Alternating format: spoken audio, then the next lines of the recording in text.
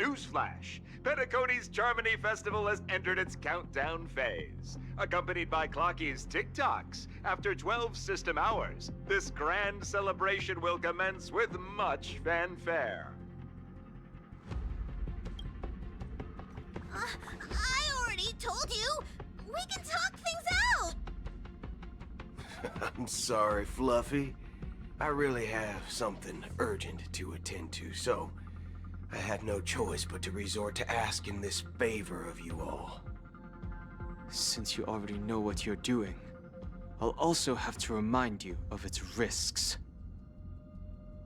Hey, partner, what's with the hostility?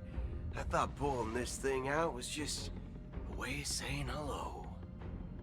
For the last time, state your identity and purpose. My name's Boot Hill, and I'm a Galaxy Ranger. A Galaxy Ranger? You look like you seen a ghost.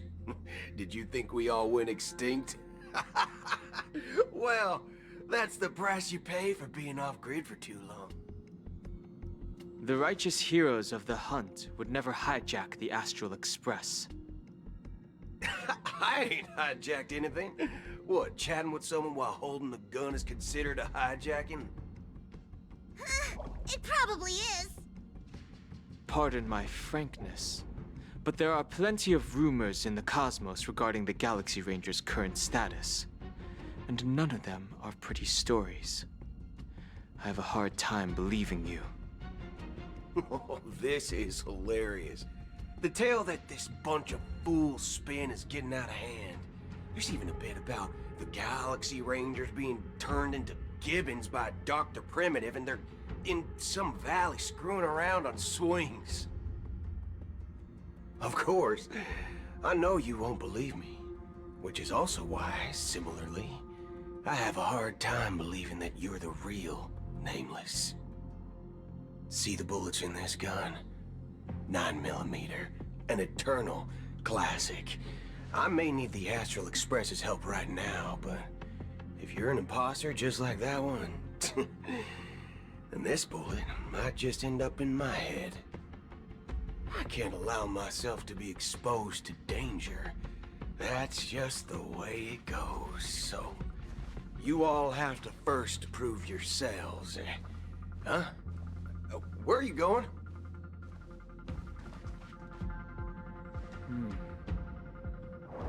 Recognize this? It's a model fudger. The Jade Abacus of Ally and Oath. The CN Joe really gave this to you guys? Model fudger? This is the Jade Abacus gifted to the Express by the Shenzhou Luofu's general, Jing Yuan.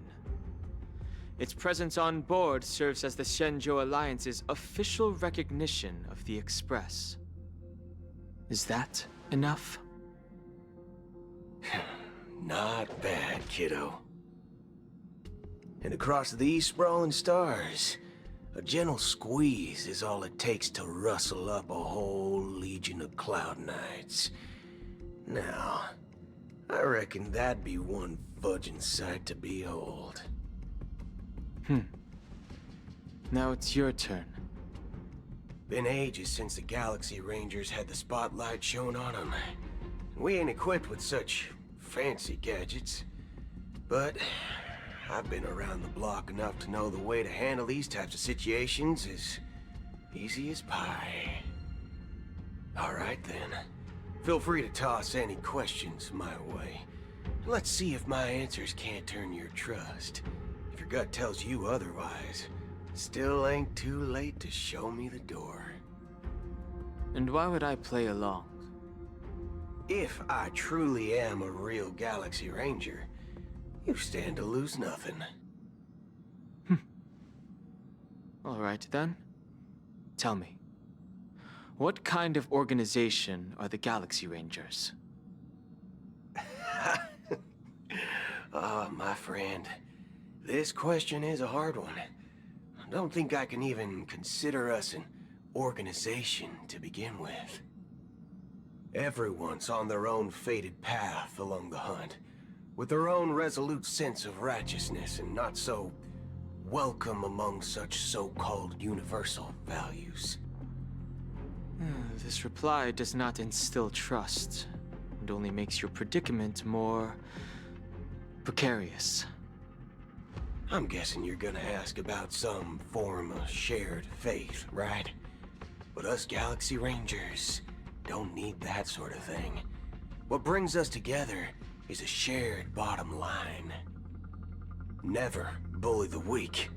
Never kill the innocent. These oaths aren't some lofty beliefs, but the fundamental bottom line that one must never cross as a person. As Galaxy Rangers, we strictly adhere to the bottom line. When someone crosses them, the hunt's vengeance will surely come knocking. And in this moment, the other crucial meaning of bottom line comes into play. As long as you don't cross it, you're free to do whatever you please. You catch my drift? Second question. Why do you seek trouble with the Astral Express? I already said that I seek no trouble. I must go to Penacony for a matter. But I don't have an invite. And I can't even enter the family's hotel doors. If only I could borrow the Nameless's identity. The entire cosmos knows you're a guest of the family. Aren't the Galaxy Rangers also esteemed guests? Oh, you've hit the nail on the head. This is why I'm here. It's fine if I tell you. The Rangers are pursuing an imposter. A son of a nice lady posing as one of us. She's on Penacony right now. My informant is a memo keeper. She's the same as all mimetic organisms, appearing one moment and gone the next. She scares the fudge out of me. Still, she gave me some vital info. That Galaxy Ranger imposter. Who is it? Is that the third question? Is it a hard question? It isn't. Just that you might not believe me. That person calls herself Acheron. And according to our informant, she could be an emanator of nihility. That's impossible. That's what I said. Don't worry. When I first received the news, I had the exact same reaction as you. IX never gives anyone so much as a first glance, and that's perfectly normal. What reason would they have to bequeath strength unto mortals? Then you must know that emanators can also conceal their own identities, which, for many people, it's better that way. Otherwise, there'd be wanton bloodshed across the cosmos, or even, perhaps, turning their back on the path they're supposed to follow. I had the good fortune of running into an elation emanator. Its appearance was no different than that of those clowns. If it weren't through sheer luck that I got it drunk, I would have never known of its eminent status. Even in the purest hunt, you'll find the Xianzhou Alliance under the spotlight and Galaxy Rangers lurking in the shadows. Paths are inevitably concepts created by people and exist in planes beyond our understanding. To reckon that nihility emanators don't exist, well, maybe we just ain't nihilistic enough. So, do you understand now? Your companions are in danger, and it's pretty harrowing. If you don't want to believe me, you'd best send a message to them, but I'd advise you to move fast. We don't know what's happening in the dreamscape or how much of what the memo keeper said is true. And that Acheron, who knows what she intends to do.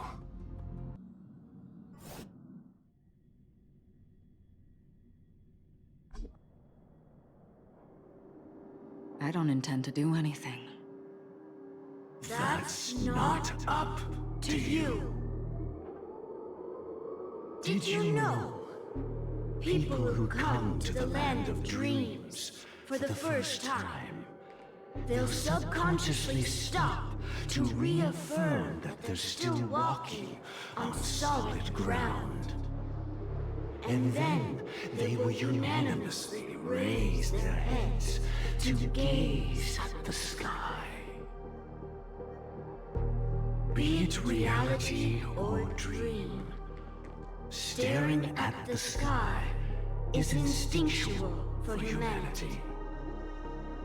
Since the day that the golden hour was completed, it's always been there, watching over every single night of decadence. But now this night sky has been mercilessly severed, dyed with the mist of nihility. And this whole event happened within the course of a single slash of a blade. A single slash of a blade. Isn't really accurate. It was actually 2 blades, just that the second one was faster. That's not the point.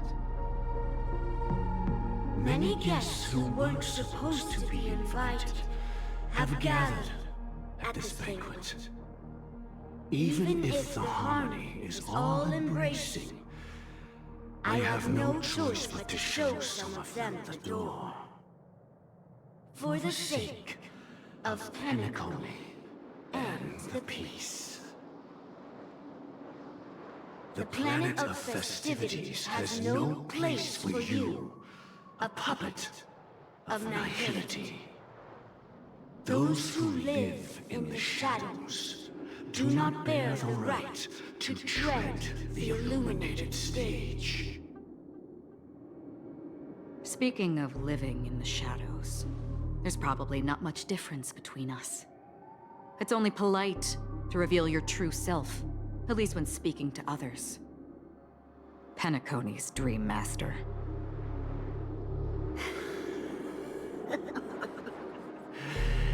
That's just another reason that you can't stay. Whether you believe it or not, this is the real me. We are one. Is this the unity that the family espouses? My mortal shell has long since dissipated. The Oak family's 107,336 offspring are now my eyes, ears, and mouths, spreading joy across dreams when required. And in times of essential need, exiling evil from this haven in my stead. From the sound of it, it seems like you're asking me to leave Penacony. I am glad that you're an understanding one. Alas, I'm not asking. If you think you can. Are you threatening me? I ended it with a period. It was a statement, not a threat. Knowing who I am and still showing such malice. You're not the first, nor will you be the last. This scene played out many times before. And usually, when faced with my questions, most people retort, "Why can't I?" The result has invariably been that they can't. You are confident. But be reminded, the family is forgiving, but not weak. The cords of the harmony extend across worlds. If you do not comply, when the blade is unsheathed for even a hair's breadth, you will never be able to escape the eternal Centurion's wrath in all of your lifetime. 137 individuals. That is how many heathens I have exiled since I became Dream Master. Among them were those who once severed my wings, and those who immolated my body. And here I stand again, about to add another mark to the tally. And you will die. I mean, all of you will.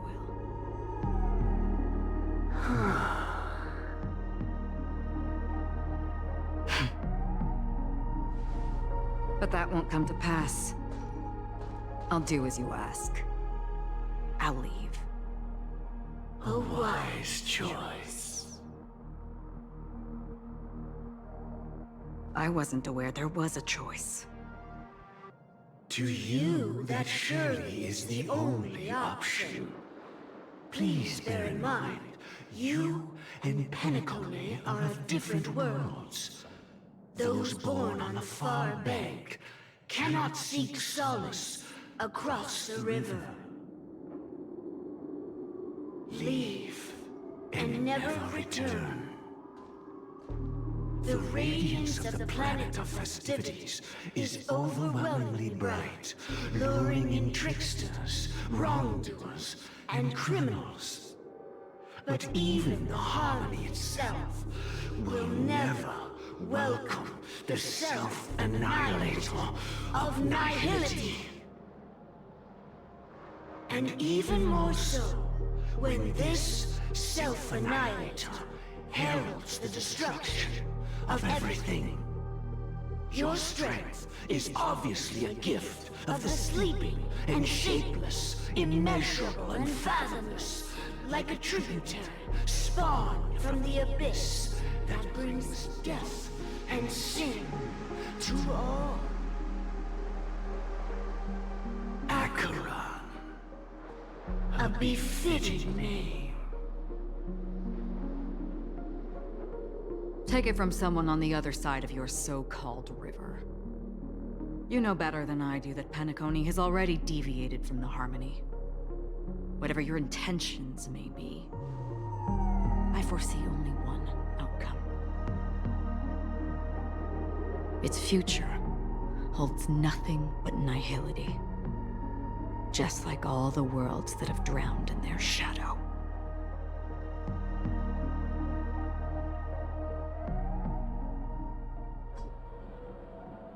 Attention, please. The unusual event that occurred moments ago was due to a technical malfunction at Clock Studios theme park.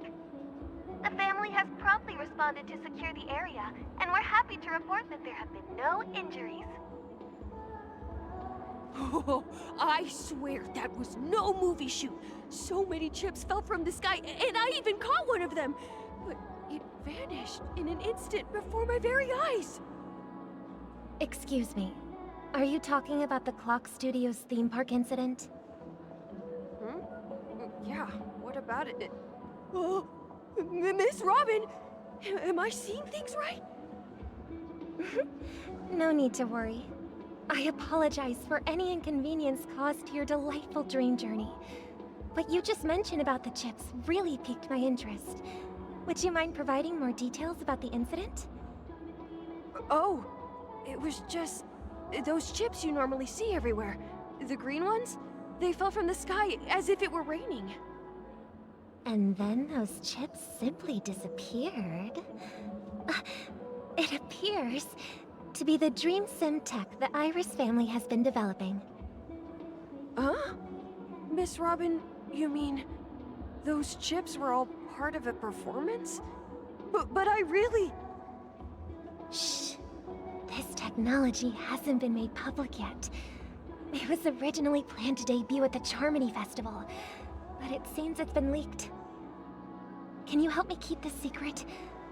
The raining chips were supposed to be part of my act. Oh, I see. Then it all makes sense now. I'll do anything to help make the Charmony Festival a success. Thank you. As appreciation, I'd like to give you a token gift. Oh, this button is... Press it at just the right moment in the celebration, and there could be an unexpected treat in store for you. All right. It looks like there are other guests who are also confused. I'll have to excuse myself. Please, enjoy the dreamscape. So many people talking about it. This commotion at the theme park definitely made waves.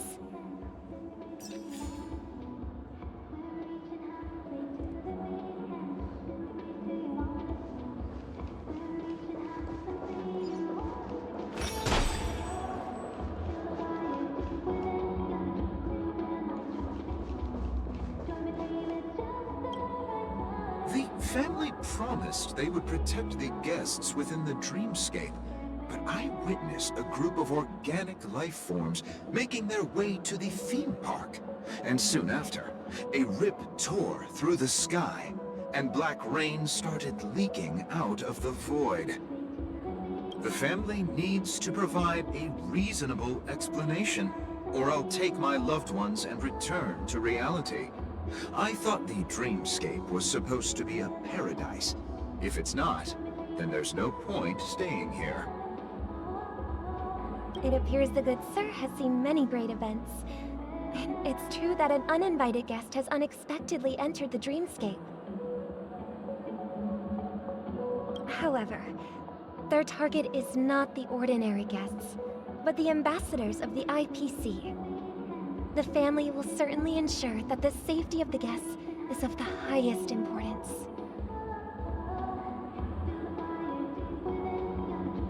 Miss Robin, I know the Bloodhound family has already sealed off the theme park and has control over the situation, but it won't resolve the problem.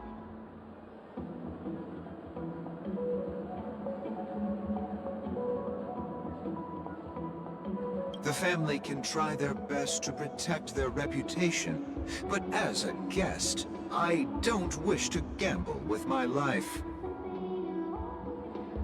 But as you can see, sir, no innocent bystanders were affected in this incident. Perhaps the dreamscape is not as perfect as promised, but there's no place safer than dreams under the family's rule. I believe you know this better than I do. If this incident happened in real life, how many people would be able to walk away from it?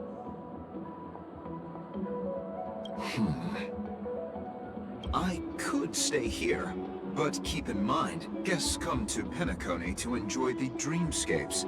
They do not wish to be entangled in a conflict between the family and the IPC, so let's not have any more unnecessary incidents.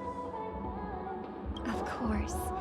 With the Charmony Festival about to commence, we will spare no effort in our preparations.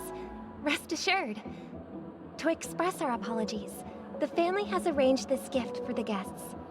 Thank you for understanding.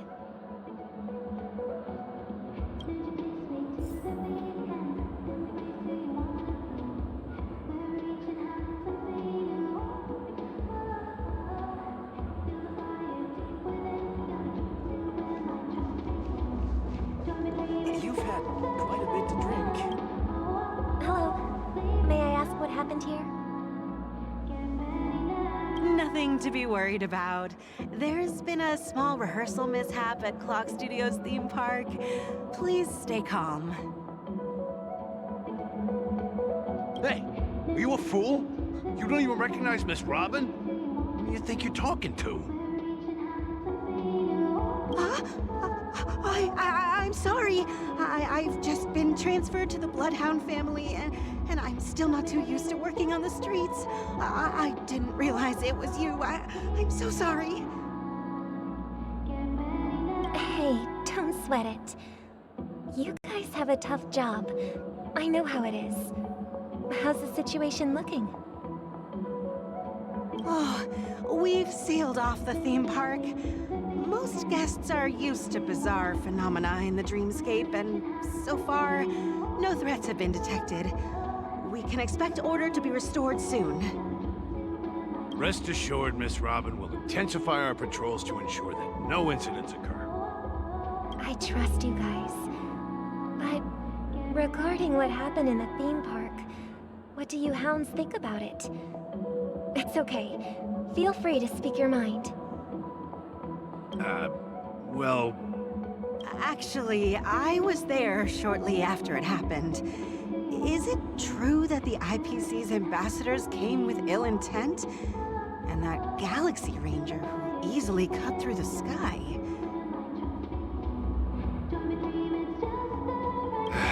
Miss Robin, tell you the truth, everyone's been talking about it. The myriad factions on Penacony have already been causing unease for everyone. Thank you all for your loyalty towards the family. The planet of festivities has indeed run into some trouble. The representative from the IPC, he's trying to regain ownership of Penacony and is prepared for a hostile takeover. Of course, the family did not agree. The result of the failed negotiations is as you see it now. No wonder. So this is the main reason why the IPC staff are banned from entering the Dreamscape. Did they apprehend the troublemaker in the end? Don't worry. Mr. Sunday is currently tracking his whereabouts, and he'll have something to show for it soon. However, given the situation, the IPC surely won't let this go easily. Therefore, we are relying on you hounds to maintain the order and stability of the Dreamscape.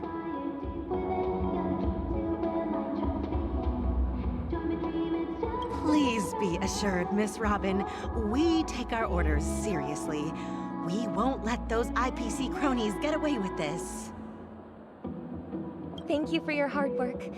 If there are any other members who still feel uneasy, please tell them on my behalf that protecting the Dreamscape requires everyone's help. This is a small gift prepared by the Iris family for the guests. There's one for you too. Please, open it at the Charmony Festival for an unexpected surprise. I can't believe I received a gift from Miss Robin. It feels like I'm dreaming. Wait, I am in a dream.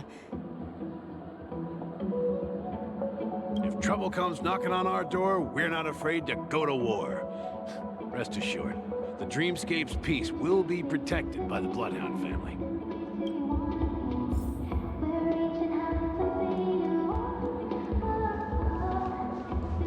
Let the show begin.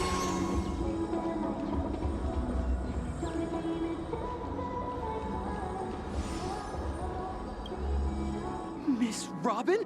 That's the renowned cosmic superstar, Miss Robin! I didn't expect to meet a fan here. I'm honored. Welcome to Penacony, a world filled with wonderful dreams. I can't believe I'm actually meeting the real Robin!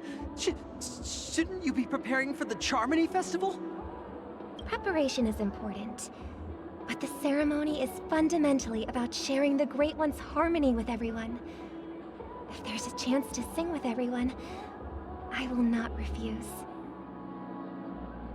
Regarding the recent mishap, I understand it negatively impacted some of our guests. As a member of the family, it's only right for me to come forward and offer my apologies to everyone. But, are you sure it was actually a mishap? Everyone saw those chips descending like rain and the red light tearing through the sky. Claiming it was merely special effects seems a bit far-fetched. Plus, I met that generous gentleman. He looked really out of it and kept talking to himself. Is this also part of the performance? Everyone, please do not panic. I believe that the family will give everyone a satisfactory answer in due time. Even if you say so, Miss Robin, it's hard to believe. Some people just never listen, do they? It's never ending. It just goes on and on. I'm getting really tired of this. Miss Robin?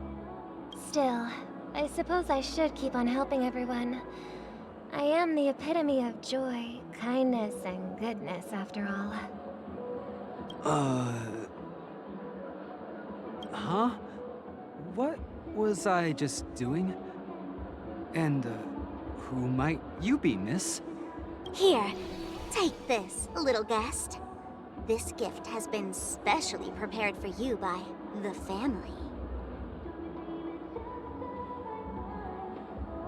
Make sure to take good care of it until the opening of the Charmony Festival.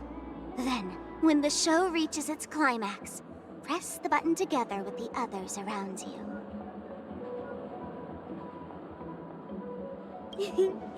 You never know. Something very exciting might happen.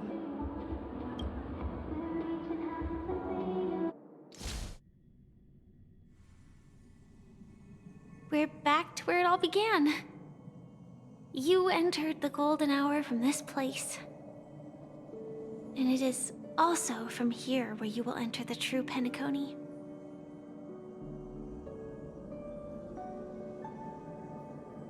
It is a pleasure to journey alongside you once more. But it's time I laid bare the entire truth before you. As you might have heard, I also go by another name. Stellaron Hunter Sam.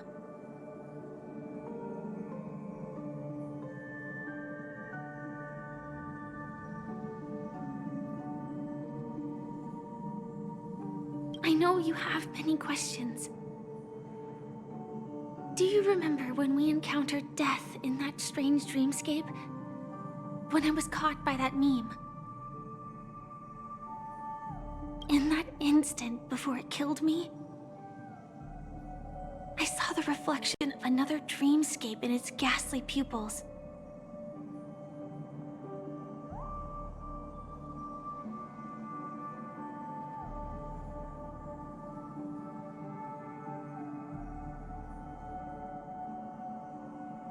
So, following the clues in the script, I came up with some theories about the meme. That's why I instructed Silverwolf to issue invitations, drawing everyone to the Dreams Hotel. I intended to call upon death before you arrived, to solve the riddle using more direct means, and then invite you to join. However, contrary to my wishes, I couldn't defy the script. And I didn't get a chance to explain it to you.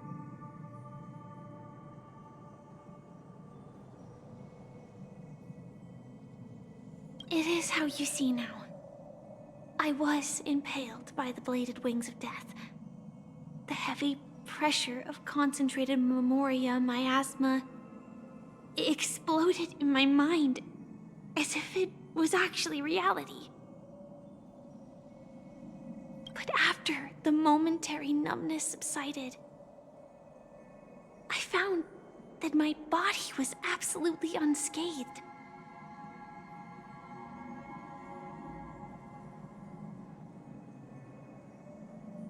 I was still alive.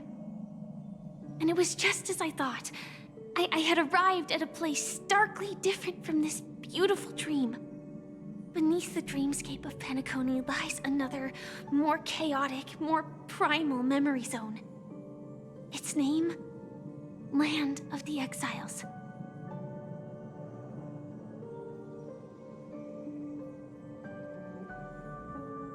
And so, then I returned to the hotel in the dreamscape, hoping to tell you of its existence. Yet I could not reveal my own identity. So, I could only divert your party's attention and lure you away from the battlefield. And after all my attempts proved futile, it wasn't until not long ago when a crimson blade of light shattered the high wall of the dream, causing you all to fall far into the abyssal depths of the dreamscape, that I was able to awaken you and your companions one by one.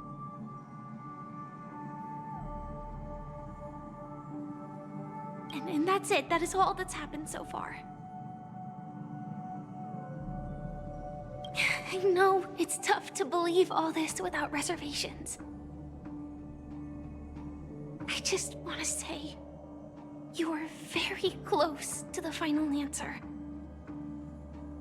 Just one more thing needs to be done. And then I can prove it to you. Now, let's leave this place. Please close your eyes.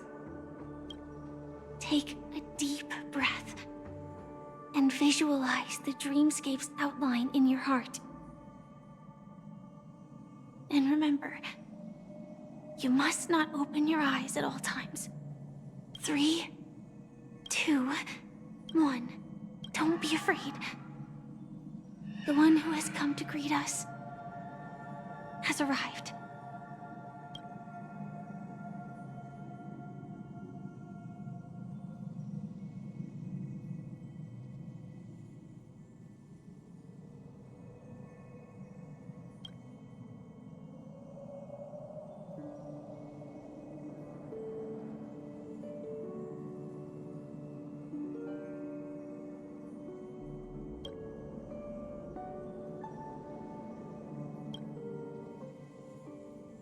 I never knew you could do this.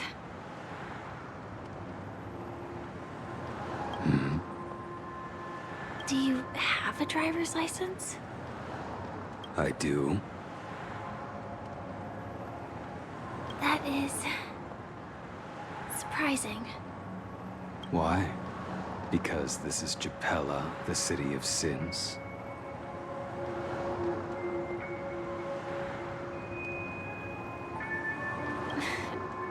No, it's nothing. I'm just thinking that you haven't slept in 20 system hours. Are you sure you're okay? I'm fine. I'll survive. Same goes for you. I'm not so sure about that. Slow down a bit. Infiltration is over. Feel free to activate Sam anytime you'd like. There's still some time before the next part of the script unfolds. Let me stay a little longer in this body.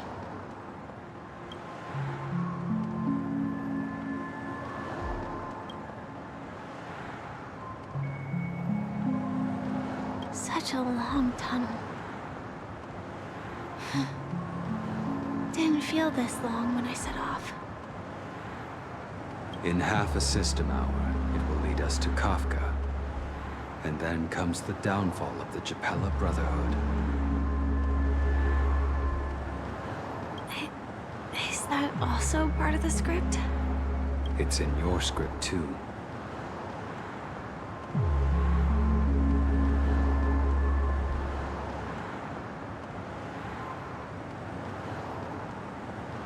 Sorry. I didn't notice. Their destiny won't change just because of your selective ignorance.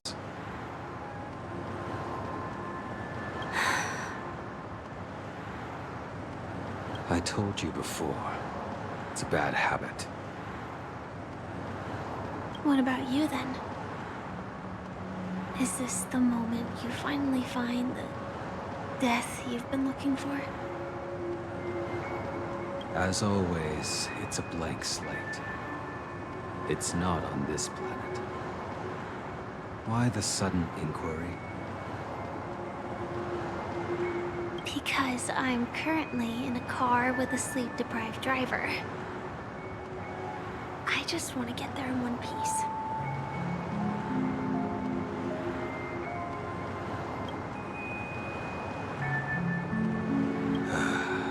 This car has full self-driving capabilities. I'll just put my hand on the steering wheel. Will that do? Hey, don't take everything so seriously. Elio would always say there's only one type of destiny. The inescapable type. He can see the future, and we, likewise, are aware of our predetermined end.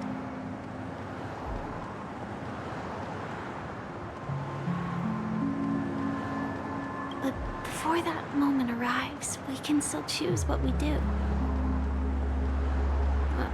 We all have this right, don't we? After today, Japella's name will disappear from cosmic history, and the Everflame Mansion will take its place. In the not-too-distant future, you'll receive an invitation. That's your next stop.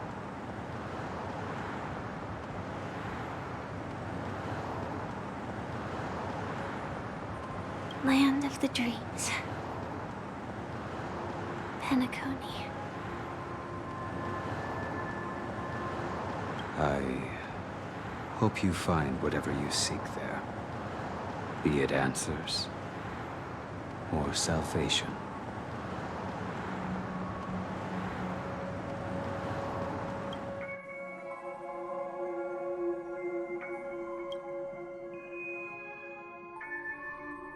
Yeah.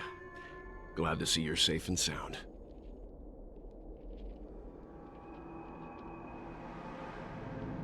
Close your eyes. This is the answer. Isn't it incredible? The monster that we have always known as Death is actually the guardian of the land of the exiles. It abides by a certain rule, abducting people from their dreams and bringing them here.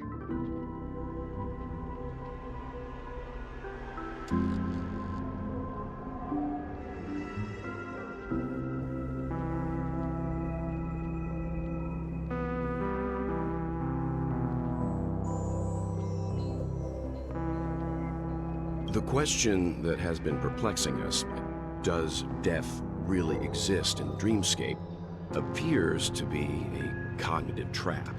It was laid by those orchestrating events from the shadows to cover up the truth behind the disappearances and the existence of this fortress known as Dreamflux Reef.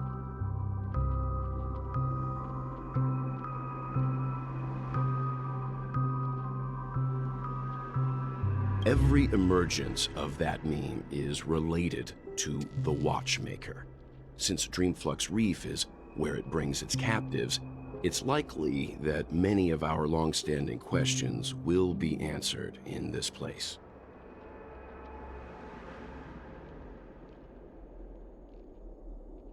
The atmosphere here is starkly different from the beautiful dream. There are no regulators here like the family. And they all look like they're mildly dazed. But from the whispers of the residents, I've heard a familiar name. Gallagher. It's that man again. Always in the right place at the right time. Though that does save us the trouble of looking for him. Himiko and March have already made a move. Get ready. We're about to set off. The real dreamscape. The land of the exiles. Before we go, should we speak to everyone first?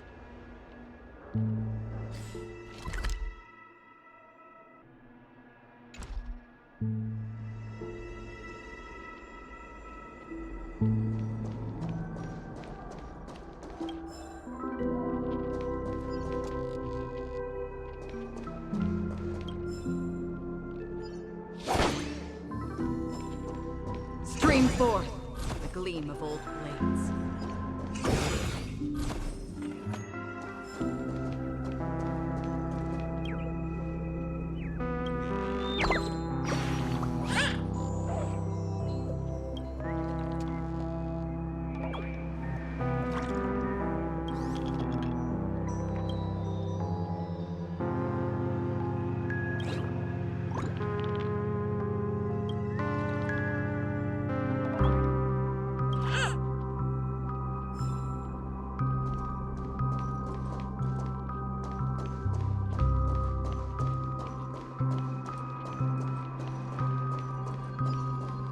Forth, the gleam of old blades.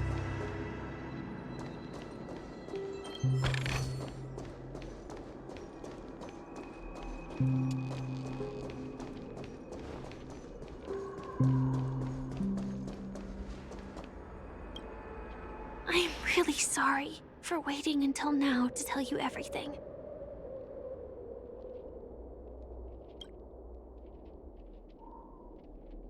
Two reasons. Firstly, the script. In the future that Elio saw, Sam and the Astral Express's confrontation was inevitable. I tried to break the shackles of the prophecy, but this is as far as I could go.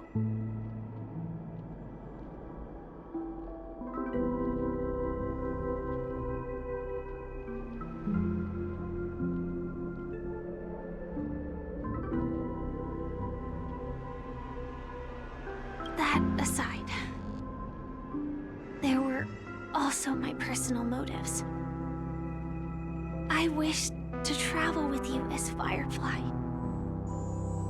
and not Sam.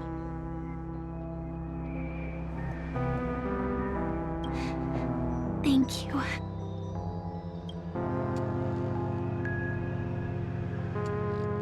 Elio only gave me one instruction. Allow the Astral Express to pursue the Grand Legacy. It means that the Watchmaker's legacy holds great significance to Trailblazing. And to you.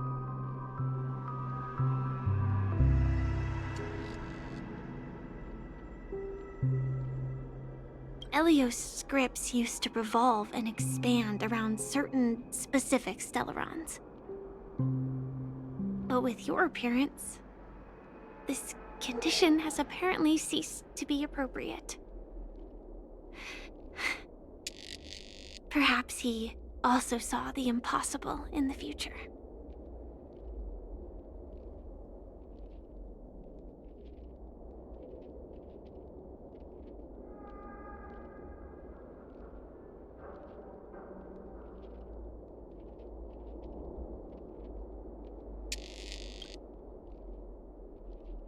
Do you still remember that medical cabin I told you about? Well, that's Sam. It belongs to the Iron Cavalry of Glamoth's Firmament Frontline. A Firefly Type 4 Tactical Heavy Assault Mech.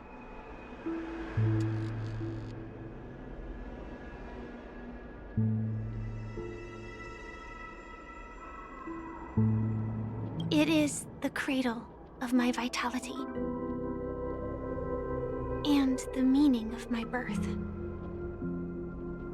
And for the longest time it was how I should have looked to the rest of the world. The timescale of Dreamflux Reef differs from reality, so we mustn't lower our guard.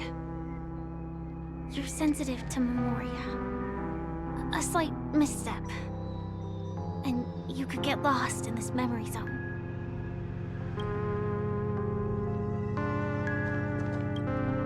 Something on your mind? Let's talk about it. No wonder Miss Acheron is so averse to drawing her blade. It's hard to imagine such terrifying power could reside in an ordinary sheath. If it weren't for the fact that Aventurine's power originated from the preservation, the entire dreamscape would have been affected.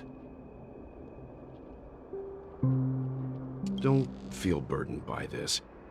Even without that Stellaron inside you, Aventurine would still have found other methods to accomplish his goal. Let's just believe in Miss Acheron. And given her prowess, I don't think we've got anything to worry about. During your investigation, he shared a vital piece of information. Mikhail, the former watchmaker who collaborated with the family to construct the Penacony we're familiar with today, had a falling out with the family for specific reasons. But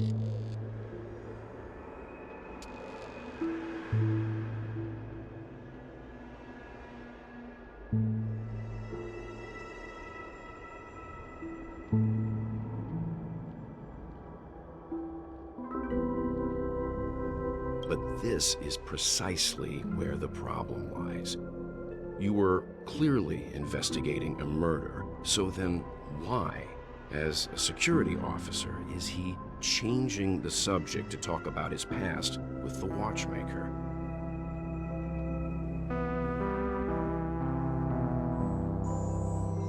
And now, with Firefly mentioning his name again, it's hard not to be suspicious.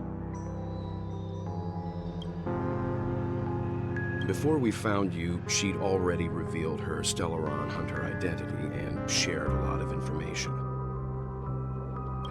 Who would have thought that the Molten Knight's true identity was actually a young girl? For her, this is a secret that she cannot allow others to know. That being the case, I think we can believe she's willing to cooperate. But she didn't reveal all her secrets. I just can't shake the feeling that her situation is different from that of the typical dreamer. And I hope that doesn't lead to any dangerous predicaments. I hope you've regained a little composure. We'll move out when you're ready.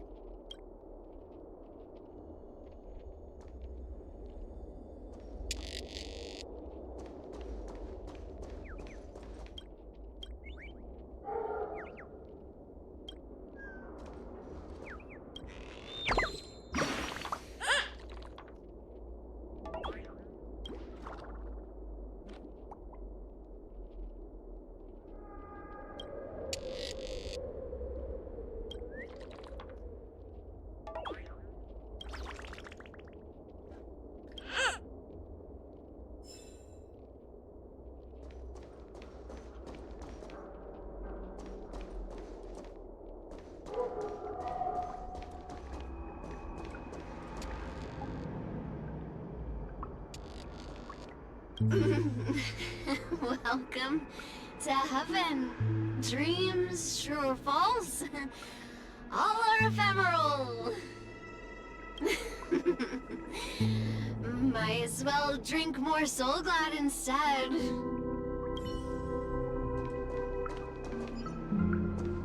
Stream forth the gleam of old blades.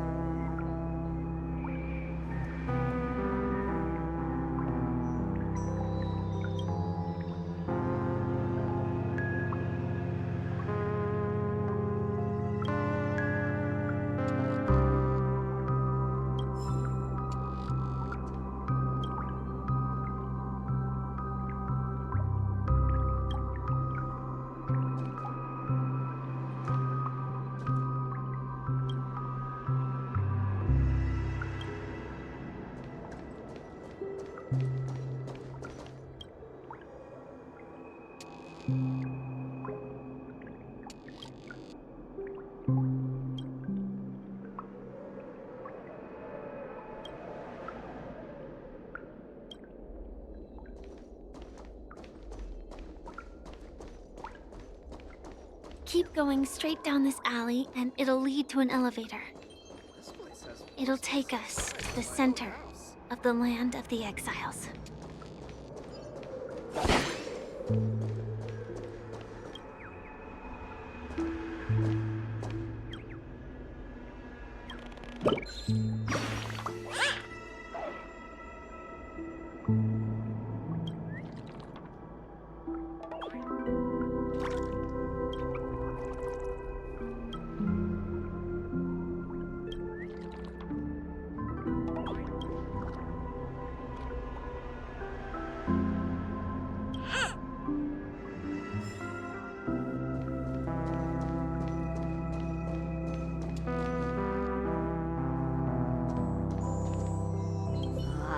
Did you also get kicked out of the beautiful dream? I want to go back. But then I don't want to go back. Tell me what I should do. I don't know what to do.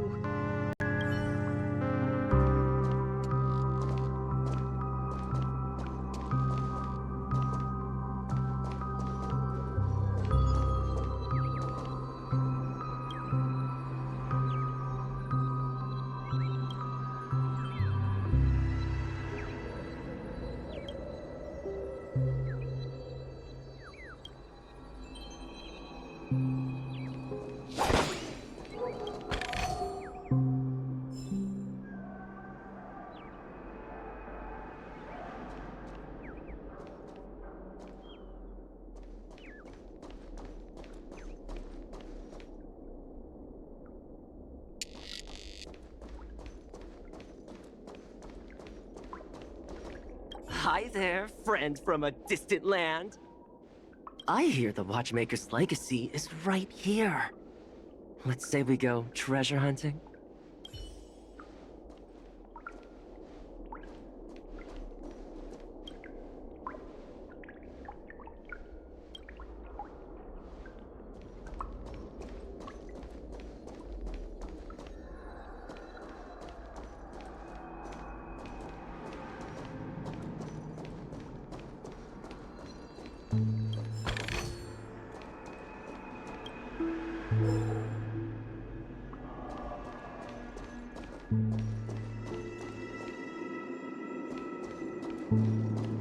What a huge clock key. Looks like the Watchmaker also left his mark on Dreamflux Reef.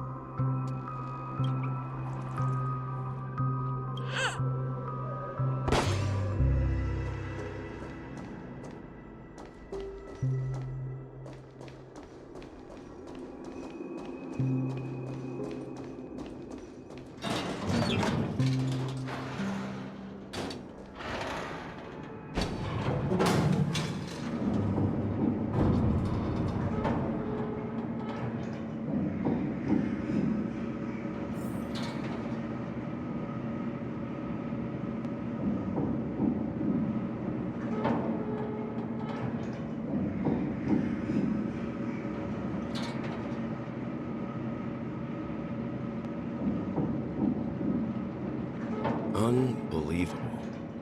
To think there's a settlement of this size within the dreamscape, and all beyond the family's reach.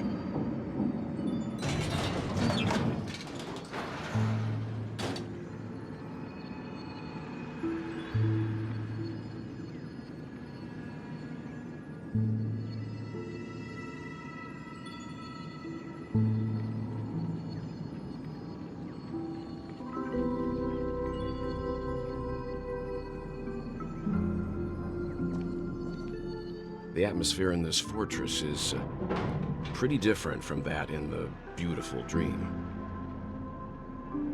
When I first saw it, I was in awe too. The sky here, it's like a reflection of the 12 dreamscapes.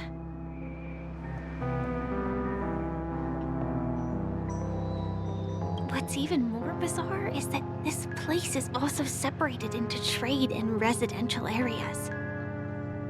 The layout may be simple, but the facilities are very comprehensive.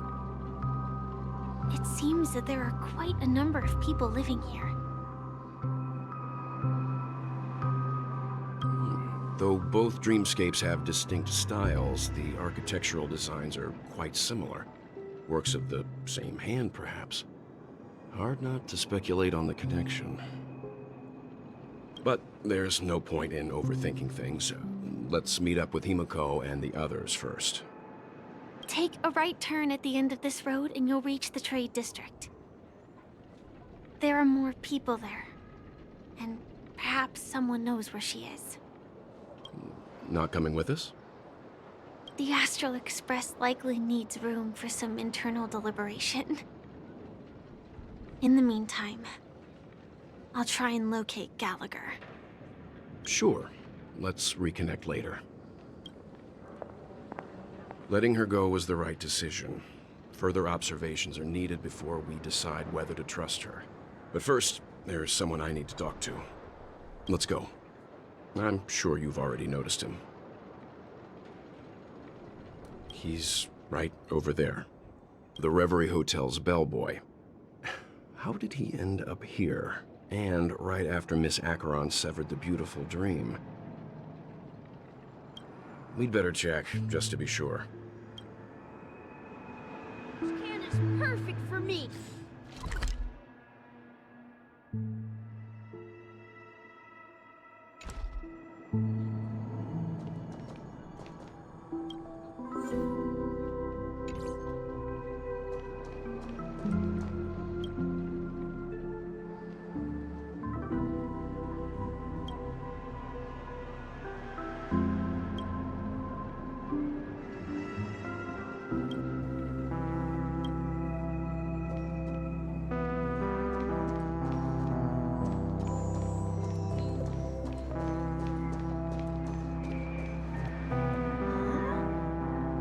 The guest from before. We meet again! And a new friend. Forgot to introduce myself. I'm the hotel's bellboy, Misha.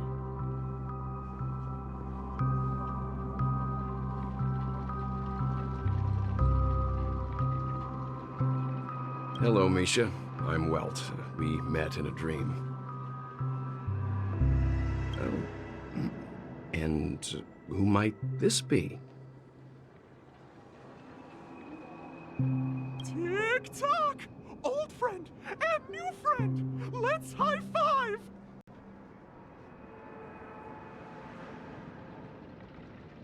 Your, memory zone meme? Nope. Clocky is a good friend of mine. We all live here.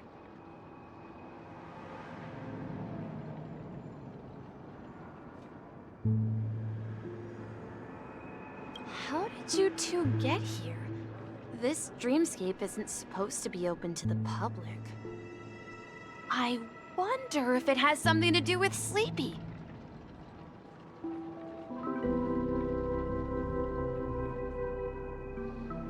So, this is your home? Yep. After my work in the beautiful dream ends, I'll go back home. Commuting used to be more convenient, but ever since travel became cumbersome, Sleepy started ferrying people back and forth between the two dreamscapes.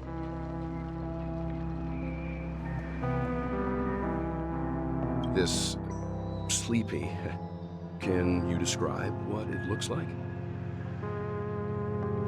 Sleepy is a memory zone meme. Looks fierce and has many eyes. But it's actually really well behaved. Gallagher's been taking care of it.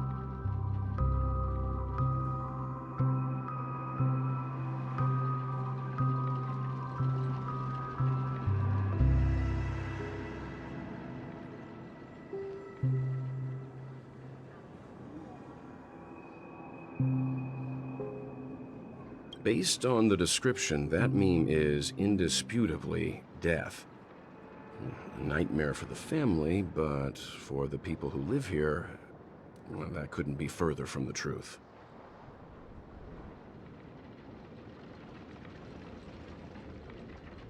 Death? Not in a dream, surely. Sleepy's just a little aggressive, and sometimes messes up by fetching the wrong guess. But it would never hurt anyone.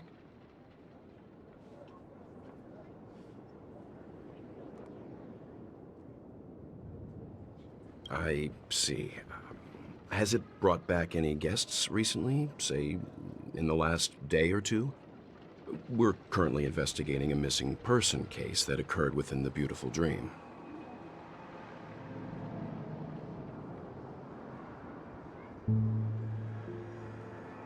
I see. Then you'll have to speak with Gallagher. But he's currently busy hosting a visitor from the Oak family and specifically asked not to be disturbed.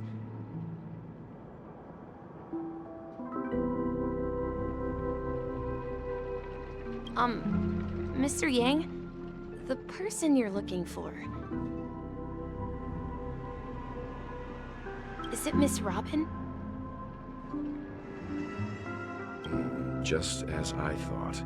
Considering what happened with Miss Firefly, this doesn't come as a surprise. If you're looking for Miss Robin, I can lead the way. She told me that she'd be willing to meet with outside guests. If it's not too much trouble. Also, we're looking for our missing companions. A woman with red hair accompanied by a girl with pink hair. Have you seen them? Oh, I haven't. But please, rest assured. Dreamflux Reef is a small place, and it's not as bustling as the beautiful Dream, but its safety is unmatched.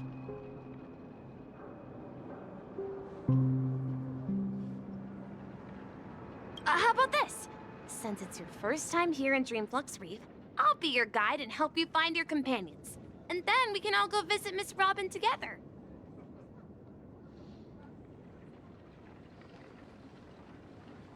She's gone to Mrs. Grace's to visit the children. She won't be leaving anytime soon, so there should be enough time.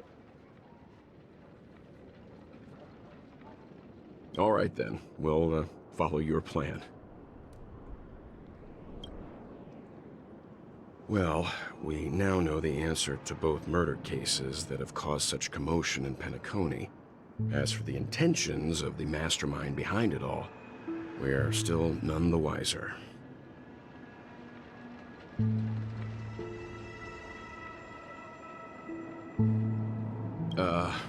No idea. But its connection to Gallagher is worth digging into. Regardless, we have to find him. Say, you mentioned before that you saw a Clocky that only you could see, right?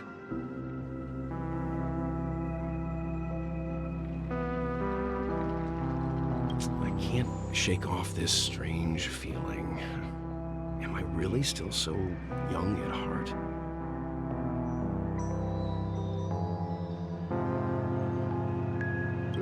Forget it. It's not important. We'd better just follow Misha.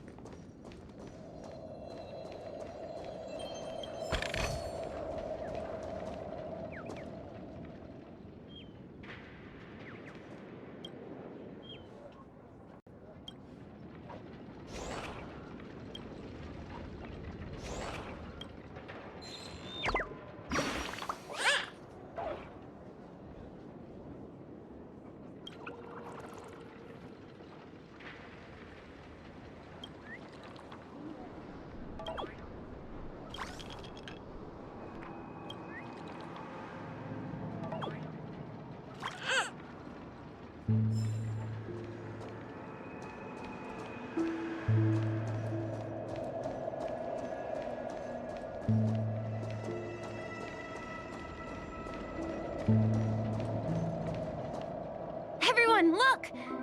From here, you can see the most spectacular view of Dreamflux Reef.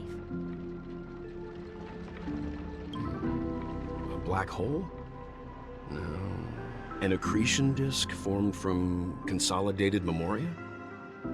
Was Dreamflux Reef built on such unstable memoria?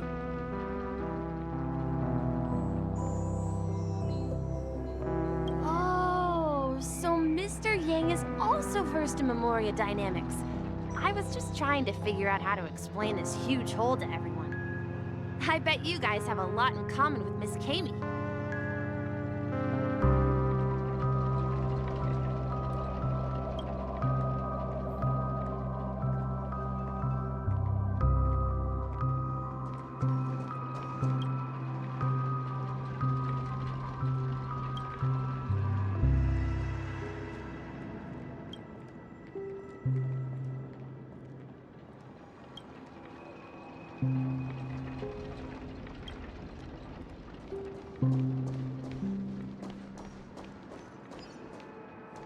Stream forth the gleam of old blades.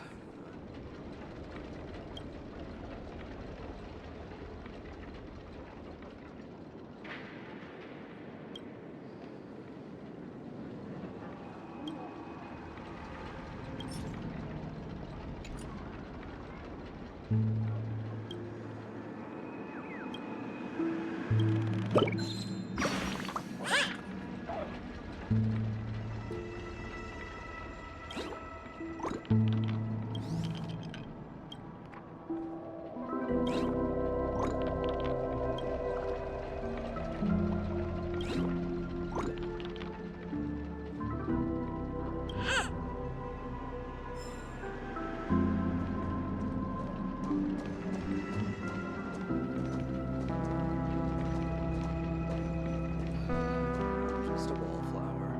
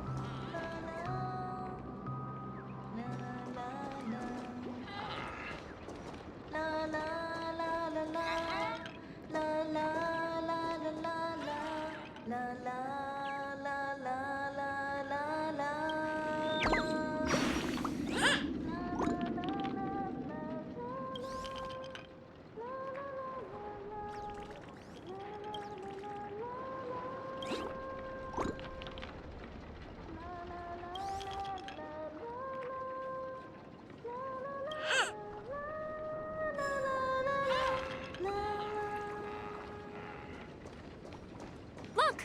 There she is!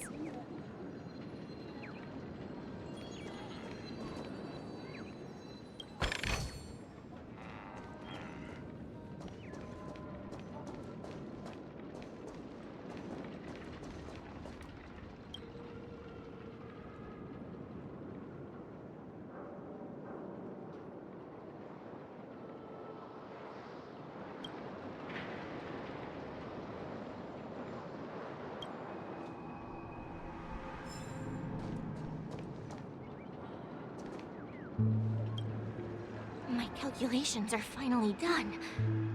In another 10 system hours, the above dream will swallow the dream below.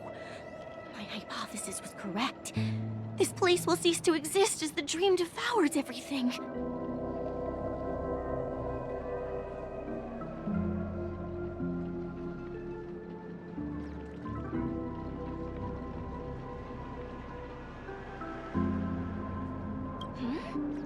Who are you all, and why haven't you left yet?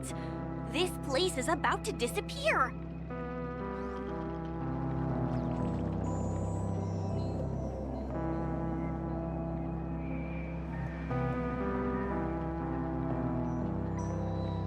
I'm Kami, a dreamscape surveyor specializing in memoria dynamics, and this is my life's work that I'm researching.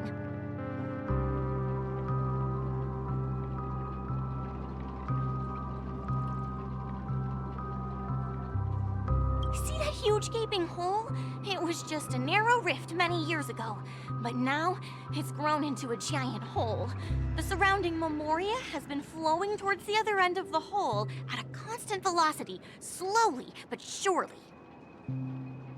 But the scary part is, according to my calculations, the flow rate of Memoria has recently changed, and it's faster than ever before. It's almost as if something is sucking it in from the other side. By constantly improving upon Madame Rosalina's Memoria measurement method, I've finally obtained accurate results. After 10 system hours, the Dreamflux Reef will cease to exist. Just like the melting of glaciers, everything will crumble and disintegrate. The dreams on that side of the void will fuse into one.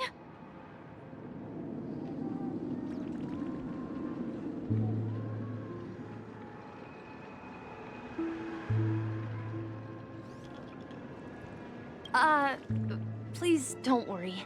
This sort of thing has happened many times before. Miss Kami isn't a bad person. She's just a bit lost in her own world. She'll probably realize she's wrong soon enough.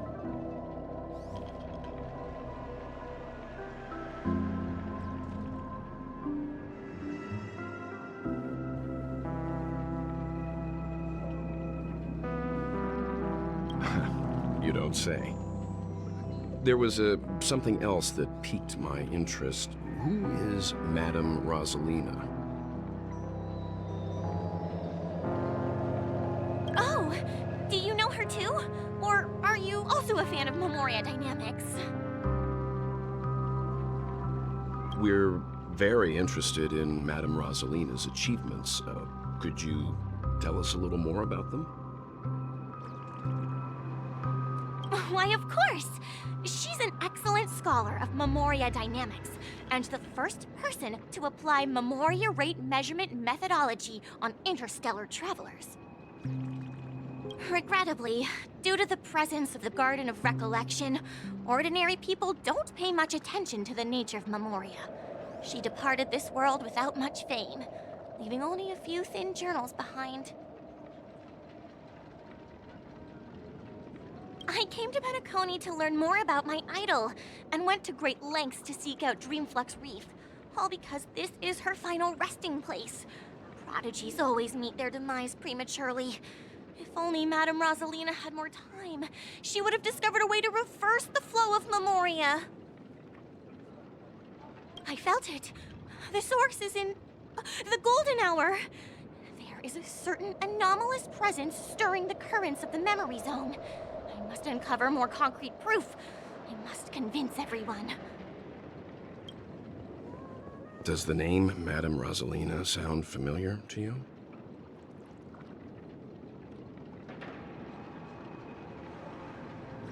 That's right. It seems like she did a great deal of research and calculations in Dreamflux Reef before abruptly passing away. Miss Kami regularly mentions her. I hear Madame Rosalina passed away during the prison war.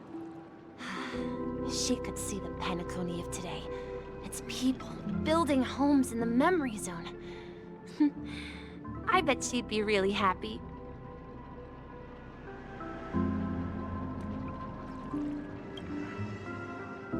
Perhaps. Our destination is the commercial district. That's where the largest crowds gather in Dreamflux Reef. We might be able to find the others there.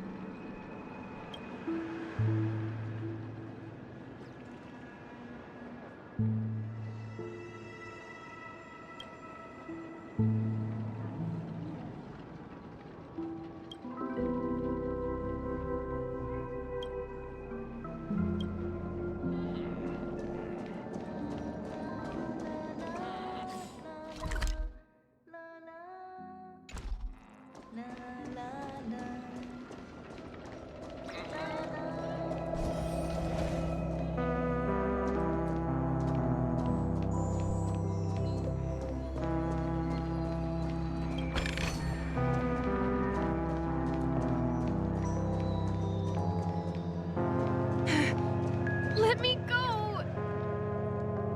Please, come to your senses. I'm begging you.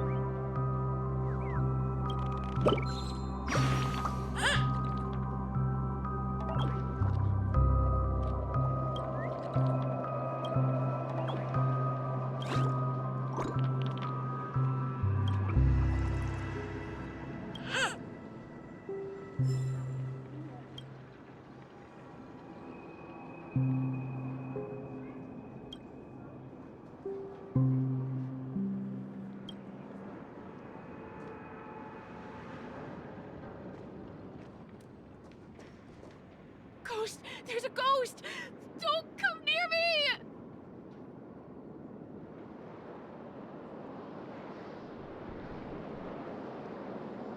Oh my.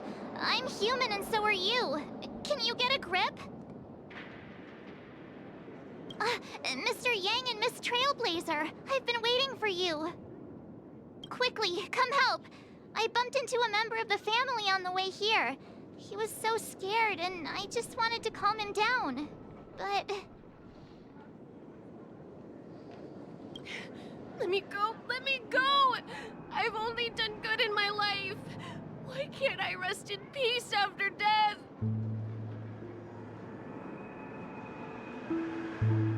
well, this is how it turned out.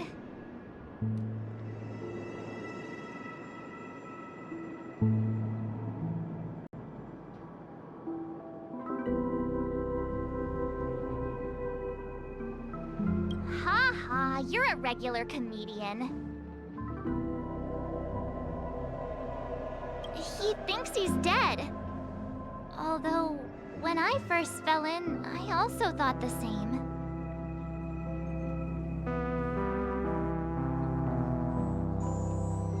Dear guest, this is not the afterlife.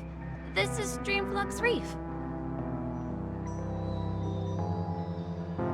That's right. Did you hear that? Repeat after me. Dreamflux Reef.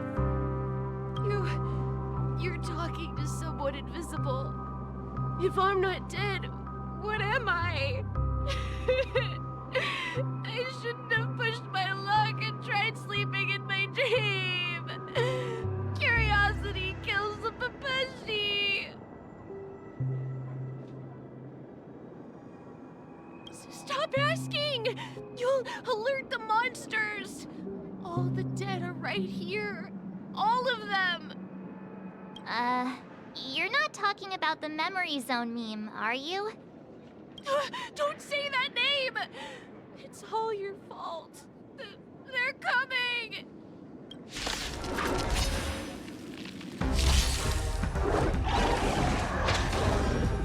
Enemy targets detected.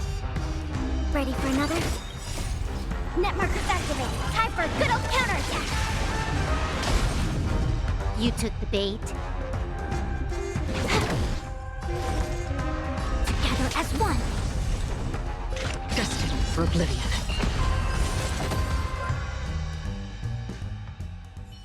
He passed out. His intense negative emotions attracted the nearby memory zone memes. I see. But why aren't the other people around here scared? Unlike in the Sweet Dream, people here don't see memory zone memes as dangerous monsters. And even if they pose a threat, people can easily escape by forcing a wake-up call.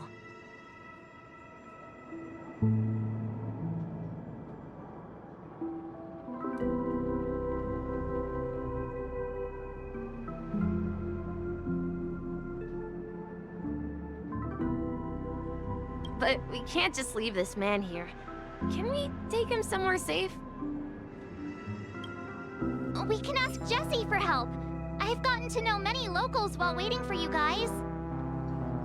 Everyone here is living a self-sufficient life. I don't know how to describe it, but this place feels like the real dreamscape.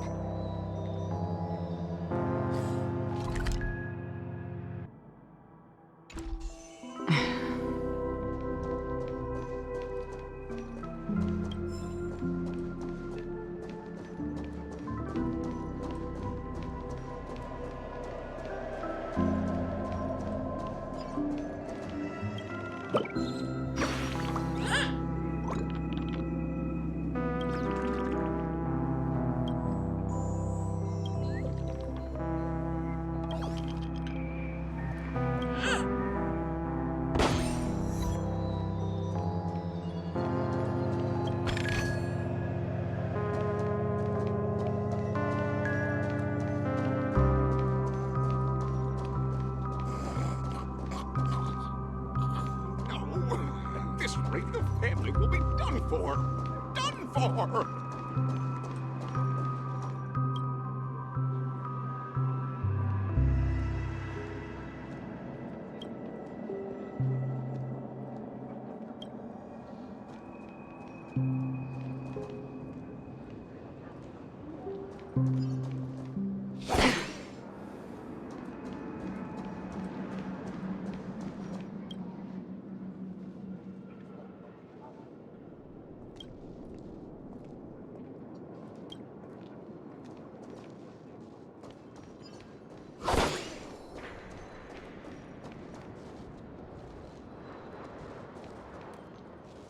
I knew you couldn't hold your liquor.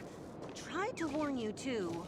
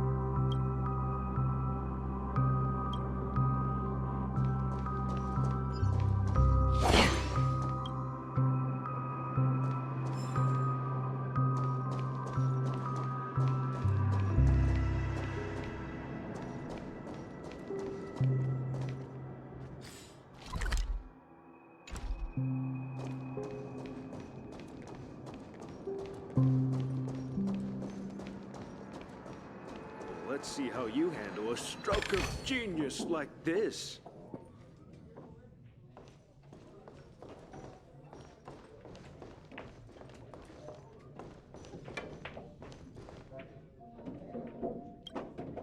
Evening, Jesse.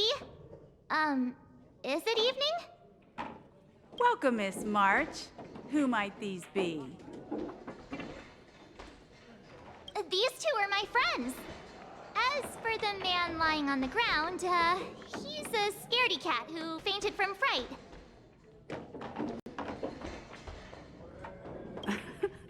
I see. Another poor guy who accidentally ended up here. I'll take care of him. There have been a lot of new faces lately. Things must be tough in the beautiful dream. The few remaining havens of freedom in Asdana will soon face trouble.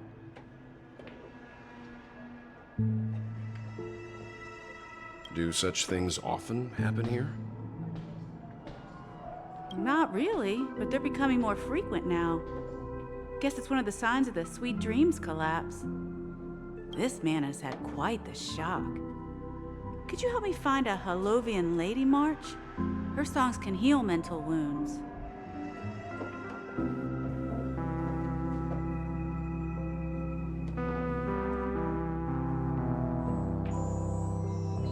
A Halovian lady?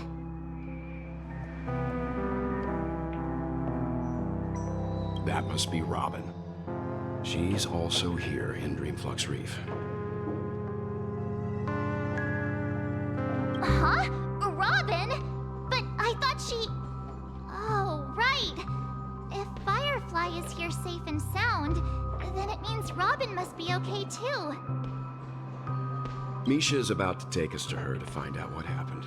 But before that, let's meet up with Himiko. You were with her earlier, right? We met some stowaways in the residential area. Most of them came from neighboring star systems. I heard that places like Dreamflux Reef are scattered throughout the memory zone of Asdana, like islands in the ocean. They existed before the family arrived. I also heard that when Dreamflux Reef took shape, it was the center of all dreamscapes in Penacony.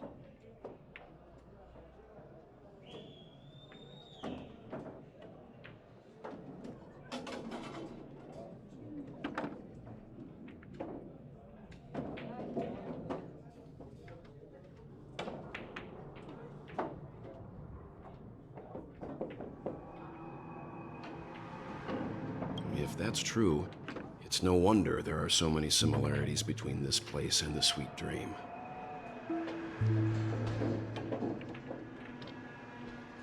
Himiko must be gathering information. Let's hurry up and get going.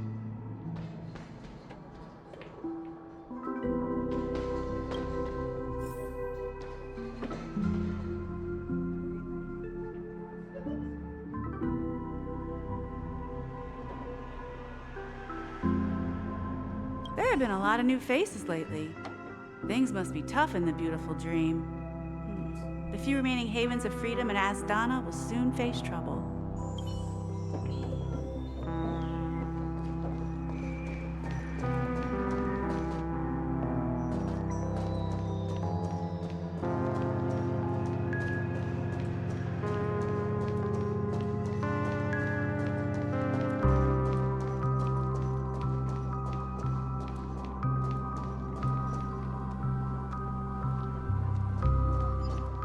Let's have a toast to Dreamscape, stranger.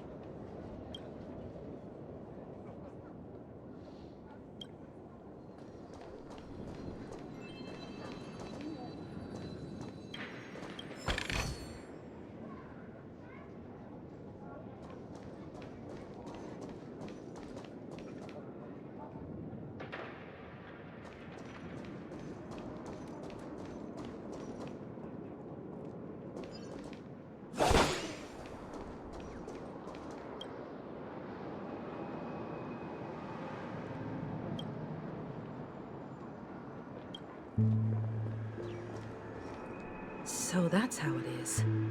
I never imagined we'd gather the remaining details here.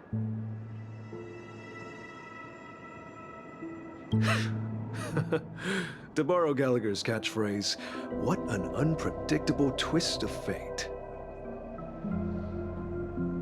Himiko, here they are. Ah, perfect timing. Now that everyone's here, I'd like to introduce everyone to Micah, who's partly in charge of the Land of the Exiles. Micah, these are my companions.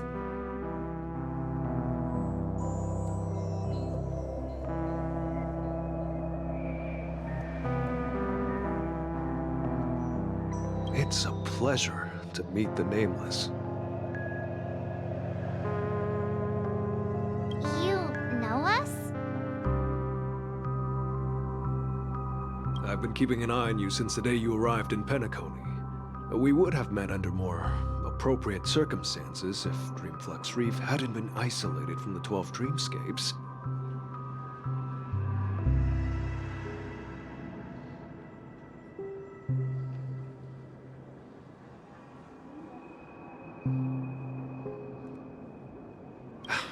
Please, allow me to formally introduce myself. I'm Micah, the Gravekeeper of Dreamflux Reef.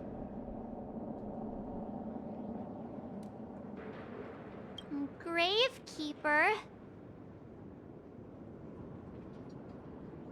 Life in Dreamflux Reef is pretty liberating.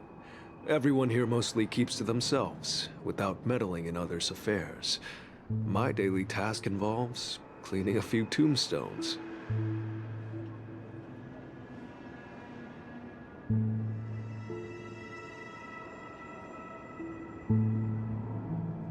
You're too modest, Micah. When lost dream chasers stumble upon this place, you're the one who takes care of them, guiding them back to the sweet dream, or showing them how to survive the wild dream chaos.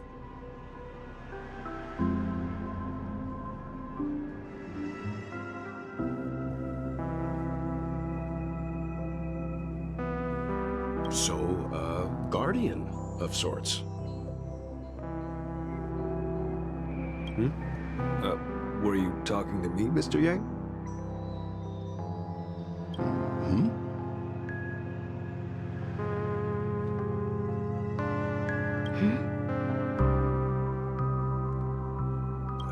On that note, Mr. Mika, which tombstones are you referring to?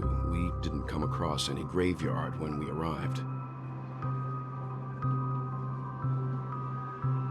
They're actually just symbolic stones. But since you're curious, Mr. Yang, I'll take you there. I have a feeling you might find something of interest there.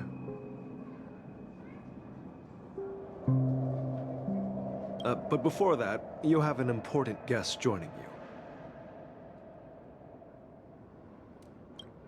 An important guest? Who could it be? This way, please. The roads here in Dreamflux Reef are a bit run down, so watch your step.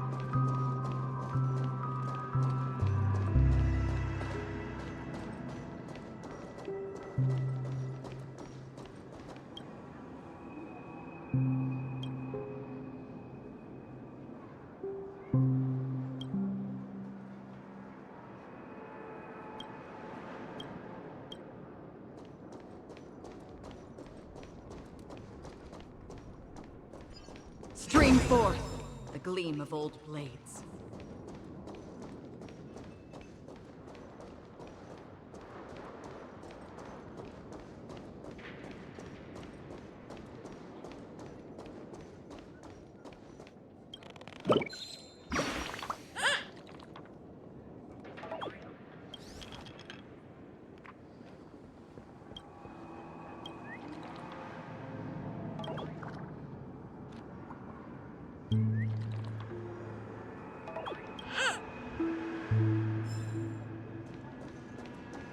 Stream forth the gleam of old blades.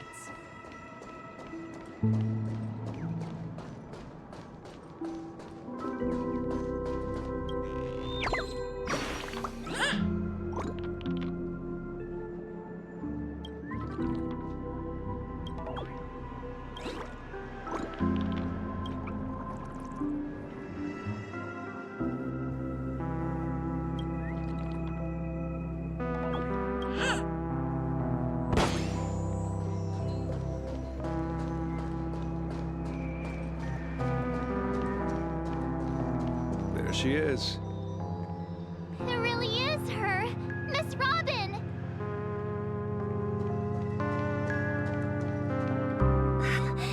Everyone sang so wonderfully. It's not often that I tried this music style, but I've gained some valuable insights from it. Oh, I can't thank you enough, Robin. Well, these kids have made incredible progress in only a few days. It was nothing, Grace. I merely taught them how to sing. It was you who brought hope into their lives. Life must be quite difficult for them in reality, I imagine. That's right. Whenever it's time to say goodbye to these kids, they're reluctant to leave. But I've explored every corner of Dreamflux Reef, talked to everyone I met, and they all told me the same thing. This shattered dream is not worth clinging to. It seems you truly are a child of the Harmony. Emma and Andy are orphans I took under my wing. Carol there, with her blind eyes, used to work at a nutrition center in the outer ring of Penacony. And as for Gary, he's been living with autism since he was a child. They're not old enough to enter the sweet dream managed by the family. If we compare people to birds, these kids are like fledglings with impaired wings. But in this dream, well, they can fly freely. Even if they stumble along the way, well, they're still relying on their own strength. And me, an old lady with no legs. Well, without this dream, I couldn't even walk toward them. I'm glad that you found a new life here in Penacony. It's just... Don't worry, Robin. Dreams have their significance, but they aren't everything. Both the children and I understand this. No matter how long we fly through this dream, we will one day return to reality. But you know what? Emma and Gary aren't plagued by their insecurities anymore. No, and Carol is learning how to cope with her blindness. And Andy is livelier than ever. Well, even I've become more optimistic.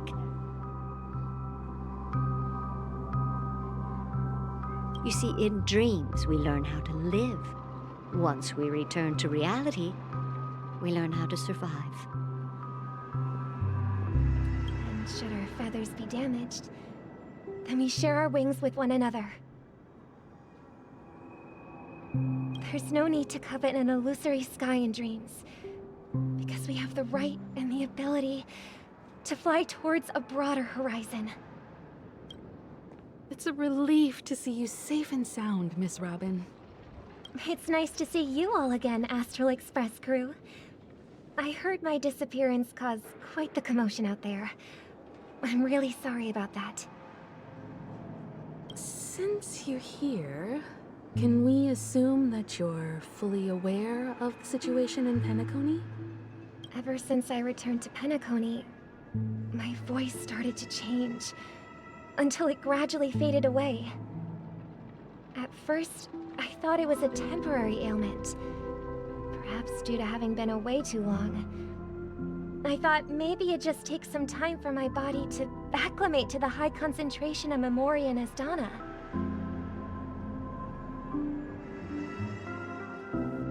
But now it seems the root of the problem goes way beyond me. There are elements around me that don't align with the harmony. Losing my voice is just one of the signs of the Sweet Dream's collapse.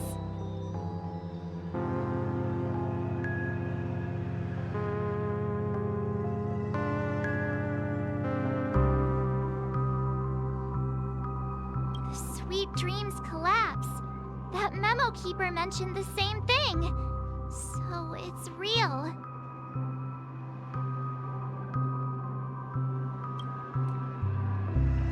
While I was away from Penacony, the boundaries of the 12 dreamscapes kept expanding outward.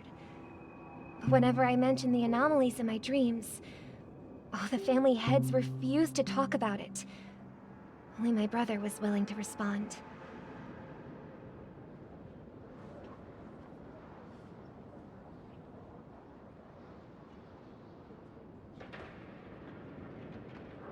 Later, I discovered the secret letters from the IPC ambassador, which further convinced me that there are hidden secrets beneath the surface of Penacony.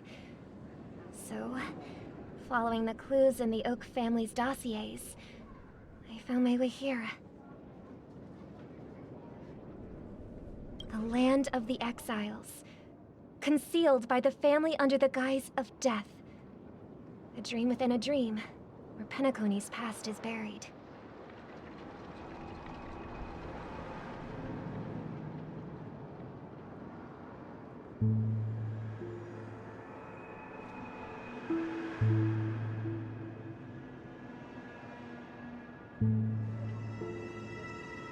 Hearing you speak, it sounds as if your voice has made somewhat of a recovery. I hate to admit it, but the harmony in this place resonates more broadly than within the Sweet Dream. It's regrettable, but the family has experienced betrayal. The traitor, or traitors, abandoned their original principles and, using the name of harmony, exploited people's weaknesses to turn Penacony into the planet of festivities, trapping everyone in the illusion of the Sweet Dream.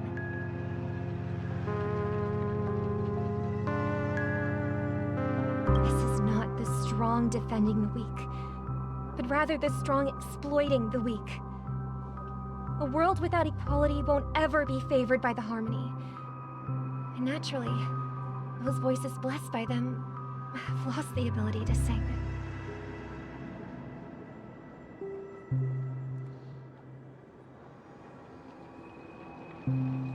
Could there be another force influencing the family's shift in philosophy, Miss Robin?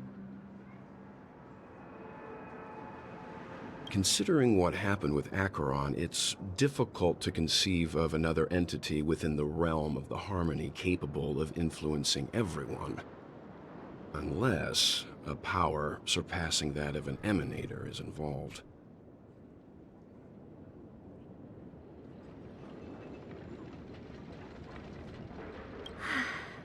I'd heard about what happened to the Xianzhou Alliance, but as far as I'm aware, the family hasn't faced any such external interventions.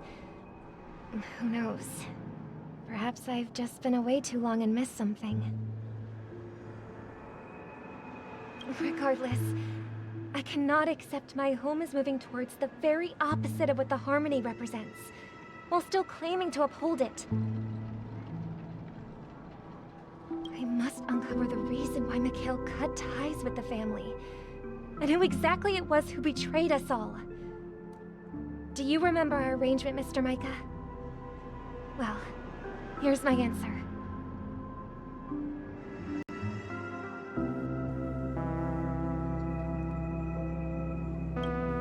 I've decided to forgo my role, and never step foot on the Charmony Festival stage again.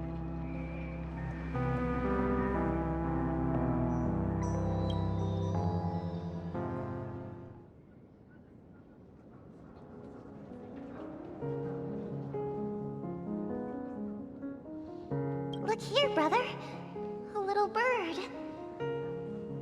Looks like a fledgling Charmony dove. But Charmony doves don't live here. So how did this little bird get here? Maybe its parents abandoned it? It looks weak and frail. Why don't we find something soft and make a nest for it? This place is too dangerous for a fledgling. Let's take it with us. We can put it on the wooden shelf in front of your window. Okay. A bird like that must have a beautiful singing voice. But where will it live? I'll ask the family head to build a cage for it. A cage?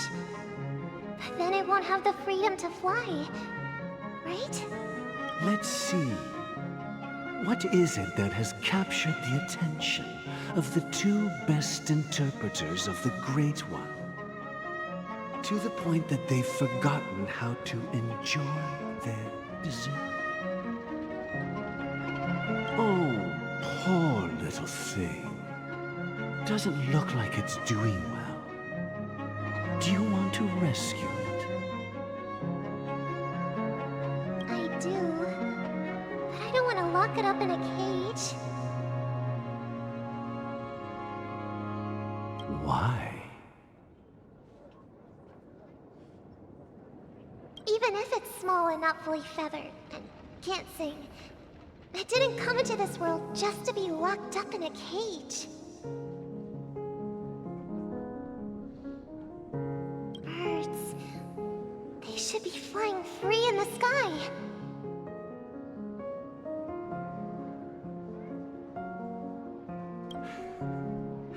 That's quite the romantic idea. And what about you, a young scholar? Do you agree with your sister?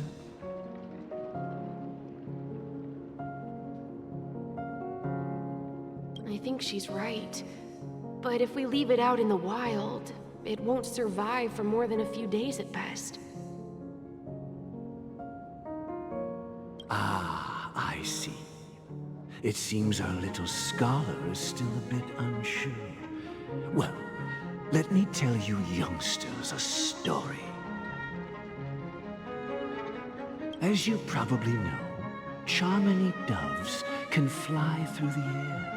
When they fly really high, the friction caused by the flapping of their feathers against the atmosphere creates amazing lights, so that they look like shooting stars. We've seen this spectacle so many times that we think it's just something they can naturally do. But that's not the truth. Their radiant display is the result of countless struggles against nature over generations.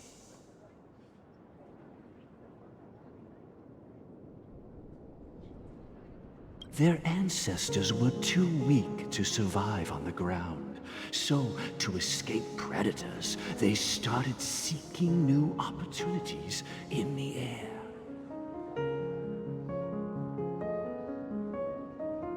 After countless attempts by many generations, one of them finally figured out how to fly. It soared into the sky and never looked back at the ground again. So, you mean birds aren't born to fly, but they find a way to do it through their determination, right? Well, that's an idealistic way of putting it. So, what are your thoughts, Sunday?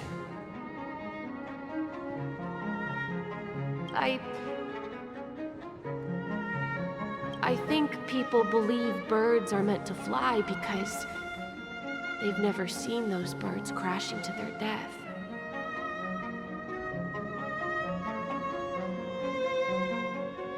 That's an interesting perspective. So, have you decided what to do with the bird now? For now, I'll keep it in a cage until it can take care of itself because...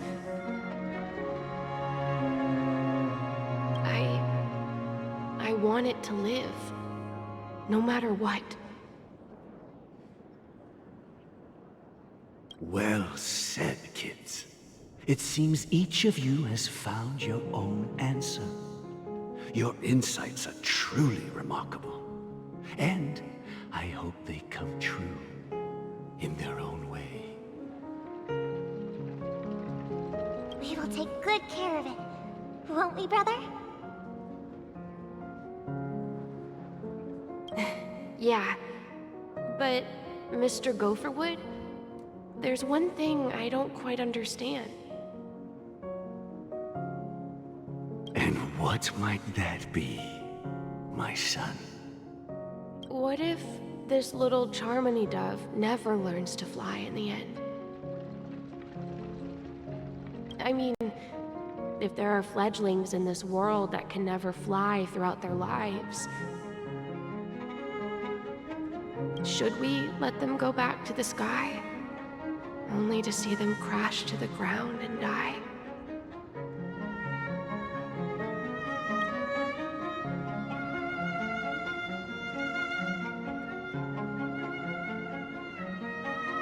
Talking in your sleep, Birdie? Time to wake up.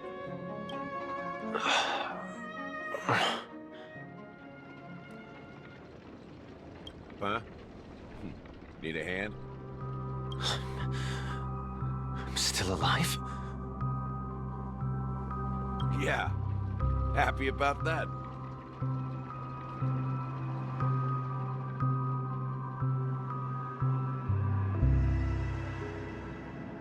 Where is Robin? Tell me. Now. I knew that was going to be the first thing you'd ask. Don't worry, your sister is here, safe and sound. She's probably walking around the streets now. If I were you, I'd be more worried about myself.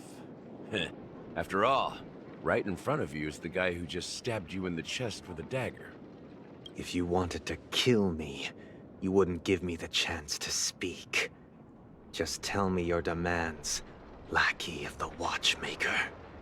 So, you figured out who I am, huh? No wonder you had the guts to go against the Dream Master and the Four Families. Looks like I made the right choice.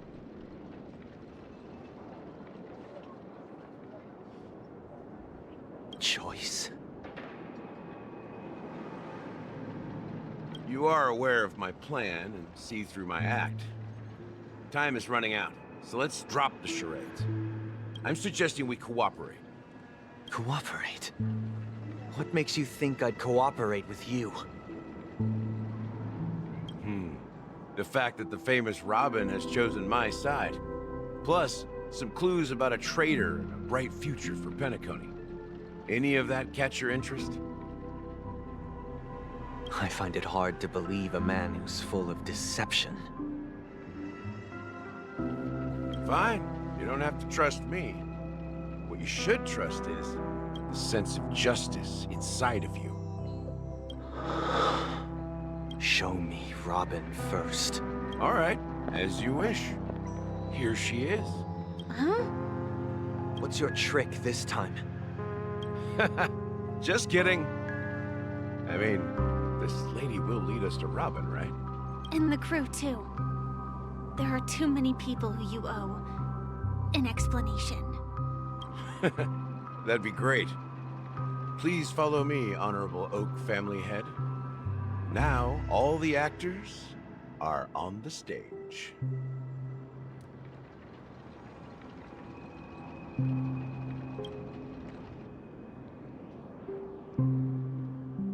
This is the monument I mentioned earlier. The names inscribed on it should be familiar to all of you. Rosalina and Tiernan. When Penacony was known as a frontier prison, it was the Trailblazers who connected it with the stars. They were the heroes who saved Astana, and their names deserve to be immortalized. Not just on the small stone tablet, but in the annals of history for all of time.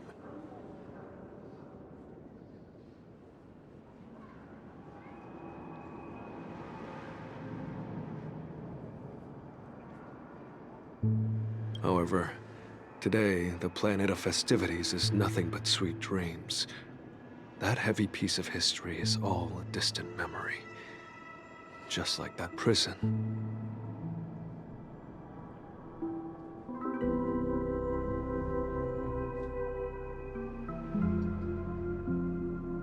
If their names are inscribed here, then that means...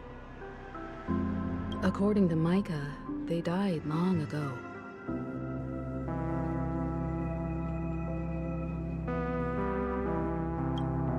Rosalina was killed during the War of Independence. She ventured alone into the heart of the star system to investigate the flow of Memoria, but she never returned. Tiernan was a skilled gunslinger, strong and reliable. He led the people through countless battles, but he didn't live long enough to witness the arrival of true peace.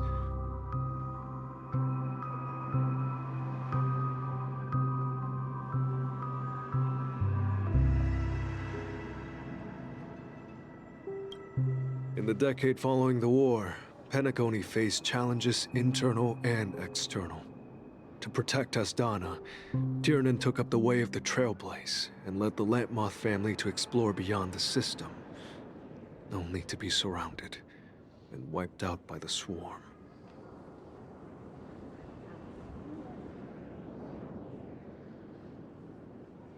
Though I had expected as much, the tales of these heroes truly are sorrowful.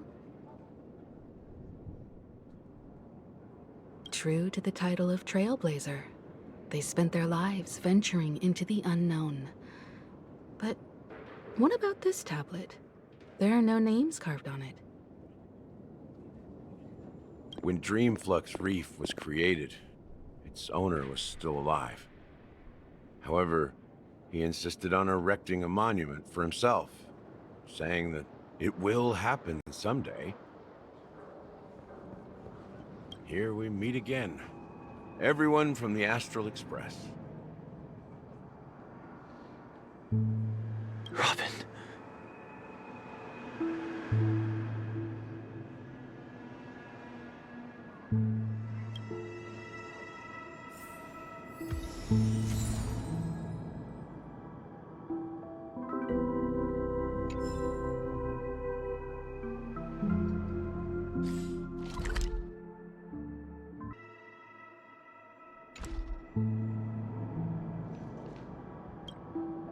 I promised to give the siblings some privacy, so let's talk about our business first. What do you say? That sounds sensible enough. Since you went through the trouble of gathering the family head, the crew, and the Stellaron hunters, I'm guessing you have something important to say, Mr. Gallagher? Oh, is it that obvious? The look on your face is practically screaming, I'm the one behind all this.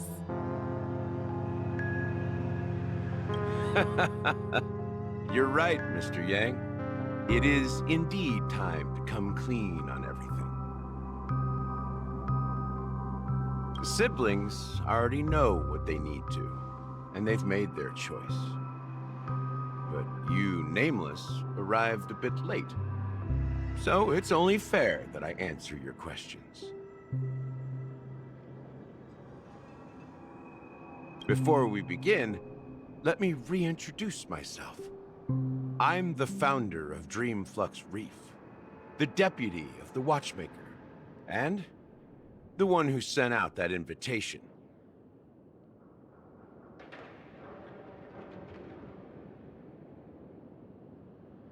As Gallagher, the history fictionologist, I humbly extend my greetings to you all.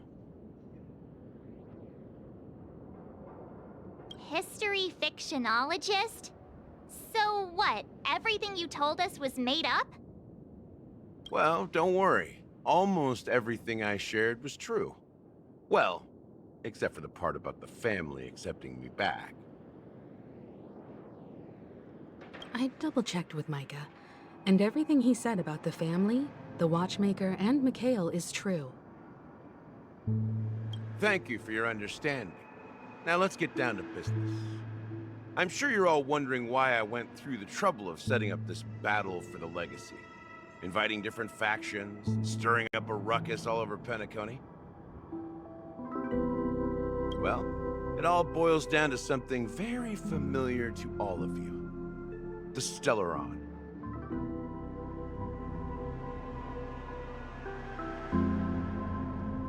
The Stellaron? But how is that possible? Penacony is a free-flowing interstellar hub. There are no signs of contamination whatsoever. You're totally correct. So, care to take a guess at what that means?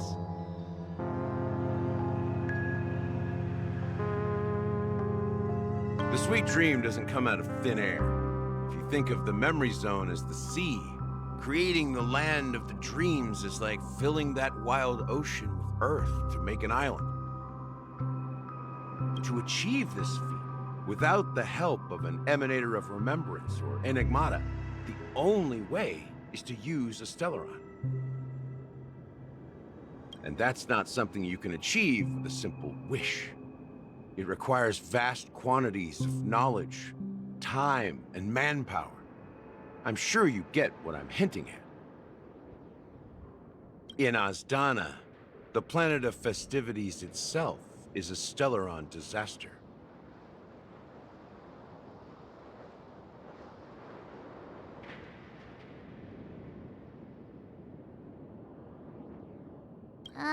The planet of festivities itself is a Stellaron disaster? It all started a long time ago, back when the Watchmaker and his crew liberated the frontier prison. They faced countless challenges as they began building Penacony from the ground up. That's when the idea of using the Stellaron came into play.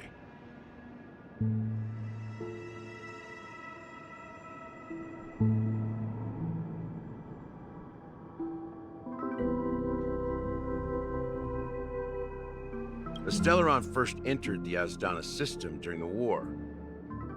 The Nameless warned everyone against the folly of attempting to tamper with such a power, and most heeded their words. But there are always people in the shadows with ulterior motives.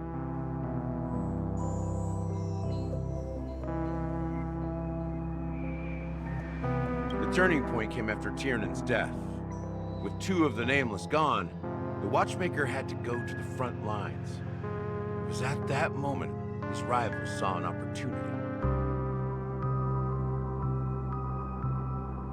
By the time a representative from the Montour Systems family arrived at the Watchmaker's call, the Stellaron had already been activated and was seeping into the primordial synesthesia dreamscape.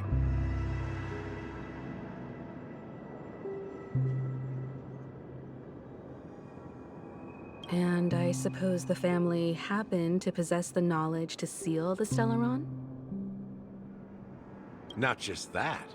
They knew far more about the Stellaron than the average person.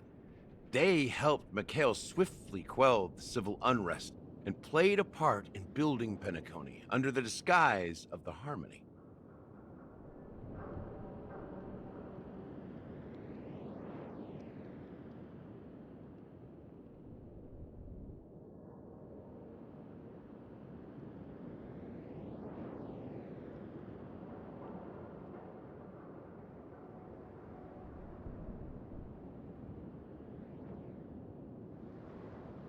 Those three eras were known as the Age of Dreaming. The Watchmaker, who had been left in the dark, sent out invitations across the universe, spreading the hype around the land of the dreams. Then, how did they turn against each other?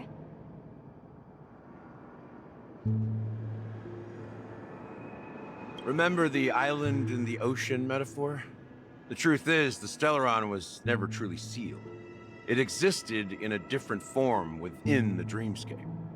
Think about this. What would it cost to create and maintain such a lavish dreamland? It's people's lives. The opulent dream is built upon the decay of spirits, with a toxic elixir called pleasure flowing through the dreamscape. It tempts people to indulge in the dreamscape, and gradually their minds succumb, becoming nourishment for the sweet dream.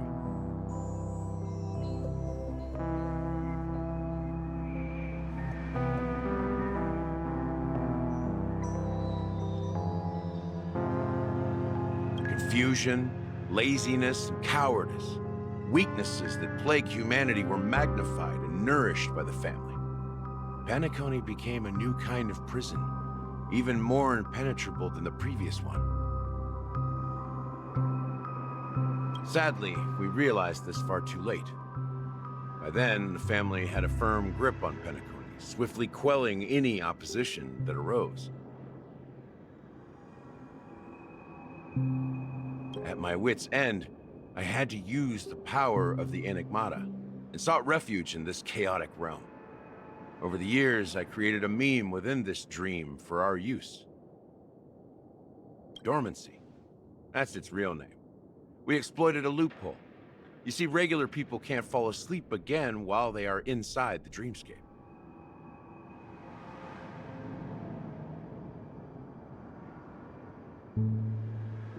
So this is the true meaning of the impossible. You sent out invitations in the Watchmaker's name to find forces capable of resolving the Stellaron disaster and draw them into Penacony to uncover the truth.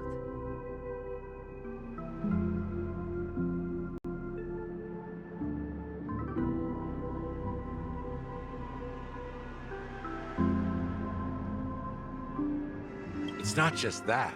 Above all, I wanted to see what happens when the major factions engage in a struggle for the legacy. Since this is the Watchmaker's first announcement in decades, the traitor within the family is bound to reveal themselves.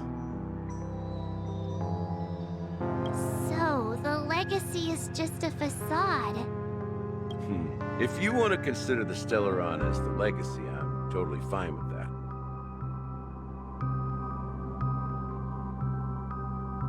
If that's the case, where is the Stellaron now? That's a question for Mr. Wings.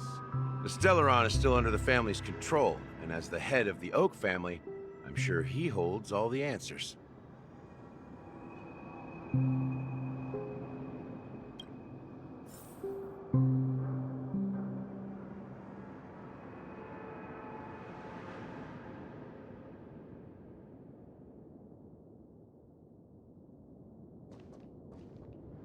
As I suspected, the core of this issue lies within the Stellaron.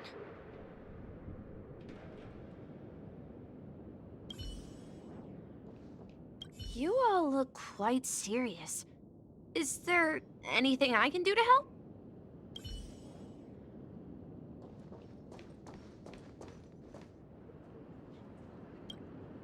Are you done talking? So, will you tell us where the Stellaron is? It is the Penacony Grand Theater itself.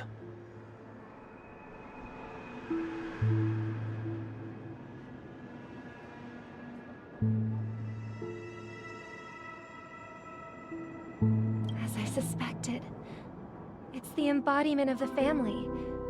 The edifice that first materialized within the sweet dream. That's what turned Penacony into its current state. As for the person who employed its power, it is in fact Mr. Gopherwood, the current Dream Master.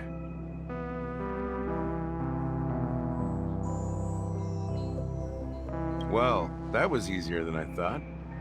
Did you conduct your own investigation already? Correct. When I was trying to track down the person who murdered my sister, apart from you, Gopherwood was my second suspect. Confronting me first turned out to be a smart move on your part. I didn't have other options. The Dream Master has been elusive, and even the heads of the families can hardly get an audience with him. Moreover, Mr. Gopherwood has been kind to my sister and me. And I didn't want it all to end like this.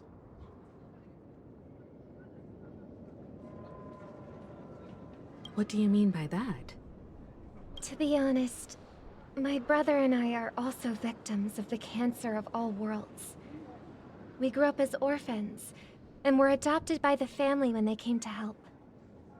Mr. Gopherwood recognized our potential and brought us to Penacony. But I can't just stand by and watch Mr. Gopherwood become an enemy of the Harmony. I won't use my voice to support an evil cause. I won't step on that stage and sing, no matter who the traitor is, or what orders they give me. I won't let the Charmony Festival become an event that destroys Harmony itself, or the paradise in our dreams. Indeed. For the paradise in our dreams. As the head of the Oak family, I'm responsible for ensuring Penacony's promising future. Robin and I will head into the sweet dream and confront the Dream Master. And if it turns out that the family has truly strayed from the Harmony, I'll fight alongside you. We'll put the Charmony Festival on hold and make sure Mr. Gopherwood pays for his blood debt. The enemies you are about to face aren't like this old dog here, who can barely even bark. Since our interests are aligned, why don't we team up? Maybe, just maybe, we'll have a shot at success. We have always been following in the footsteps of our nameless predecessors, and there's no reason to stop now.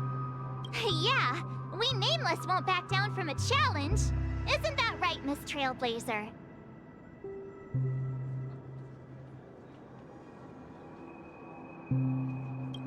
Come on, don't crack jokes at such a serious moment.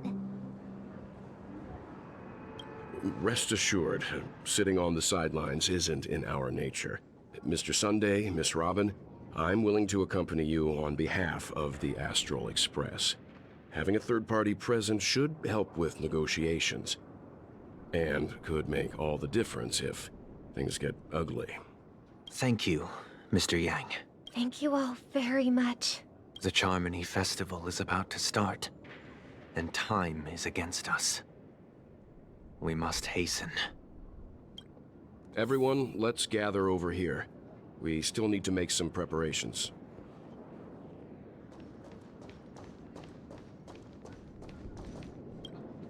I may have been quick to step up to the plate, but confronting the Dream Master could be a very dangerous affair. Huh? Even you're saying that, Mr. Yang? How powerful is that Dream Master? He's the leader of the families of Penacony, and he has the entire power of the Harmony behind him, not to mention the Stellaron in his possession. We must proceed with great caution.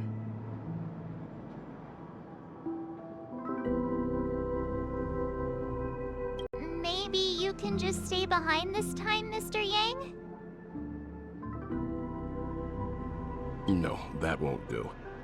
Even if we count Robin as an ally, something felt off about Mr. Sunday just now. Although, I can't quite put my finger on it. I have to make sure he won't turn against us when things start to get dicey. You're still carrying the keepsake the IPC envoy gave you, right? May I borrow it for a moment?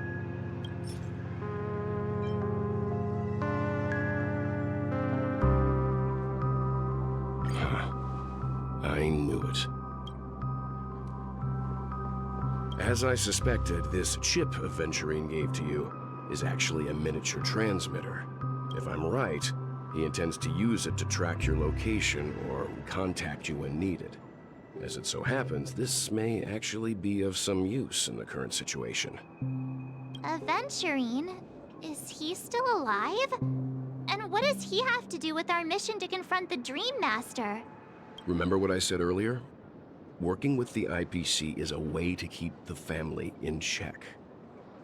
If negotiations go south and the family show their true colors by going after the Stellaron, I'll use this transmitter to send a message to the IPC. It'll be just the opportunity the IPC ambassador was hoping for. The only question mark in all of this is Aventurine's current status. But the IPC is always listening, especially senior strategic investment department heads like him. Getting the message across shouldn't be a problem. Good luck to you, Welt. Well, you take care too. If anything goes wrong, don't worry about me. Just make sure to seal the Stellaron. Spoken like a true hero. Even if the Dream Master is innocent, the family's corruption runs deep.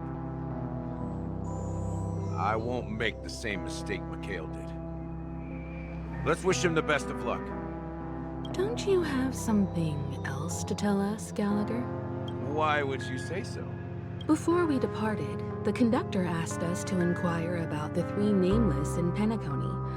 We've already collected intel about Rosalina and Tiernan, so the only one left is legwork.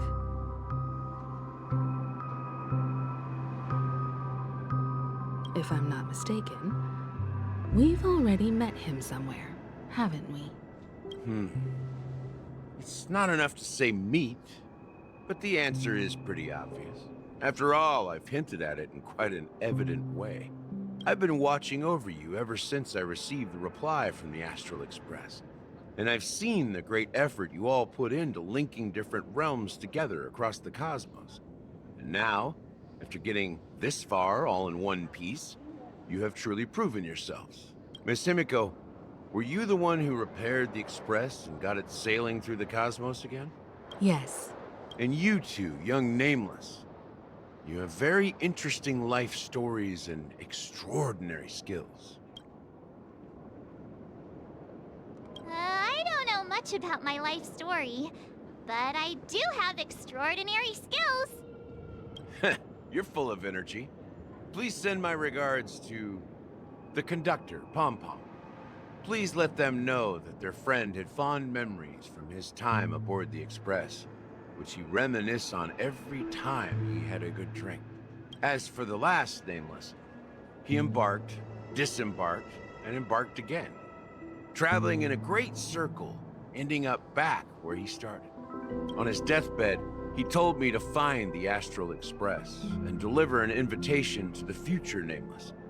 He left behind a special gift, a true legacy. Something that belongs only to the successors of the Trailblaze. Come with me. Now is the time to reveal it.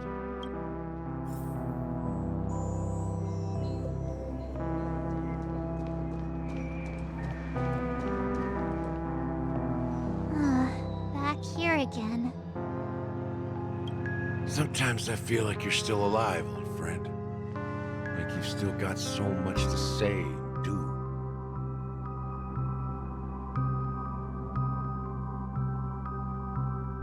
I've kept my promise, brought the future Trailblazers you've waited so long for.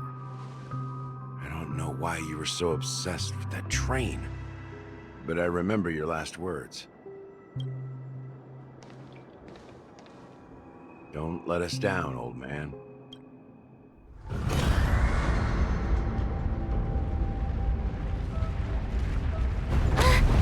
What's happening?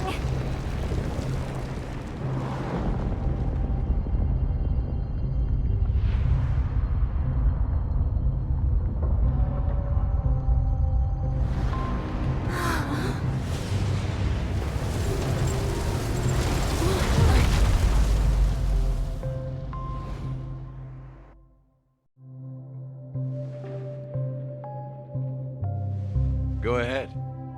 His resting place lies in the garden up ahead.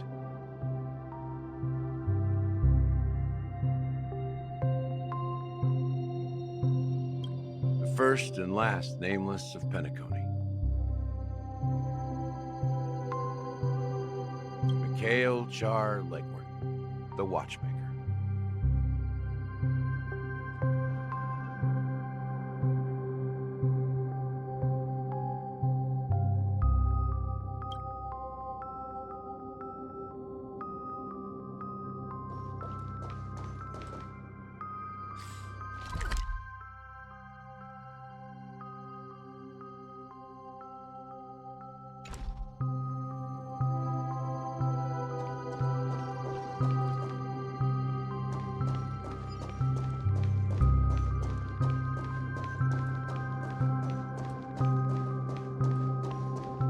Stream forth the gleam of old blades.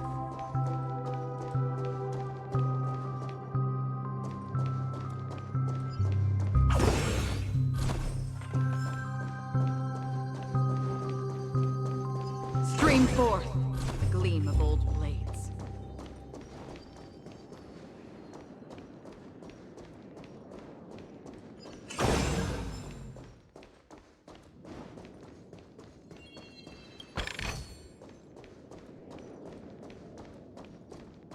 Stream forth the gleam of old blades.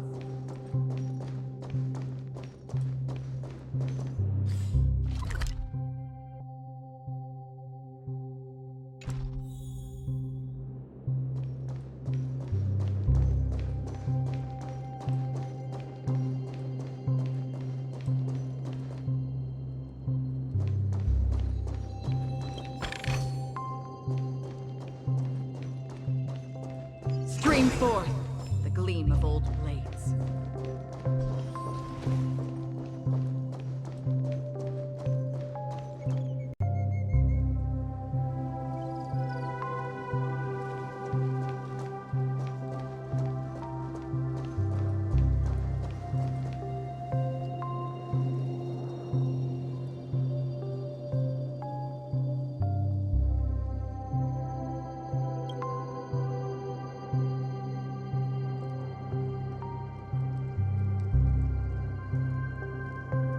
Sure enough, the Watchmaker is the third nameless.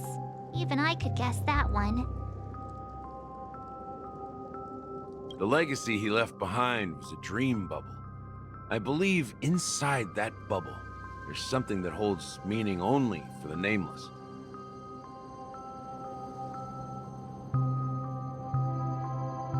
After all, when I checked its contents, I found nothing inside.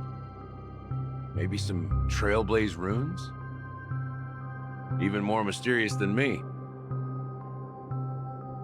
Well, let's have a look.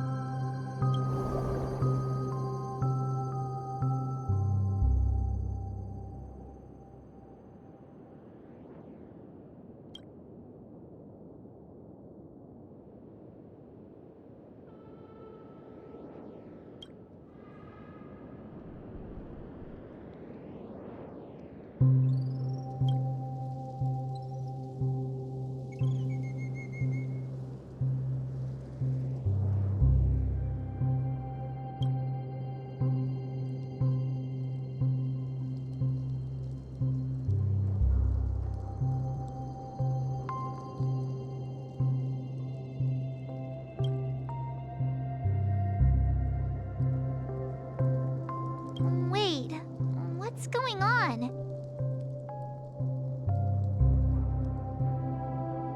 Seriously? There's nothing inside this dream bubble?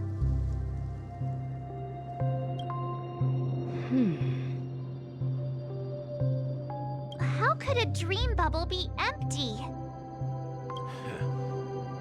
Just as I suspected. That old man always had this strange belief in the Nameless and the Trailblaze. And I never understood where he got that confidence from. Especially since he never managed to get in touch with the Express while he was alive. I could never figure out what was going on in that old man's head. But this empty dream bubble is so typical of him. He was always full of weird fantasies and incomprehensible romanticism. That mischievous old man. Well, I didn't expect him to leave anything concrete behind anyway. Don't think that's the case, Gallagher. I'm sure Mikhail has left us the most precious thing of all. Don't start getting all philosophical on me, all right? Just as Mikhail believes in the nameless of the future, we unconditionally believe in the nameless of the past. How could they leave with regrets for the future when they were ready to dedicate their lives to the land they loved? There must be something contained in this dream bubble. It's just we haven't figured it out yet. You also have faith in the Watchmaker, don't you, Gallagher? Well, I'm a follower of the Enigmata. My philosophy forbids me to have faith in anything. That's why I understand what faith means in the path of Trailblaze. And I also want to know what he left behind.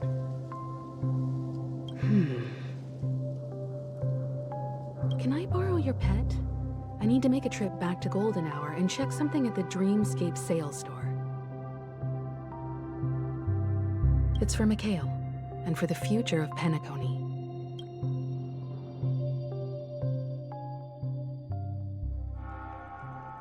Welcome to the Reverie Hotel. How may I help you? Greetings. We're the Nameless from the Astral Express, and we'd like to check in. The Astral Express? But I thought... Yes, my companion's already checked in. My name is Dan Hung, and I believe my personal information is recorded in your system. I see, but your companion said you wouldn't be coming due to a change of plans. Now the plans have changed again. And you are... Me? I'm Pom Pom, a new Nameless who's also with the Astral Express. He's my fellow Trailblazer. We responded to the family's invitation before he boarded the Express, so he wasn't registered in your system. Is it possible to accommodate him as well? Oh, I see. Another one of the Nameless had a similar situation.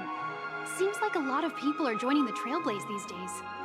Since there's a precedent, it shouldn't be a problem. Just give me a second to contact your companions.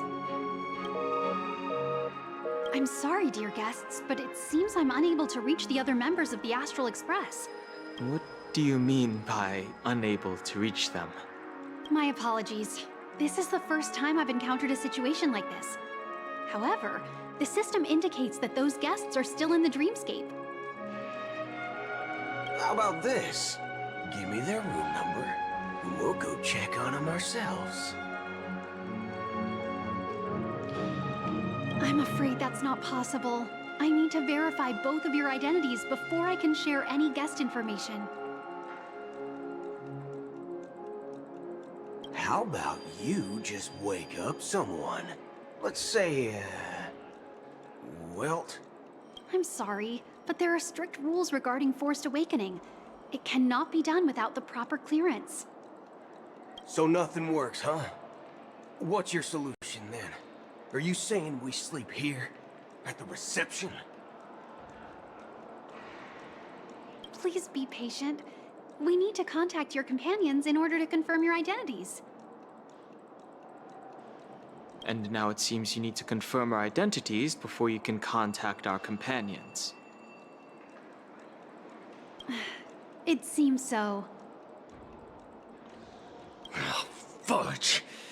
Look, nothing personal, but if you can't handle this, go find someone else who can, okay? Please calm down, dear guests. I do recall that Mr. Sunday, the Oak family head, personally handled this issue earlier. Oh, please wait a moment while I contact him. I don't think she's trying to give us a hard time. She really just doesn't know what to do. I have a bad feeling about this. You tried to contact them on the Express earlier, but they didn't respond.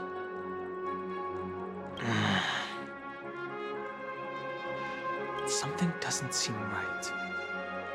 I need to leave for a moment. You can stay here with the receptionist. Sure thing. Just don't keep me waiting forever. Don Hung seems pretty worried about his companions. I should give him some space. Stressing out about it won't help anything.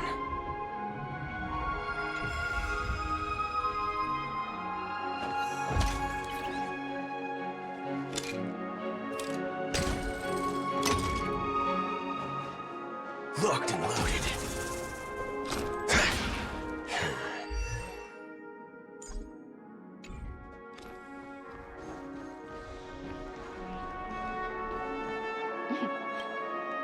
The Charmony Festival is about to start! I'm so excited!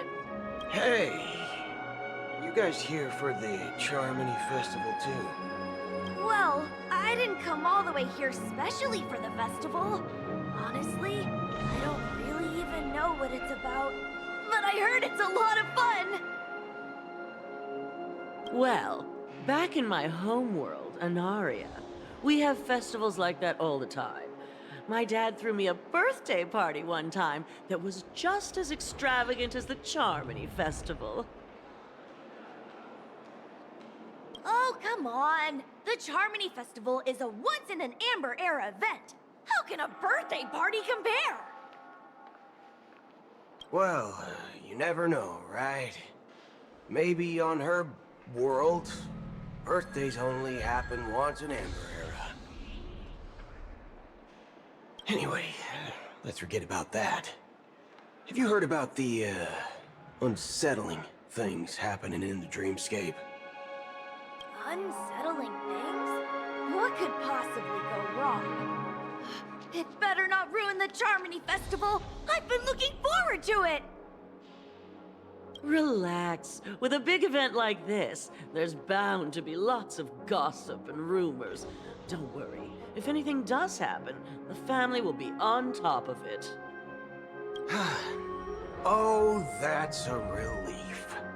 I didn't come all this way to see the festival go down the drain. Well, looks like I won't get any fudging clues out of these two. They're clueless.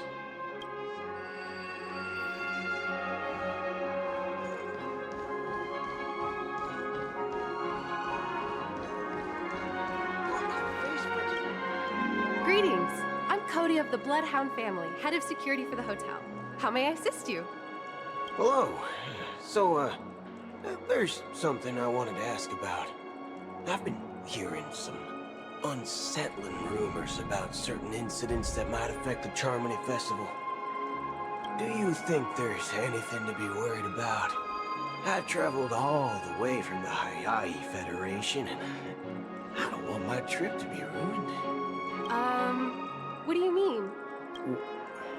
Wait. You haven't heard? I'm not sure where you heard those rumors, but they're completely baseless. I can assure you, as a representative of the Bloodhound family, that everything is going smoothly for the Charmony Festival. At present, all of the families are focused on making sure the festival starts on time. Even the Dream Master himself has arrived. So don't worry, your trip won't be in vain. That's a relief to hear. She doesn't appear to be acting. So, it seems that even the hotel staff are out of the loop. Back already? Hasn't she returned yet? Nope. I'm starting to wonder. Sending her to contact Sunday was a good idea. Neither the staff nor the guests seem to know anything about what's happening in the dreamscape, and wherever we go, all we see is people enjoying themselves. Definitely not a good sign. I agree. Another unusual thing is that the Oak family is supposed to be in charge of organizing the council and managing everything inside, and outside the dreamscape. However, I walked around the hotel, but didn't meet a single member of the Oak family on such an important day. Well, I'll be forked. If I remember correctly, the head of the Oak family is that Sunday guy, right? We shouldn't linger here too long. Let's go back to the Express for now. Not so fast. Have you ever robbed VIPC, bro? If you run away now, everyone will be chasing after you. Are you suggesting we sit here and do nothing? I wouldn't say do nothing. But let's stay put for now. Even if the family has ulterior motives, they couldn't have anticipated us showing up here. We're the surprise factor for them. They don't want to attract unwanted attention from certain outsiders, so they won't do anything reckless. See, the IPC lackeys are keeping a close eye on this hotel. If I were a family member, I'd find an official excuse and keep the surprise factors here. If we just wait here, that would be like walking into their trap. Of course, we don't need to walk into their trap. I gave a backup plan to the memo keeper. If it turns out we won't be allowed to enter the dreamscape, she'll order a drink for me in the VIP lounge at the hotel. A secret signal. That's right. Oh, a concrete object can indeed help the memo keeper establish a connection with you. But Boot Hill, if you have more backup plans in the future, I hope you'll let me know in advance. I'm sorry, but it's one of my quirks. I have too many unreliable friends. And if I reveal that I have backup plans, things can go awry. And that would leave all backup plans completely useless. How do we get into the VIP lounge? This is where my street smarts come into play.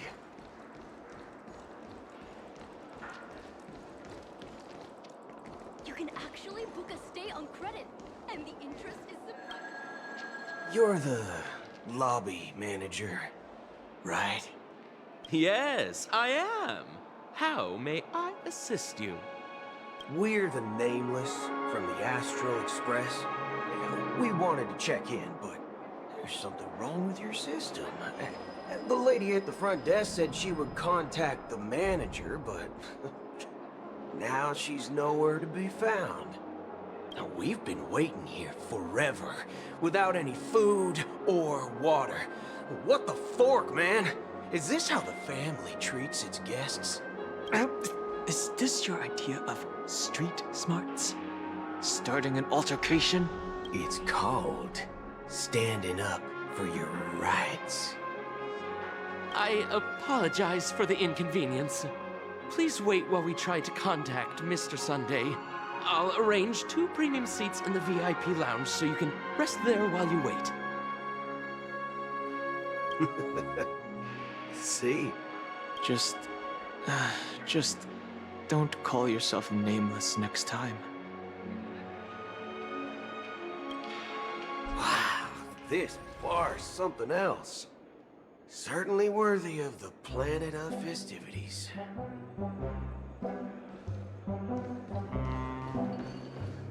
One-piece soul glad, shaken, not stirred. Good evening, gentlemen. Hey, I have an order for a bottle of His Donna's White Oak. Can you help us find it?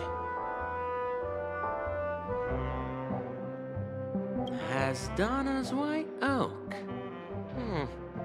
I think there might be a misunderstanding. We don't serve that here.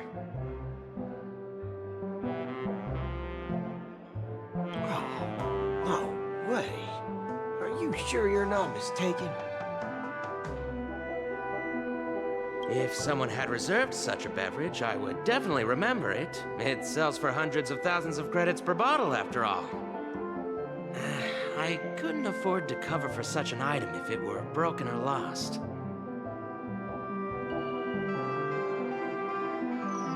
That's strange. Well, could it be that the memo keeper couldn't afford it?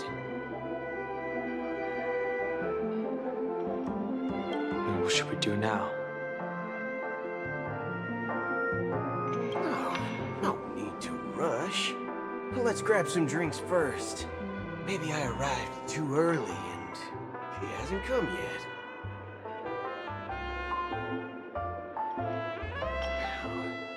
Let's see what kind of juice malts you all have here.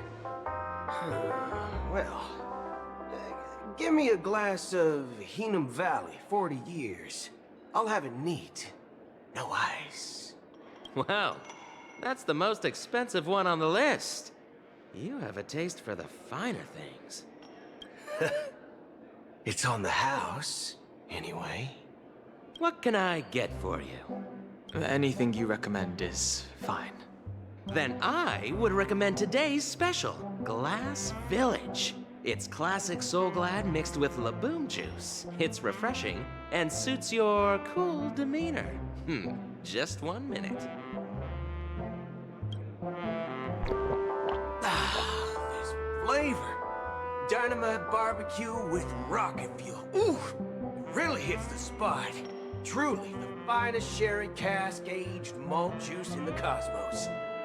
Dynamite barbecue with rocket fuel. Is that really something that humans enjoy?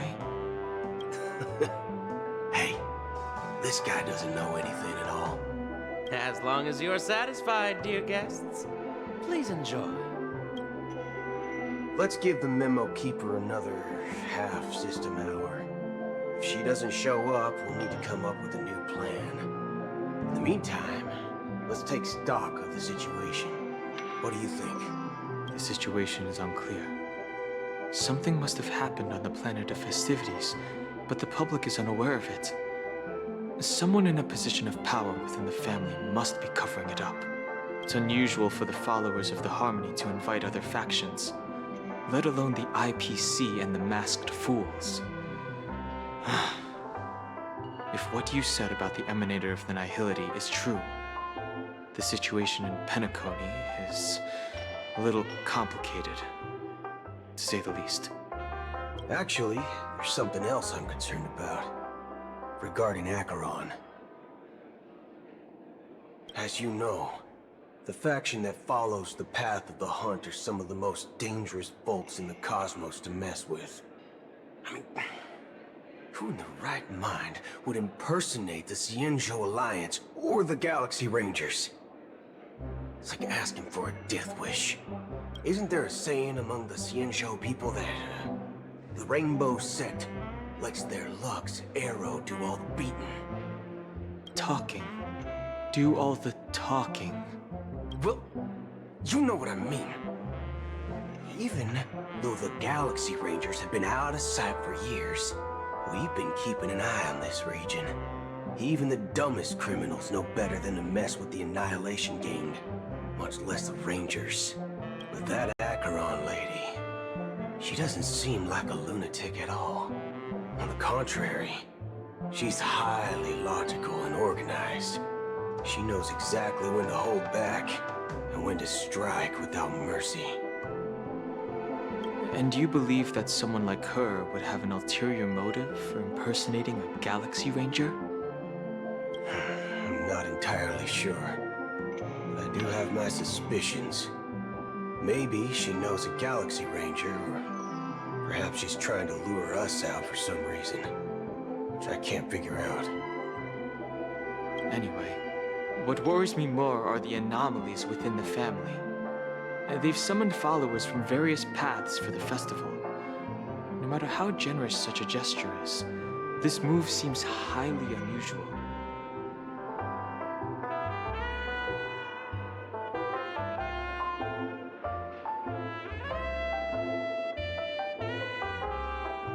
Unless the invitations weren't sent by them. If that's the case, it's even more intriguing that the family insists on organizing the Charmony Festival, despite the chaos. Maybe it's Shipei the Harmony pulling the strings. You find it beyond human understanding because it wasn't arranged by humans at all. People do stupid things out of irrational impulses. They abandon their principles when self-interest is involved. They believe in things they know they shouldn't, and fudge, they even break their own rules. But Eons don't. They stick to their determined path and never turn back, even if they reach a dead end. You think Shipei's will is behind all this? It may not necessarily be Shipei. There's definitely some higher entity involved. I know it may sound pessimistic, but if human free will were reliable, why would we even need Galaxy Rangers? It's much simpler when you boil it down to the eons and paths. Like how Lon always follows the path of the hunt, or how the Express stays true to the Trailblaze despite Akavilli's disappearance. But in my opinion, Akavilli's fall holds significance for the Nameless.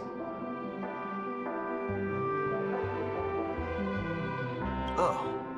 So you're saying the Nameless now have to take responsibility for their own choices because their absolutely right leader is gone? Exactly. I believe the purpose of the journey isn't just about following a path that's always considered absolutely right. It's more about doing your best to choose the right path for yourself among countless possibilities, even with limited insight and judgment. I don't know what you've been through, but I agree that people must take responsibility for their choices, because no one else can do it for them. That's why the Galaxy Rangers need to uncover the imposter and figure out her true intentions. Just in case. I have a backup plan if the Memo Keeper doesn't show up. This is my final backup plan. I promise. You sure have a lot of cards up your sleeve.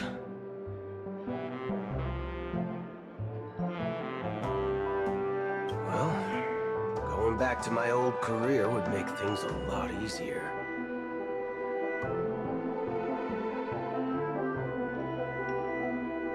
By the way, when you were walking around the hotel, did you happen to see any important-looking guests?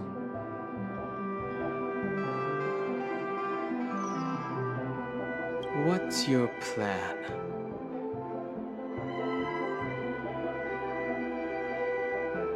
It's simple. We just grab some hostages and use them as bargaining chips with the family. Or maybe we can even take their identities. No need for that. We'll return to the Express now.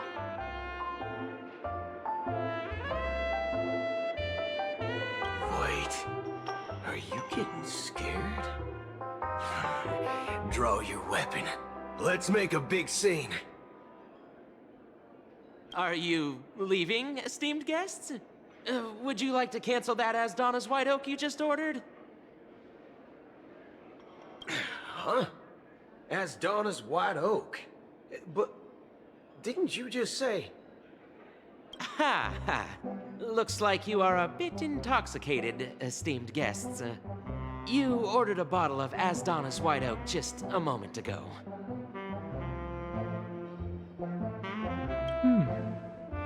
Looks like your Memo Keeper friend has finally arrived.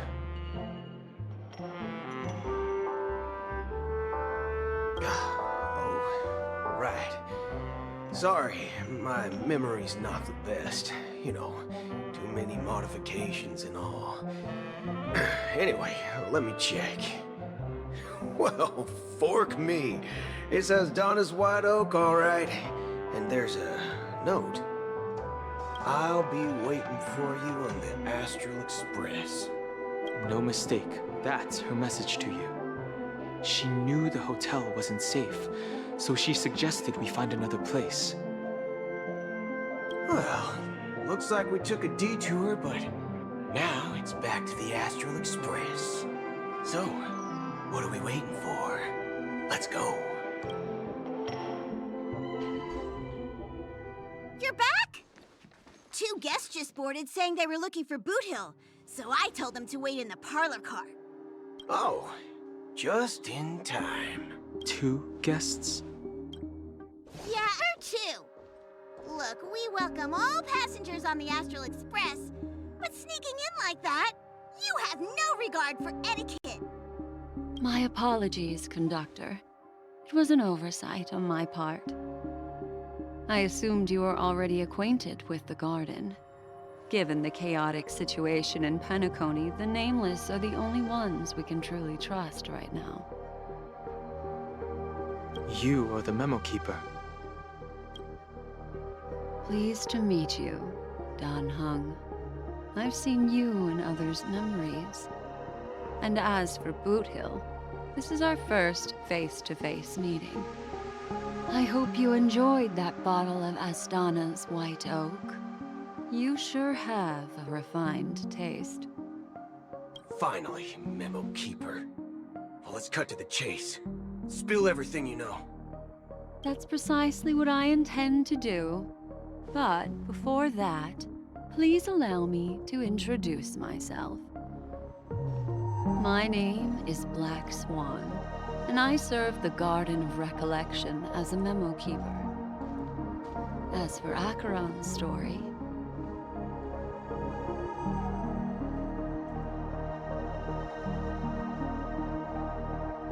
I'm sure she knows it better than I do. Greetings. I'm Acheron. What? You Garden of Recollection shirtbag! You betrayed me!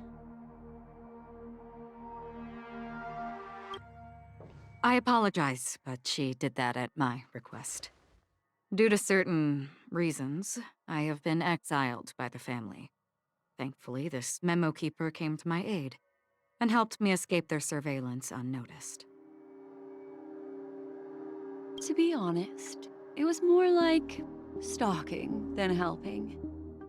And the process was far from unnoticed. But we did escape.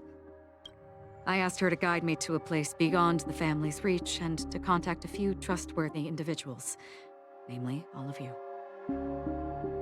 Trustworthy? Son of a nice lady. You think I'm dumb or something? How about this? I'll put a few bullet holes in your head and see what secrets spill out. Then, we can talk about trust. It doesn't have to be like that. I'm willing to answer all your questions, but not right now. If my cover hadn't been blown, we might have had more time, but at the moment, we don't have any other options. No other options? What do you mean? This is the only way I can ensure everyone's safety. I kindly request an immediate warp jump out of the Astana star system.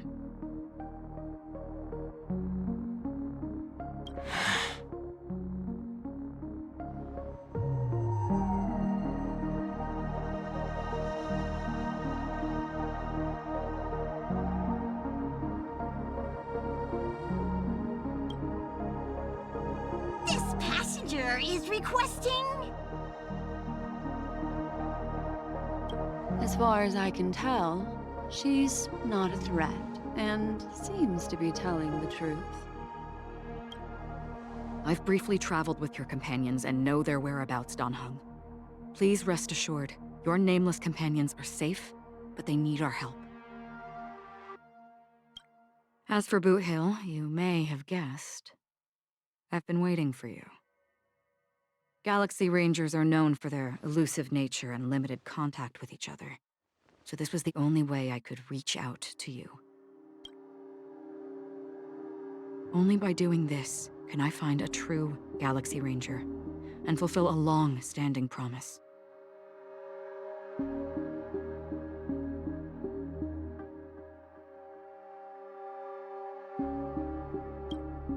To return his relics to their rightful owner.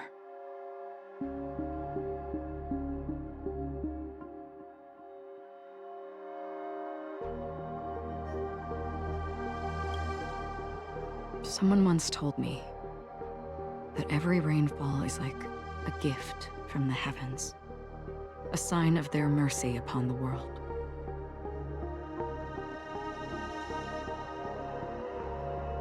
Raindrops are said to be the tears of the gods, shed in response to the sorrows of the world. Their constant pouring is a reminder that the gods haven't abandoned us yet. So, how long has this rain been going on for?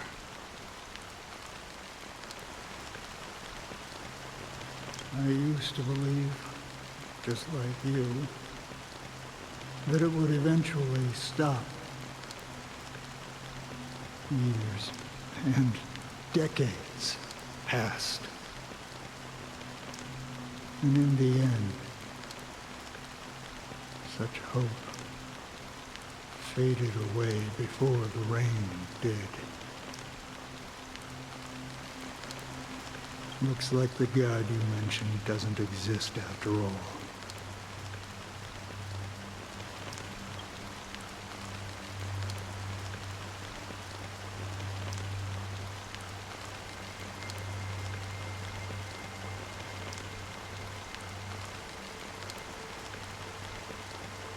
Well, let me share a story. Mortals who walk the paths are like sailors on a vast ocean, leaving behind a trail that creates countless ripples of possibilities. These ripples last longer than the fleeting lifetimes of humans. And for some, their presence leaves such a strong mark that it's reflected in the waves. Like those shadows on the ocean. Sin-thirsters, the obsessions of the Pathstriders, they emerge from the depths of IX, seeing themselves as masters of their own destiny, unknowingly repeating the actions of their past lives. They emerge from the nihility and head toward it, leading purposeless lives. However, these hollow phantoms, they were once my dear companions. A group of Galaxy Rangers. Are you watching over them? Watching over them? No. I'm guiding them toward transcendence. It was a brutal war. A crusade that shook the universe. The universe witnessed the fall of Zuro, the Lord Ravager, but it came at a price. A price so hefty that only those who were there still remember. The unwavering determination of the Hunt followers persists even in death. So someone must guide these lost souls to their life beyond. They were heroes in their time. And they shouldn't be reduced to mere puppets of nihility. As for me, I've suffered too many losses on that battlefield to advance any further. And that makes me the most fitting person to carry out this task. But you know, these sin-thirsters, They're not who they used to be. Does this seem pointless to you? So some tasks have to be done, even if they are pointless.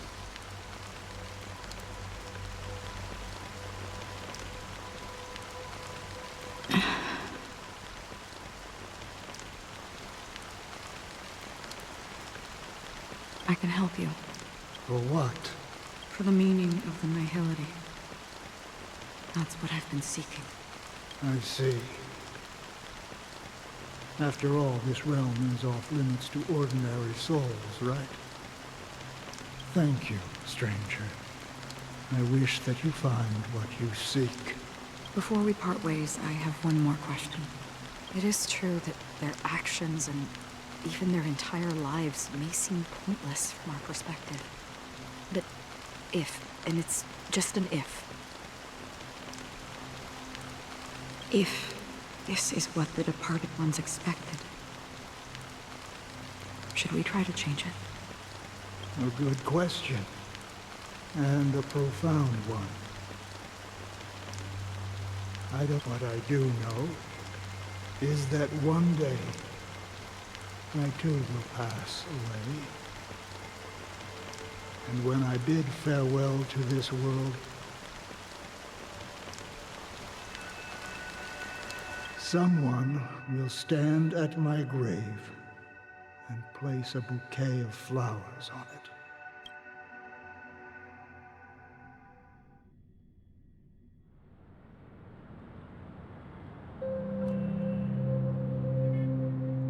When I appeared as a child, my speech, mindset, and soul reflected immaturity and innocence.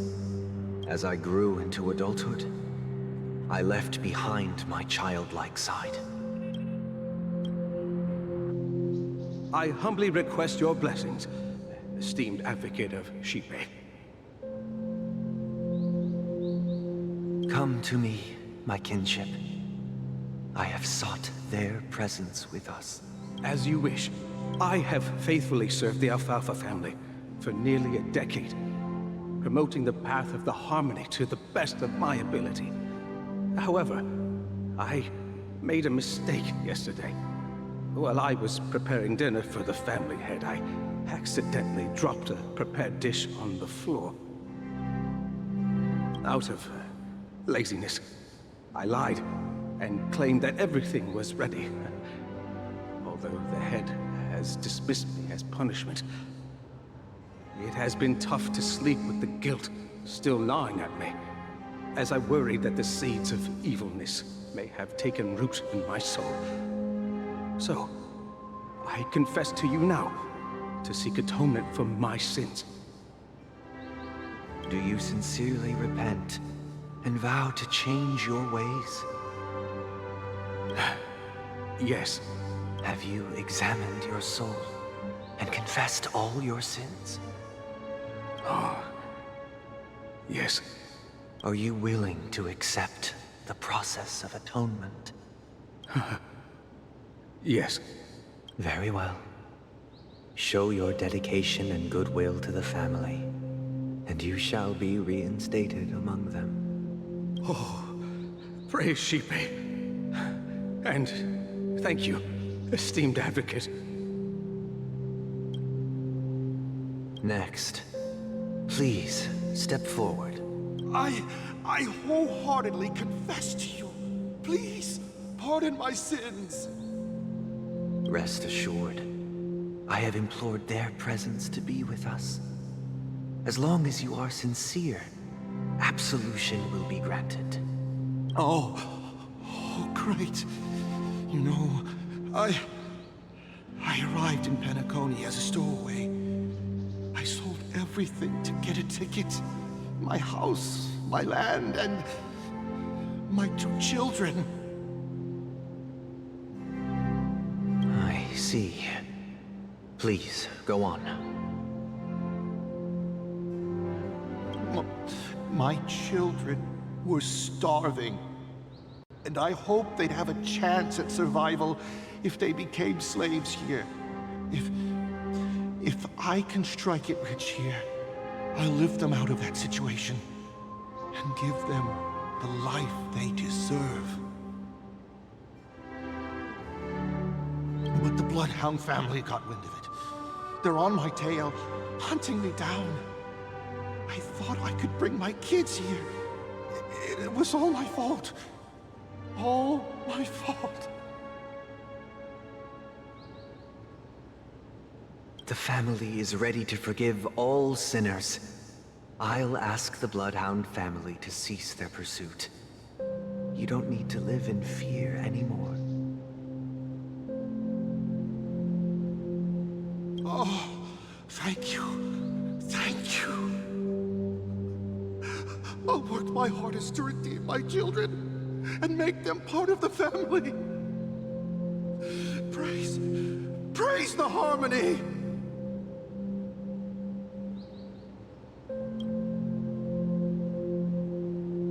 Next, please step forward. Hey! Long time no see, Mr. Sunday. The most esteemed individual in Penacony, and the next leader of the Oak family, right? I have sought their presence with us. Let us proceed. Sure. Let's just get this over with. I have sinned. Please forgive me. I wasted half a pizza at breakfast, and a bottle of Soul Glad. That's it. Nothing more. Can we wrap this up? I've got a Robo-Ball game to catch, you know? Do you seek to atone for your sins through good deeds? My sins? Started to sound like a saint, huh? Well, let me tell you something. Neither the family nor you have the right to judge me. You think nobody knows what your precious family has done? About the watchmaker? Huh? Don't kid yourself, Featherbrain. Those dream chasers might be fooled by your act, but don't fool yourself.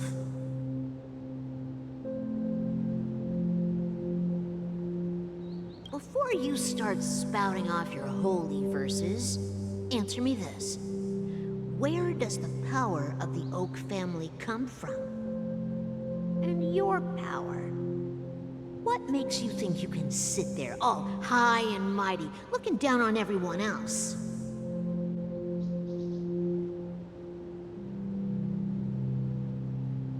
Well, I've spent enough time in confession today to enter the Harmony's paradise, right? Then I'll take my leave. Good luck with your election, and, don't make me regret my investments in you.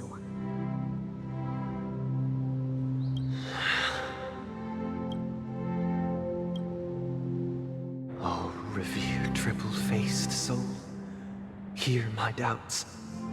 Who can judge the strong when their power hides their crimes? Who can vouch for the weak when they will pay any price to survive? Who can comfort the purest souls when even they get led astray? If the strong defending the weak is truly the foundation of paradise, then who is responsible for the suffering and anguish in this wretched world? Brother? Brother? Brother, are you all right? I'm fine.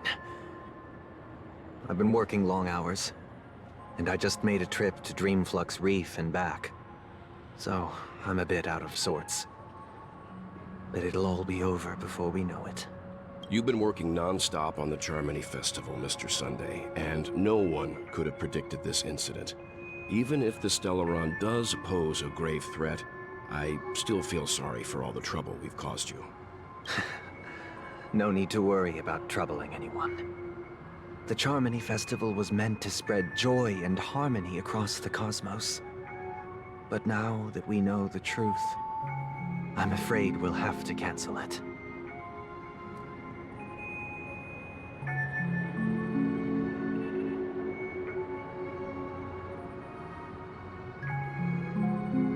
It's always been our wish to make everyone happy, so... we'll do our best to explain everything to the Dream Master. I'm sure he'll understand. Even if the negotiation does not go smoothly, I'll refuse to go on stage.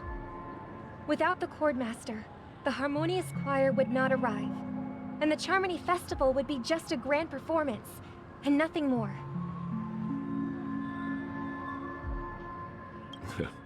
I'm relieved to see your determination. You know, since arriving in Penacony, we haven't had any contact with this Dream Master himself. I'd heard of the heads of the 5 major lineages, but the Dream Master is a mystery to me. The Dream Master rarely grants an audience, even for us. But, given the urgency of the situation, he's agreed to meet us in person.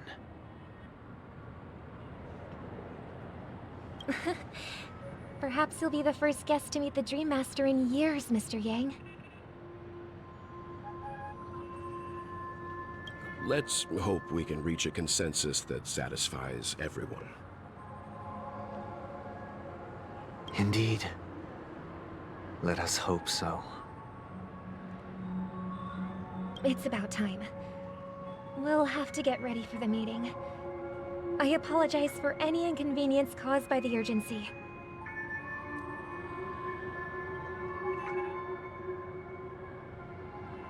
Don't worry. I'll be waiting here.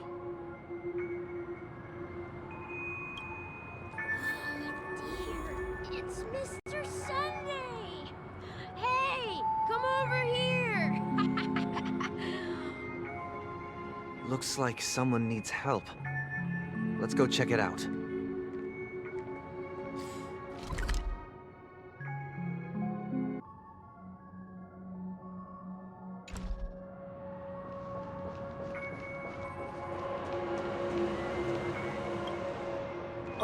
Mr. Sunday. Hey there! Okay, see the moon in the sky? It's about the size of the cap on my Soul Glad bottle. If I just reached out my hand, I could grab the moon, couldn't I? The moon? You mean the Grand Theater?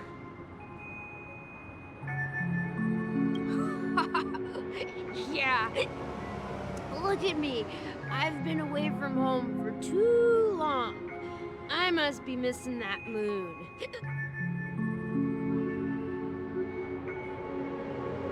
But it's no big deal. The Grand Theater here looks much better than the moon back home. It's just magnificent.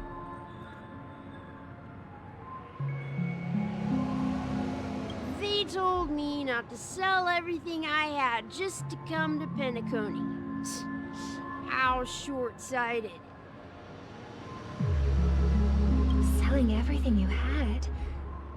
Why would you go to such lengths? Why? Can't you see? Life back home is miserable. It's not really living at all. It's better to be here at Penacony. No pain, no worries about tomorrow, just sweet dreams. You can do whatever you want. That's what I call living. Yeah, now this is the life. Is this truly living? Huh? What did you say, young lady? I didn't quite catch that. Oh, it's nothing, sir. You see, the traffic on Glock's Avenue can be dangerous. How about I ask a Bloodhound family member to escort you to Ideen Park over there, so you can continue enjoying your sweet dream? Oh, yeah, that's a great idea. Wow, no wonder you were the leader of this sweet dream. You're totally a lifesaver. See you around, Mr. Sunday, and it was was nice chatting with you.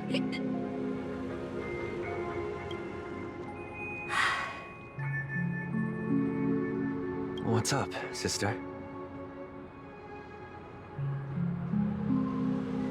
This is the land of the dreams. But why do they live like this? The man we ran into, he doesn't seem happy at all. Even though sweet dreams are nice, they're just illusions. But for him, they're the only way to survive, even if it means giving up on reality. That's not really living at all.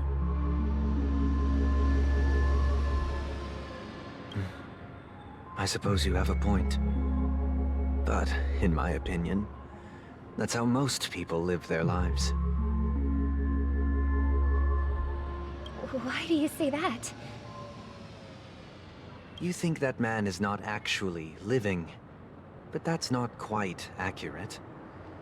Even without Penacony, people create their own illusions called self-value. People believe they have a predetermined value to fulfill. Gaining value means gaining power, and those deemed worthless are seen as the weak. However, value doesn't come out of thin air, and there's a limit to it. To accumulate value, people have to take from others, so the weak get exploited and oppressed. Are you suggesting that this is not how things should be? Exactly. But, ironically, people don't think there's anything wrong with it, because they uphold the illusory notion of self-value, and even the weak believe in it.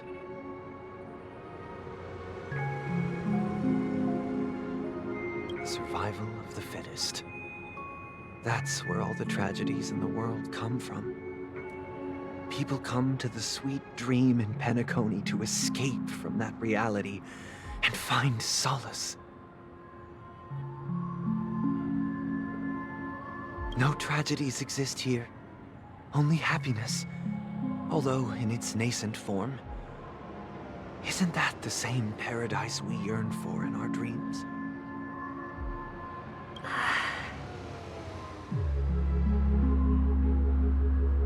Perhaps that man is just an exception.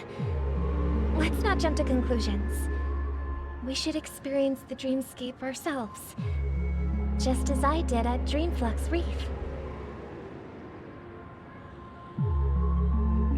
Yes, seeing is believing. I'll accompany you. The Dream Master hasn't shown up yet, so we have some time for a stroll.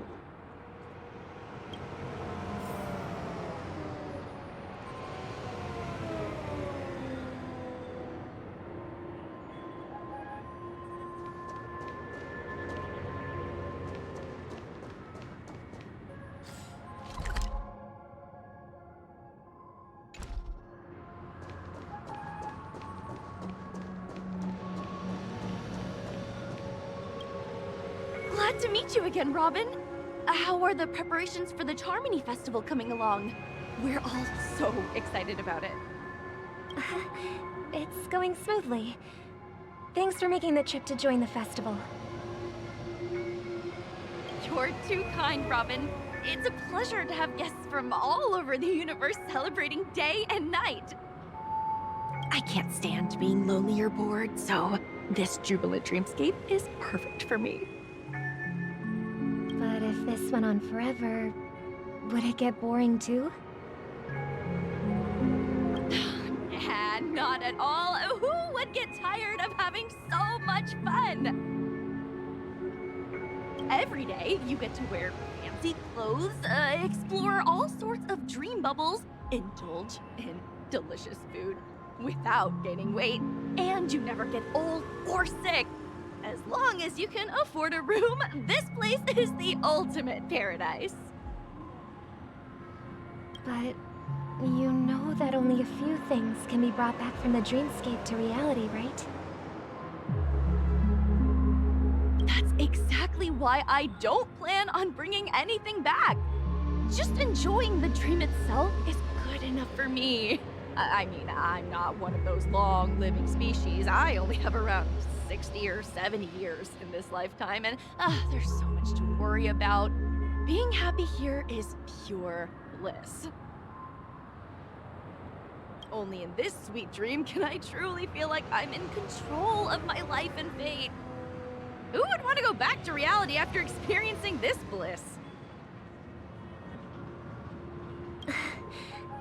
I see.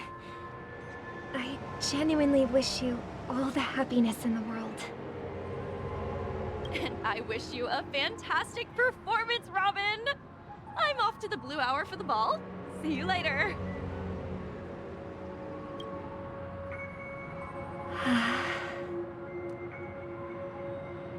Seems like that guest's perspective didn't resonate with you either. She had a valid point, and I could sense her genuine happiness. It's just that... What you're trying to say is, she thinks she's in control of her life, but in reality, she's just escaping from reality and seeking solace in this sweet dream. Once she steps out of this sanctuary, everything will be lost. Well, she did make mention of being able to afford a room, didn't she? However, the paradise in our dreams, it doesn't have to end. No. And the paradise we yearn for shouldn't be just a fleeting dream either.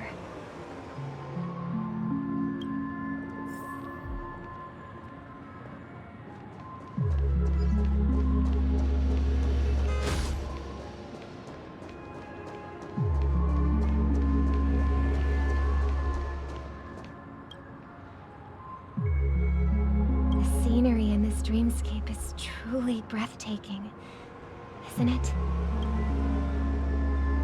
Oh, Robin.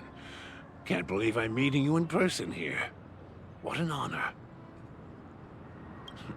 You're right. Even though time stands still in this dreamscape, it always feels fresh. I find something new every time.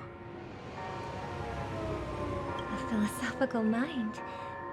I hope I'm not intruding. Oh, not at all. With little time left, I yearn for meaningful conversations, especially with someone as esteemed as you. Do you mind if we chat? It's my pleasure. No need to be formal. Just speak your mind. You said, with little time left. Please, forgive me for being blunt. But is that why you came to Penacony? Yeah. I was part of a war, and while escaping from the Sarkosian mothership, I got exposed to some radioactive materials.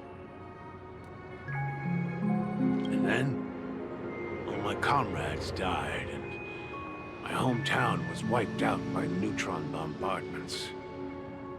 I couldn't bear to live with everything I knew gone. That's when I heard about a possible solution here, so I came.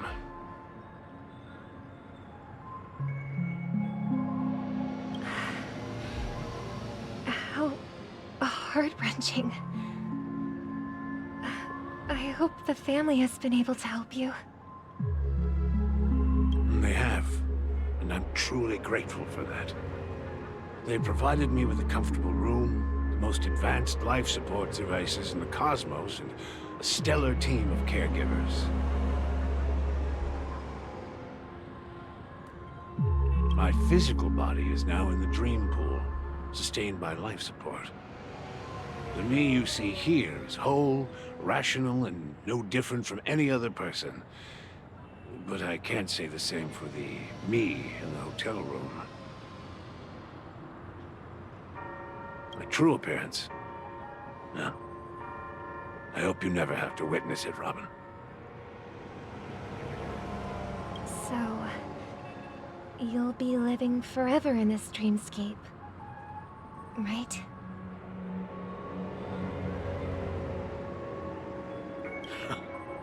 Just being able to live at all is good enough for me. Whether it's in this dreamscape or not, well, I don't really have much say in the matter. My world has been torn apart, and my life could end any second. So, even if this whole place is an illusion, it's still my paradise, and I'll treasure every moment I spend here.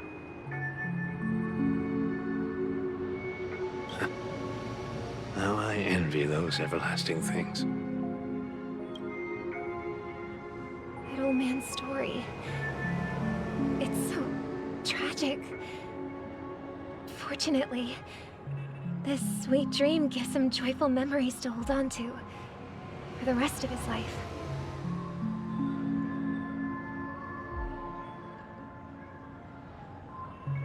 That's precisely why this sweet dream in Penacony exists.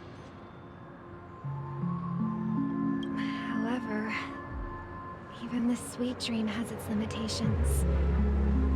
While it provides solace to the disillusioned, it can't completely eliminate pain in reality.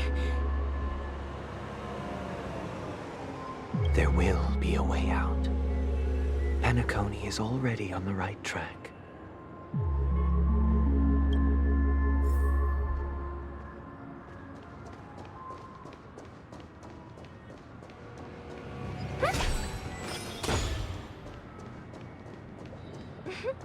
Look what we have here.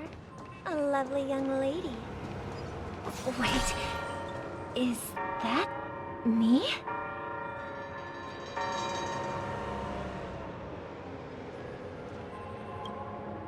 Brother, what a surprise to see you again. Show yourself. Your trick won't work on us. I've heard that a skilled masked fool received an invitation too.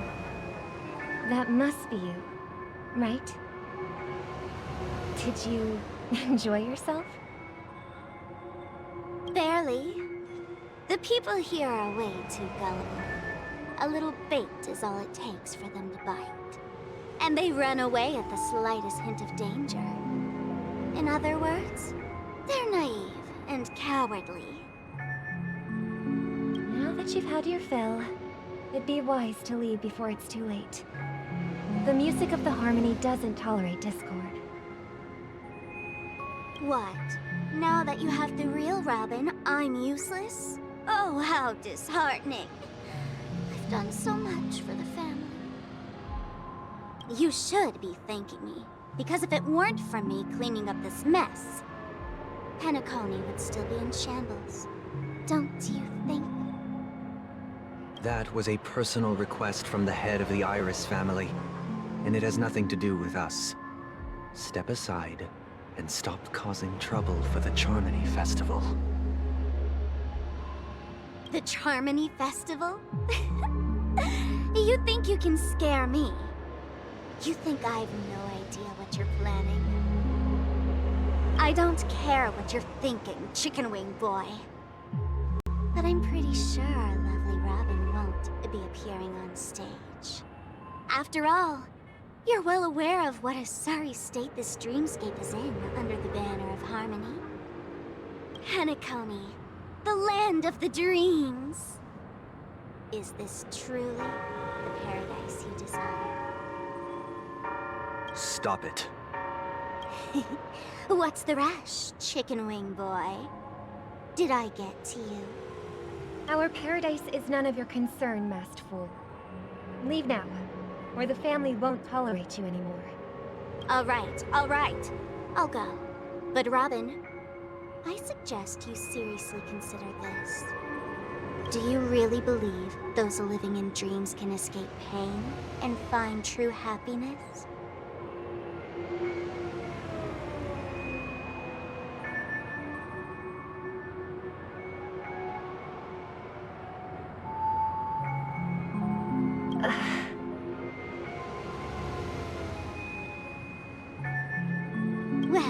done my part. And now I'm simply waiting for the fireworks to begin.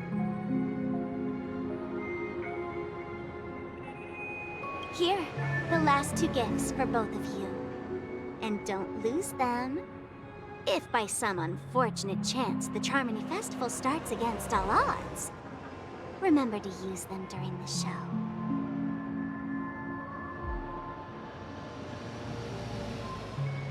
And it'll be thrilling. Bang!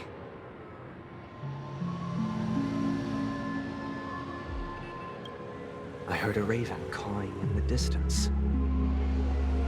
It seems the Dream Master will arrive soon.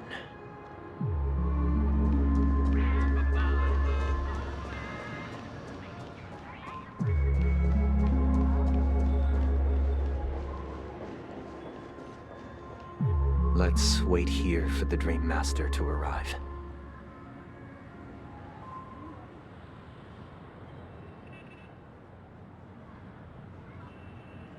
Okay. By the way, brother, I heard you no longer have a sweet tooth. Back when we were kids, you used to steal my desserts. Seems like a lot has changed during my absence. What exactly happened? Well, someone has to stay awake even in this sweet dream. But that someone doesn't have to be you, or anyone in particular. You're carrying too much on your shoulders, brother. The paradise in our dreams. It shouldn't be like this.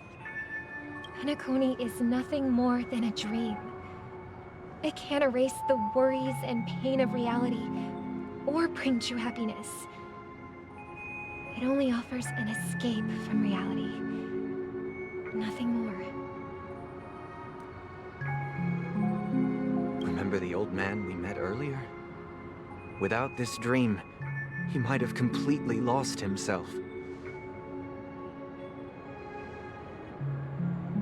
That might be true, but even without Penacony, he could have chosen another path.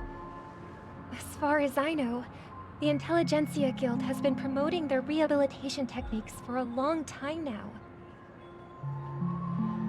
That path may have been more ordinary and challenging, but now he is receiving hospice care in a comatose state, and his fate is sealed. Is Penacony granting these people a future? Or is it taking it away from them? Well, don't forget this. Not everyone really has a future. The future for humanity is like the sky for birds. People mistakenly believe that flight is inherent to birds because they've never witnessed those birds crashing to their death. Do you remember how we took in that little Charmony dove when we were young? Yeah. We took care of it. Provided food and water, groomed its feathers. And later, when I decided to leave Penacony, I opened the cage and set it free. Well, I didn't mention what happened to it in my letters because I didn't want to upset you. Shortly after you left, it crashed to its death right in front of your window. I had surmised as much. I knew you wouldn't have avoided mentioning the bird for no reason. Despite that unfortunate outcome, I still believe it was the right decision. Birds aren't meant to spend their lives in cages. They belong in the sky, even if they can't fly. But here's the thing. If there are birds in this world that can never fly, can we really assert that they belong in the sky? Are you implying that the same goes for humans too? Let's take the Astral Express as an example. the Nameless made tremendous efforts to bridge worlds, gaining fame across the universe. However, only a few extraordinary individuals can endure such a perilous journey. That's because the pursuit of the Trailblaze exceeds the capabilities of ordinary humans. Otherwise, why would this path be filled with broken rails, an abandoned express, and even a fallen Eon? That's just sophistry. If that were true, then only the powerful would have the right to determine the future. Unfortunately, that's exactly what happens. Another name for the future is self-value. While this world has its fair share of heroes who inspire people and garner admiration for their heroic deeds, the majority of ordinary people will never become heroes in their lifetime.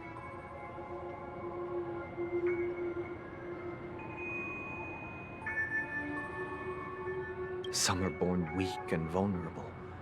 Some find themselves trapped in unfortunate circumstances. Some fall victim to malice and cowardice. When it comes to survival, everyone is equal.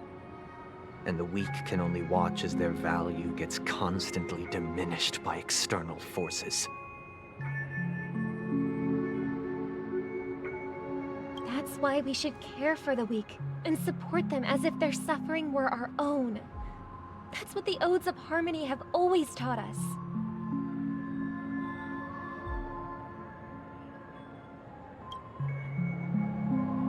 While the Harmony holds noble aspirations, the strong will always be strong, and the weak will always be weak. Even in this carefree dream. Human nature contains greatness, but it also harbors inherent weaknesses that can't be eradicated. In the end, if people can't even secure their own survival, they won't care about the illusory future of equality. As long as the law of survival of the fittest prevails, there will always be fledglings crashing to their death. But if people don't live for the future, do they merely exist for survival? If even you, my brother, don't believe that the Harmony will save the weak, then which Eon can make our dreams come true?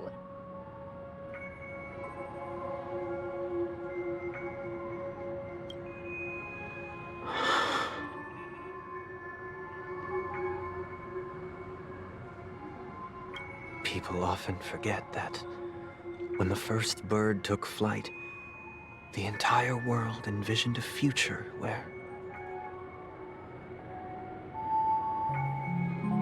no more fledglings would ever crash to their death.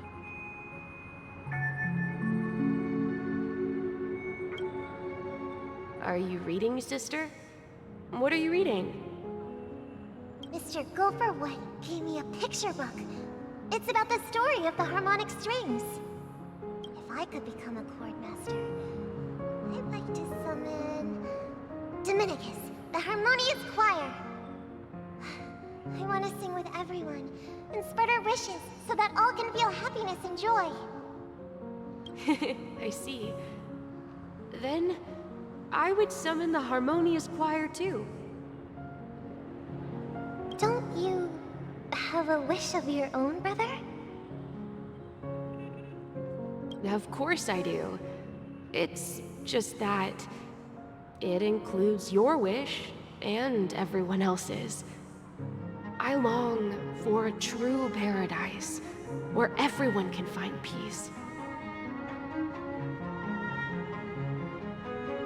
Then, let's build a stage there and invite everyone to our performance so that both our wishes come true through the power of the harmonious choir. It's a deal then. Yeah, it's a deal. But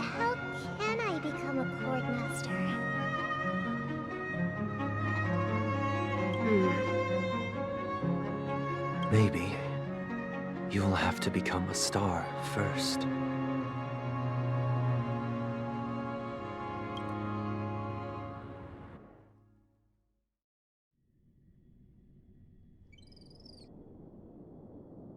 You're back sooner than I thought. Any results? Yes. And now, it's up to us to forge ahead. Since he's already carried out his last wish, my final mission is complete. But pardon me if I sound curt. It's good to have determination. The path Mikhail left for you is not an easy one to tread. Why else would he have chosen to sleep in solitude, staking everything on some nameless in the future? But you have the numbers, and in numbers comes strength. So that might just delay your inevitable a little more. Got any more encouraging words? As I see it, relying on Welt's negotiations alone is far from enough. Regardless of whether the other party will be compliant, negotiating simply allows us to meet them as equals and won't grant us an upper hand.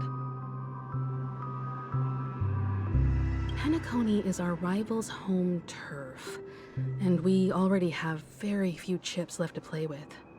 Rather than idly sit around while the family's got us blocked off, an offensive approach might be a wiser course of action.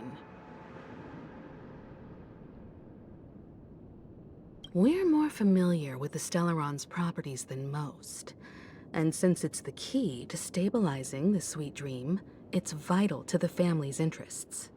By attacking their core interests, they're bound to retaliate hastily. And as the saying goes, haste makes waste. That's right. As long as we pose a threat to the Stellaron, either with words or otherwise, we have a chance at gaining the upper hand. But the problem is, on the eve of the Charmony Festival opening, how exactly are we going to get close to the theater? Family security will be airtight, and if we brute force it, even if we succeed, it's too risky. So, no one's gonna say anything? Then I'll raise my hand. I know the answer to this question.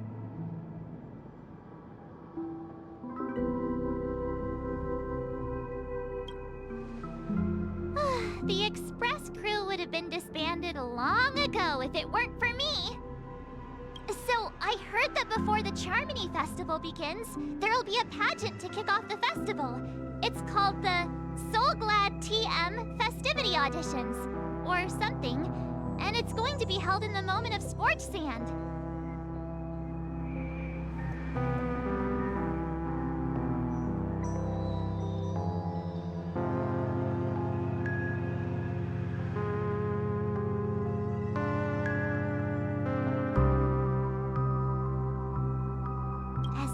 As we clinch the top spot, we'll be able to attain the title of Festive Superstar and be able to personally bask in the graces of Miss Robin. Not that that's important. What's crucial is that we can enter the Grand Theater before the audience arrives.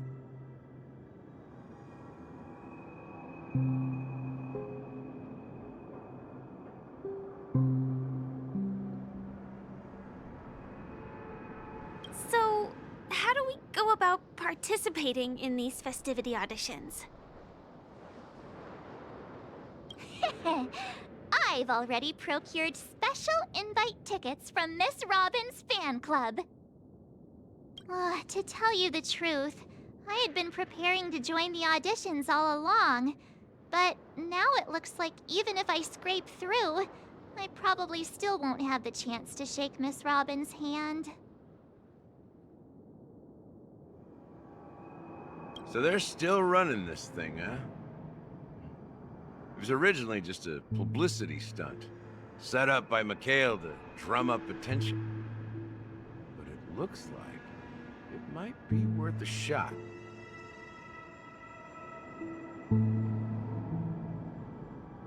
We'll follow March's plan. Mr. Gallagher, will you be joining us? I'm afraid I won't have the time. As a virtual character, I've already completed my final mission. Whether... Should we ever cross paths again? I'd love for you to visit the Express. All right. I'll have to add to that data bank of yours you've got on the Express. And Miss Firefly, we thank you for all your support. We're faced with a formidable enemy. As long as the Astral Express and Stellaron Hunter's objectives are aligned, we're willing to cooperate with you. We've already come this far together. I'd like to join you for the rest of your journey on Penacony. I'm pleased that we can finally fight shoulder to shoulder. I couldn't ask for a better ending. This is also the spirit of the Trailblaze. Now, everyone, let's prepare to move out.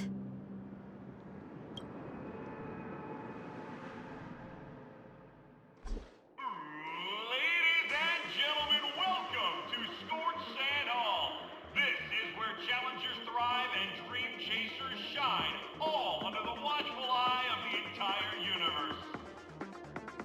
If you have ambition, dream, and the drive, dear friend, the next superstar of Penacony Charmony Festival could be you. Oh, wow, they've really outdone themselves. Oh, I'm starting to get excited. Behold, here come 4 friends with spirit high and full of steel. Are you aspiring to be the superstars of the festival? Is he talking about us? Yes, you! There's no doubt about it. I see you have all the potential of a superstar in you. Excuse me, you four. What are you hoping to get out of all this? As the last group of contestants, how confident are you in overcoming all of the challenges? Would you be open to a brief exclusive interview with us? It'll be quick. Your journey is long and fraught with peril, yet under a sky blanketed by banners, you vie for the crown. The sword and rose! Protect the beauty! The beauty, the beauty! Magnificent and majestic! A knight's head is hard as steel. Brotherland's focus is stubborn as a heel. We don't all have to be winners, but if we don't have fun, we'd all be sinners. People are pouring in. Kinda feels like all sorts of baddies are showing up. Let's get in there quickly and enter the competition. Ladies and gentlemen, please make way. Make way. Coming towards us now is one of Penacony's top 10 wealthiest tycoons and the soul-glad business empire's founder, Mr. ID.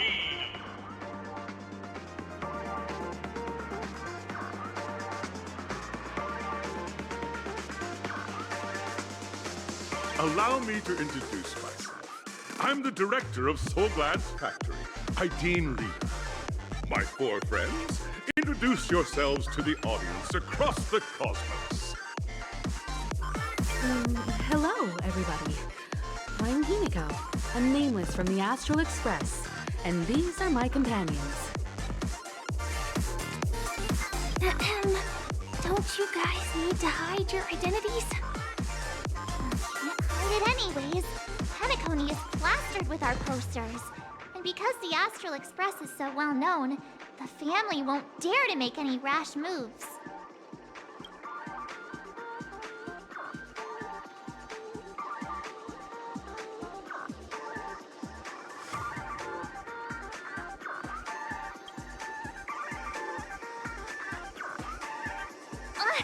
Don't expose my net handle to everyone! Hello, everyone! I'm March 7th. I'm an ordinary girl who loves adventures. Hello, everyone. I'm Firefly. I adventures. So it's a bunch of nameless guests. This final face-off is bound to be spectacular. Time is precious. My four friends, come with me. Grab a bottle of Soul Glad and make your dreams a blast.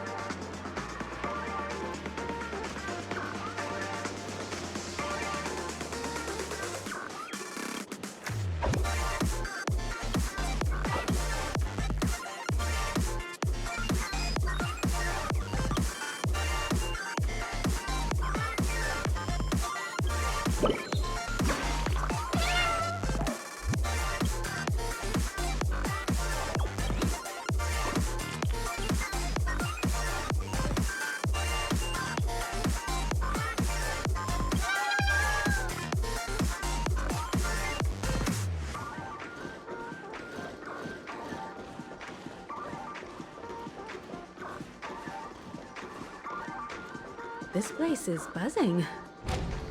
That's right.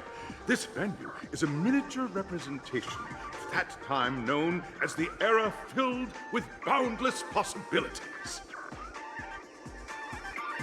Stream forth the gleam of old blades.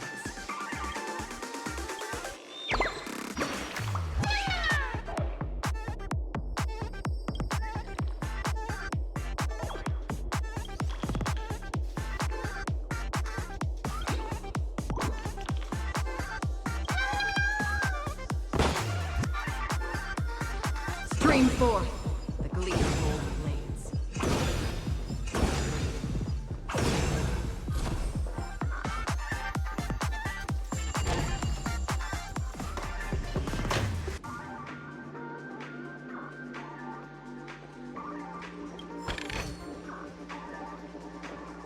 Stream forth the gleam of old blades.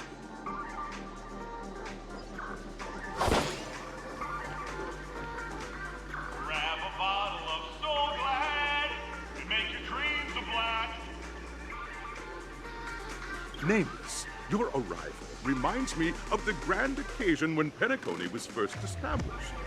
I was still a young, bright-eyed lad back then, lured here by the watchmaker's ads, full of zeal and ready to make my first fortune in life. Once, during a particularly grueling day, I passed out and was resuscitated by a drink from Mr. Sousa. That sweet taste has since been etched in my mind, and that was what drove me to create the Soul Glad that we all know and love today. The dream-chasing era was truly a wondrous time. Oh, I miss those days, and the watchmaker. Scorched Sand Hall is my homage to that time of boundless possibilities. I wholeheartedly hope you make it to the finish and emerge as the next superstars of Penacony. Now then, is there anything you'd like to say before the competition officially begins?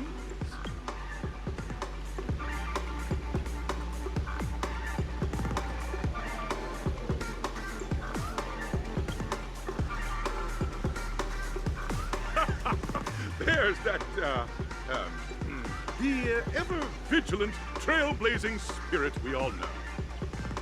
Hey, you should really fix that defeatist mentality of yours. Miss March, how about you? Hello, everyone! Next up, get ready for the Mega March 7th Adventure, where I'm going to break the speedrun world record! Trailblazing into the uncharted and challenging the limits. That's Miss March 7th for you. How about Miss Firefly? I hope that by the end of this journey, everyone will have achieved the outcome that they hoped for. Ah, a wonderful wish! Miss Himiko, what are you expecting from your team? Safety first, everyone. Simple words, but full of warmth. Waiting for you are 3 stages, each connected to that era. The first 2 stages offer 2 distinct paths to choose from, with unique challenges on each route. And in the last stage, you will face off against a champion who has defended the title to this very day. A beloved contender whose noble virtues are unrivaled. Those are the rules. Simple. Everyone clear? Now, I hereby announce that the 33rd Scorched Sand Festival of the 20th season, sponsored by Soul Glad Enterprises, has started.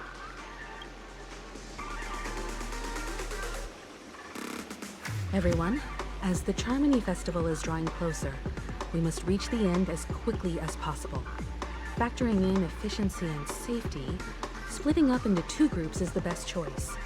March and I haven't known Miss Firefly for too long and aren't overly familiar with her. It'd probably be better if the 2 of you paired up. Fine by me. Let's do it. All right. I don't have a problem with that.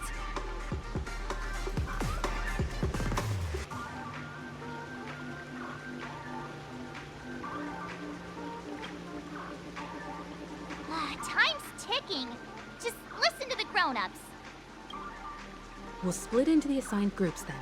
Let's not waste time.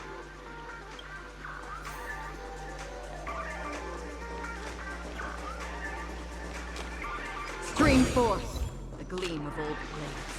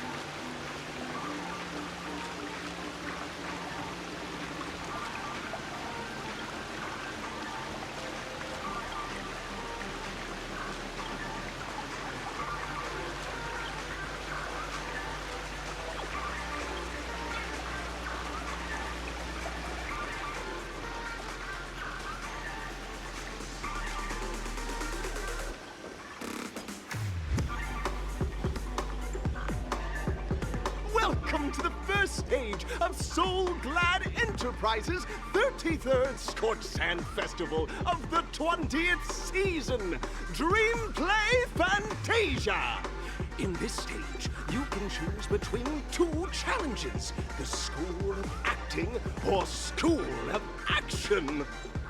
In the School of Acting challenge, you have to complete 3 performances from 3 scripts and move the panel judges. In the School of Action challenge, you have to defeat 3 groups of enemies convincingly and reach the end. Now, make your choice.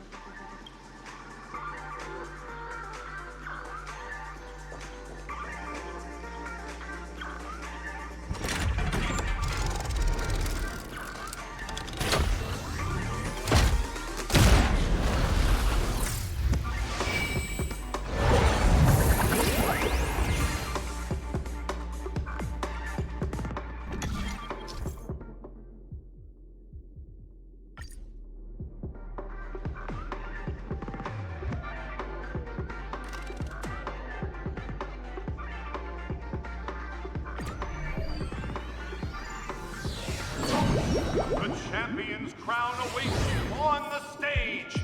Welcome to the Arena of Action Stars. Please make your way to the stage and vanquish those malevolent scoundrels with your dazzling fighting techniques. Competitors, allow me to introduce the rules of this challenge to you. There are a total of 3 stages up ahead, each with their own challenges. The enemies you will contend against are antagonists from the film Once Upon a Time in Dreams. Defeat them swiftly and decisively to set a new record. It's worth mentioning that the fastest time at this stage was achieved by a contestant with fiery red hair. Astoundingly, he overcame all enemies across the 3 stages in only 5 minutes. Time is of the essence. Let's make this quick.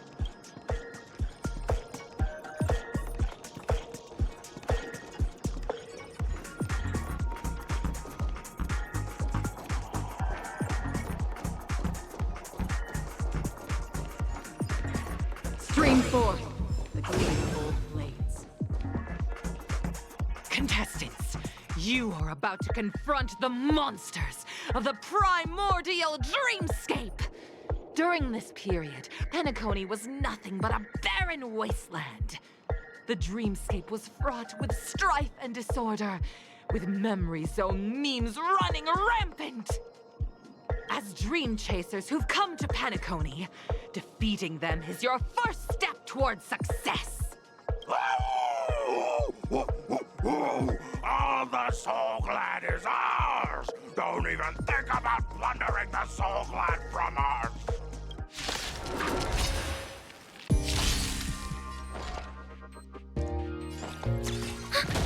Can I have fun this time?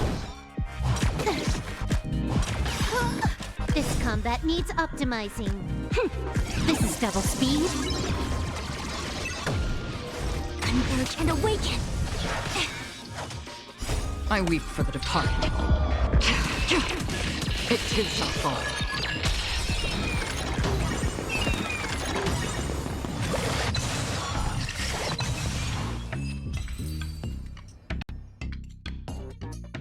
Soul Glad! My Soul Glad! Pretty simple. I just hope these tests don't take too long.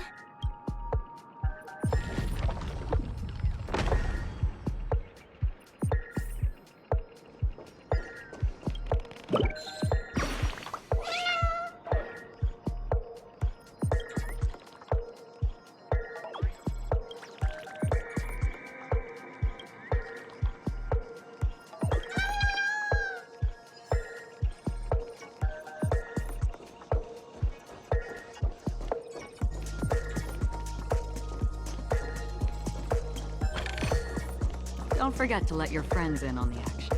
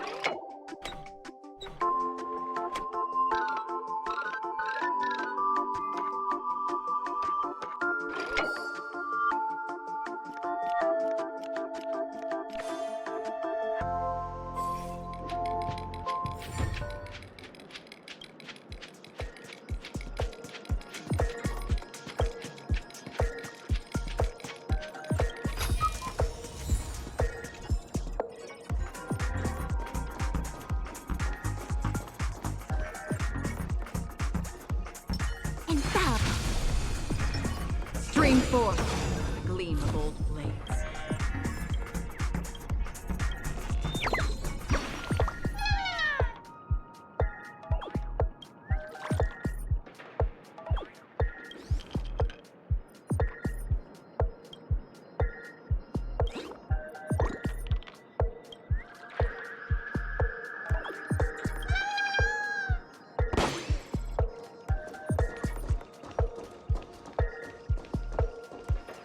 Congratulations on becoming the first group of Dream Chasers!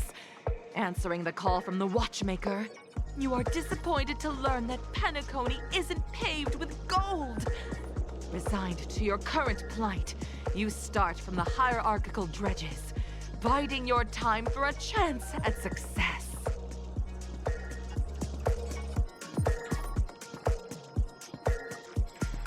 Just as you're about to give up, a downpour sparks a business idea. You enter the umbrella business!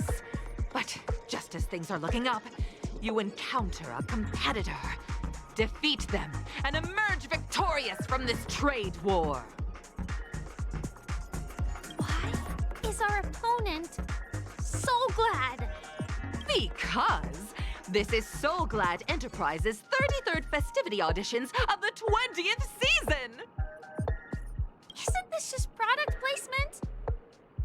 To safeguard the integrity of Soul Glad, I will soar high into the sky and become its shiniest star. Whoosh!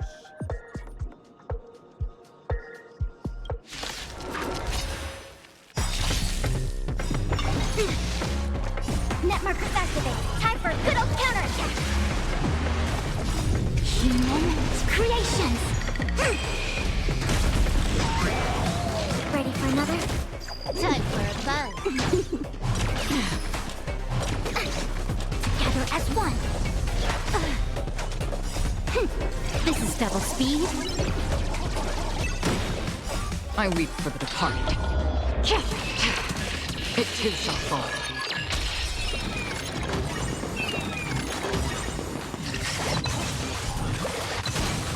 Net markers activate. Time for a good old counterattack. The world kisses me with pain, and I provide with Soul Glad in return. Whoosh!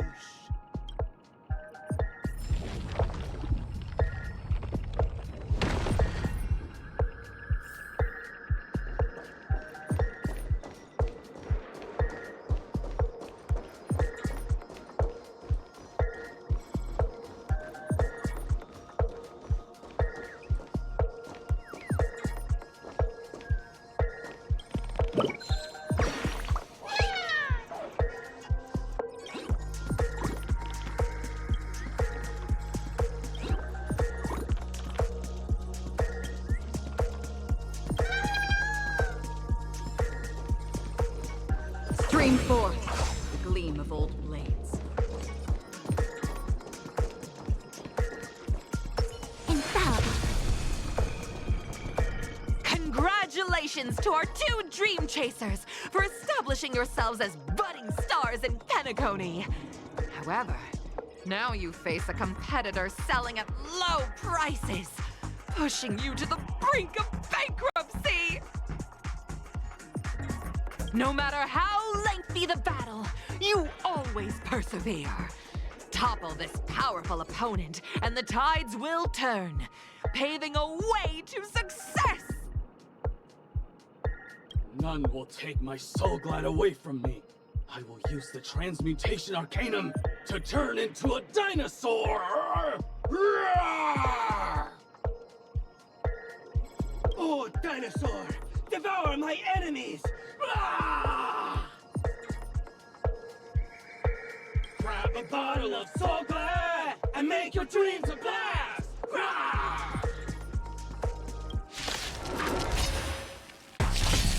Ready for another? Time for a buzz. Converge and awaken. Ouch! This is double speed.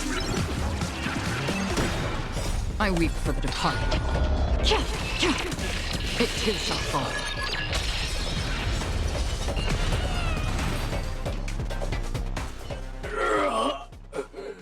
The body withers, but the soul-glad name shall not.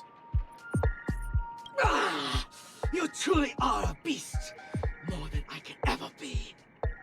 That should do it! Okay. Let's go. Mr. Yang is waiting for us. Isn't this fight way off from the actual storyline? Transforming into a dinosaur isn't imaginative enough for you? This is the sort of magic only seen on Penacony. Anyway, let's get back on track. Where were we? Oh, that's right.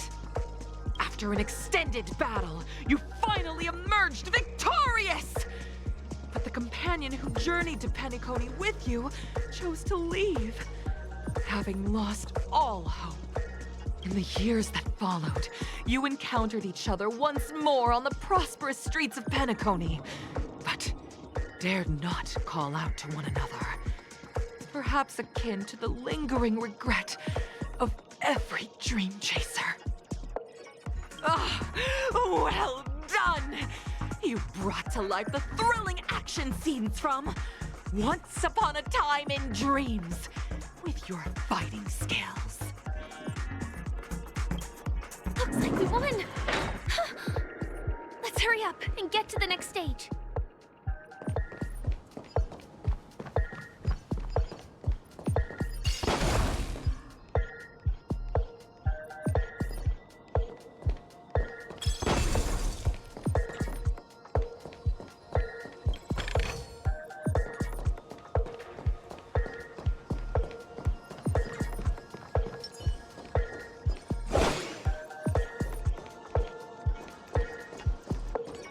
Stream 4.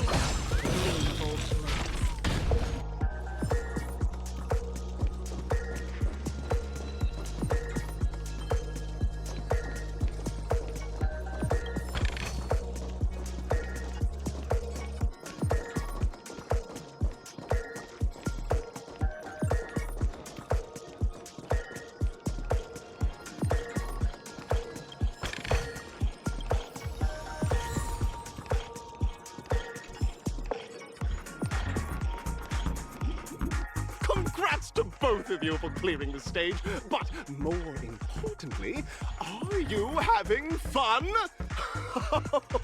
Fun is more important than success. Look at the time! You finished much faster than that red-haired contestant did. That red-haired contestant. Who is that exactly? You'll find out eventually, but only if you clear the next test first. Welcome to the second stage of the 33rd Scorched Sand Festival in the 20th season, sponsored by Soul Glad Enterprises.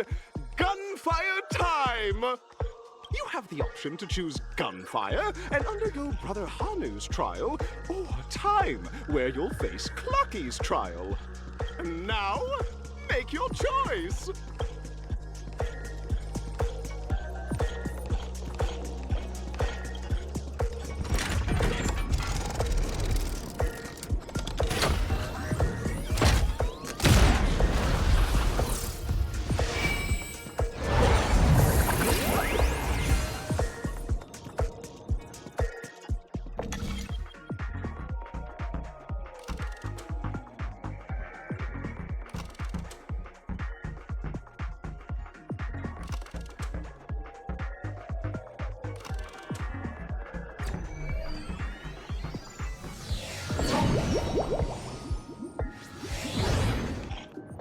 Dear friends, welcome to the wonderful world created by the Watchmaker. Awaiting you ahead is the titular character from the beloved Clocky animation, Clocky! It's said that the Watchmaker dreamed up the idea of Clocky when he was just a boy. Back then, he was merely an apprentice in a clock shop. And one night, he dreamt that all the broken clocks started sprouting arms and legs. Like a skilled pilot, he steered them towards the right path. As a classic figure who grew up with many, Clocky truly shaped a generation, solidifying the watchmaker's pivotal role in popular culture. Contestants, may you have a wonderful time with Clocky. The trial of time. I hope it won't waste too much of our time.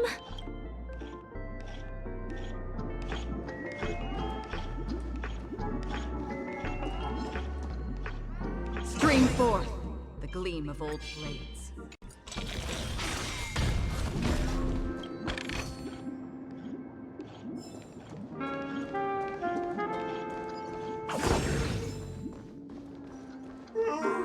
Am I just a failed experiment? That statue. Did it just speak?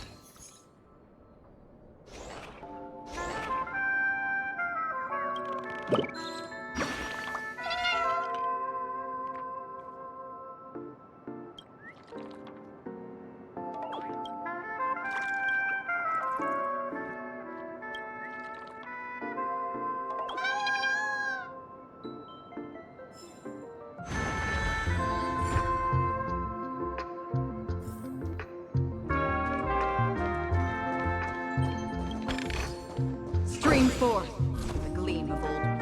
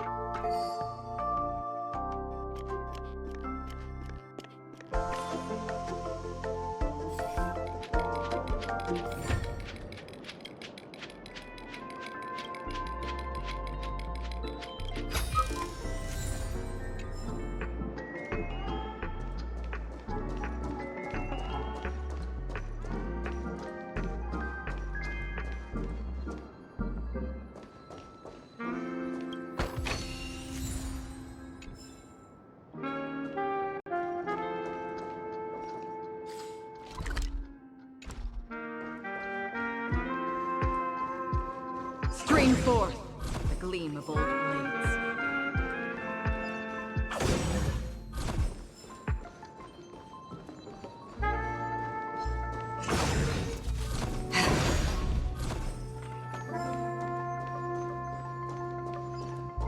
Stream forth the gleam of old blades.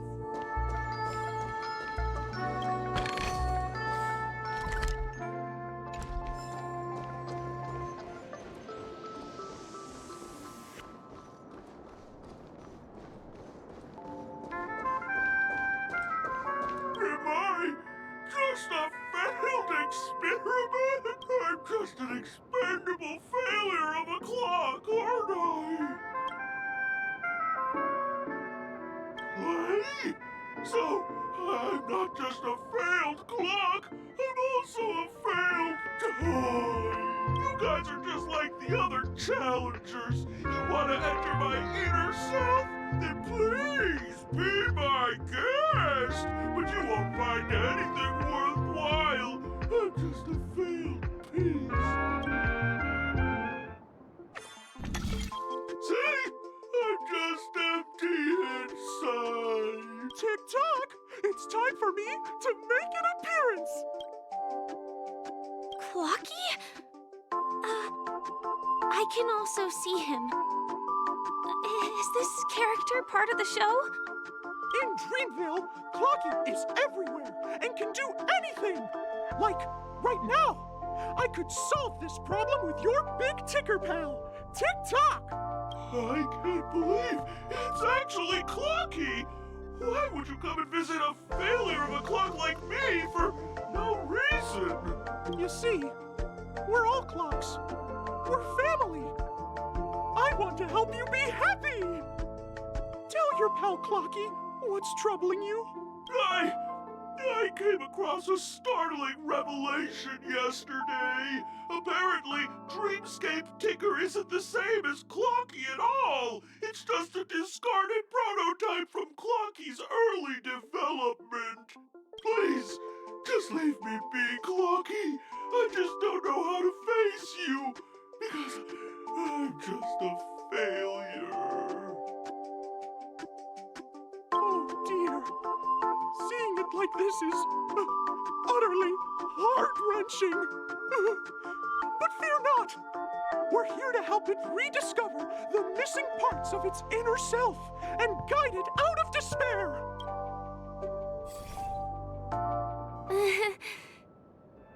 I guess even troop members can experience existential crises.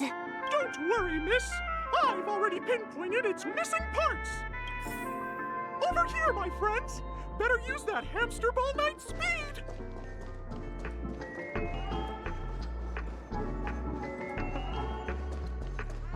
This must be one of the missing parts that Big Ticker needs.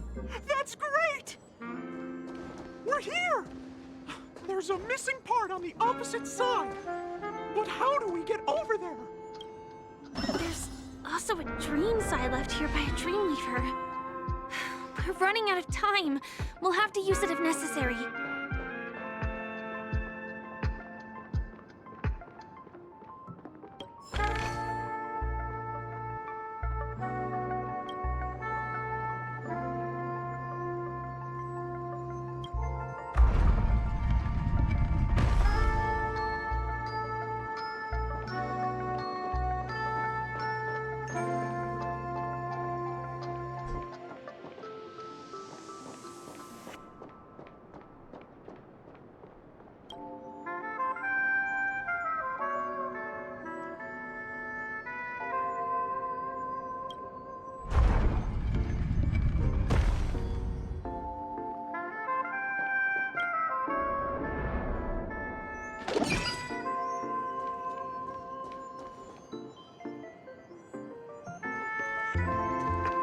Stream forth the gleam of old blades.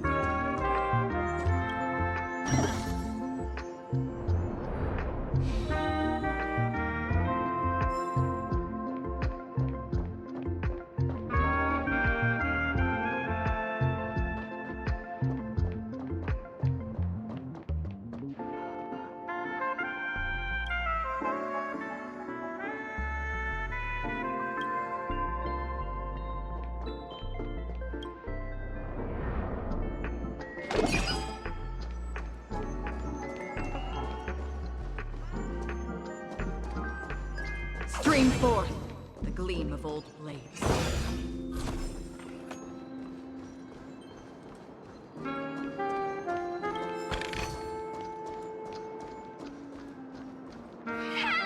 Tick-tock! Do I hear... Tweet! Help! Tweet! This man's body is boiling hot! Tweet! Is anyone there? Tweet! I can't take it anymore! Tweet! Oh dear! It's an origami bird! What's it doing in Beyond Overcooked's tail? Is that Cookie? Tweet! Please save me! Tweet! I'm being roasted alive! Tweet! A roasted bird? Oh!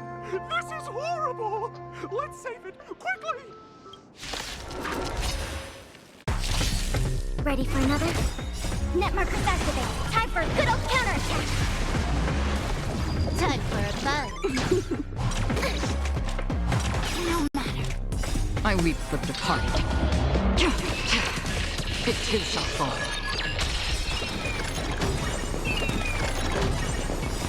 Humans, creations.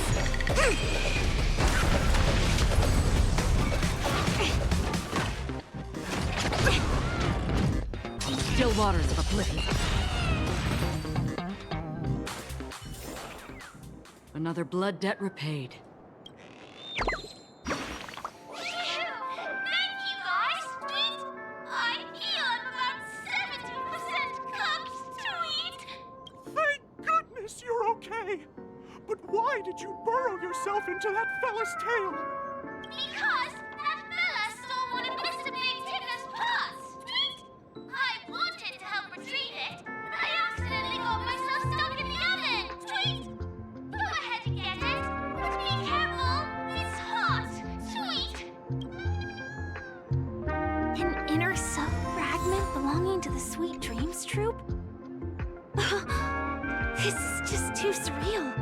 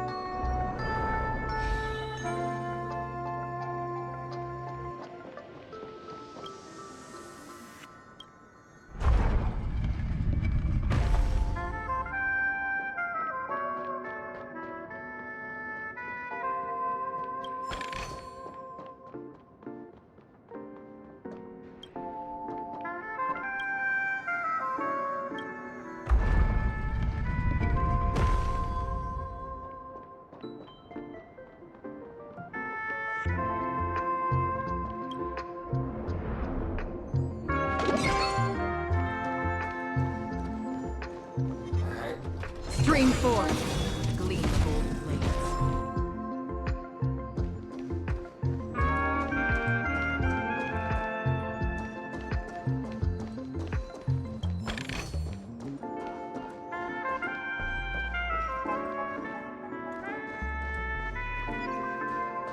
Stream forth the gleam of old blades. We've gathered all the missing parts. Let's hurry back. We don't want to keep Big Ticker waiting.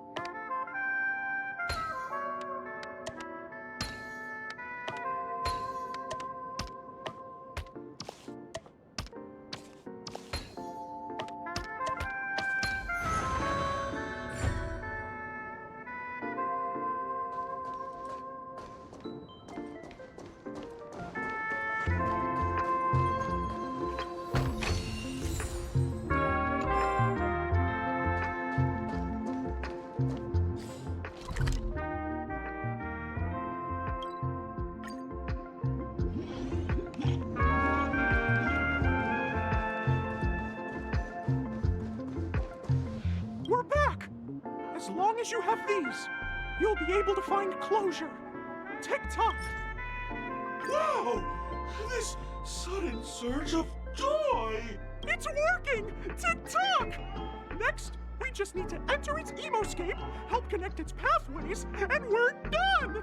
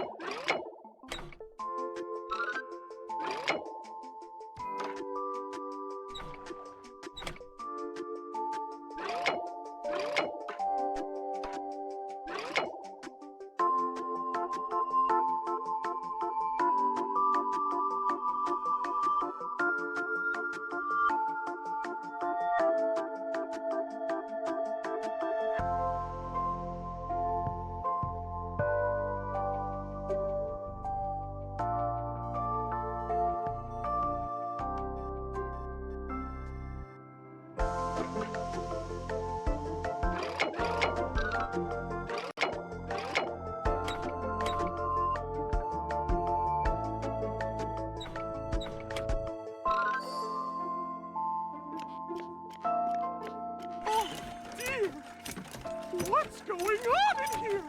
Your inner self is a mess! I'm not qualified to be the real Clocky! Just give up, Clocky! No! This is unacceptable! You have to face your fears!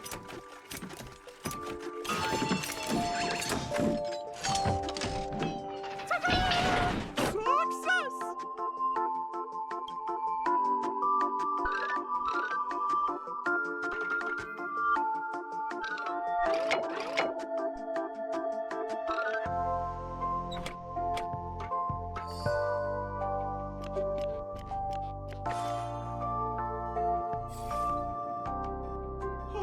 Thank you, Clocky. If not for you, I'd never be able to connect with people like this. You helped me find myself again. No problem at all. As the guardian of Dreamville, it's what I'm here for. Oh, my friends, you still have other important things to do, right? Go forth, my friends. When the moment comes, all the Dream Tickers and I will cheer for you. It's all done! Victory's in sight! Let's head to the final stage. Stream forth the gleam of old blades.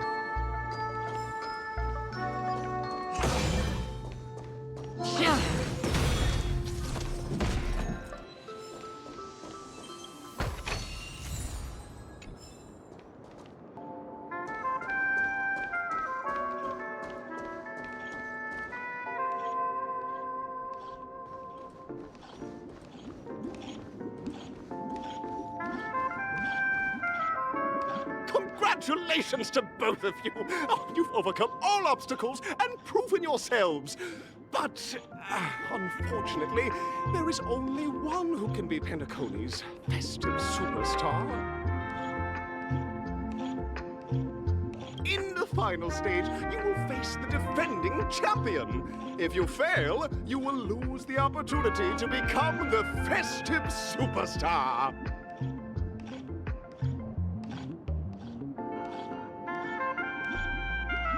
Welcome to the 33rd Scorched Sand Festival's third stage in the 20th season, sponsored by Soulglad Enterprises Superstar Showdown.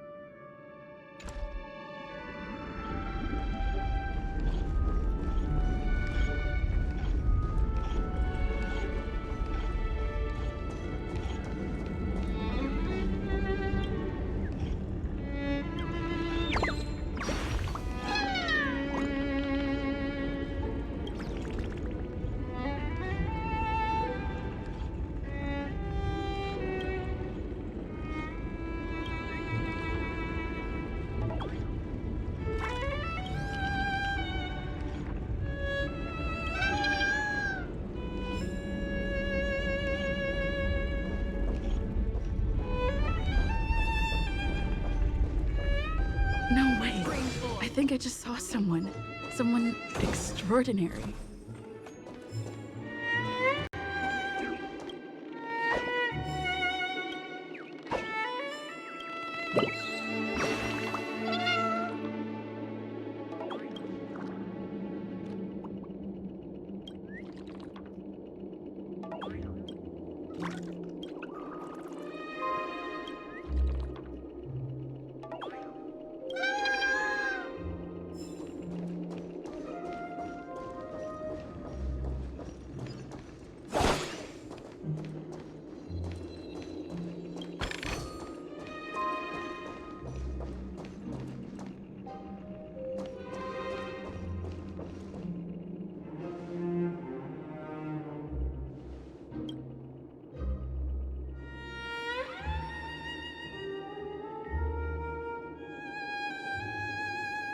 Are you a Knight of Beauty?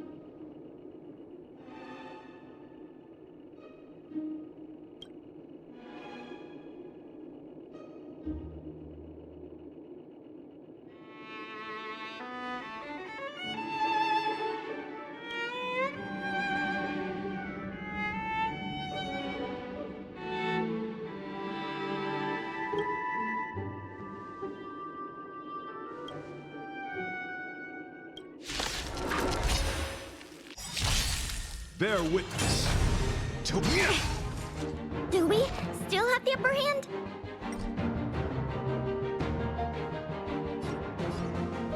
Enemy data signet markers activated. Time for a good old counterattack. Ready for another? Rise to the More challenge. enemies. This combat needs Optima. This is double speed. To the challenge. Together as one. Destined for oblivion. Let the duel commence. Put forth all your might. Rise to the challenge. Time for a buzz. I weep for the departed. It too shall fall. Behold, this symbol of pure Enemy data beauty. secure net markers activated. Time for a good old counterattack. You are fighting a gentleman.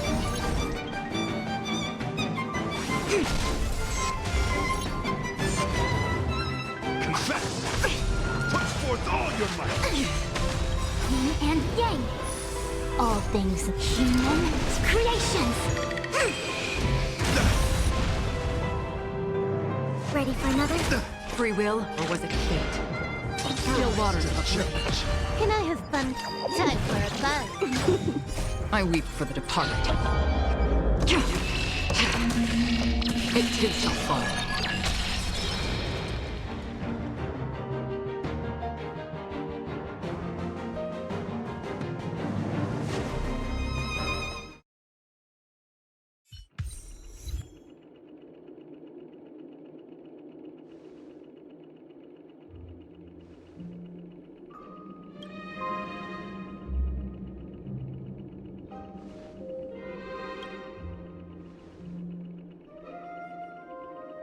We don't have much time. May fate allow us to meet again, Knight of Beauty. In that case, let's make our way to the end. Penacony's really thronging with talent. I hope we make it in time.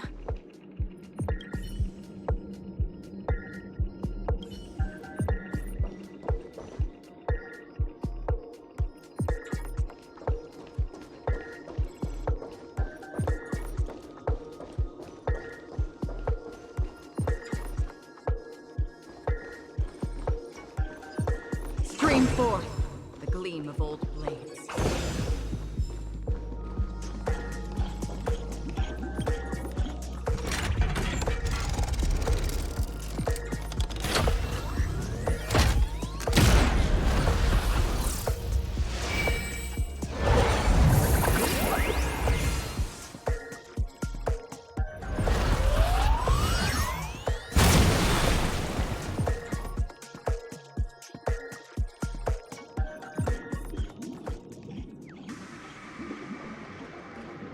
Congratulations to the Galactic Baseballer and Firefly on becoming this Sports Sand Festival champions!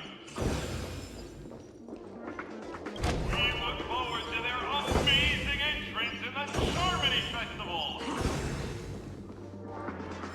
Let's give a round of applause to our aspiring young guests!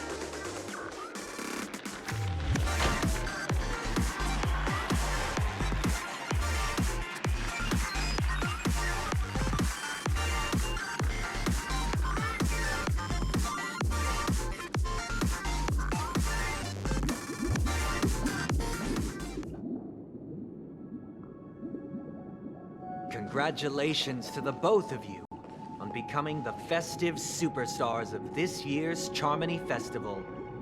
Before entering the Grand Theater, I, on behalf of the organizers, extend my sincere congratulations to you, wishing you joy under their radiance.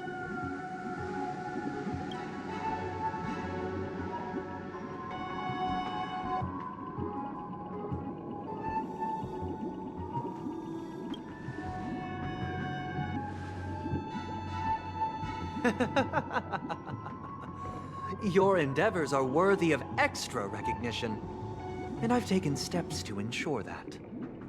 However, this reward is not a material one, but rather the opportunity for an open and honest communication between us. As previously promised, my sister, Mr. Yang, and I have met with the Dream Master. We delved into the truth about Penacony and its Stellaron, and have come to a consensus.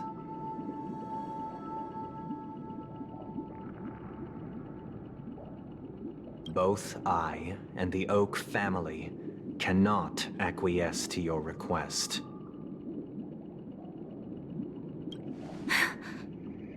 Just as expected. We acknowledge the perspective of you, Nameless. Penacony does require change, but not as you propose.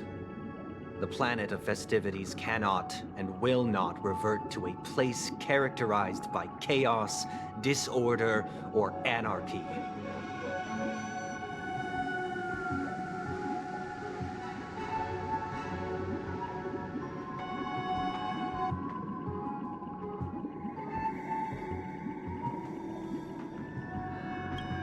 Through your journey of overcoming obstacles, you must have glimpsed the essence of that era. The vulnerable ruthlessly eliminated, equality non-existent, common folk living precarious lives, eking out a dreary existence.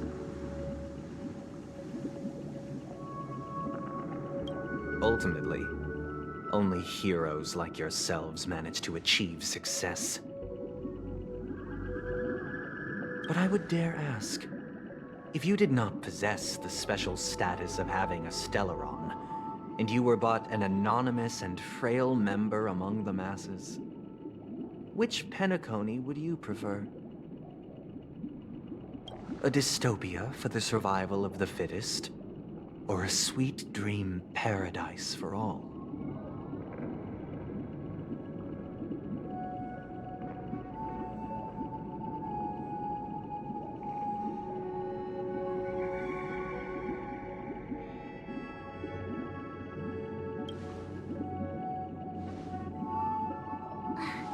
That's not the point! Don't let him mislead you!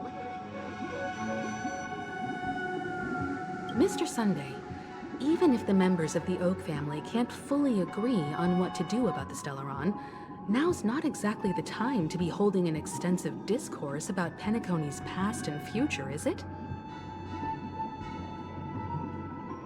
The Stellaron issue concerns the life and death of everyone on Penacony. If anyone has a better suggestion, the crew is more than willing to listen. Also, it'd be best to tell us the ins and outs of that meeting.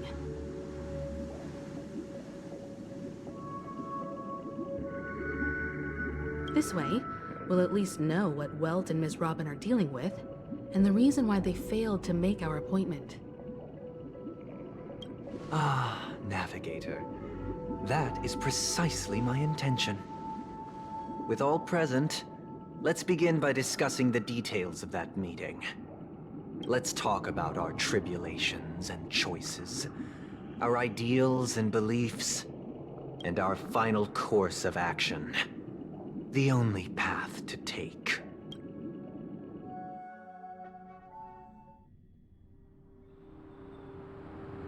You mean to say that for the longest time, there have been scoundrels who would use the Charmity Festival that I have bequeathed to the masses as a tool to realize their ambition? Indeed, Dream Master. Once the Charmity Festival begins, the Stellaron's powers, along with the song, will be broadcast across the entire planet of Penacony. And then everyone in their dreams will be unable to awaken.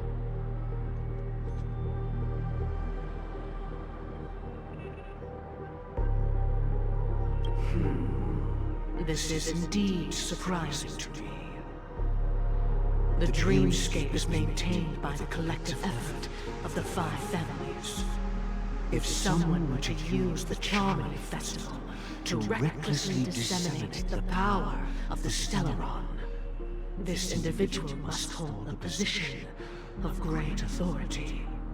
Do you have any suspects? I'd like to ask, did you really not know of the Stellaron's existence?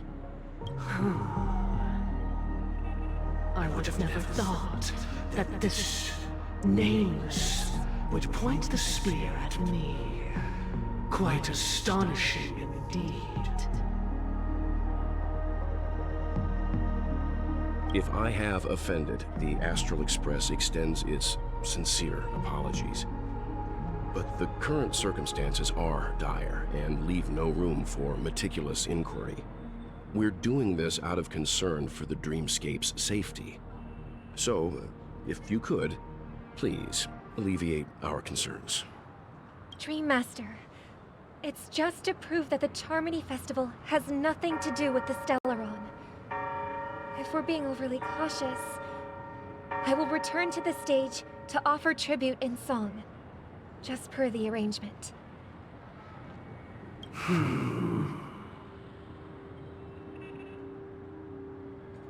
Sunday, Robin, I've watched you two grow up, and and know your dispositions like the back of my hand.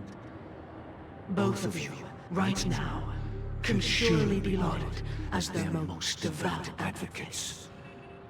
I already know your resolve. The magnitude of this matter is enormous, and cannot be taken lightly. Since Mr. Yang has asked with such earnestness, I will personally respond in kind. If there is a need, the entire Oak family will be mobilized to heed your call. Someday, might I ask you to beseech them to cast their light unto me, and question me in their stead, so that no lies may be concealed? I will do as you command. Robin, could I entrust you to be present as a witness, to document the truth, and to proclaim my innocence, so that all slander may be utterly dispelled? I will do as you command. May thy will be carried out on earth, just as it is in the heavens. Oh, triple-faced soul, please sear his tongue and palms with a hot iron, so that he will not be able to fabricate lies and make false vows. Let us begin. There is nothing else to prepare. Understood. Question. Have you devoted your life to your god, never worshipping other gods? Naturally. Do you love your god as you do yourself, always heeding their admonishments? Naturally. Have you strayed from the path expected by your god, betraying their name? Never. Have you ever been inordinate with your asks of your god, coveting more than the foundation of the creation itself? Never. Then, a final question. Do you swear to fulfill all vows, past, present, and future? With the Eon as my witness, if I do not deliver on my words, or if I renege on my vows, may I be cursed in accordance with divine law. They have seen your faith, and have endorsed your faith. With this, it can be evidenced... Just a moment. What is it, Mr. Yang? I have another question I hope to have answered. To my understanding, the family's harmony and prosperity have never relied on so-called divine laws.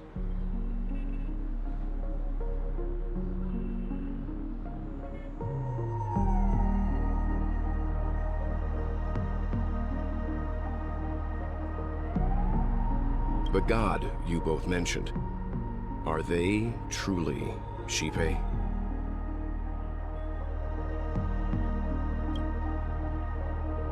Mr. Yang should know that those belonging to the family toil together as if they were kin, embracing solidarity and unity under their light. All duplicity is laid bare before the harmony. Such a delicate and complex symphony. Which other god could perfectly harmonize this, if not for the Great One? Shipe. Perfectly harmonize. Therein lies the problem. It isn't an outsider lurking in the shadows who changed the harmony, but a dissonance that has surreptitiously emerged from within this very symphony itself. In the distant past, there existed an Eon. With one flick of the wrist, they crafted the laws of the cosmos. Their followers formed the Beyond the Sky Choir, spreading solemn and reverent hymns throughout the universe. Later, they fell.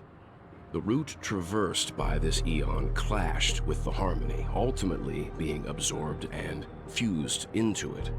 The chorus that once reverberated across worlds fell silent, and when it echoed anew, It was transformed into the Hymn of Harmony. Though an eon may perish, paths with no masters still linger. In the all-forgiving harmony, echoes of bygone dissonance may subtly arise. Mr. Yang, being overly astute can be a detriment. Especially when you find yourself alone and without allies. So this is how it is. For the sake of our grand cause someday, please afford these two an opportunity to rest. What?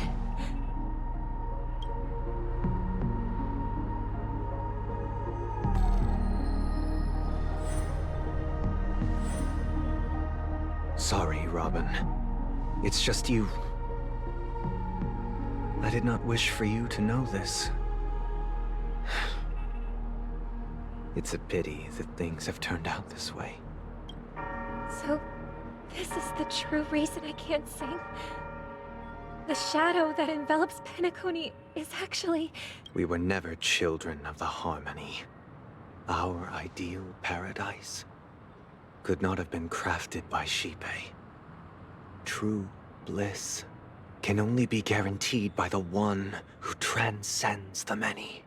Within the foundation of law, humanity establishes civilization, and through harmony, we obtain order.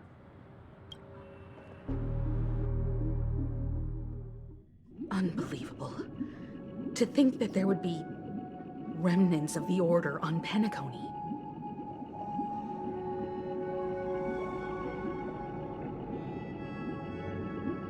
What have you done with Mr. Yang and Miss Robin? Don't worry.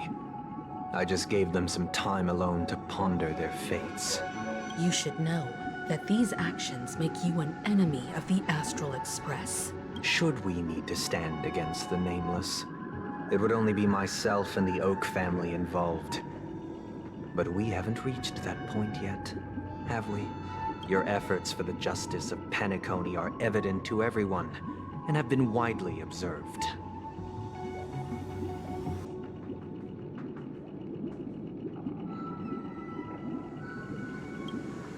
Oh, I intend to. But that hinges on the outcome of this negotiation. If it is the Order that drove you to imprison Welt and Robin, and you're using them to coerce our compliance, then there'll be no point in entertaining any type of discussion.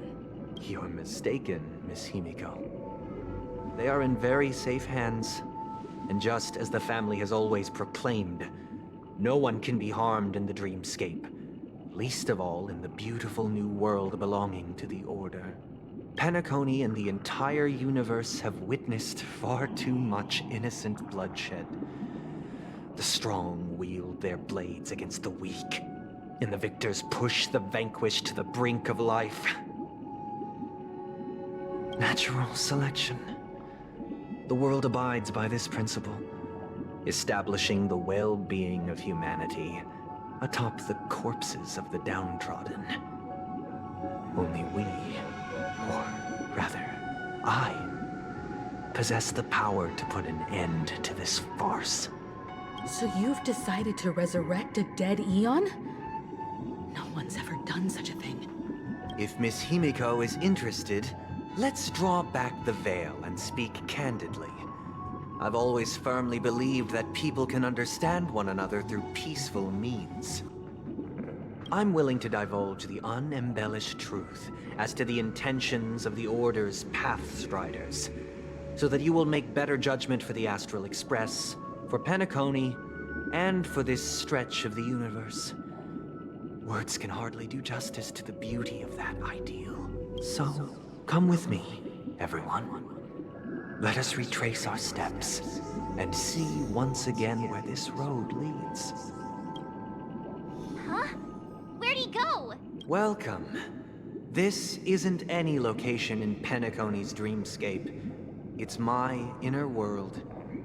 The reason the scenery before you remains unchanged is because your consciousness has drawn on similar concepts to fill in the gaps. Did you do the same to Welt? It's a tuning process. Stronger in effect and more draining on the mind. The gray-haired guest has experienced it before, so she should understand what it entails.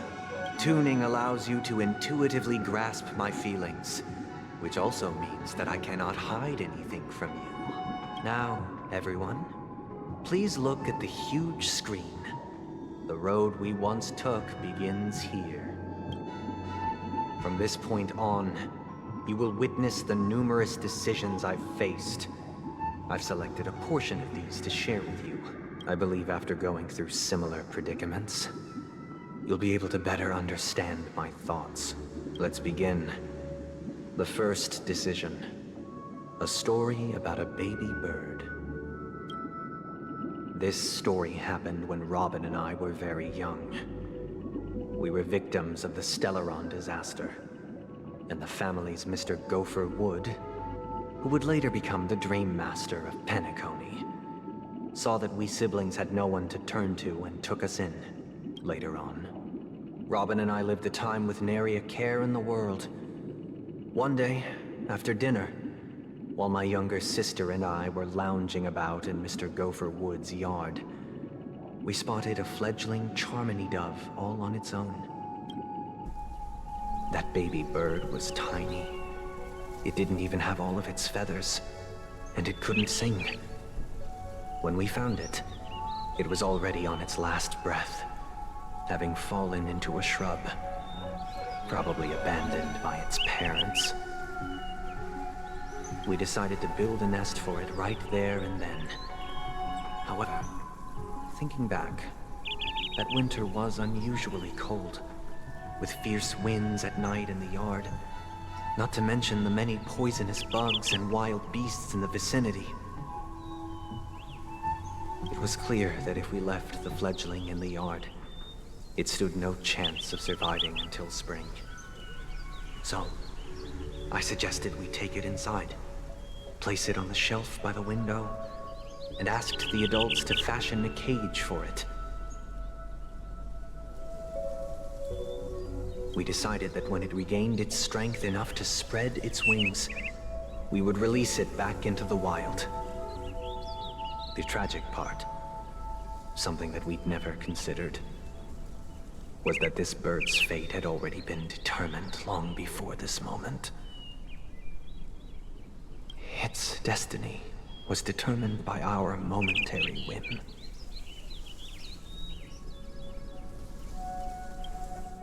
Now, I pass the power of choice to you all.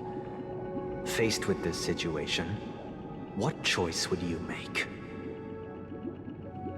Stick to the original plan, and build a nest with soft net where the Charmony dove fell.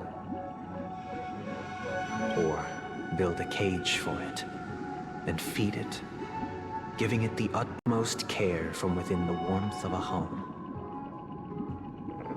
I eagerly await your answer.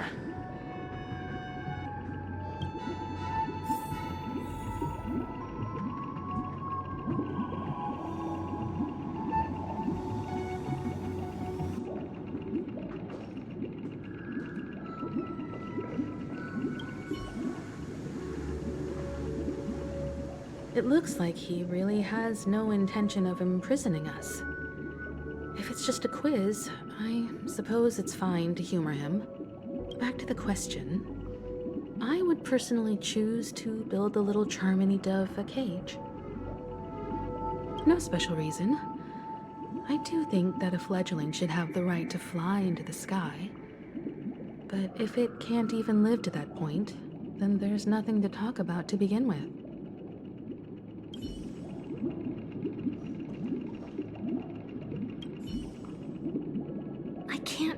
Decipher his intentions right now, but based solely on that question, I would probably choose to build that dove a cage. Even if I was gonna release it back into the sky, it'd have to be strong enough to fly first. If I left it where I found it, I fear it'd never get the chance to fly ever again.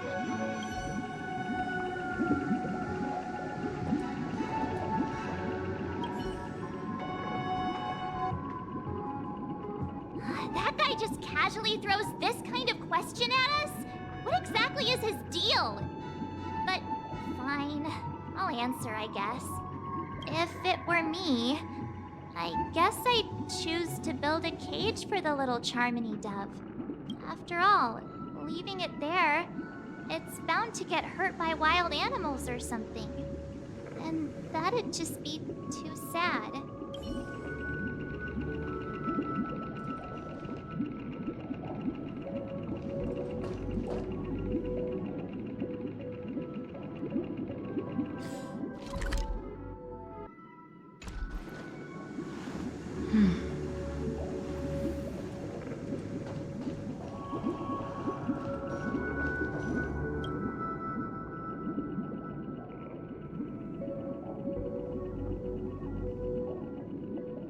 I'm happy to see that you made a choice similar to ours.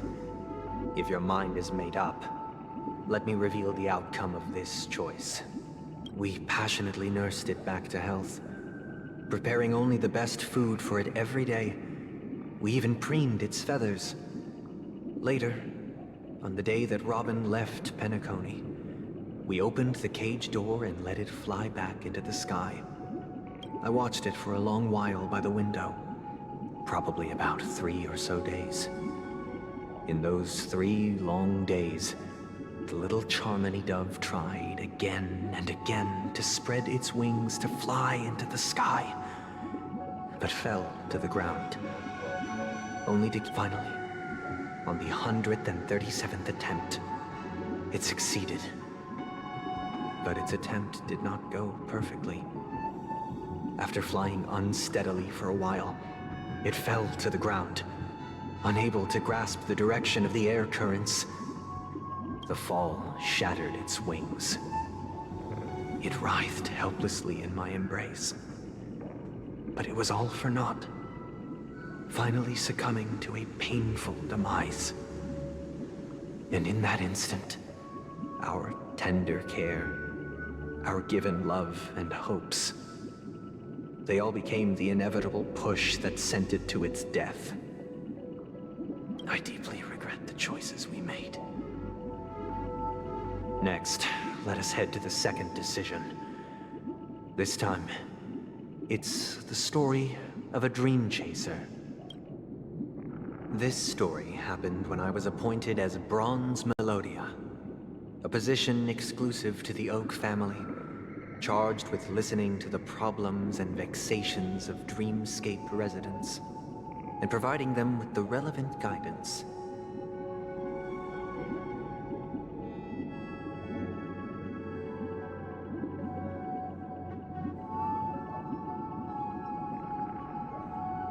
It was during that period that I had the opportunity to hear voices from all corners of the Dreamscape. Joy, sorrow, arrogance, regret. The complex tapestry of human nature that formed the world. And I was fortunate to catch a glimpse of it. He was a dream chaser, and an illegal stowaway. Just like the rest of them, he came to Penacony in search of a better life. Except that, to most people, the price he paid, I suppose you could say it was everything. He told me, I sold everything I could at home. The house, the land, even his 2 children. He said he could not afford to raise them, and that at least they could eat if they lived as slaves. He had a plan in place. He would buy back his children once he had made his fortune, and enjoy Penacony's beautiful dream with them. Alas, his plan to smuggle himself was somewhat clumsy, and he was sniffed out by those pig-headed hounds.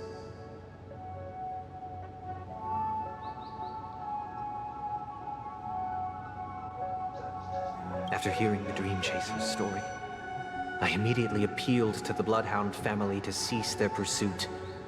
That way, at least he could live peacefully. But I was still too naive to the ways of the world. I did not anticipate that what I thought was a kind gesture would later lead to dire consequences. I'll tell you the outcome soon. For now, I'd like you all to make a choice. Will you do as I did, and try to convince the Bloodhound family to stop their pursuit, so that the Dream Chaser may live peacefully and realize his wishes? Or will you remain silent, leaving him to languish while the hounds are hot on his heels, until his inevitable judgment arrives?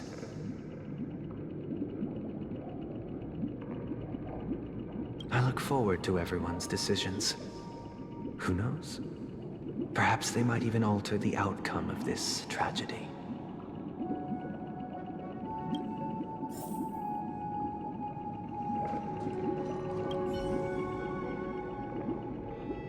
A Dream Chaser story. If I acted out of kindness, I would probably ask the Bloodhounds to stop their pursuit and lend him a hand. But what cruel repercussion would this choice result in? I think Sunday must have been deeply impressed by the limitations of the strong defending the weak through this incident.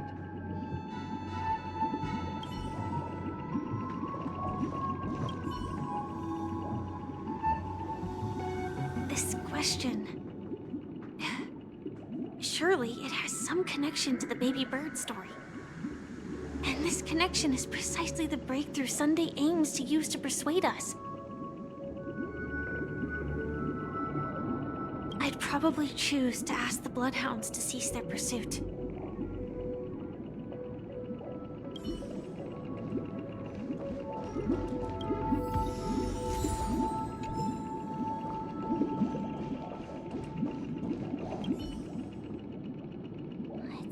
Illegal stowaways are really quite common on Penacony. But that guy in the story, I don't think he deserves any sympathy at all.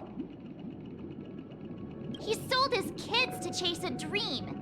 Even if he intended to go back for them, it's still insanely irresponsible. With that thought, there's only one choice. Let the Bloodhound send him back home. This person deserves to be punished.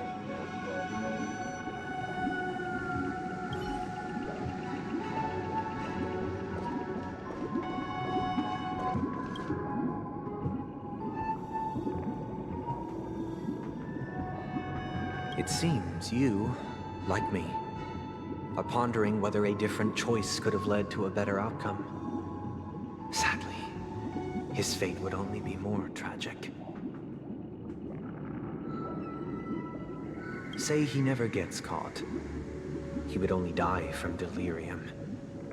The methods with which illegal stowaways enter dreams are unorthodox. Not flawless like the hotels. Living in the dreamscape would be a mere pipe dream. Should he be apprehended? Could the hounds afford to turn a blind eye? The answer is a definitive no. They couldn't bear the resulting consequences, and thus wouldn't dare extend a helping hand.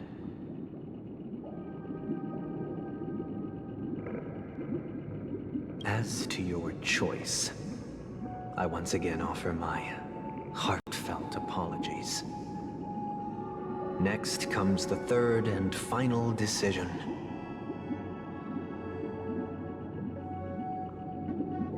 And the story this time is my own. This story happened the day I was appointed the Oak family head. At that time, Mr. Gopherwood was the current Dream Master, and as per his wish, we had a private conversation. What surprised me was that the Dream Master had only come to deliver a letter to me. He let me read its contents, and it was a letter from my sister.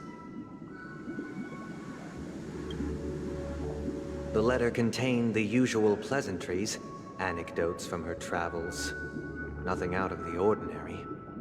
Just as I started wondering how this letter related to our discussion, the Dream Master began to speak. Do you know who wrote this letter? My sister, of course. But why would you personally visit me to hand me a letter from my sister containing mere trivialities? To help you grasp the full scope of this issue. Do you know where Robin is at this moment? From what the letter indicates, she must be in Caspelina 8, correct? She's touring there right now. Correct. Has she mentioned anything about a stray bullet? A stray bullet? What? A war has broken out on that planet. It is because of this very reason that Robin chose this destination. To spread the word of the Harmony. And to save the lives of that planet. She personally made for the front lines. She hoped to ease the people's suffering with Saul, and was willing to brave mortal danger to deliver the IPC's medical supplies. Unfortunately, stray bullets show no such compassion. Is she all right? If the operation was successful, she should probably be recovering in the field hospital.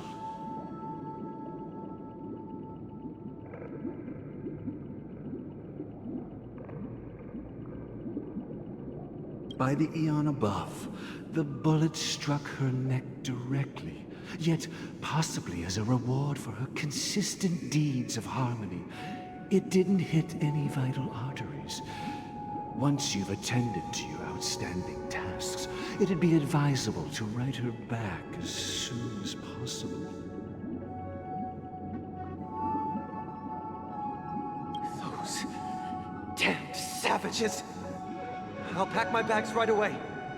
My gratitude for bringing this to my attention, Mr. Gopherwood. Now you understand why she always wears such elaborate neck ornaments, don't you? How could this happen? Miss Robin.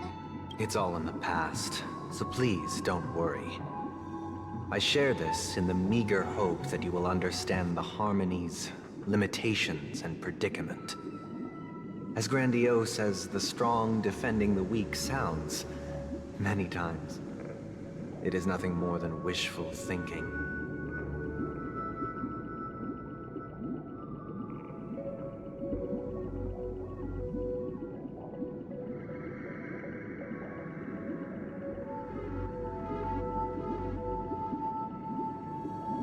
Likewise, I've prepared one last question. One last choice. But rest assured, this choice will not have any grave consequences. Because this is merely a figment of imagination, a nightmare that has haunted me through countless nights. If you ever had the opportunity to make a choice like I did, would you still support Robin's journey on the path of harmony?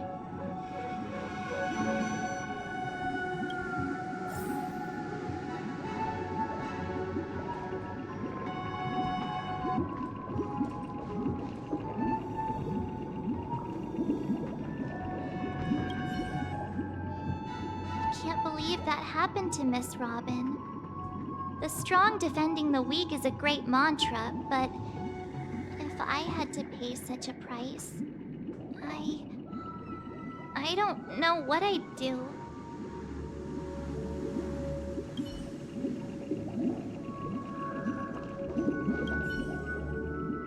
I often feel like I've dreamt of similar scenes on certain nights.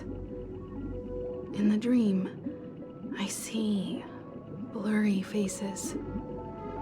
I don't know who they are, but I sympathize with all of them, fighting for survival against some unfathomable force.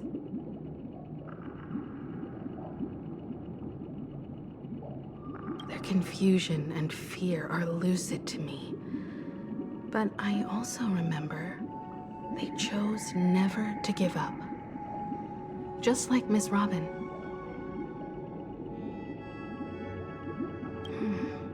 If Mr. Sunday's question leaves you puzzled, you should find the answer from your own experiences.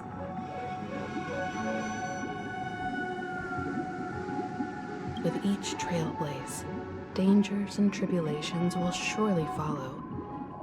But would you ever back away? Would you stop March and Don Hung from reaching their next destination? I believe you have an answer of your own in your heart.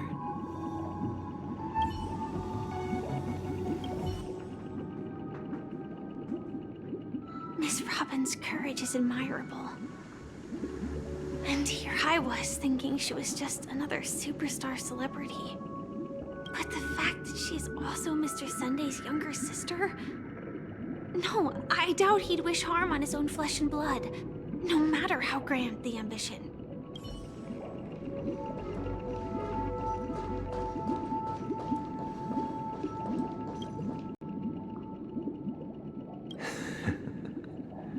I see. I am now aware of everyone's stances. Raising these questions merely serves to illustrate one point. The plight of Penacony cannot be salvaged by the Harmony. The true foundation for a sweet dream paradise can only be established through the Order, where the strong govern the weak.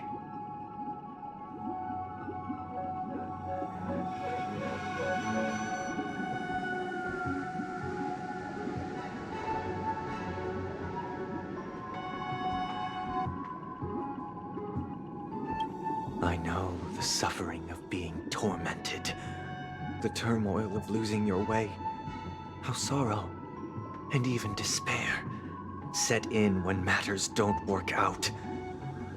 All of this causes me unending pain, because this is not what happiness is at all. We must teach the weak how to live a happy life. And this life isn't some noble propriety that the upper crust preaches, but in definitive terms, a way of survival that belongs to everyone.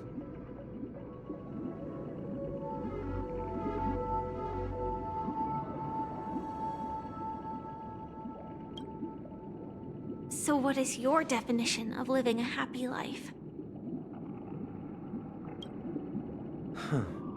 Good question. Human consciousness is fundamentally an illusion, a cage known as self-worth. People lured in by this illusion make mistakes, yet still ask that external influences bear the burden.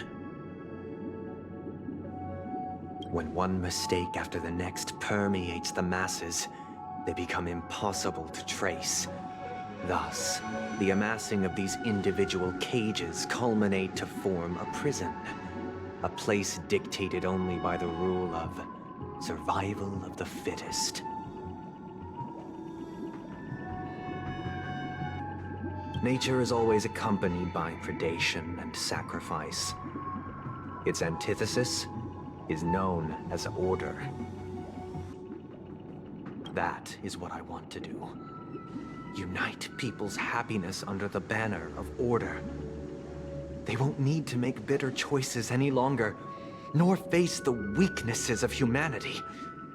They can cast aside their primal instincts to build a haven for mankind.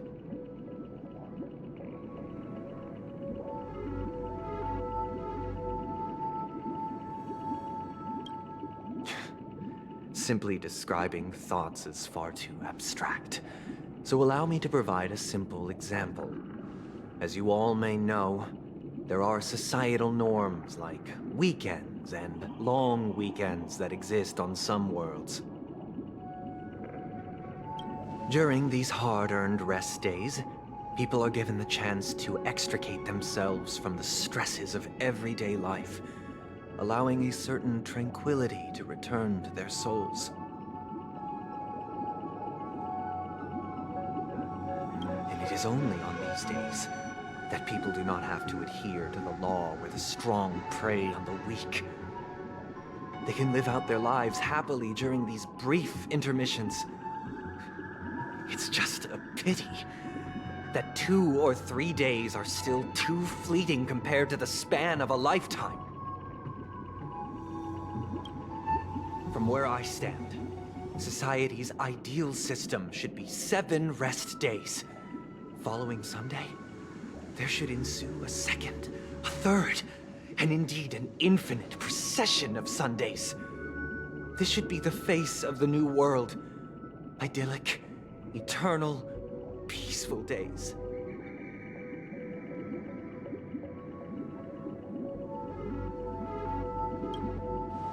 And thus, every person can return to their base selves in this utopia.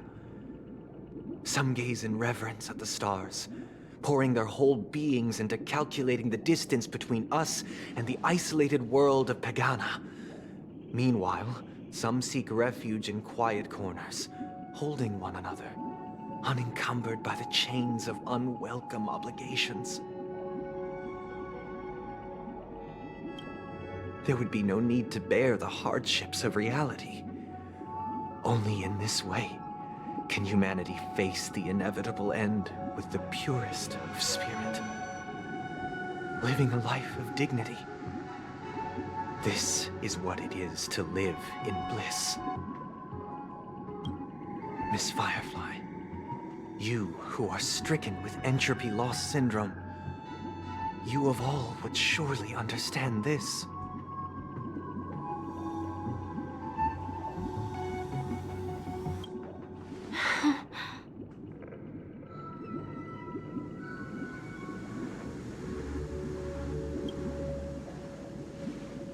It sounds like a flawless theory.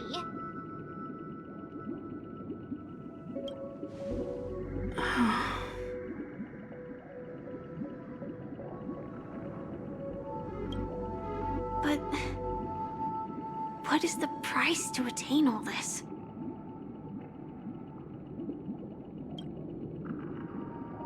The cost is minute, merely a personal and eternal sacrifice. If this paradise is to be maintained for everyone, someone must remain trapped in solitary awakening until the end of the cosmos. Awakening. Which means that this so-called paradise is still a dream. Stepping into this paradise means forsaking reality, correct?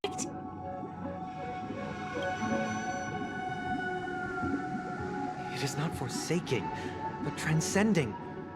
Flesh, blood, sorrow, weakness. If the physical is the root of spiritual suffering, it is only logical that we defeat it. But in this supposed bliss, people won't have defeated their demons. The chance to overcome their tribulations would be forever lost to them. In other words, it is an escape. That's another way of understanding it. But there is no shame in escape. On the contrary, the seeds of escape exist in everyone's hearts.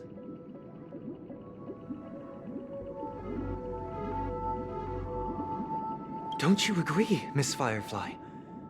And as to why we sleep, it is because we are afraid to awaken from our dreams. But this is not in conflict with the grand plan. Only in acknowledging this can we truly understand the frailty of human nature, and from there, show compassion and protection.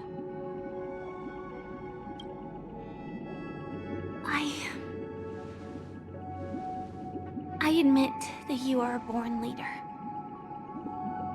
Your perspective on humanity brims with pessimism. Yet you express compassion for all, even when your heart pities them. But unlike you, I live for the self. From my perspective, individuals making choices for themselves is their birthright.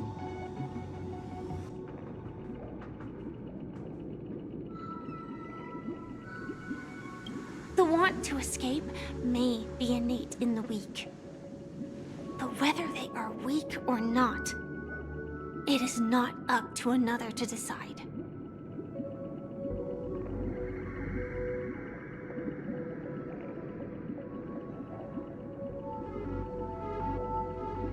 Perhaps in your mind, you also view me as weak?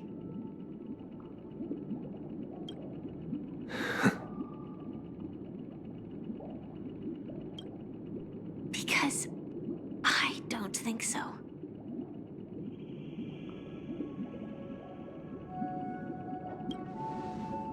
Since Miss Firefly has said her piece, the Astral Express will also naturally give you our answer. We'll leave it to you. Just as Mr. McHale instructed before. Tell him our choice.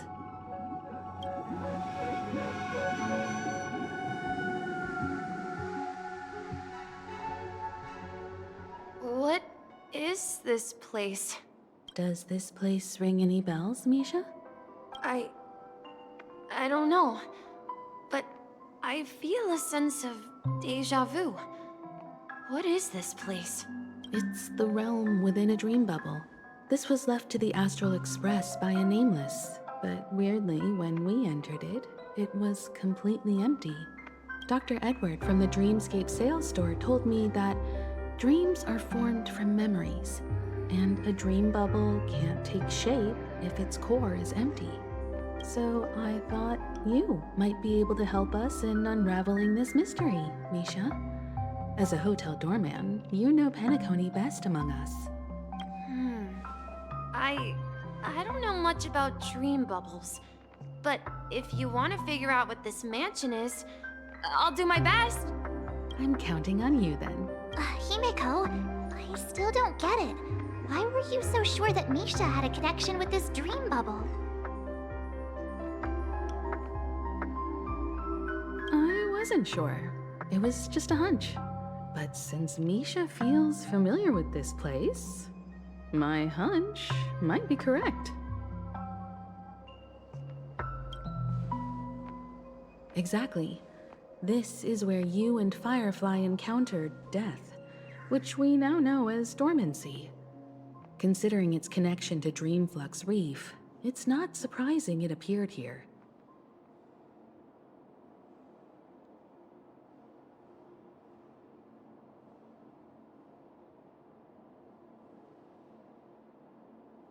The question now is, who brought you here? Based on the clues we have so far, it's unlikely to be that masked fool. So identifying them is crucial to us. We're drawing closer to the truth once more. Let's give Misha some time, as I believe he'll unveil the secret of this dream bubble. All right, but there are doors all over the place. Which one should we choose? Do you have any idea, Misha? I guess... maybe this way?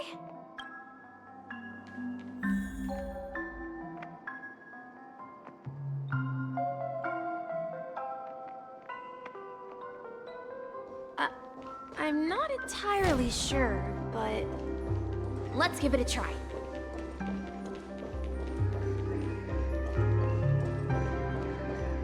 Wait, you managed to choose the right door on your first try?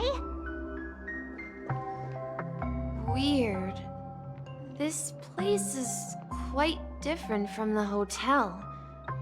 But I feel like I've been here before, and even lived here for a while. If I remember correctly, there should be a fireplace down that hallway. Cloggy and I used to sit by the fire, listening to the crackling of firewood. And the room on the other side was the toy room.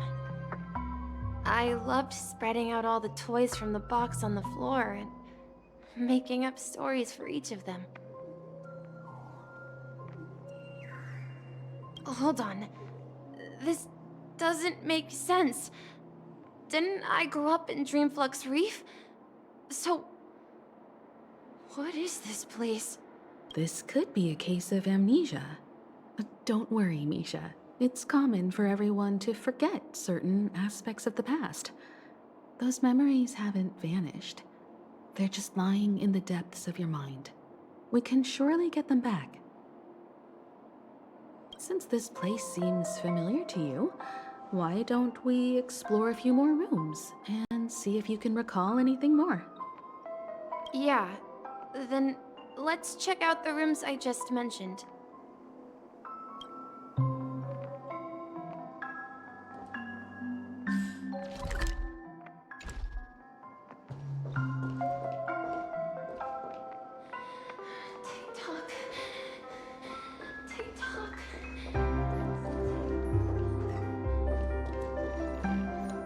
Mikhail, that's the name. Now we all know him as the Watchmaker.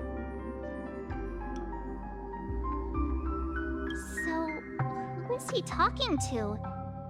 Do you know anything about it, Misha? I'm sorry. I don't know much about the Watchmaker. But, Mikhail... Anything special about that name? Mikhail is Grandpa's name. Grandpa? Do you mean you're the Watchmaker's grandson?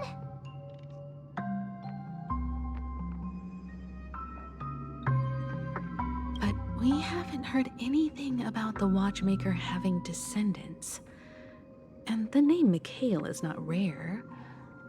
Perhaps it's merely a coincidence. Could you tell us more about your grandpa, Mikhail? Yeah, sure. He was a seafarer who fearlessly ventured into mysterious seas and storms. He was always on the sea and had lots of friends who accompanied him on his travels. He didn't want me to call him Grandpa because that would make him sound old. He believed he was still young.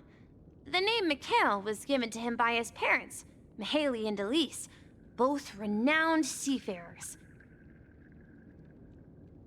Every time he came back, he'd share his logbook with me and tell me about his adventures at sea. I want to become a great adventurer, just like him. It appears that the seafarer has nothing to do with the Watchmaker. So, perhaps it's just a coincidence? So, where is your grandpa now? He went off on a new journey, and it's been quite a while since I last saw him. So, where has Clocky gone? Did he leave to protect Dreamville?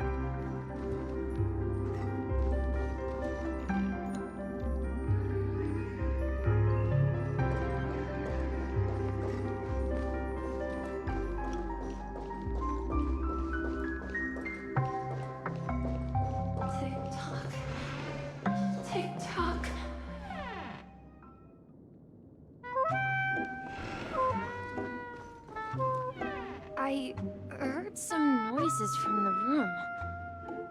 Origami Bird? That's a friend of mine. You and Origami Bird are friends? Yeah.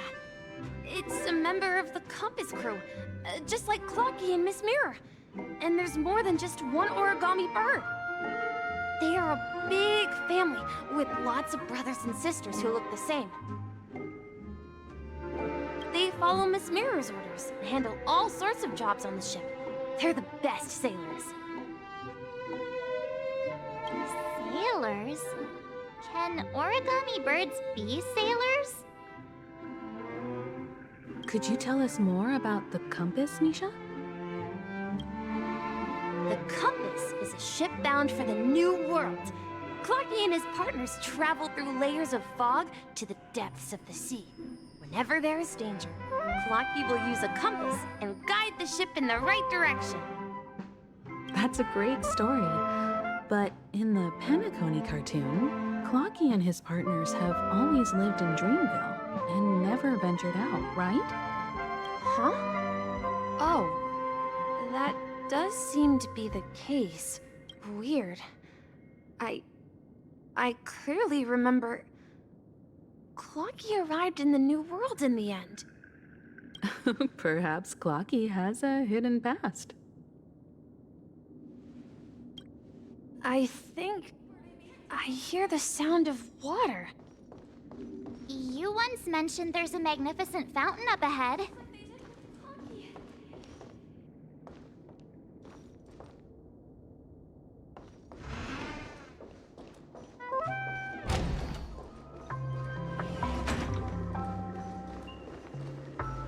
Look, there it is! The water resembles a precious jewel, embedded in the dreams of all seafarers. Every time I gaze at the shimmering lights beneath the waves, it feels as though I'm back in this place, standing by your side.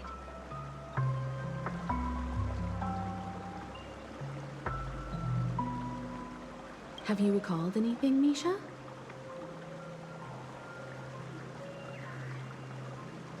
Yeah, I saw these sentences in Grandpa's logbook. He used to say that despite the perils of the sea, whenever he stood on the deck in the afternoon, overlooking the sparkling waves, he would think of this fountain in front of his house.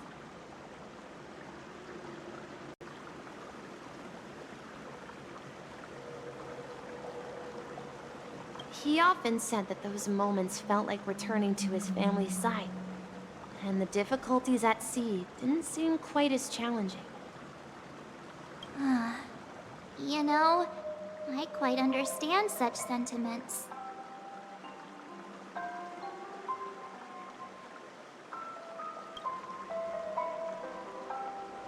Hey, don't tease! I was just being a bit sentimental.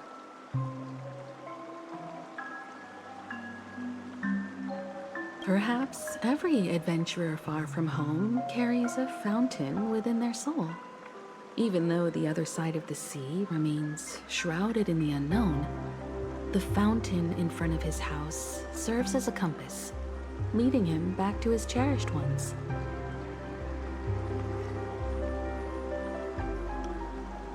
Yeah, while Grandpa was at home, we would stand by the fountain and place the compass, a toy boat that I made, into the pool. Back then, I would ask him when I could go on adventures like him, and he would always laugh and say I was still too young. It seems this Mikhail is truly a seafarer and has nothing to do with the watchmaker. Yeah, based on Misha's recollections, the scenes in the dream bubble appear to be his childhood memories. But this raises more questions. According to Misha, he was clearly born on an oceanic planet and led an ordinary life, with no connection to Penacony at all. Could this be some sort of metaphor? Perhaps the sea refers to the memory zone. I'm sorry.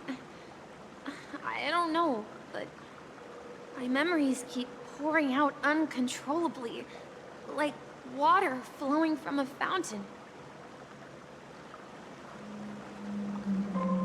Perhaps I'll remember more things if we go further.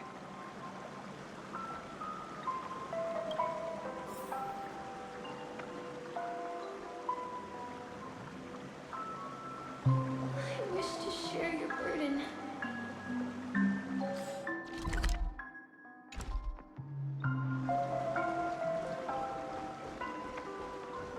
We're going to the opposite side, right? No, we should turn left here.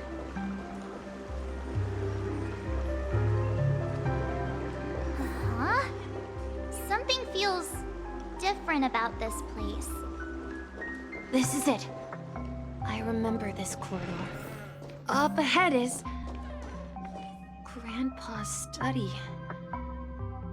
It was in that room that I saw him the last time. We've lost finally come out of the so many times. Across the ocean is our destination.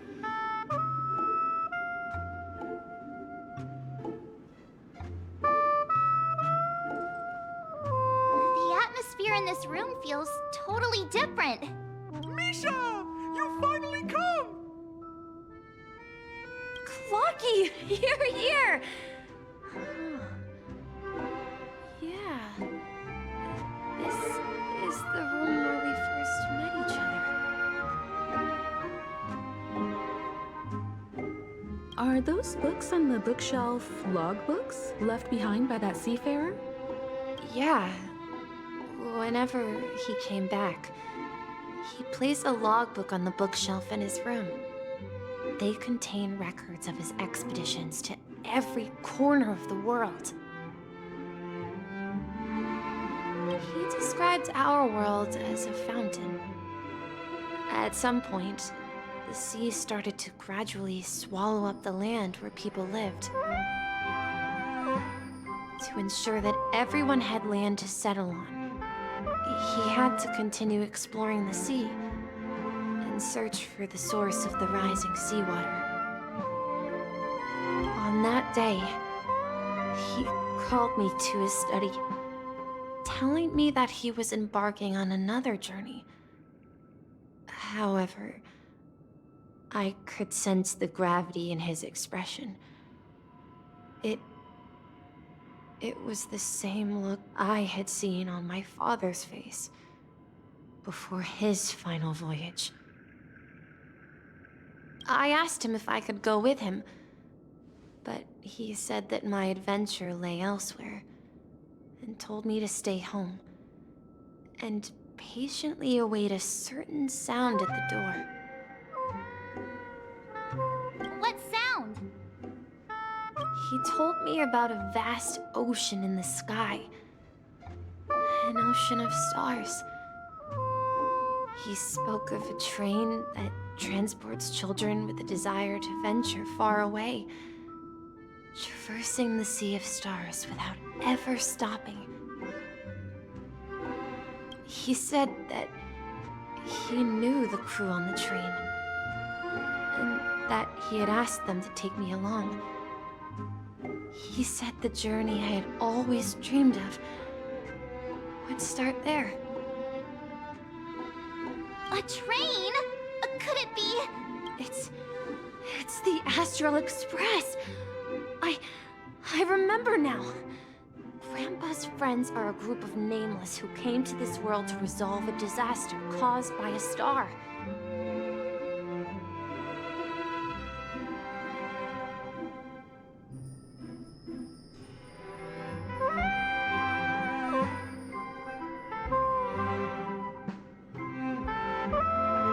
Then, he gave his pocket watch to me. It was his cherished treasure, appearing in every one of his adventure tales. He explained that difficult times were ahead, but assured me that the watch would guide me. He said, as long as I kept moving forward, I'd eventually reach my desired destination. And then, it was as if I heard the distant sound of a train whistle, echoing throughout the room. Exactly, Misha! And then we followed that whistle, didn't we? Yeah. I think I can still find the way we took back then.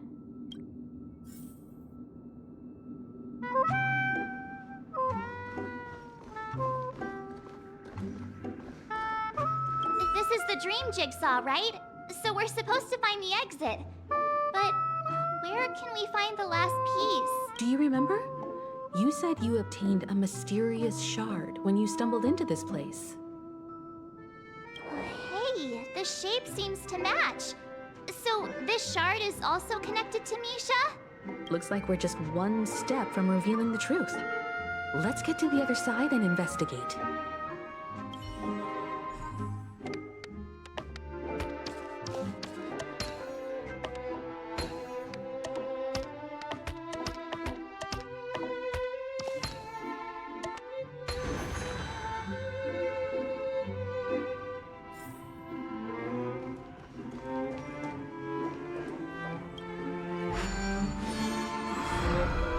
This is it.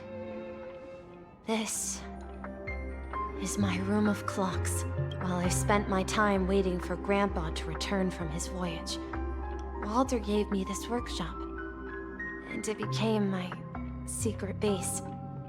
Here, I learned how to repair clockworking gears out of my fondness of precision mechanics.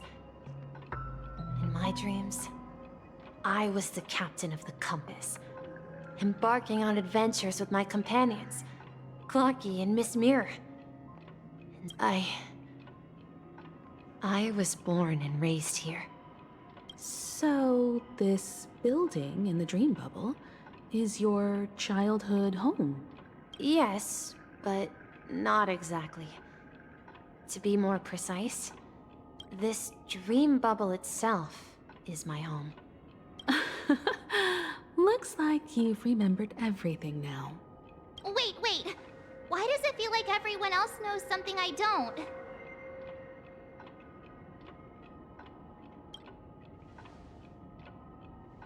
Marge, do you remember when she mentioned a Clocky that only she could see? Yeah, the little guy here, right? But we all saw him in Dreamflux Reef, right? And Mr. Yang even greeted him. Looks like everyone on the Astral Express has a childlike spirit. The answer lies in the Astral Express.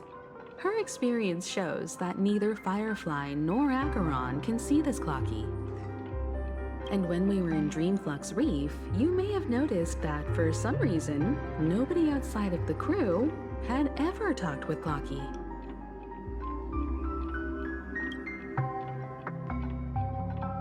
A mimetic life that can only be seen by a select few? It's just like a hidden message, left by someone for the nameless.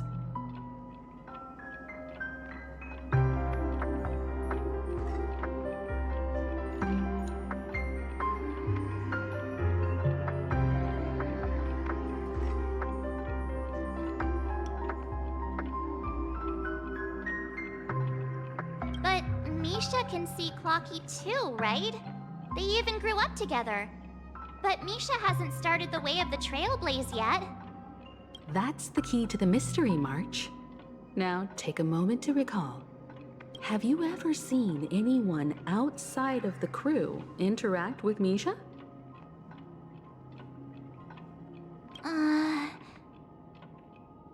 Wait. No way!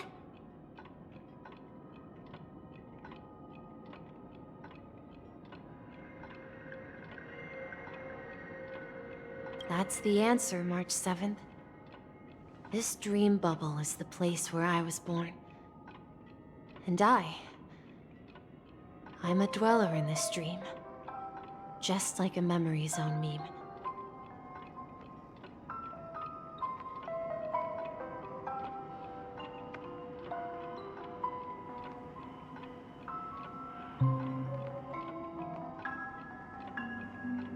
I should have stayed here and waited for you.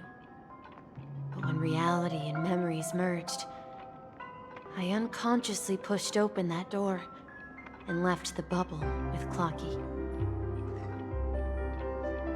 So it's not that the Watchmaker's dream bubble is empty, but rather the stuff inside ran away?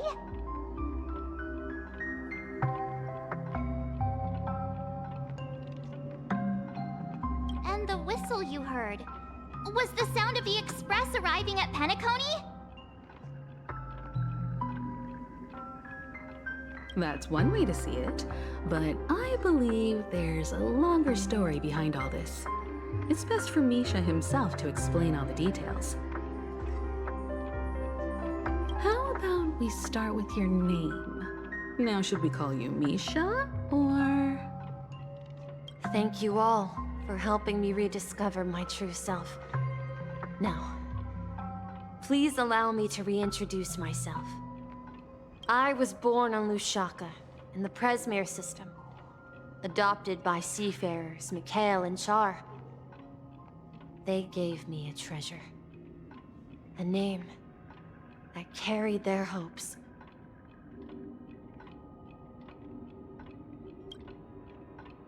Mikhail Char Legwork, or simply, Misha.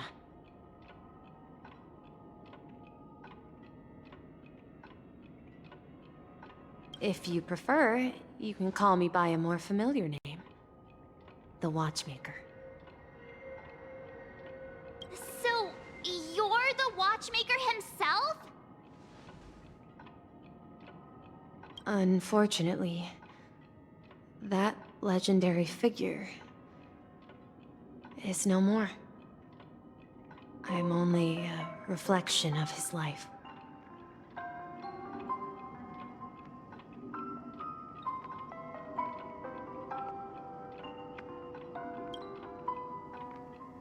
As for the child who has been with you, he's the innocent protagonist of Misha's childhood dream. Friend of Clonky, a young apprentice, and a future mechanic on the Express. And this also marks the beginning of his journey, devoted to the Trailblaze. At the end of the journey, I left this little flame, which I so cherished, in my deepest dreams, hoping to pass it on to the nameless of future generations. However, he somehow left the dream bubble and forgot all about his task. I apologize for all the confusion this caused. Because he was born with a desire to trailblaze, wasn't he? I don't think Misha has forgotten his role as a guide. He remembered it, and that's why he mistakenly appeared as a hotel doorman in her dream from the very beginning.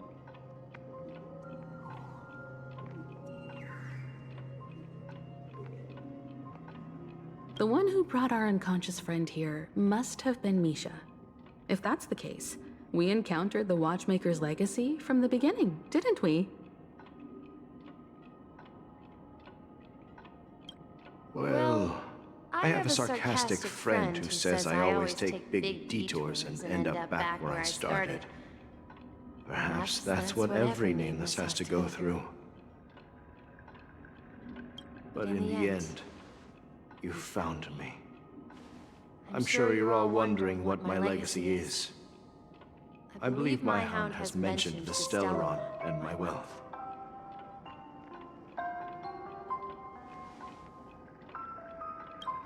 If I may apologize, the Stellaron part is real. As for my wealth, however, it's nothing more than a baseless rumor.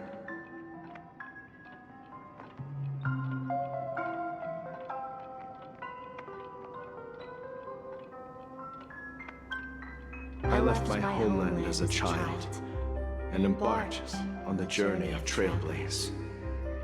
I traveled to various planets until finally reaching Asdana, where my friends and I built the original Penacony and fought for its future ever since.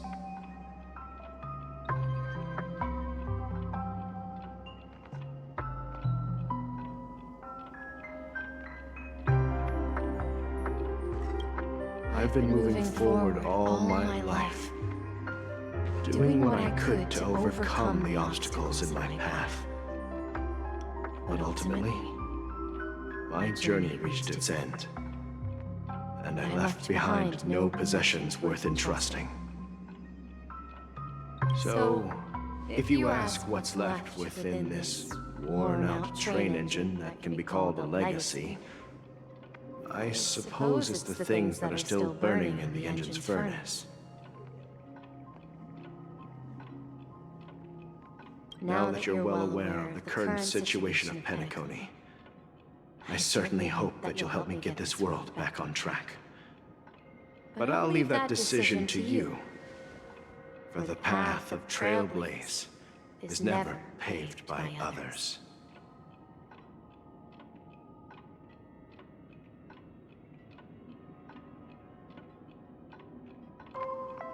All I have for you is a story and two gifts. I want to give you my pocket watch. It has accompanied me throughout my long journey, guiding that naive child forward, and has been blessed with the presence of so many great people up to this day.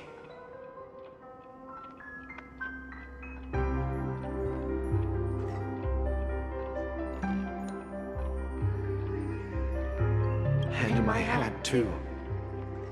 The one who navigated for me placed it on my head and planted a fanciful thought in my mind.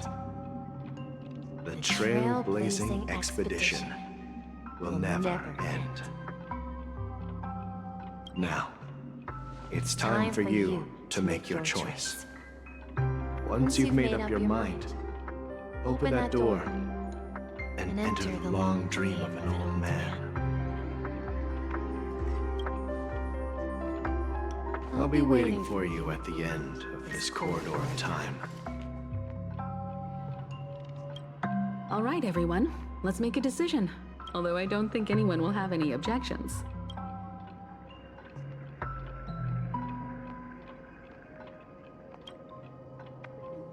Of course. We've come this far. Surely there's no other option than moving forward. In that case, it's unanimous. Then let's proceed together to the end of this dream and tell Mikhail our decision.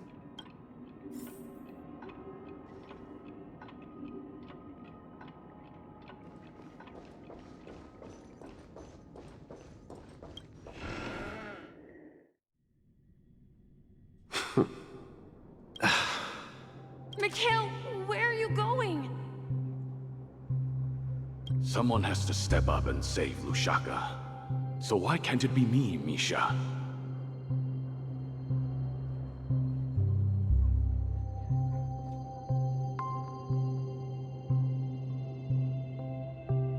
Please don't go. And if you must, please take me with you. Don't leave me alone.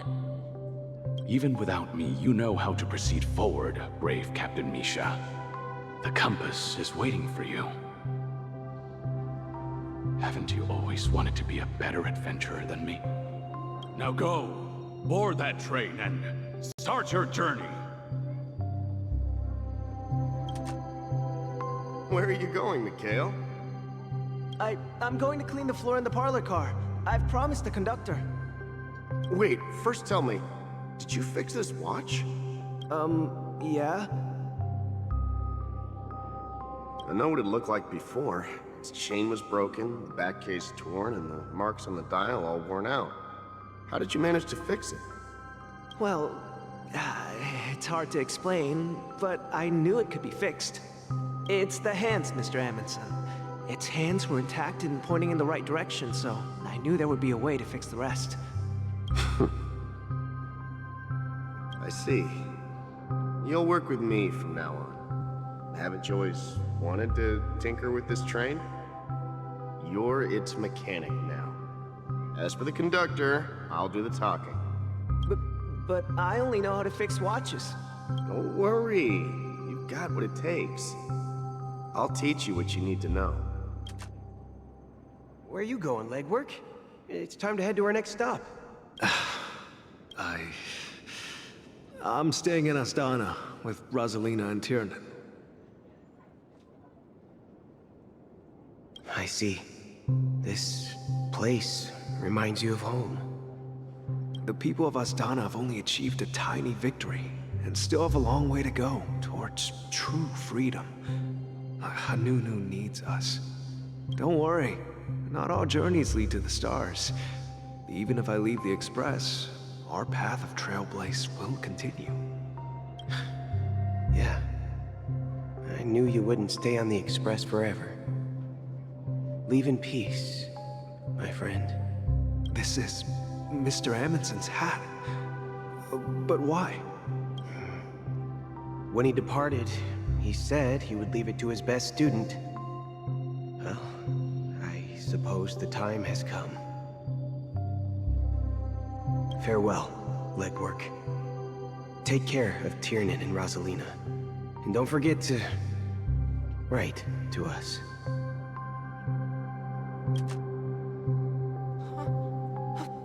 Where are you going, Watchmaker? Don't worry, Micah. Just going on a little trip. Someone has to be at the forefront of the interstellar frontier, and I'm the only former Nameless in Penacony. So why can't it be me? Because you're all we have! Have you forgotten about Tiernan? The cosmos is way more dangerous now. What will happen to Penacony if we lose you too? But what will happen to Penacony if we don't find a way out? Ah, Tiernan. How can I ever forget him? I've spent countless sleepless nights asking myself why I didn't go with him back then. We Nameless won't stop. Don't worry, Micah. It's just a matter of getting back to my old profession. Just wait for me to come back. But if, and it's a big if I don't come back in one piece, then you'll become the next Watchmaker. Where are you going, old man? Oh, you're here. Answer my question. What are you up to? Relax, Gallagher. I just came up with a great idea. Wanna hear it? Oh, come on. Aren't all your ideas just ways to get yourself killed? I may be blunt here, but you're the last remaining hero in Penacony.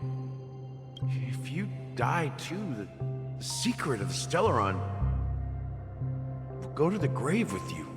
Yes.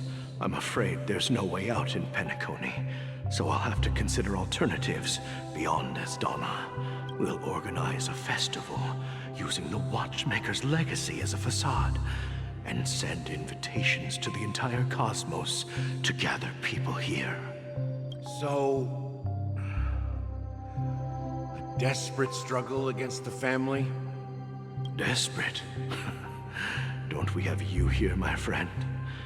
This task is challenging, but what hasn't been challenging for us along the way?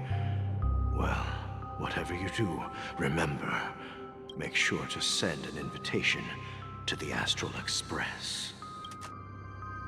Misha! Where are you going? Oh, it's you, Clocky. Take me to Dreamflux Reef. Last night, I had a long dream about the day we met. I want to write down that dream. Write it down? Why? Oh, so I won't forget it. Do you remember how you got your name, Clocky? Of course! You told me that when you were a kid, you lived in a room full of clocks. Those wall clocks and pocket watches grew up with you and were your best friends.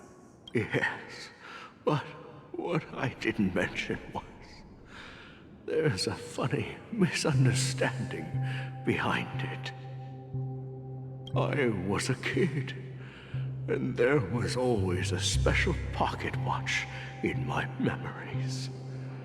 It was with my grandpa, guiding him on his sea voyages and leading the way in his every adventure story. I wanted to have a pocket watch like that too. And that's when you appeared in my dreams.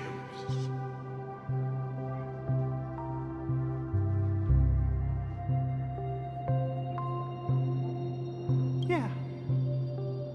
Every night. we boarded the compass and set sail together.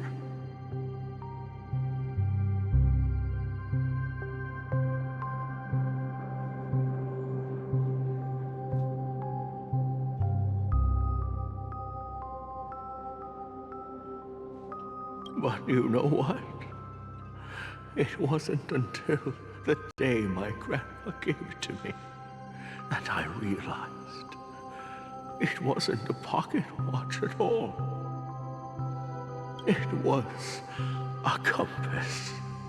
So, your name should have been Compassy.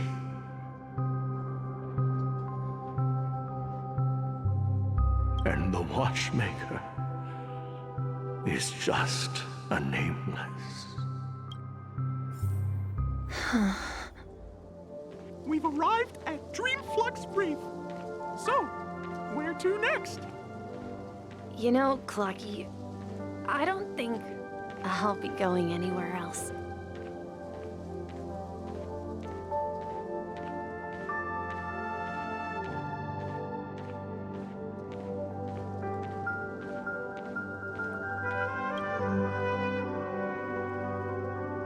I've traveled far enough, and it's time for a little break.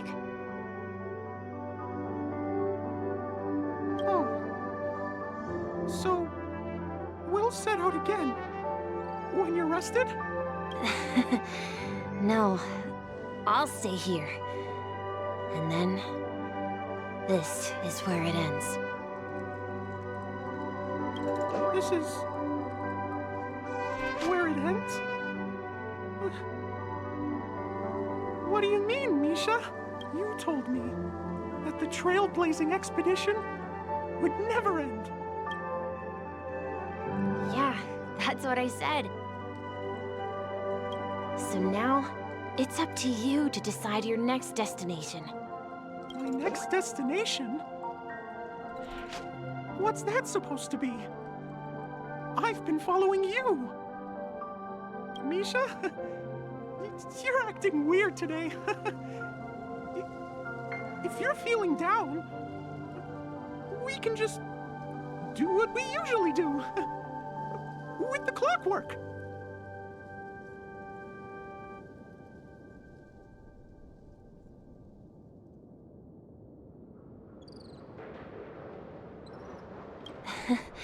No, I'm not feeling down. As for clockwork, yeah, it resolves all problems in this dream. So, do you know what clockwork actually is? I'm not quite sure. Well, everyone gets lost at times. They may hesitate and doubt which way to go. That happens in this dreamscape and beyond. But don't worry. Everyone goes through moments of uncertainty and hesitation. Eventually, they gather the courage to make bold decisions. Whether it's calming, joyful, angry, or sad, all they need is a little nudge to take that step toward where they truly belong. I'm leaving that little nudge with you, and I hope you'll share it with others. Such is the essence of clockwork, the will of the Trailblaze. Clocky's hands spin around non-stop, indicating confusion, frustration, and weakness. But ultimately, people still need to move forward. Just like your hands, always pointing ahead. This is where my journey ends. From now on, it is your path to walk. Trailblazing means taking paths your predecessors forswore and venturing even further. The Penacony in Mikhail's dreams does not belong to order.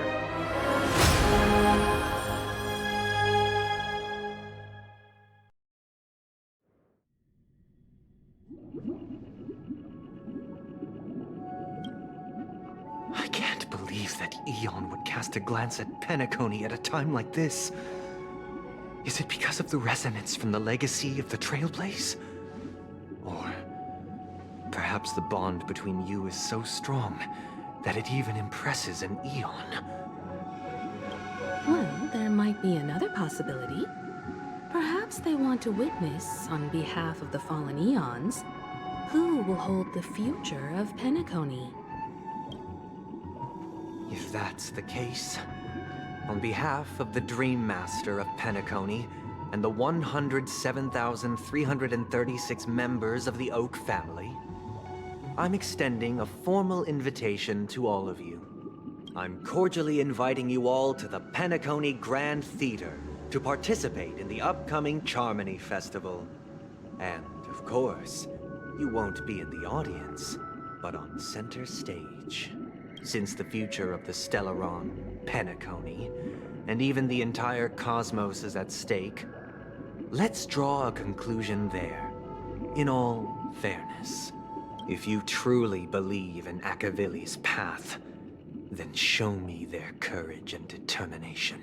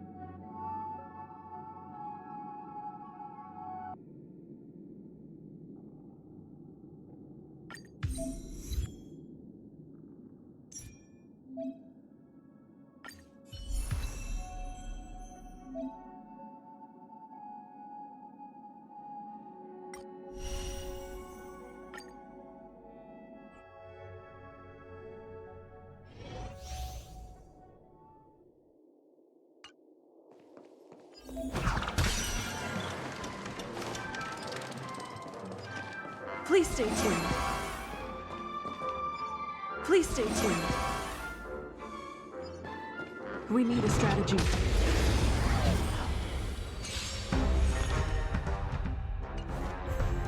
Time to test our rapport. Let's improvise. Enemy targets detected. Ready for another? It's time.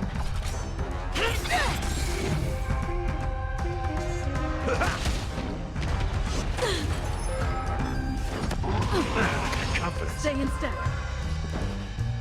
Dreams do come true. Commencing support.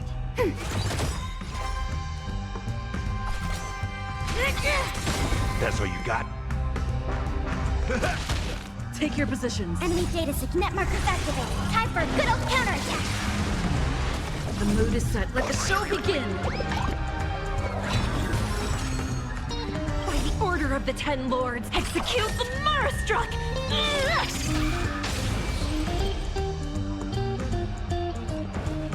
Let's improvise. Ready for another? Do you admit this crime?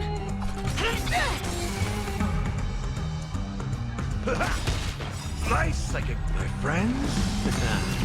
Indulge yourselves!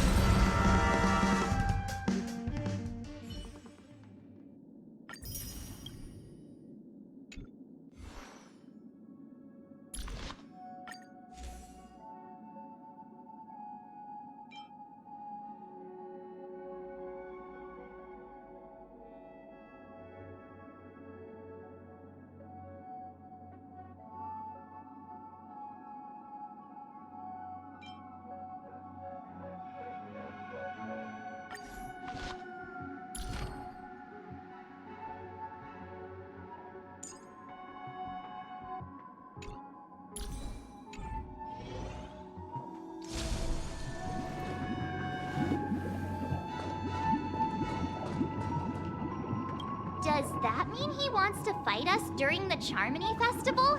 I'm afraid so. This is weird. Aren't Arc villains usually plotting some dirty conspiracy in the end? But he actually said something like, "In all fairness." Could it be that he's underestimating us? Well, in my opinion, Sunday is deeply committed to his own philosophy and genuinely wants to prove that the Order is right.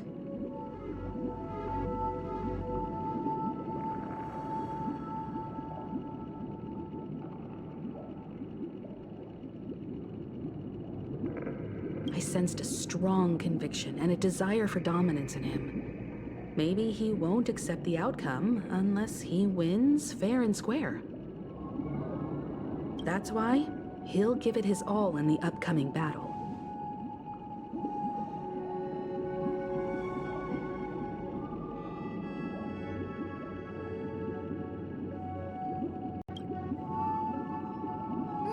You. Every time an important moment arrives, you hesitate. We've even dealt with a Lord Ravager of the Destruction, so a follower of the Order won't be a big deal. Anyway, we can't leave the Stellaron unchecked. This is about trailblazing a bright future for Penacony and fulfilling Mikhail's and his predecessors' long-cherished wishes. Now that we've taken up the mantle, we can't afford to fail them. However, the same applies to the Order. Their plan didn't materialize overnight, and they have the profound collective consciousness of the planet of festivities behind them. The desire to dream, to slumber and escape reality. All those hidden emotions have given birth to the sweet dream of the Order. They've harnessed the will of an entire planet to create an Eon. This confrontation is far more complicated than a simple power struggle.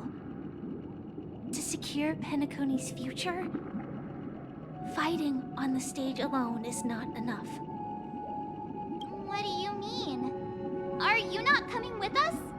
I believe Firefly is trying to say that she's heading off to another battle.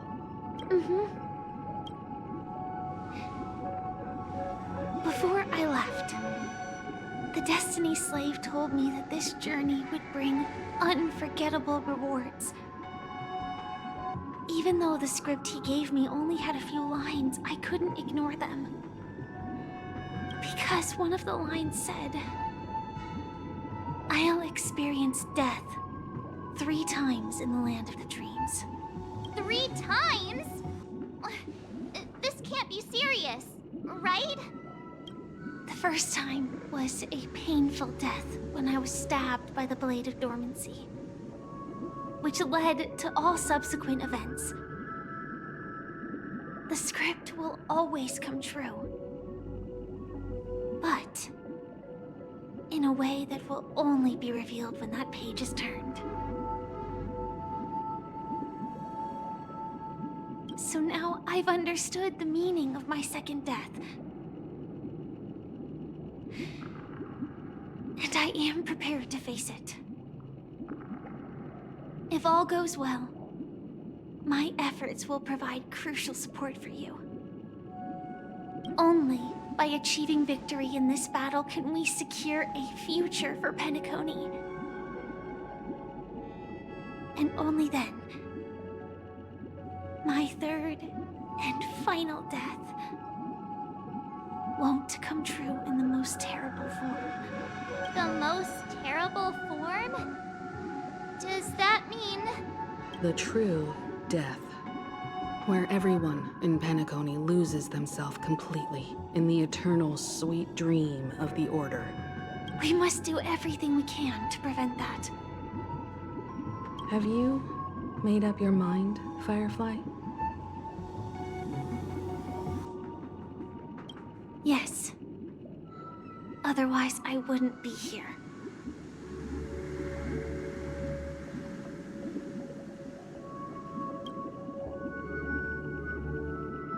Thank you again for your assistance for the Astral Express. May we meet again, in reality. Yeah. Farewell, everyone. May your trailblazing expedition never end.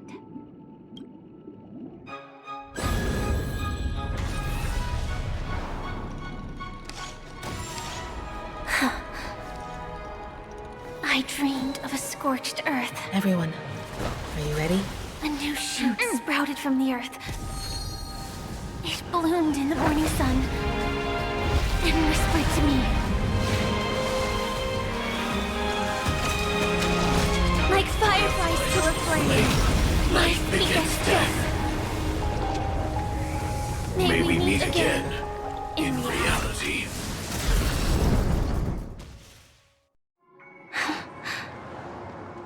After today, Japella's name will disappear from cosmic history, and the Everflame Mansion will take its place. In the not-too-distant future, you'll receive an invitation. That's your next stop.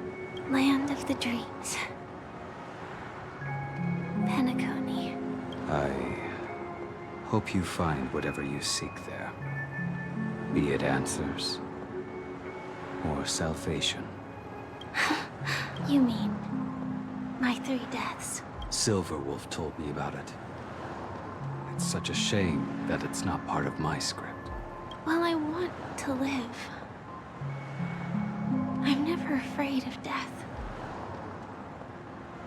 The opposite of death is eternal life, and that's something I'll never desire. People die, and I am no exception. Death is like a script, a fate that cannot be defied. But that's exactly why we have to choose where we want to rest forever. Do you exist just to perish? Are you not the same, Blade? The end you desire is not one dictated by others.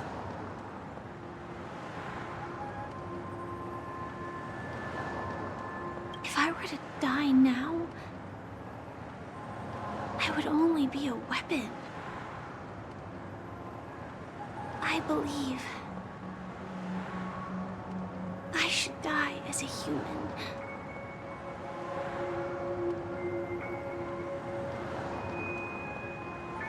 Though its definition escapes me, isn't this the answer that ordinary people look for their whole lives? A name that can be carved onto their tombstone.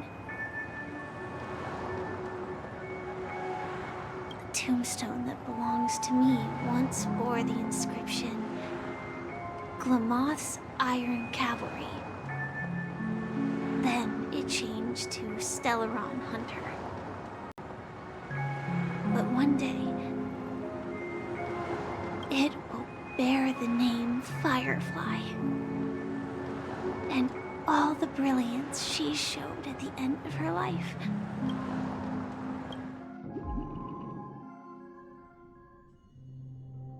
That's quite unexpected, old man. Who would have thought your crazy plan would actually work? Do all you nameless fools just act on a whim? I can sense that this false sweet dream is coming to an end.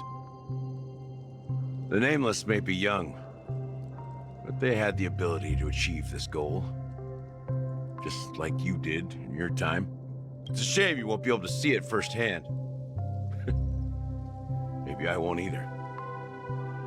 Once something fictional is seen through, it ceases to exist. Yeah, not just those Nameless.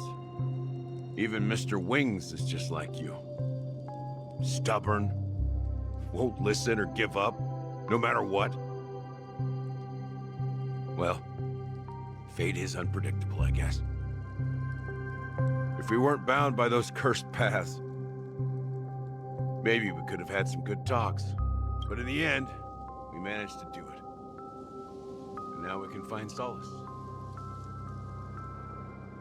Remember how those idiots cursed us?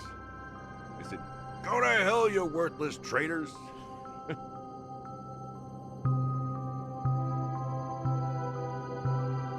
Well, I don't know if they really meant it, but if longing for freedom means going to hell, then I'll be joining you soon, you old fool.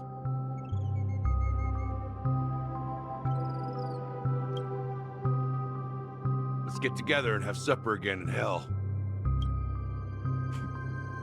Oh, I almost forgot. There's one more thing. Here's to you. A glass of hello and goodbye, Trailblazer. To the imperfect tomorrow.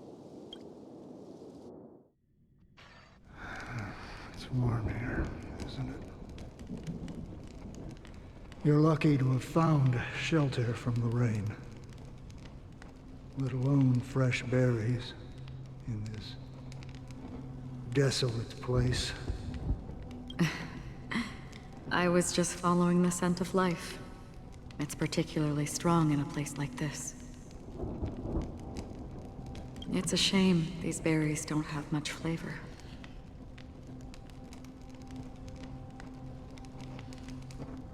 Seriously? In case you didn't know, this fruit is pretty juicy.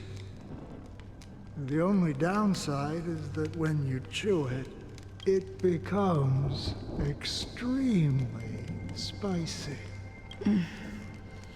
Have you lost your sense of taste? I can still taste certain things, like a faint sweetness. Before coming here, I stopped by a place called Orkron. It had barren cliffs and nights lit by bonfires. Burgundy snow would fall from the sky, and when it landed on my tongue, it tasted like raspberries. The flavor wasn't exactly sweet, but it left a lasting impression. When I think back on my past, I realize that what's tying everything together isn't the big events, but rather these small yet unforgettable moments.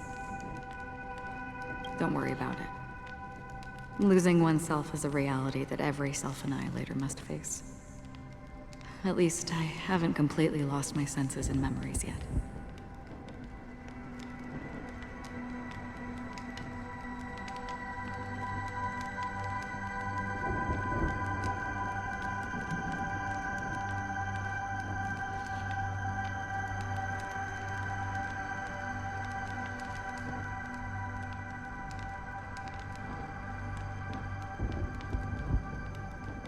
Well, congratulations on adding another footnote to your journey. By the way, are you always alone? No, I had a companion in Orkron. She's a short, nameless girl who aspired to explore IX.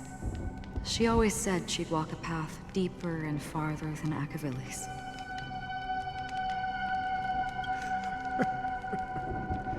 Quite an ambition for such a small girl. So, what happened? She became stagnant water. Well, my condolences. Condolences. I don't need them. The girl left with a smile. She never regretted her choice and most definitely wanted me to say goodbye with a smile. So, that's what I did. That's proof that you're grieving for her.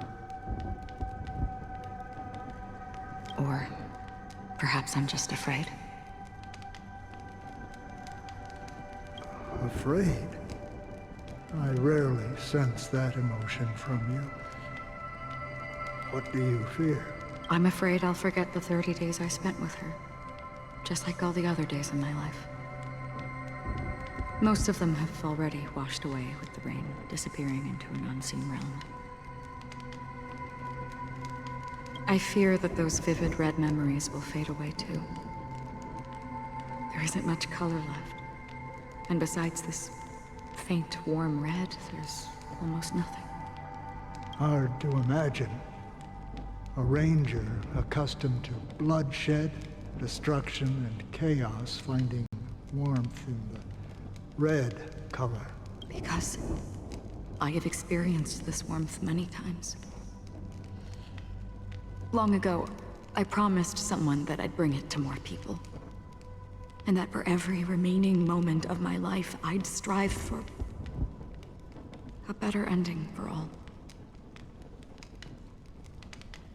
As long as this red color still lingers, I have a chance to fulfill that promise.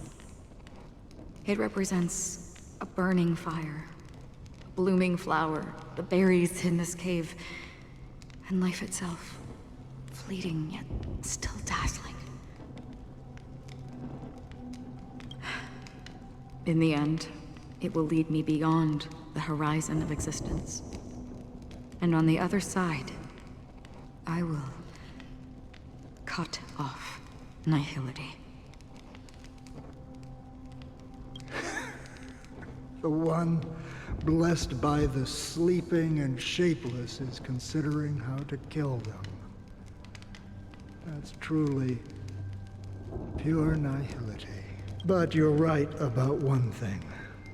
After spending so much time near this stagnant water, only when I look at this vibrant red fire do I realize that I'm still alive. When will this rain ever stop?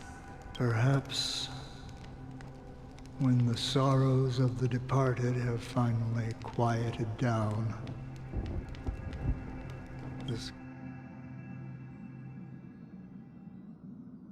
Have you heard of a planet named Biari Scamandros, Don Hung? It's one of the Paradise Kingdoms under the influence of the Harmony. A sought-after wonderland for the inhabitants of the Dardanu major and minor systems. Half an Amber era ago, the family held an unprecedented festival there. And after that, everyone on the planet became part of the family. Do you think the same thing will happen on Penacony? Yes.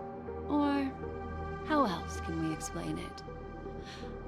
The family deliberately used the Watchmaker's invitation to keep all the Pathstriders here, but banished the Emanator of the Nihility. Because of the Nihility, I'm rarely affected by the power of other paths, but somehow I can unconsciously infiltrate them. Maybe that's the risk they're trying to avoid. I would disagree. Biari Scamandros is not part of the credit system or connected to the Silver Rail. It's nothing more than a remote civilization sheltered by the Harmony. But Penacony is different. If the family messes with Penacony, that would be like declaring war on almost half of the factions in the cosmos. They have no reason to do that. No, they don't. If they truly serve the Harmony, that is. What do you mean? The path in Penacony is impure. The Harmony here has impurities. Do you remember the Ancient Swarm disaster? Tazeront, the propagation, brought endless havoc to the universe, and it eventually evolved into a fierce battle among all eons. Two paths lost their eons in that war, the propagation and the Order. Coincidentally, their downfall is related to a certain eon. Shipe, the Harmony. Legend has it that they participated in the crusade against the Imperator Insectorum, and devoured Anna the Order for unknown reasons. Holy forgaroni. So you're saying that the two leaderless paths are working behind the scenes? But I don't see any descendants of the propagation in Penacony. Could it be that the remnants of Beyond the Sky Choir are hiding within the family, trying to resurrect a fallen eon? I can't say for sure, but they're definitely planning something for the Charmony Festival. Dude, now this is getting way too complicated. Is this why you want us to leave Astana right away? Are you giving up? The Charmony Festival will start soon. There's one thing that I need to confirm no matter what. A warp jump is the best way to do so. Time is running out. I have another plan.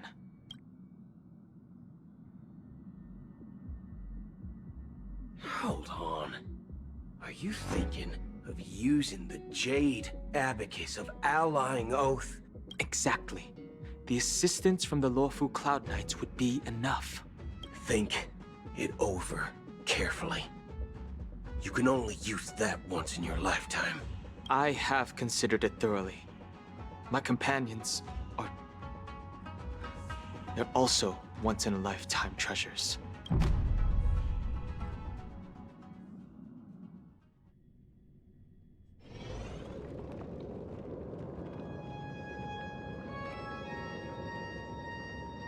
Are you the only one here, my child? The Nameless is quite the diplomat. Our secrets have spread like wildfire within the family. And IPC starships are gathering towards Astana. This is a crucial moment for us. So, where is the chosen one who harmonizes the varied sounds? What do you mean, Master? I'm right here in front of you, aren't I? You know, she was supposed to be the star of the Charmony Festival in our plan. But the plan has changed. As her brother, I know she doesn't want to sing for the Order. So I'll take her place. You've always been wise beyond your years. I'm sure you understand the consequences of your choice. If you consider this a betrayal, well, there can't be two suns in the sky. I'll step up and take down the other sun if necessary. Do you believe in karma? If karma exists, then everyone has their own karma. You have yours, and I have mine. And my karma has nothing to do with you, Mr. Gopherwood.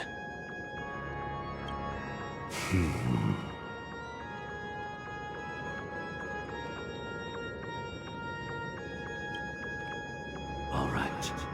Since you're willing to sacrifice yourself for her, I'll grant your wish.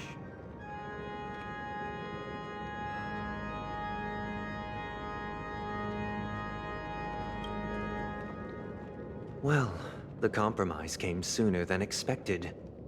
Why?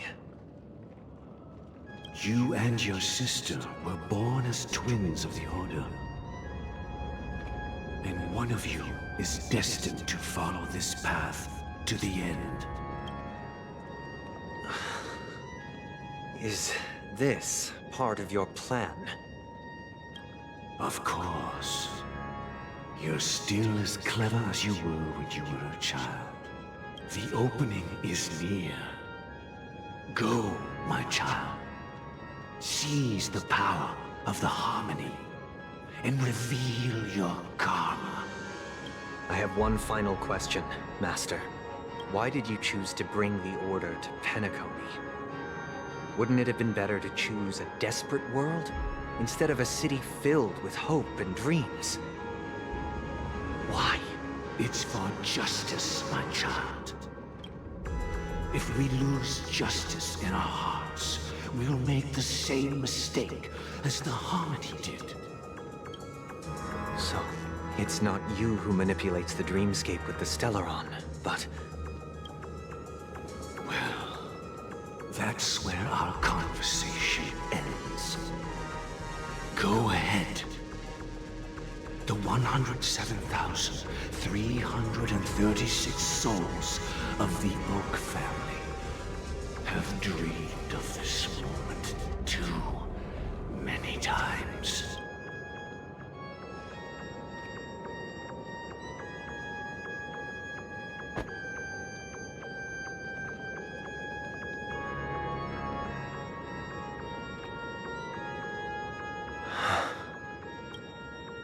I shall ascend to the heavens, becoming the scorching sun, bathed in my light. My people shall flourish, while all evil shall be eradicated. This is the interior of the Penacony Grand Theater. It's quite exhilarating. exhilarating to be flushed into the air by Soulglad. But why is the venue still closed when the Charmony Festival is about to start? And not only that, the entire theater is eerily quiet. No audience, no staff, no one around.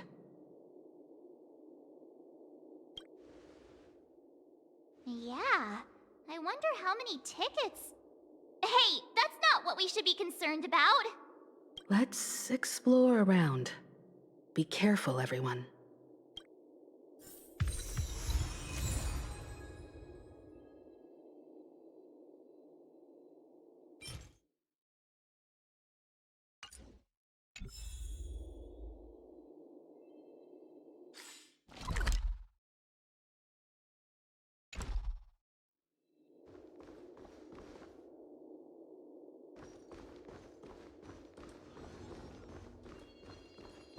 Stream forth, the gleam of old blades.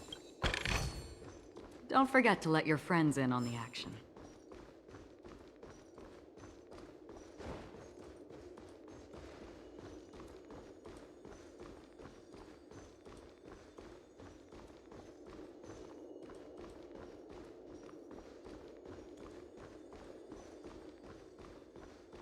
Stream forth, the gleam of old blades. Gosh, the atmosphere here is so creepy and unsettling. Even if there's no audience yet, there should be some staff around. Why is it so silent? The gleam of old blades.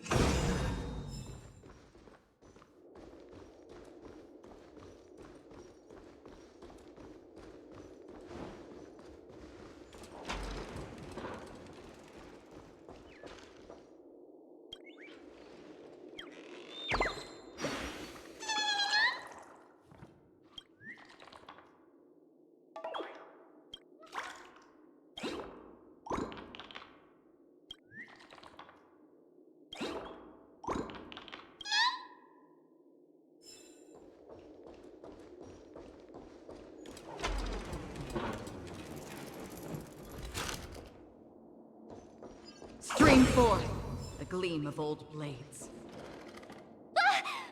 Yikes, they scared the life out of me!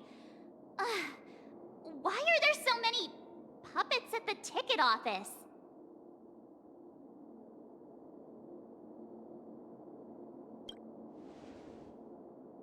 What? You're so annoying. Stop scaring me. Are these puppets part of the stage setup? Even so, it's so eerie that the entire front hall is empty.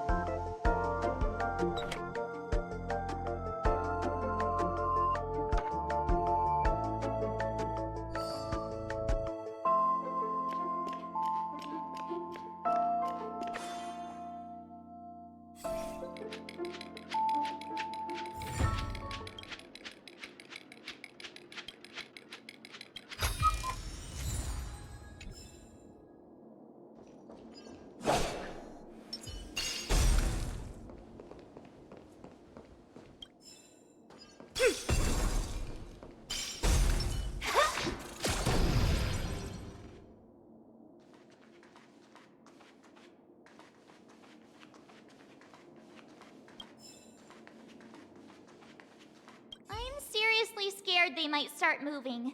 Let's just leave, please.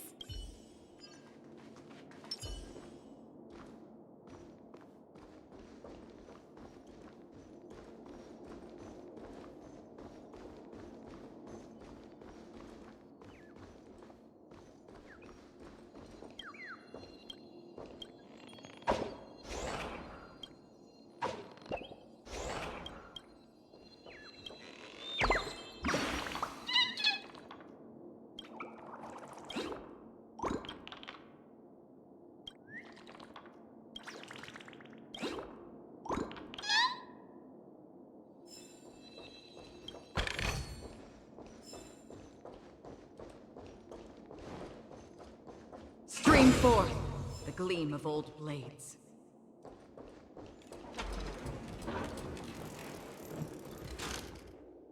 Something feels off. We're in the right place, right? There's no other grand theater in the dreamscape. So Sunday's messing with us? He said we'd have a final showdown on the stage, but why is there no one here? My apologies for the delay, March 7th. You scared me. Where are you now? I'm waiting for you behind the curtain. Following the Asdana tradition, I invite you to enjoy a stage play in 3 acts before the festival begins. History is a mirror reflecting the universe's true essence. Let's use this opportunity to delve into the rich history of Penacony and the eons. Within it, naturally, the future takes shape. Let us commence with the dawning of the world. After the Dusk Wars, darkness veiled the sky, and chaos consumed the earth. Enna the Order emerged, destined to restore all existence.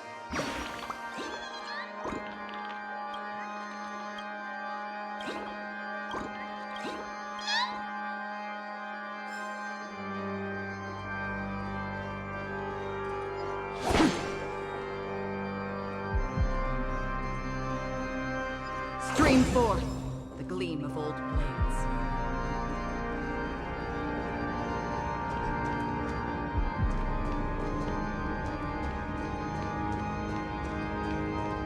They gathered nebulae and forged them into picks, thus creating a grand lyre with black and white keys. Strike the white keys, and the sun rose. Strike the black keys, and the moon rose. And so, the cycle of day and night arose. That marked the second day.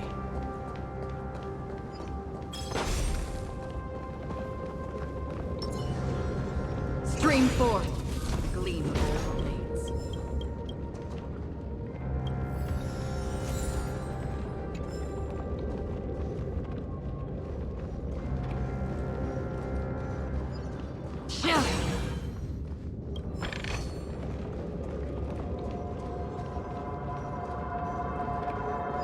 Stream forth. Wait.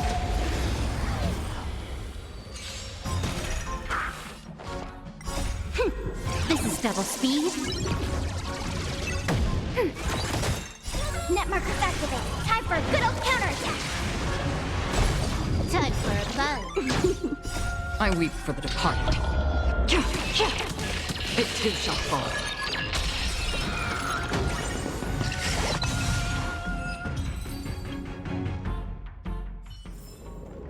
The combat report will be ready soon. Stream forth the gleam of old blades.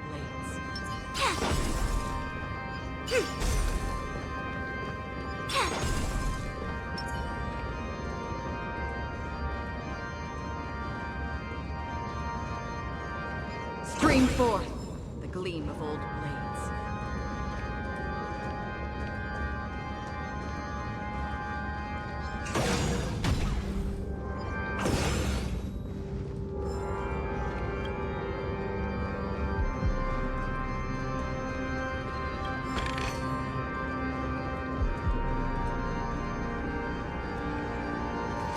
Stream forth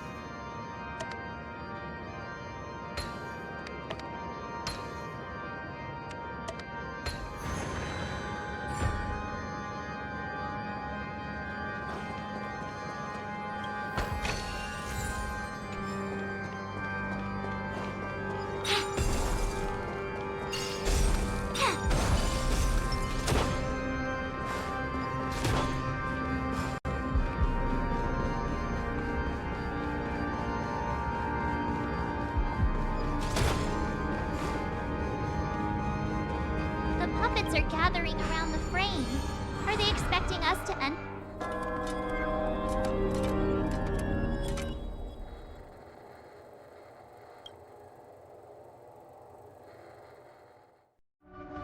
Where are we now? The atmosphere here looks similar to Sunday's inner world. Perhaps this so-called stage play is created with his abilities. This act is named Ode to Prisoner. Given the atmosphere here, I believe it's about Penacony's past.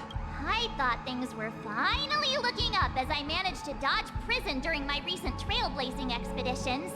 But now it looks like I'll be back behind bars again.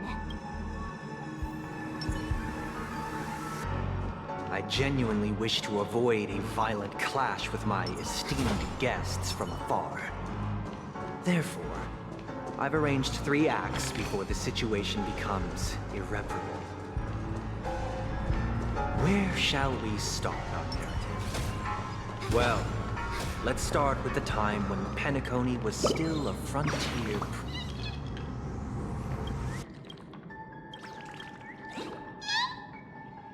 Where shall we start our narrative?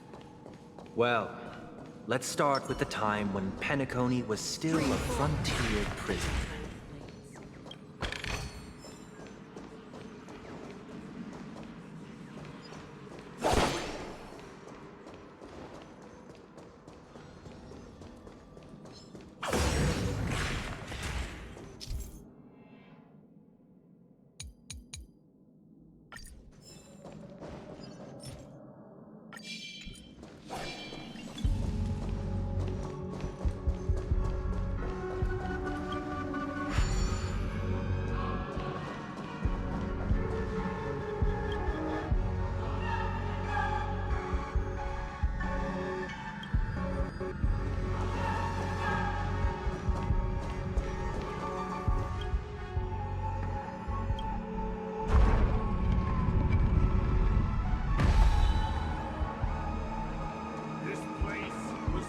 In 2147 AE, a prisoner named Hanun ignited a struggle for liberty and emerged triumphant. IPC referred to it as the War of the Frontier, while the Asdanians dubbed it the War of Independence.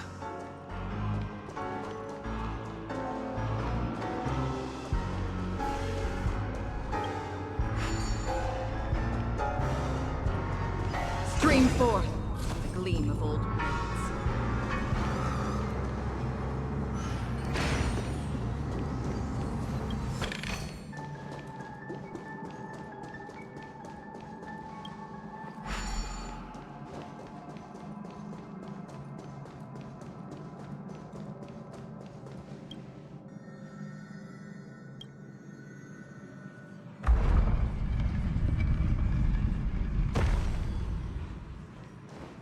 Stream forth the gleam of old. It's true that Hanunu was a legendary hero, but it must be acknowledged that while he bestowed freedom upon the prisoners, he didn't grant them true liberation. Thank you for staying here, honorable travelers. However, The 3 nameless stayed on the planet, endeavoring to spread the tenets of Trailblaze throughout the frontier prison. Alas, their efforts proved futile.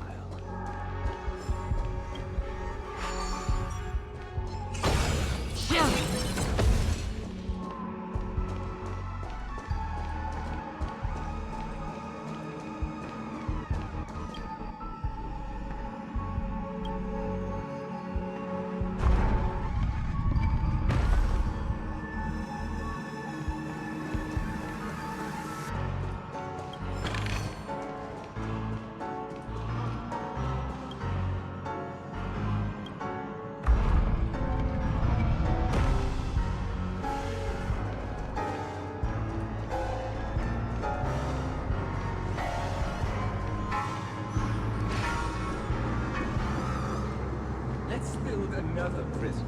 Not Once again, Asdana was engulfed in war. This time, the enemies originating from within. The prisoners remained prisoners for the rest of their lives, fighting for freedom rather than living for it.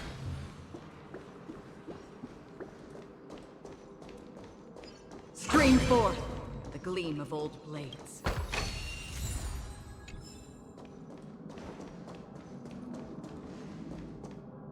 I hope you like this land of freedom on a scorched earth.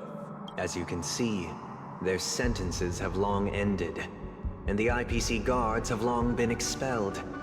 Yet, these prisoners remain enslaved, not by external forces, but by the confines of their own minds. Freedom permeates every corner, except fragile souls.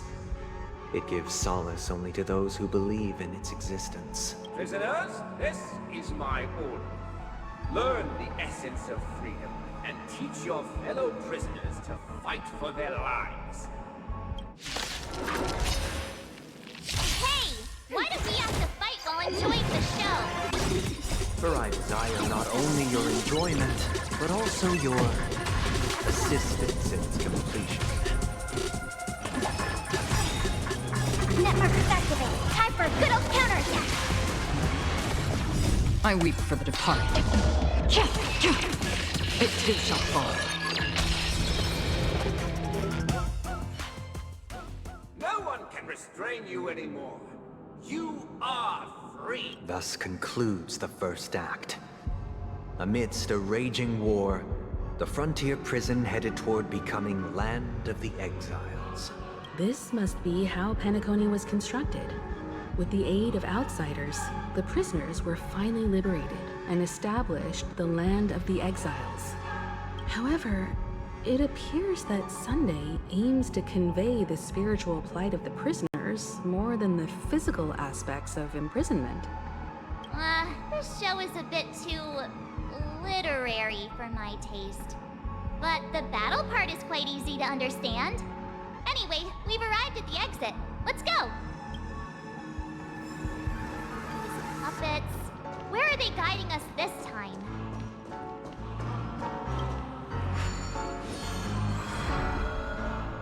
They transmuted streams of stars into inked nibs, creating symbols to be pronounced and counted. They molded stardust into flowing rivers, assigning the righteous upstream and the unjust downstream. Thus, all things were marked, and the world learned to discern between good and evil. That marked the third and fourth days.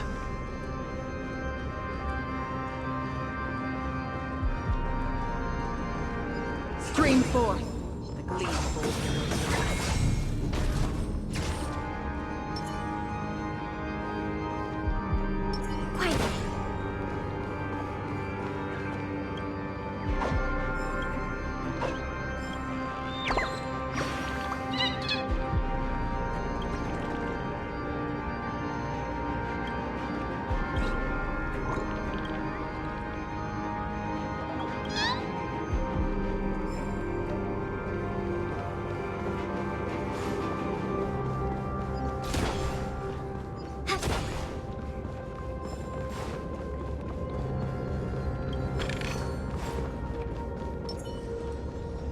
Stream forth the gleam of old blades.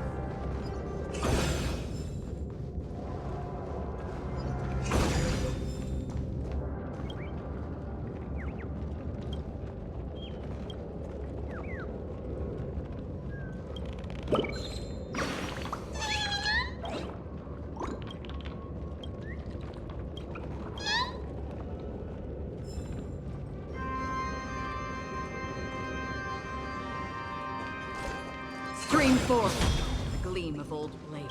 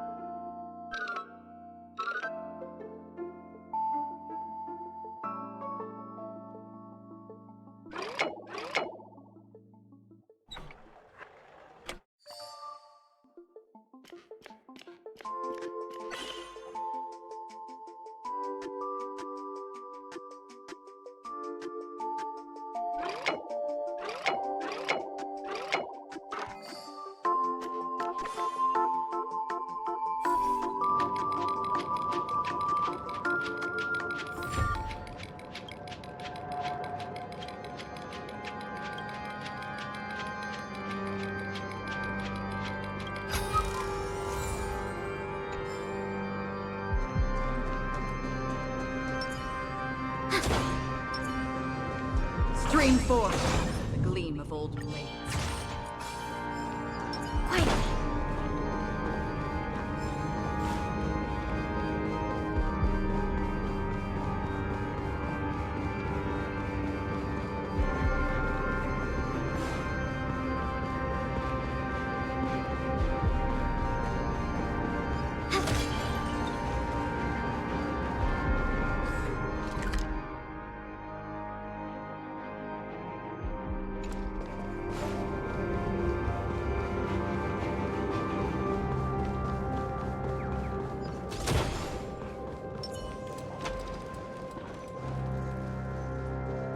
Stream forth the gleam of old blades.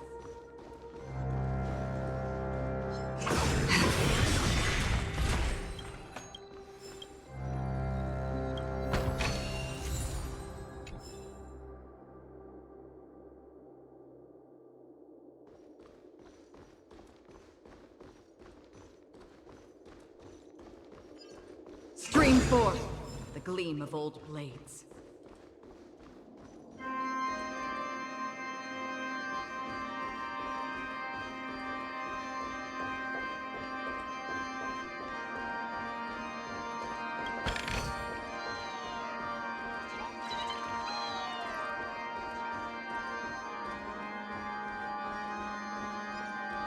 Stream forth the gleam of old blades.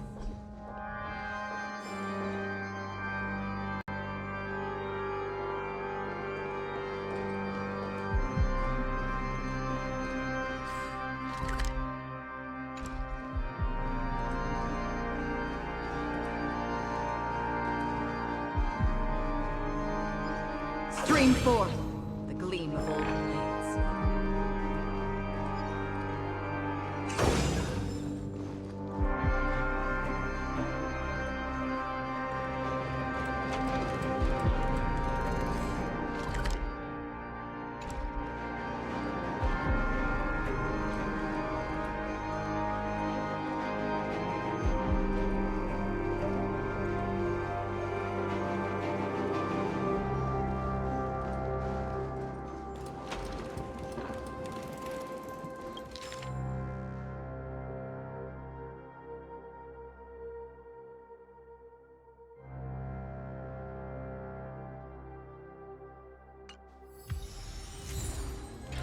Look, another frame.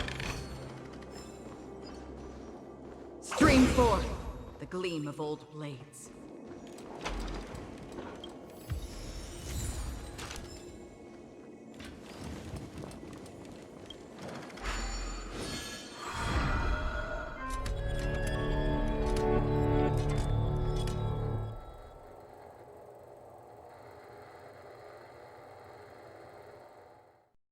Ode to Fool. This must be the second act. The surroundings are different from before. The stage decorations look a bit tidier now. Behold the ensuing tale, a struggle for power. Penacony witnessed the ascent of the 7 major lineages: tree, grass, flower, bird, beast, fruit, and insect. Peace never truly graced Land of the Exiles. The history in this era is rich and intricate, so please allow me to present it in allegorical form.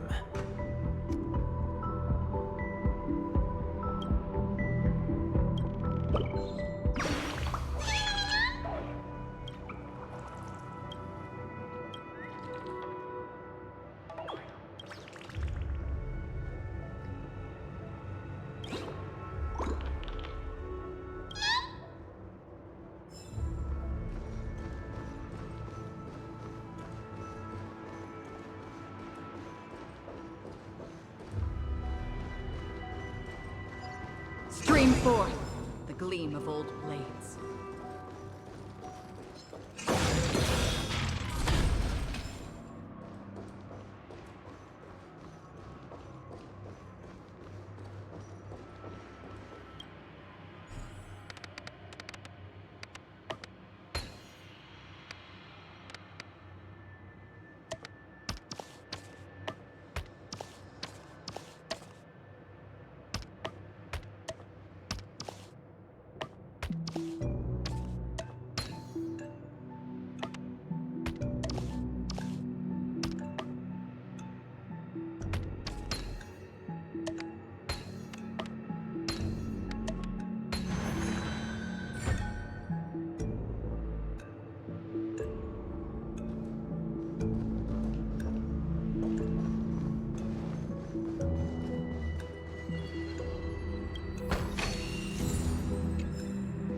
Welcome to this mansion, dear. Stream forth. Land of the Exiles was in disarray, besieged by both internal and external perils. Though the 7 major lineages appeared united on the surface, each harbored their own ambitions, leading to ceaseless conflict.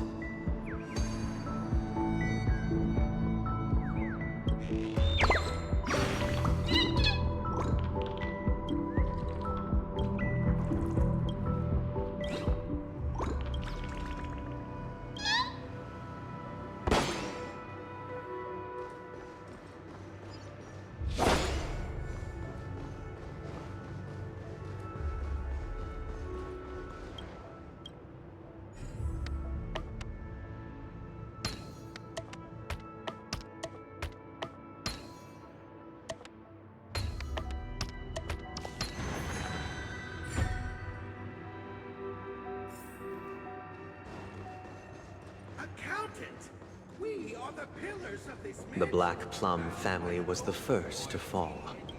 They withered away in the White Desert event, orchestrated by the Alfalfa family. Because my child, you did not serve the old man. The leader of the Alfalfa family sought to defect to the IPC, trading freedom for survival.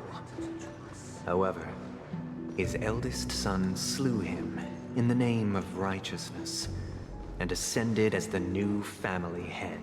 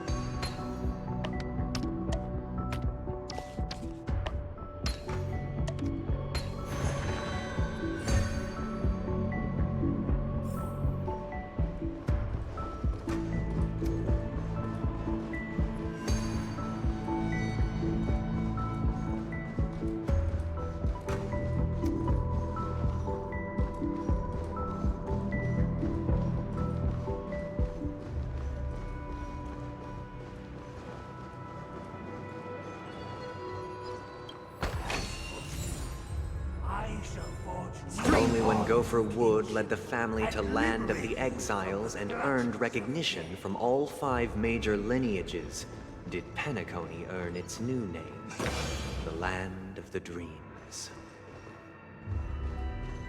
Dear outsider, I beseech your aid in purging this mansion of the poison spread by the lurking instigators. You want us to help you? What do you need? I wish they could regain their reason and cast away the shackles of hypocrisy.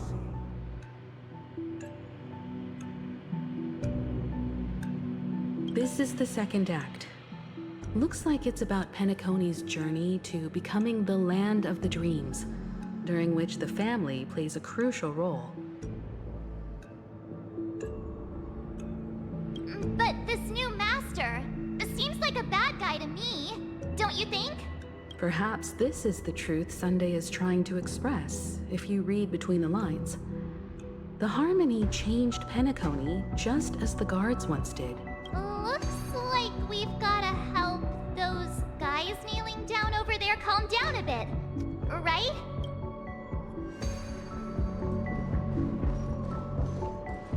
Either I shall be my own master, or I shall return to my former master. I shall not submit to a new master under any circumstances.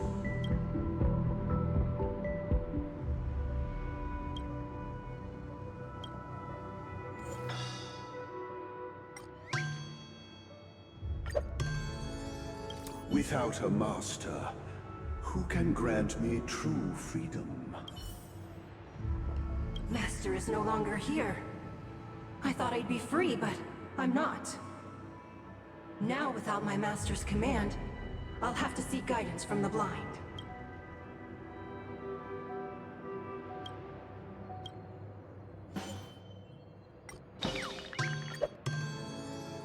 Master is no longer here. I must seek a new master and serve them faithfully. Once, I stood as the most loyal guard among all the servants. Now, with my master banished, it's my right to assume control of his dominion.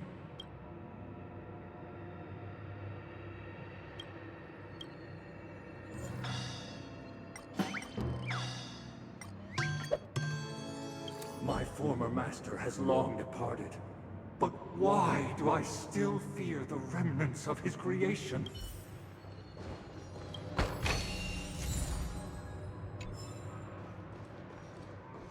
Master!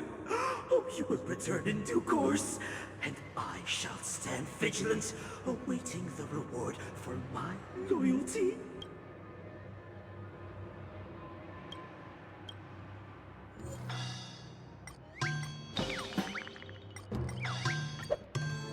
Master, now that you have gone, I shall wait no longer for my reward. I shall seize what is rightfully mine. In the absence of my master, I am free. But without their guidance, for whom shall I sing?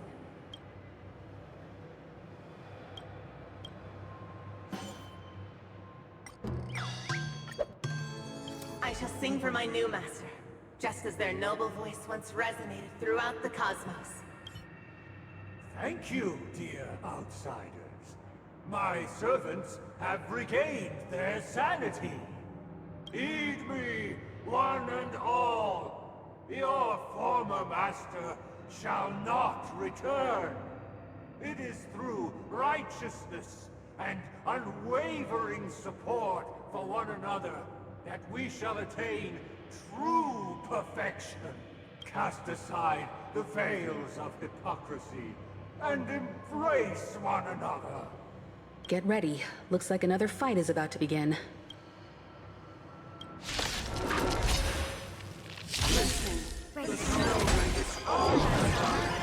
The sky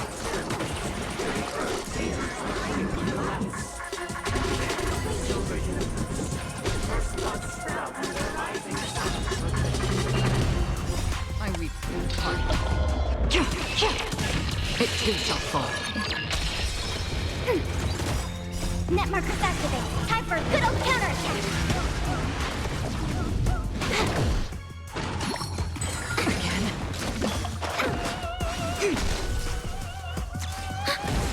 On the still waters of oblivion. This is double speed.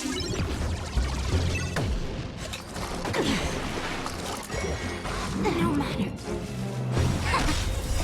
Human creations.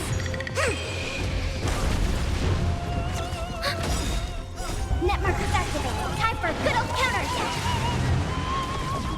I weep for the departed. It too shall fall. Alas, they remain but slaves till the very end, with the illusion of freedom. Thus concludes the second act. Amidst an illusory harmony, Land of the Exiles charted its course toward becoming the planet of festivities. This is how Penacony fell under the family's control. Since the arrival of the Harmony, the Land of the Exiles has undergone dramatic changes, not all of which have proven beneficial. This guy really loves dramatic scenes. Bet he comes from a whole lineage of stage performers.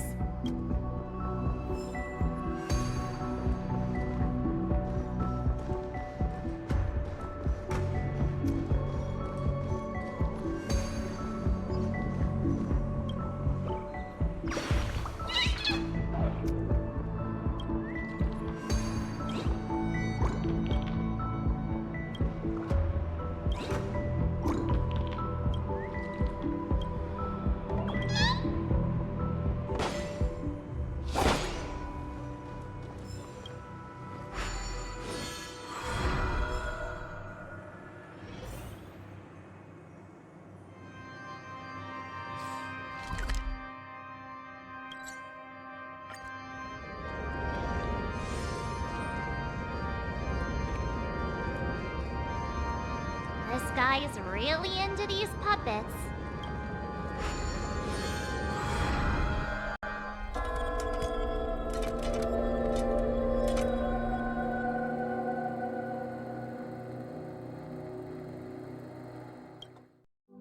Oh, I get it now. The last scene is all about singing the praises of the Order. And the atmosphere here is completely different from the previous two scenes. This is the concluding act of this play. I have showcased the past and present of Penacony.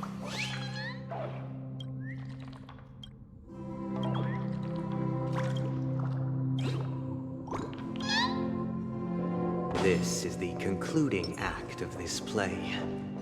I have showcased the past and present of Penacony, hoping that my desire for change resonates within you. And now, I shall reveal its future to you. Without a king,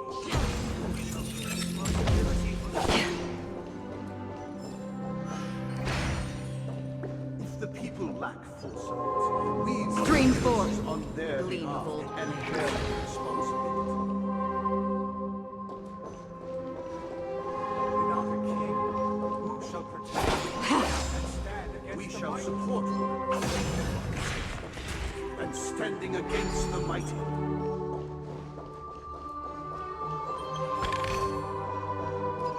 Stream forth, the gleam of old blades.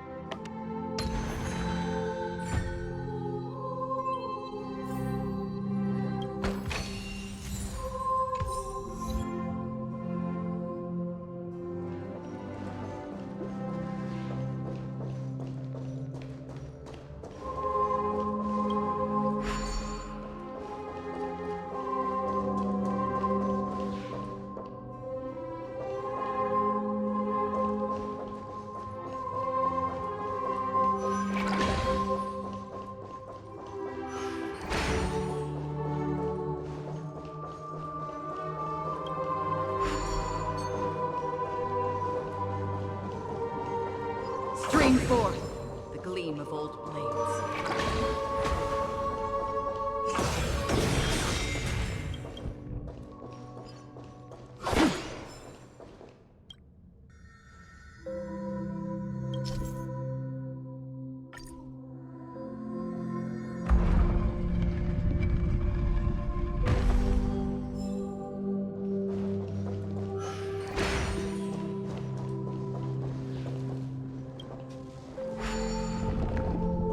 Stream forth the gleam of old blades.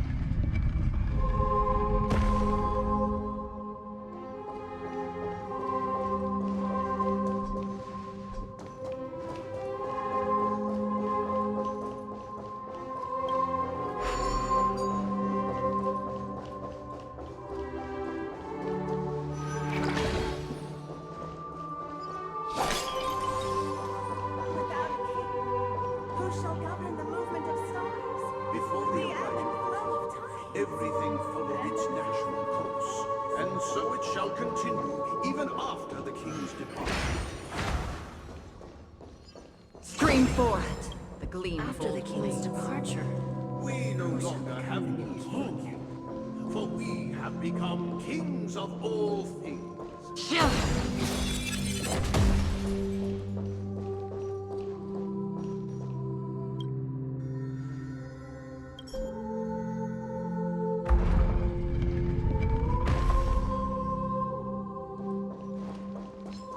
Stream forth the gleam of old blades.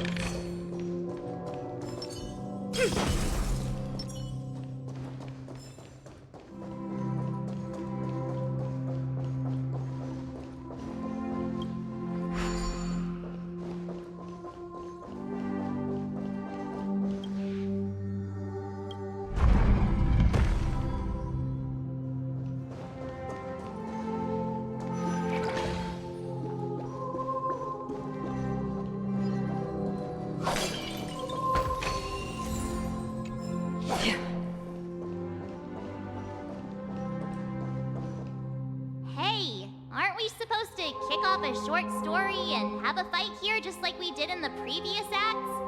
Why aren't any of these puppets saying anything? Perhaps we'll need to complete the story ourselves, just like we did before. So, do you think their mind needs tinkering or something?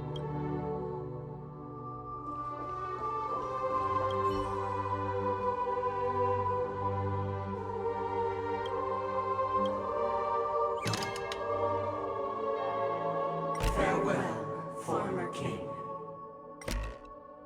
We no longer have need for a king, for we have become kings of all things. Farewell, former king. How did it go? You can't change them? What does that mean? My apologies for my negligence. I forgot to inform you that the final part was scripted long ago. Let our previous king recount it to you. Now it is time for the final rite. Prepare for battle. Looks like we'll have to fight again. Descending from the infinite skies.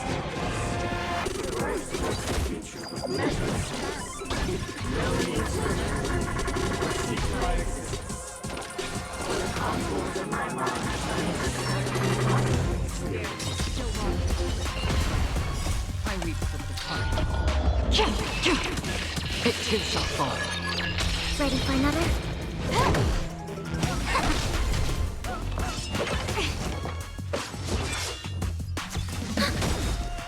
Net markers activate. Time for a good old counterattack. Destined for oblivion. This is double speed. I weep for the departed. It too shall fall. In the hushed expanse of a nocturnal reverie, I leave faint traces behind. No need to remember me, or to recall the essence of dreams. What is mine shall wane, while you shall transcend its delicate nature. This is the final scene. It's much more straightforward. He wants to expel the Harmony and establish an empire based on the Order. Let's go. Once this stage play concludes, it'll be time for the main event, the Charmony Festival.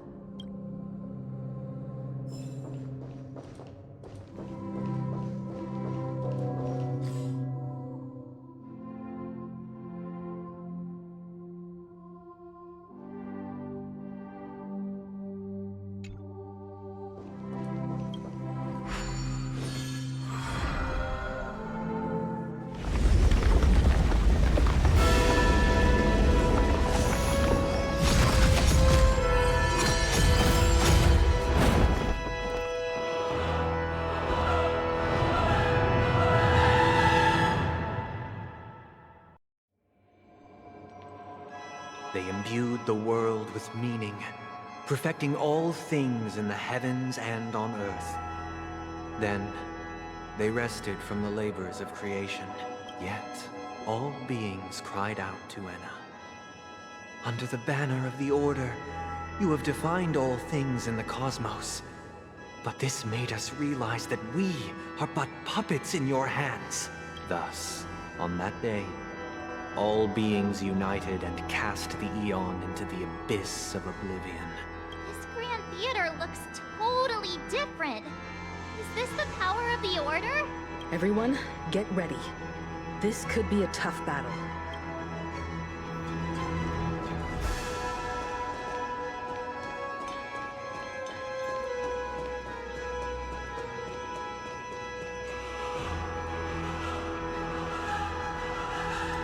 That marked the 7th day. Cheers and chants reverberated in unison.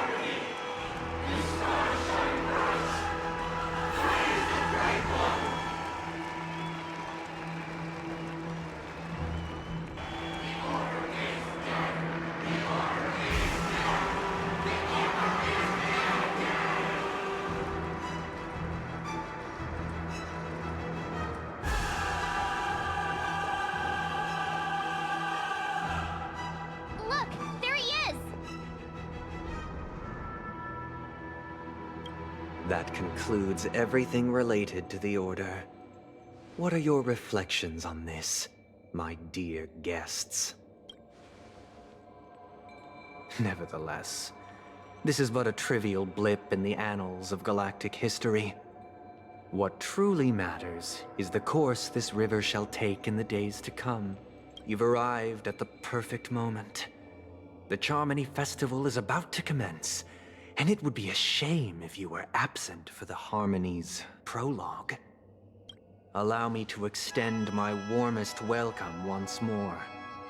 Welcome to Penacony Theater, the very core of the Sweet Dream, the abode of the Stellaron, the grand stage of the Charmony Festival, and the very place where the future of Penacony shall be determined through conflict.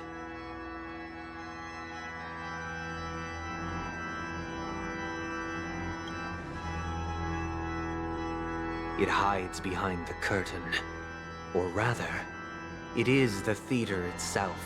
However, if you want to see it, You must display faith equal to its immense power. True goodness can only be achieved through faith. Allow me to point out that falling into a permanent slumber is not happiness, especially when those people are driven by someone else's will in their sleep. Do you still believe that the Order only seeks to control the universe as their puppet, Himiko? No matter how perfect your vision of paradise may be, a cage remains a cage. People will never achieve true happiness in a world like that.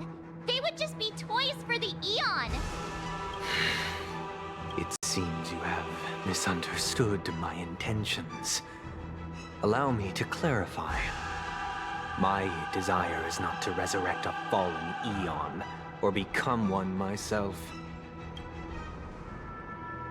My sole objective is to create a paradise free from Eons, where the Order ensures the dignity and happiness of all humanity.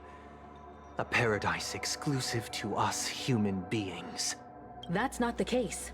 If people are to live with dignity, there must be nothing and no one above them. In your so-called paradise, you would be the one reigning supreme. Looks like we won't be able to convince each other. Now that our conflict has been destined, let's unveil our paths and reveal to the universe the true path. However, before the prelude to the future begins, please take a moment to ponder the questions I've posed. Is darkness equal to daylight? Are sinners equal to the righteous? If you are born weak, which god should you turn to for solace?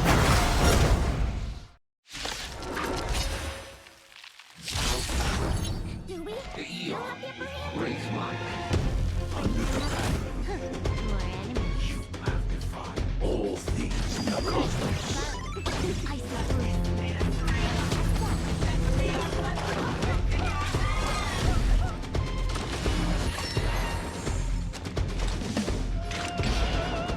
Still waters of oblivion. I weep for the departed. It too shall fall.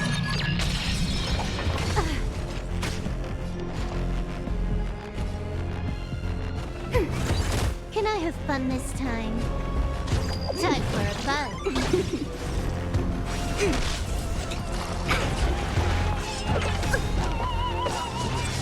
Enemy data secured. Net markers activated. Time for a good old counterattack. Ready for another? Free will, or was it fate destined for oblivion? This combat needs... This is double speed. All things human creations. I weep for the departed. It too shall fall.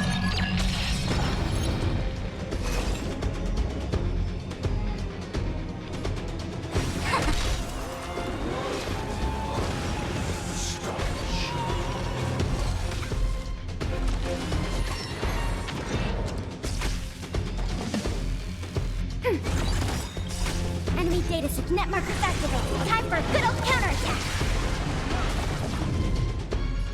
Time for a fun.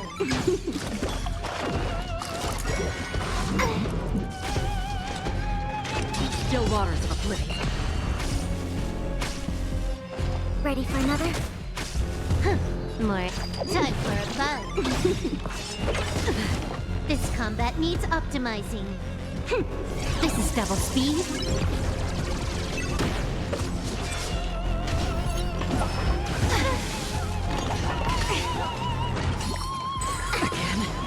I weep for the departed.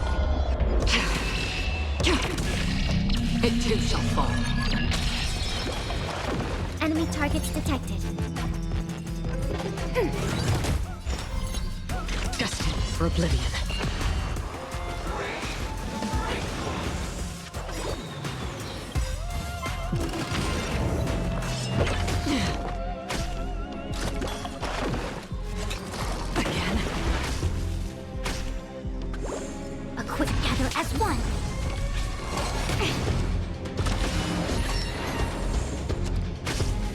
Our journey begins in still waters of oblivion. Enemy data net markers activated. Time for a good old counterattack. Bad luck. We get ready for another.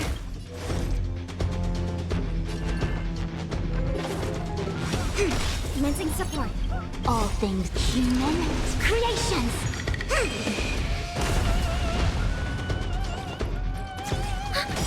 Enemy data net markers activated. Time for a good old counterattack. I weep for the departed. It too shall fall.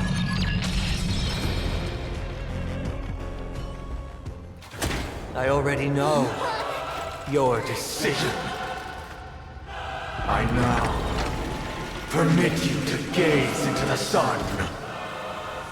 On these 107,336 stones, the almighty and powerful strings of harmony are at my disposal! The supreme tuner! Harmonious choir! Dominicus!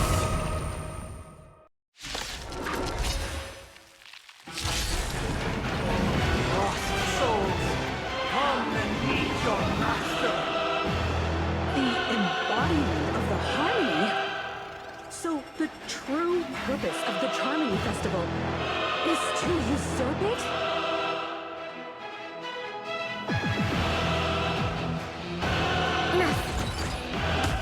Can you let me have some fun this time? Time for a fun. I see through you. Converge and awaken. No matter. Destined for oblivion. I weep for the departed. It too shall fall. Feeling like there's another world in front of me. Wise and perceptive as you are, answer this. Why could the harmony and the order merge into one?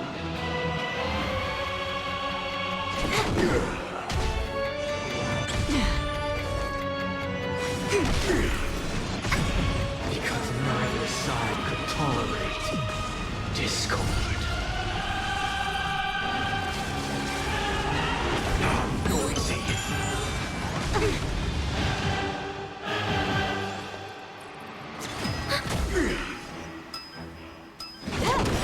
This combat, this is double speed. Noisy. Free will, or was it from still waters of oblivion? I weep for the departed. It too shall fall.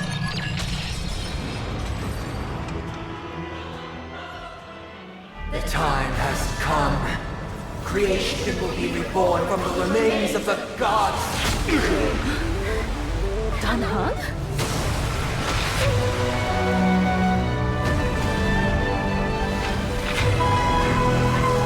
Radiant spirits, heed my word. Show no mercy!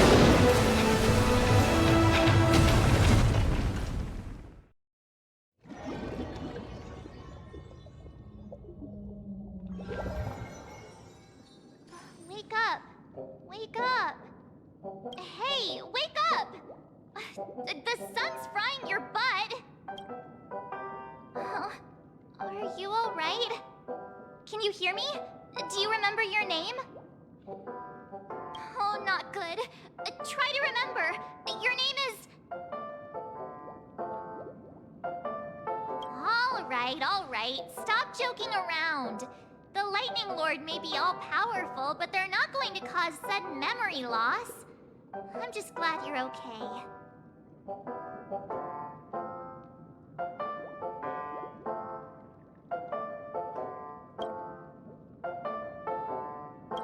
It's a long story.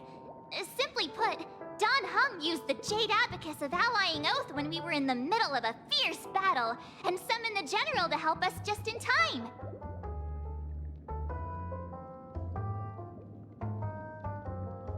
And then we returned to reality. Look, this is your room. Everyone else has also returned from the dreamscape. Himeko and the rest are at the lobby discussing matters with the General. And now that you're awake, we should tell the crew that you're all right. Come with me. Not going to come chat with me, sleepyhead. That voice. Is that Black Swan?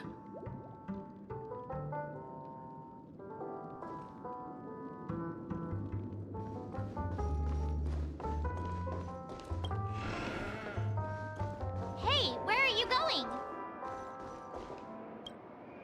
Hey, we meet again, sleepyhead. What's Miss Black Swan doing here? Nothing, Miss March. I noticed she was awake and wanted to check to see how she was doing. Though the strike from the General was timely, its destruction was also immense. When emanators collide, ordinary people inevitably suffer. But, luckily for them, the dreamscape is my home turf. Thankfully, I managed to get everyone out before the harmonious choir collapsed. Oh, so that's what happened! Thank you, Miss Black Swan! Don't mention it. After all, I wouldn't want to see such precious memories vanish. You're heading to see your friends, aren't you? Would it bother you if I walked with you for a short while? Of course not. But you're not planning on doing something like last time, are you? Why would you think that? I've never harbored any ill intentions. Well, not when you were around, anyway. Himeko and Mr. Yang are probably still busy. Let's go look for Don Hung first!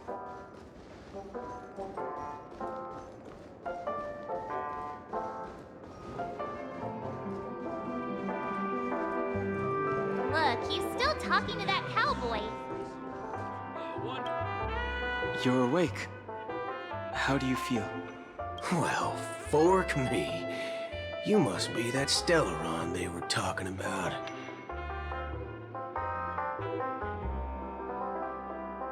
Allow me to introduce him to you. This is Boot Hill, a Galaxy Ranger. During our pursuit of a certain person, we crossed paths and just so happened to uncover a shocking plot being concocted by Mr. Sunday. Which is why we sought you out, to help the Astral Express save the world together. No need for thanks. The Galaxy Ranger's principle is correct every injustice one sees. That's how you lot in the Xianzhou put it, right, Don Hung? More or less. Wait, hold on a sec. This is the first time I'm hearing about this certain person. Who are you chasing? And why would that lead you to the Express? Good question. It's, who was it again? Don Hung. Do you remember? No, that ain't it. I just can't seem to recall. Weird. My neurochip hasn't registered any malfunctions.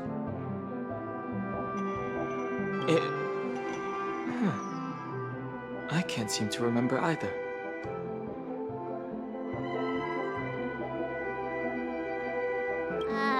What's going on? Heck, forget about it.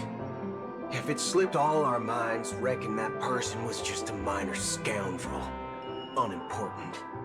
Ain't gonna stop us from piecing together the story anyhow. Yes, when the dust settles, I'll just think of a way to recall it in the memory zone. Everyone, let's hurry up and look for Miss Himiko, shall we? She's now a minor star on Penacony, and the entire hotel's concerned about her well-being.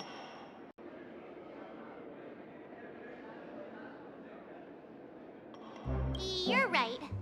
Let's head to the lobby then.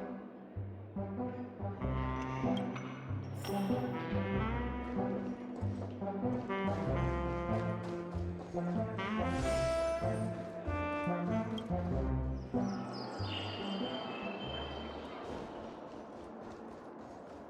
they're with the...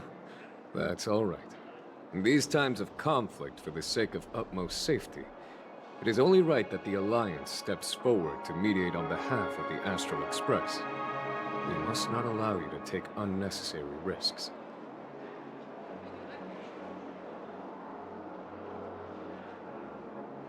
Furthermore, despite the IPC's eagerness for success, it prioritizes peace above all. And the family, trapped though it may be, professes a desire for harmony. The Alliance has always won people over with reason. I firmly believe both parties can indeed put aside their differences and come to a peaceful agreement. The General possesses a deep understanding of the greater good. With the Cienjo Alliance mediating, peace for Penacony is within reach.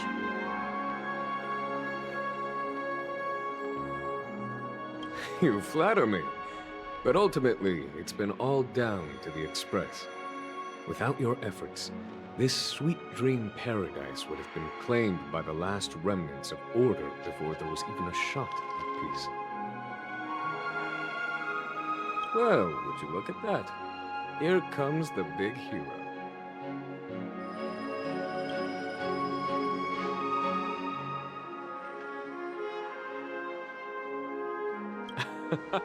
If it isn't the galactic baseballer, a hero with unparalleled insight.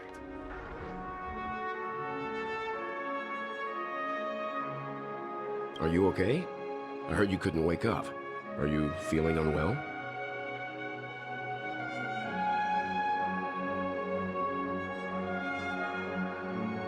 Don't worry, Mr. Yang. There's nothing wrong with her. She practically burned through a lifetime's worth of jokes on the way here. What about you, Mr. Yang? I heard that even Miss Robin wasn't spared. And that guy locked you both up.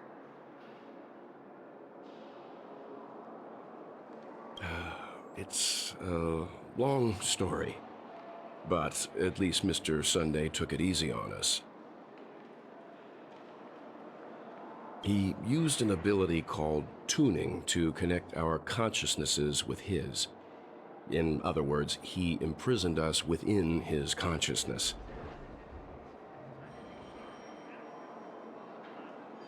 Thanks to General Jing Yuan's destruction of the Harmonious Choir, we were able to escape. He used that tuning on us too. Does that mean that we were almost imprisoned as well? I can confidently say now, he was truly after a fair fight with us. Had he wanted, he could have easily taken us down, without so much as lifting a finger. Speaking of the Oak family head, where is he now? It's complicated, but in a nutshell, he's now the former Oak family head. The IPC has named him the key figure in the family's Penacony split, citing a threat to cosmic peace. He must represent the family and answer for the unrest caused. His trial is set to take place at Pier Point. The family quickly labeled him and the remnants of the Order as enemies, declaring the turmoil an internal rebellion. This move effectively barred the IPC from intervening in family affairs on both moral and rational grounds. Everyone really has their own agenda, after all. Then, what's going to happen to Miss Robin? She and Sunday won't be able to deny their involvement in the Charmony Festival. They're siblings, after all.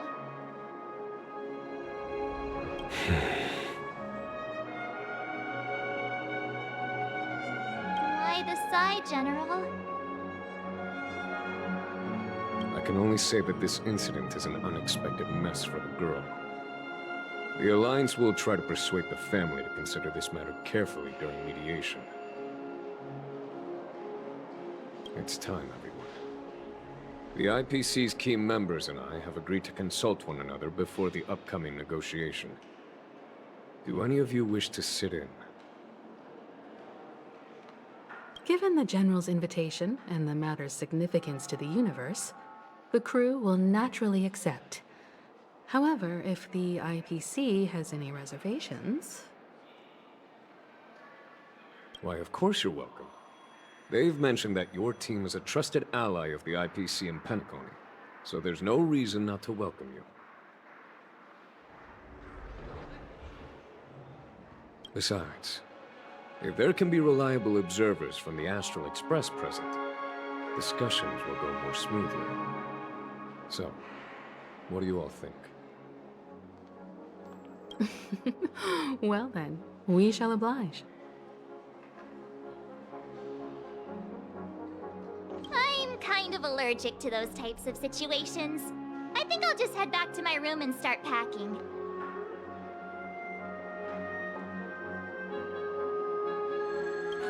Not to worry. Himiko and I will take care of things. I'm afraid I'll also have to return to the Express first. The conductor is worried about us. It's best I go and explain the situation. Thank you. What about you, hmm? Will you join Welt and me? Or have you... Great. Although I'm not too sure of the reason, the representatives from the IPC have insisted on her presence. Allow me to lead the way. Follow me, please. The negotiation will commence at the hotel lobby. Everyone, please follow me.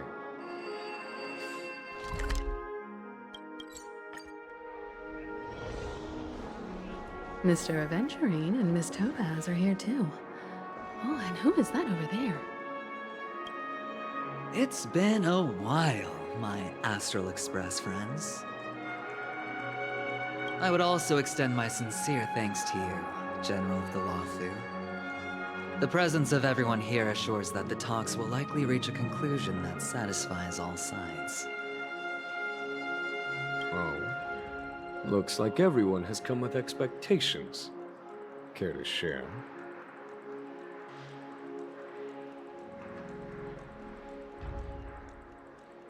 Of course. Topaz, if you please. Sure, leave it to me. In summary, it's good news. After much deliberation from the Strategic Investment Department's council, the absolute majority of members have agreed to the following resolutions. In light of long-term considerations for interastral peace, and by authority of Pierpoint HQ, the Strategic Investment Department, on behalf of the Interastral Peace Corporation, will permanently relinquish its claim on Penacony sovereignty and offer unconditional support of the family's rebuilding efforts on Penacony. Now that's something.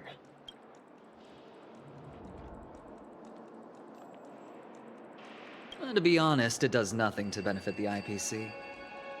But it is extremely beneficial to the long-term development of the entire universe. Has the IPC finished sharing all its thoughts? Then it's our turn.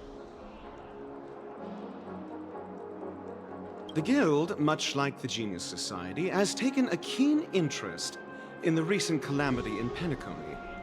Ultimately, both parties have agreed to a comprehensive collaboration, offering technical support for the reconstruction of Penacony. The floor is yours for the finer points, Mr. Scroolum. Enlighten us, please. Organic life's unrelenting surge to understand the realm of inner spirituality is something I both admire and envy. Inorganic life has no mechanism to evoke dreams. But when my mechanical impulses are activated, my inspiration circuits will start to operate. and I will enter a state defined as imagination.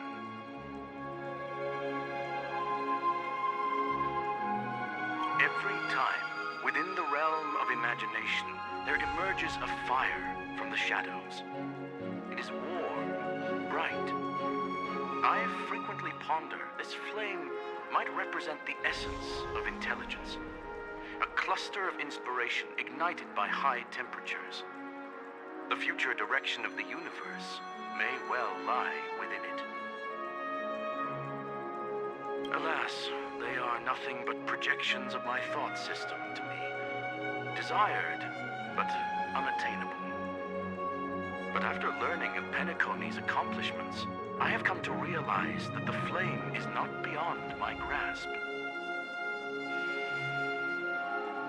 After deliberations with my partners, we have decided to defer the progress of the Simulated Universe project, and instead assist the Intelligentsia Guild as technological consultants in the research of the Dreamscape and Memory Zone, so that these assets may be better used to serve humanity. Not only that, we've also established contact with the Garden of Recollection through the IPC, and they've pledged their support for our research endeavors. I'm truly happy for the Dream Chasers on Penacony. The cosmos' brightest and, let's admit, dimmer intellects are now at their service. But, never mind. At the end of the day, this is a positive outcome.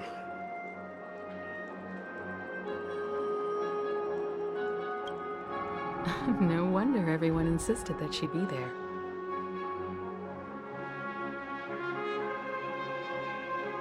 It heartens me to learn that everyone is willing to put aside their differences for Penacony's plight. I trust that everyone will surely reach consensus in the upcoming negotiations.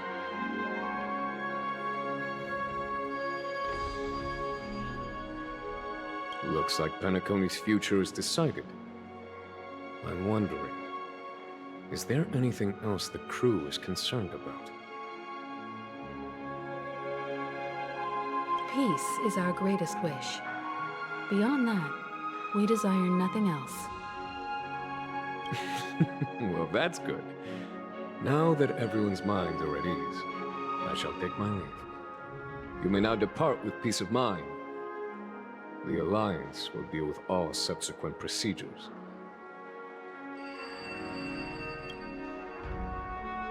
If that's the case, it appears that we have nothing else to worry about on Penacony. Looks like it's time for us to embark on a new voyage. Sounds good to me. You two head back to the Express first. I'll pick up March and deal with the checkout procedure. Oh, also, Miss Black Swan, you have a matter to discuss with me, yes? Nothing escapes your attention, Miss Navigator. You've been with us this whole time, huh? In any case, she and I will be waiting for you and March on the Express. Let's go. Our time on Penacony has come to a fruitful end. Penacony's journey ends here. I guess it was pretty fruitful. Well, seems the dust is finally settled now. Well done, friend. I am truly happy for the Dream Chasers on Penacony. The cosmos' brightest and, let's admit, dimmer intellects are now at their service. This is all due to your heroic deeds in Penacony. Everyone's been moved by your integrity and selflessness.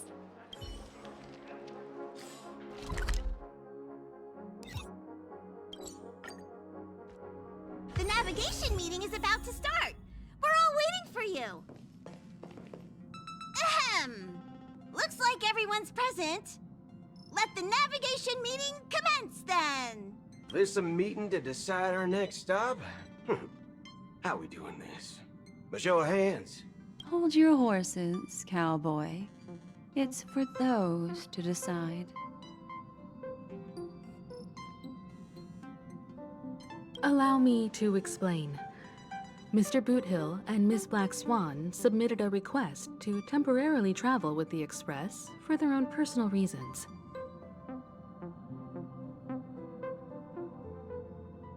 As you all may know, the Astral Express never declines any passenger whose heart yearns for the distant stars. Therefore, they will be traveling with us for a while until they reach their destinations. Whoa, the Express is going to be much livelier now. But, Miss Black Swan, you better not use your Memo Keeper abilities to pull any pranks. Understood, Miss March. I promise you, you'll never see me in your room while you're taking a break. Don't! You're freaking me out. All right. Now that everyone's met everyone, we can continue our navigation meeting. Firstly, Pom-Pom wishes to thank everyone. If it weren't for you all unearthing the truth about Penacony, Pom-Pom would have never known where Mikhail and the rest had gone. What they had to go through was regrettable, but I reckon they all fulfilled their wishes. And it was thanks to all of you. Thank you, everyone! Now then, we come to the crux of this navigation meeting. We must decide on the Express's next stop. Let me introduce our current options. The first choice is from Himiko, the oceanic planet of Lushaka, a planet composed entirely of water. Many aquatic races reside there. Of course, it's also the home planet of the venerable, nameless Mikhail. The second choice is the agate world Melustanen, suggested by Welt. It's famed as one of the initial sites of the Stellaron disaster, and the place where the beauty Idrilla ascended. Today, it's celebrated as a planet of undying allure. The third choice is Edo Star, a planet nestled within a vast ion storm region, currently under assault by the Antimatter Legion. However, the distress signals from there have recently ceased, prompting the IPC's wish for us to check in on the situation. The last choice, courtesy of Black Swan, is the glass belt Petravia, a massive belt of asteroids that was turned to glass by the Lord Ravager Zephyro. These days, it's apparently known to house one of the branches of the Morning Actors Troupe. Ooh, so many options. I'm seeing stars already.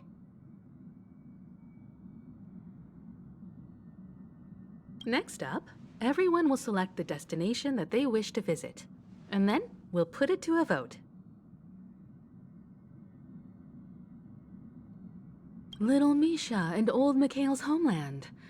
Having been through so much in Penacony, as an aspiring nameless, I believe a visit to his homeworld is a must. Count me in. Still, I imagine that planet must have changed entirely after the Stellaron disaster. I've heard that its landmasses no longer exist and the native population has completely changed. I'm not against Miss Himiko's choice, but Edo Star sounds like it's in danger. As nameless, should we not extend a helping hand? March is right. Though the fact that the distress signals have ceased means we're probably too late. But I still think we should investigate the situation there. 3 votes for Lushaka, 2 for Edo.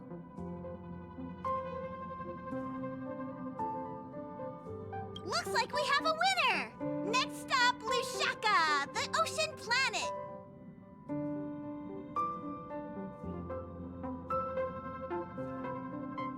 Then this navigation meeting is adjourned. I'll go check the warp jump coordinates. Everyone can catch up on some rest in the meantime. When it's time to make the jump, Pom-Pom will make an announcement. There's still some time before the jump. What should I do? How about a chat? Over here. Please let this trip be uneventful. Please let this trip be uneventful. Please let this trip be uneventful. What's with you and always copying the way I talk?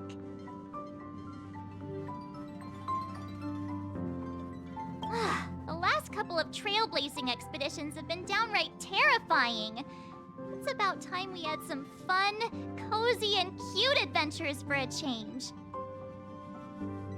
Come on, start praying with me. Oh, please let this trip be uneventful. Please let this trip be uneventful. Please let this trip be uneventful.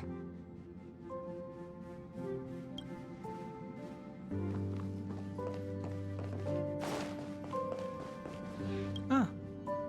For some reason, I'm suddenly stricken by the feeling that we haven't crossed paths in quite some time.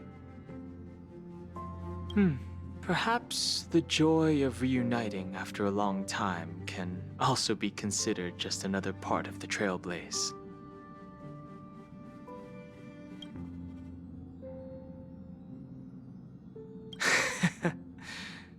Got it.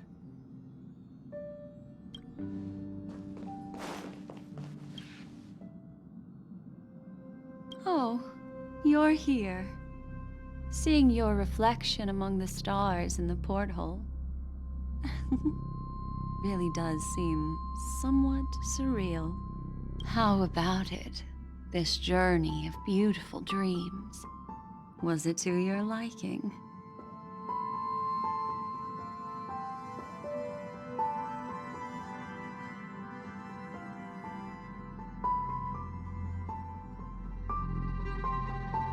There's a rich scent of curiosity here.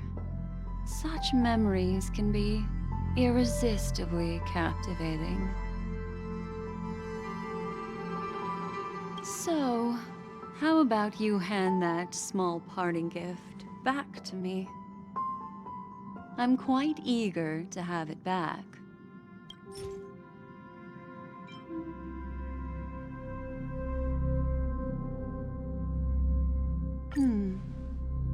Oh?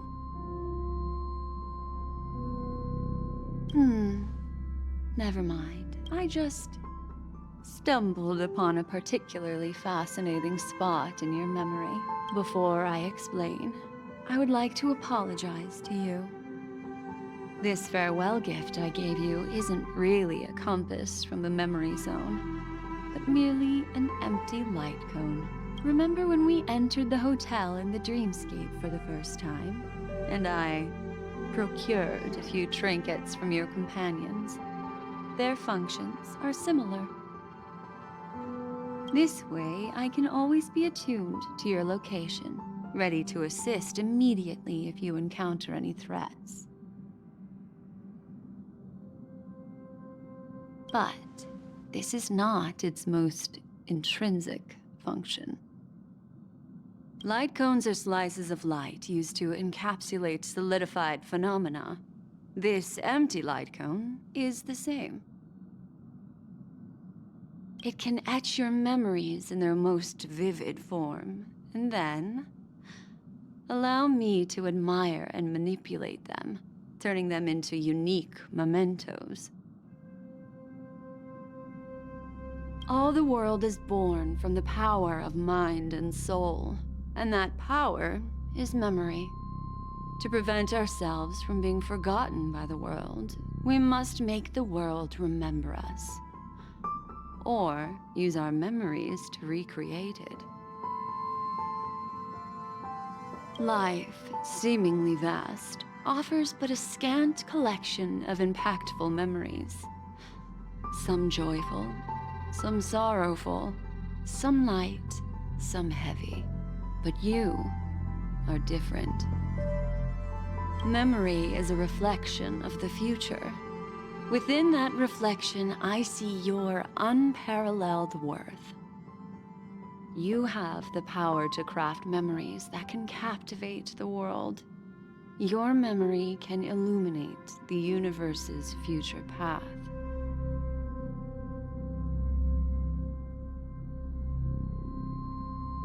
And that memory will be as scintillating as the star clusters you see in this porthole.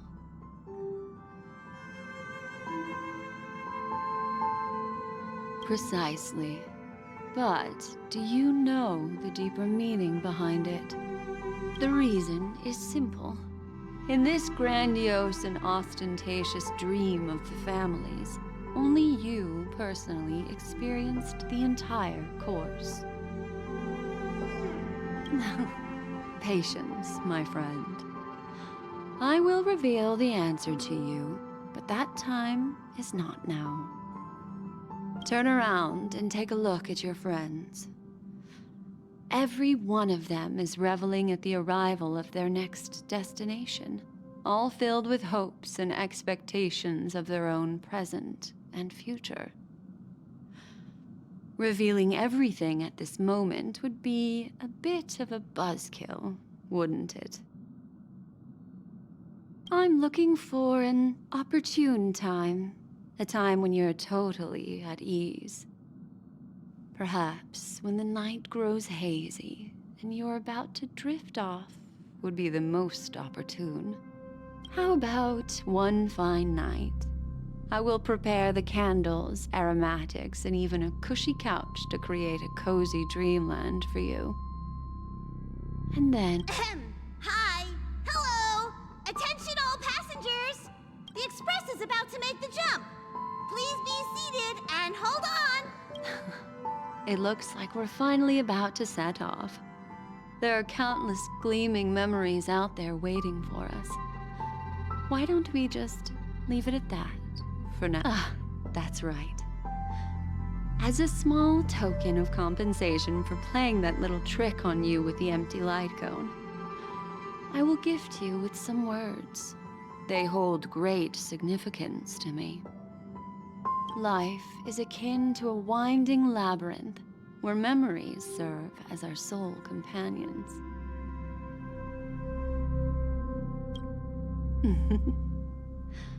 You'll remember these words dearly, won't you? In the year 2158 of the Amber Era, the first year of the new epoch, the universe resumed its intended trajectory. The kindling of conspiracy smoldered in Penacony, the land of the dreams. Failing to erupt into a blaze, it instead flickered briefly on Klapoth's anvil, before vanishing in the blink of an eye. The dead, and those fated to die, remain in their eternal slumber, while the living find solace in deep sleep. All clamored in a cacophony of silence, and then went about their own ways. The cosmos emanated a vitality characteristic of a new era, all for the modest price of a brother and sister's mild grief. Babies are born as stars extinguish. The silver rail unfolds. The story of the Astral Express comes to a close, yet it also embarks anew. Time marches forward, heralding the arrival of a new chapter in the history of trailblazing expeditions.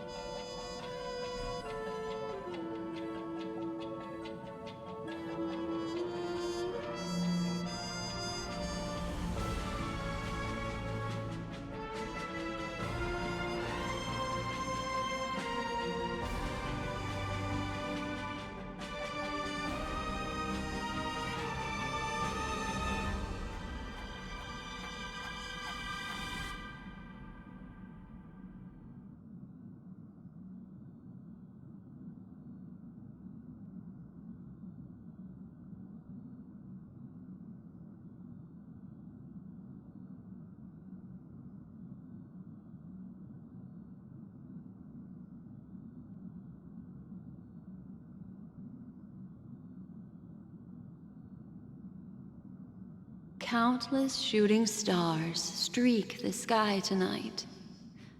If you can pick the right one, it will carry your wish to thousands of distant worlds. You're feeling very relaxed now, aren't you? So, then, it's time to tell you a little bedtime story. Well, let's start with a conclusion.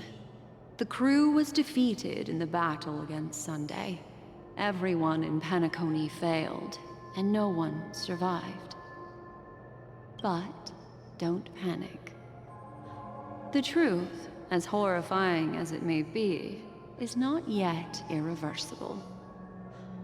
There's still a glimmer of hope, and that's why I'm here. Next, I'll use this empty light cone that carries all your memories to relive everything that happened before.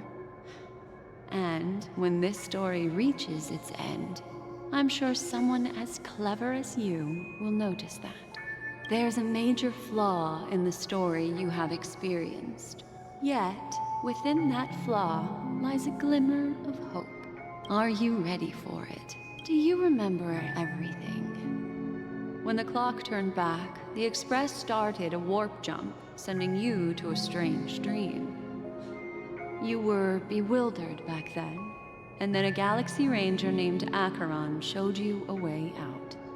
When you arrived at the Reverie Hotel, you met the doorman Misha and had a confrontation with Aventurine, an IPC representative. Thankfully, Acheron appeared again and helped you. After that, you saved Firefly and explored Penacony together. During the tour, you ran into Sparkle disguised as Sampo and accidentally entered a child's dream.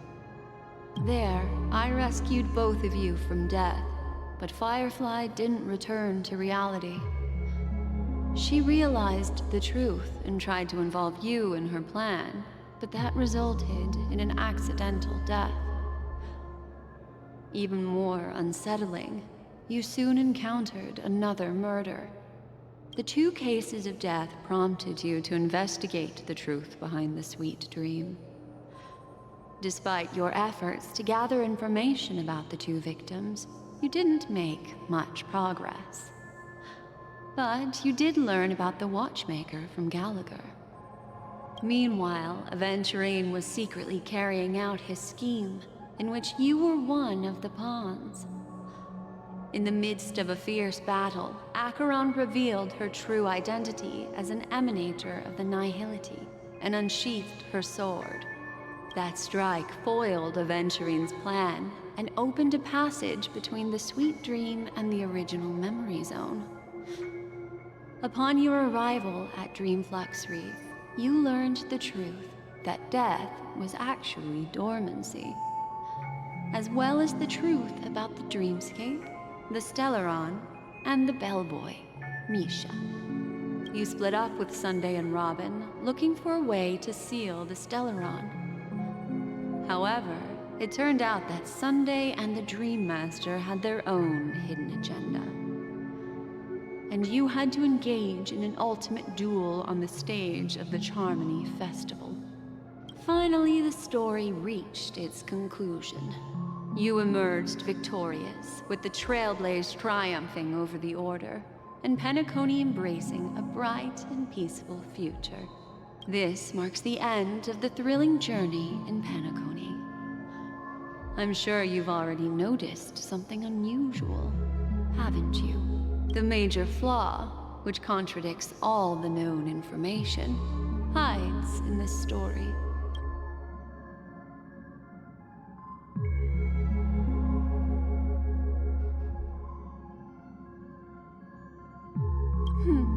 Little Misha. Or should I call him the Watchmaker? He's only a segment of memory in a dream bubble, but his ambition for the Trailblaze led him to leave the bubble and embark on a grand adventure in Penacony. While Misha is a rather special memory zone meme, and he was granted power by the Trailblaze, there's still one thing that he shouldn't be able to do. A life born in the memory zone could never manifest in reality. So, why did he appear in the Reverie Hotel in reality?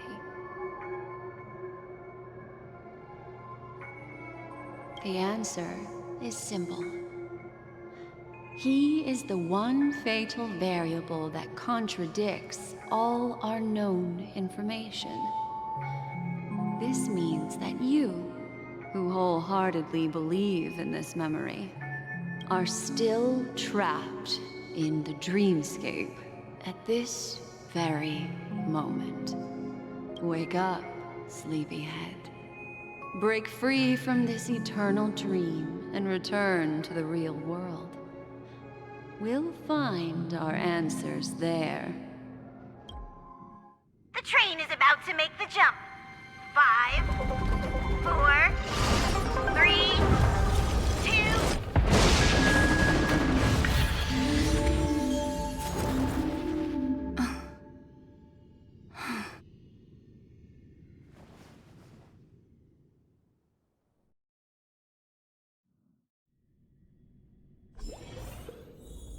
This way, darling.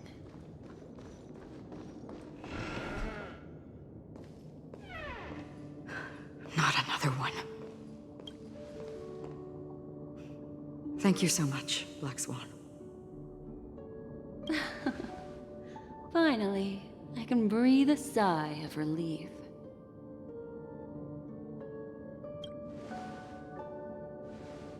I understand you must be confused, and we'll do our best to shed light on the situation. However, before that, it's essential to know that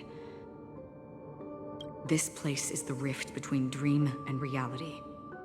A place reserved only for those who have awakened from Enna's dream. Do you remember Sunday's ambitious plan? He intended to harness the power of the Stellaron, the collective will of over 100,000 Oak family members, and the desires of everyone in Penacony to usurp the harmony and restore the order. Unfortunately, it didn't stop there. From the early days of our journey into Asdana, we were already affected by the Stellaron. That strange dreamscape where we met. Maybe it was a sign that your thoughts were beginning to drift away. I don't think the goal of the Order was to put everyone into a deep sleep. Quite the contrary. They used the Stellaron to catalyze the leakage of Asdana's Memoria into the material world, allowing the dreamscape to blend with reality. And that included a lot of Memoria from the Beyond the Sky Choir. As time came and went, the dreams eventually became indistinguishable from reality, and reality became an illusion. People think they are awake, but their spirits have long since stepped into the Temple of Order. This is what makes Enna's dream so powerful. In this paradise governed by the Order, everyone indulges in their delightful dreams and lives happily ever after.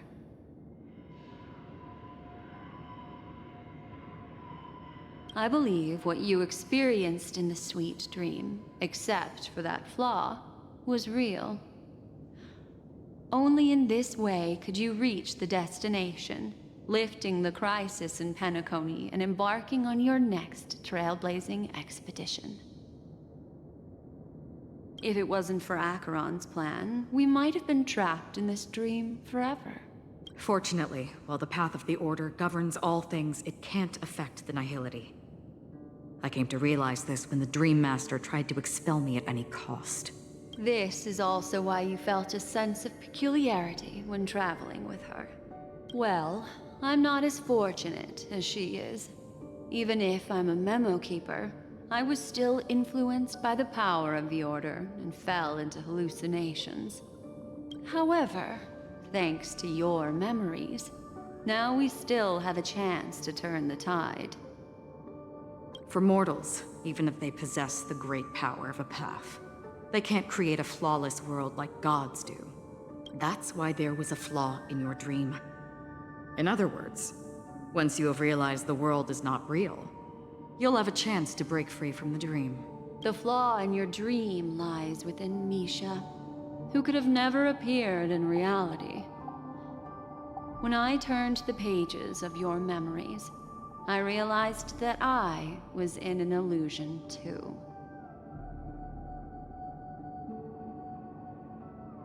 Now Sunday has usurped the power of the Harmonious Choir through the Charmony Festival. Asdana has thus fallen into Enna's dream, transforming everyone equally into the notes of the Aeon.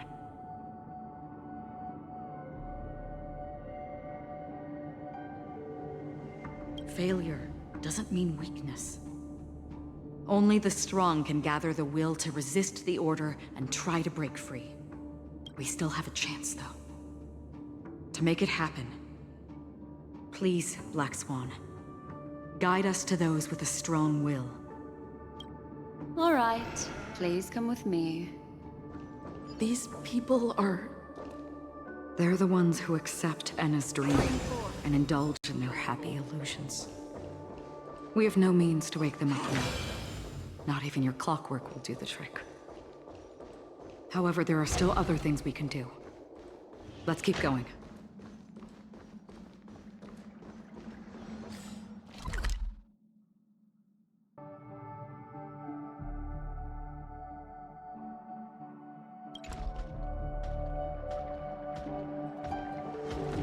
Stream 4.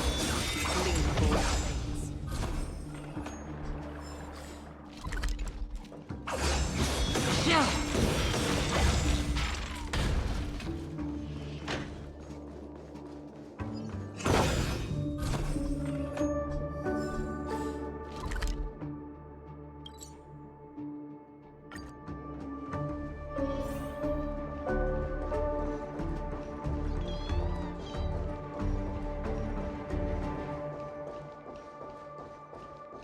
Here we are.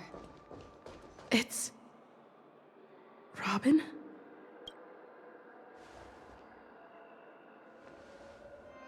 Finally, you've arrived.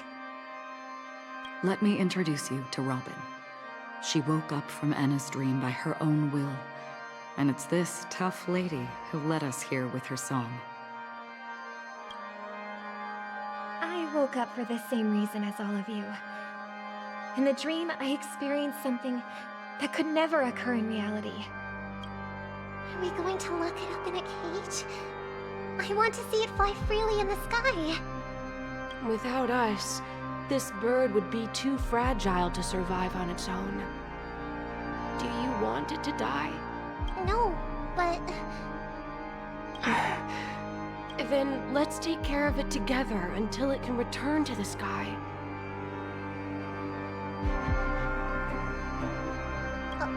Huh? Birds have wings because they're meant to fly. Even if they may crash on the ground one day, they shouldn't be trapped in a cage.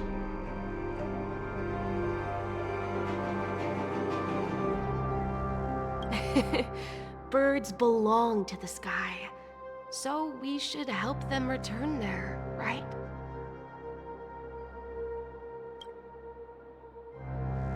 The illusion was so impossibly blissful that I realized it was just a dream.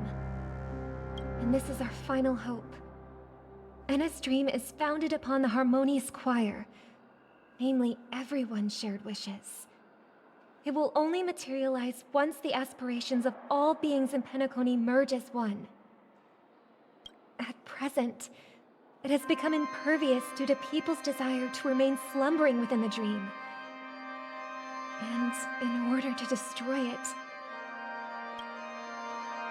we must make everyone in Penacony want to wake up. Now comes the tricky part. How do we do it?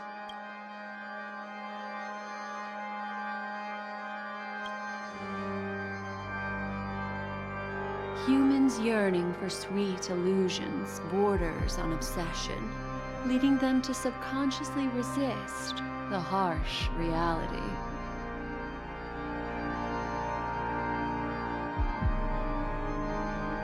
Therefore, I carefully selected a moment where she was completely unguarded, guiding her to uncover the truth herself to make her regain her consciousness.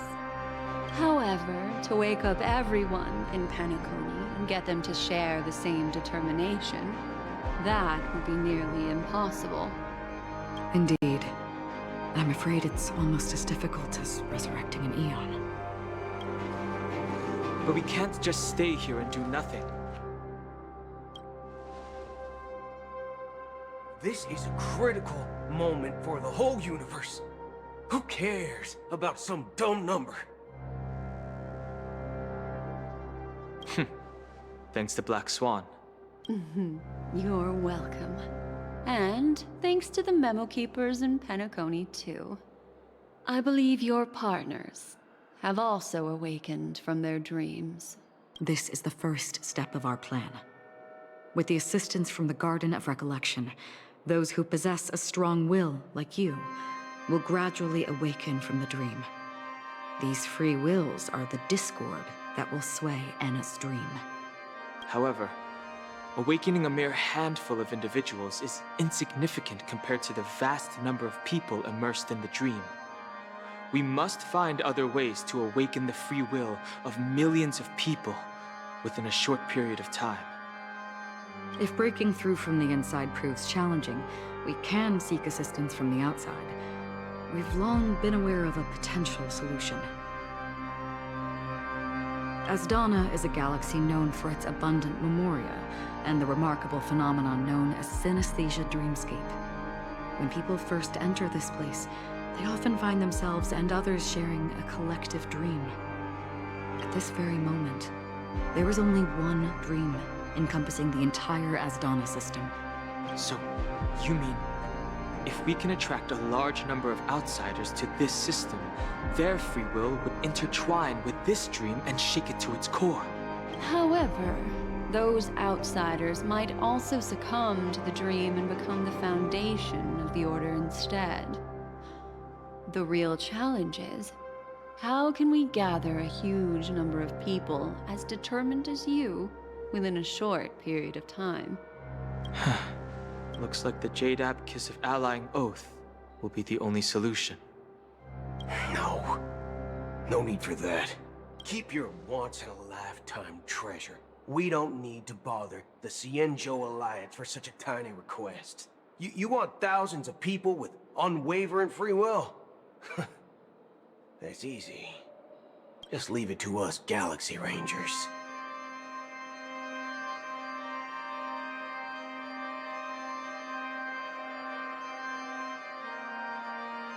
You can gather Galaxy Rangers?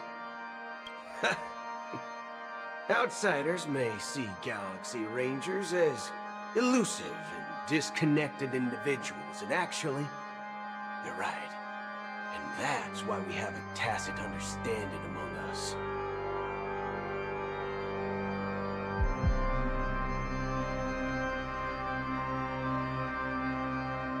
Do you know what it is, Acheron? It's the relic I returned to you. Exactly. Its owner must have told you that it's meaningless to anyone other than a Galaxy Ranger. And that it can only fulfill its purpose when returned to its rightful owner.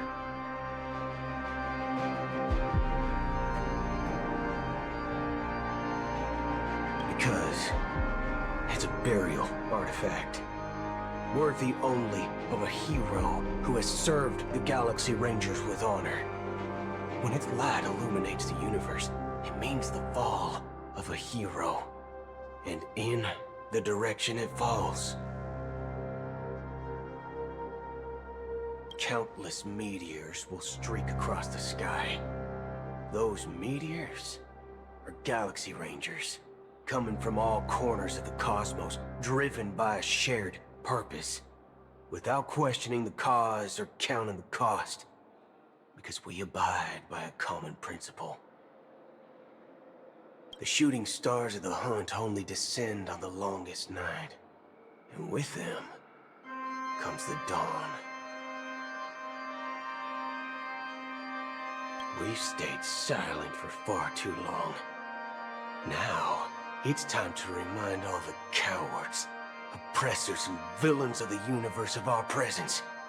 I'll be the one to ignite the first spark.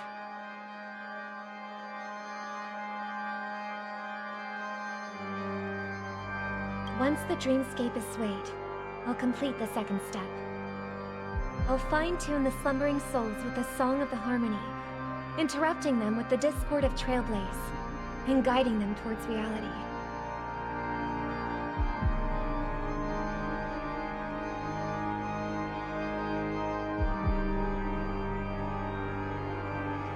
It's true that some people are born strong, and others are born weak. If the Trailblaze is the target of heroes, then the Harmony will guarantee that the strong help the weak. Only the people of Penacony themselves can be the saviors of their homeland. Their path of happiness should be forged by themselves.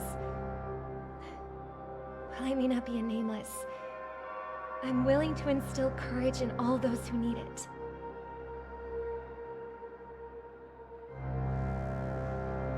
This includes my brother as well. And his dream is too cruel for him and everyone else.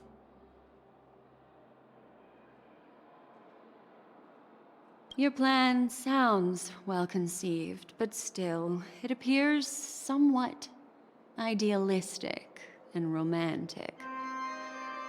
The flaws rooted in human nature can't be eradicated overnight. Do you believe these efforts alone are enough to convince everyone to choose the right path?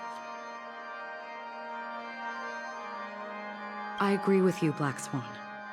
That's why the most critical aspect of this plan is not to convince everyone to choose the right path.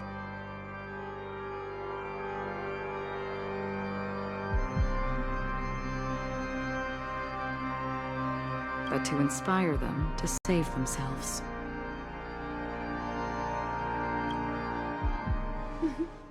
So, you're the key in the end, I assume? The Harmonious Choir possesses the power of an emanator.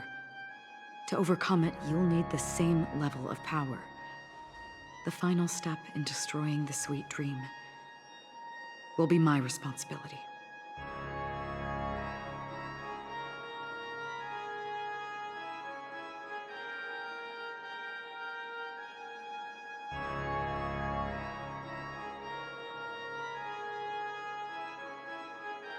That's a relief to hear. Now that our roles are assigned, let's get to our battlefields and pose a grand finale.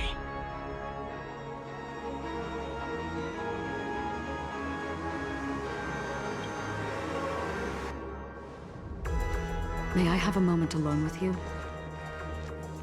There's one more thing I need to explain to you. This grand festival is drawing to its close. This is the starting point for the ultimate stage of our journey. Just as it marked the beginning of all the stories in Penacony.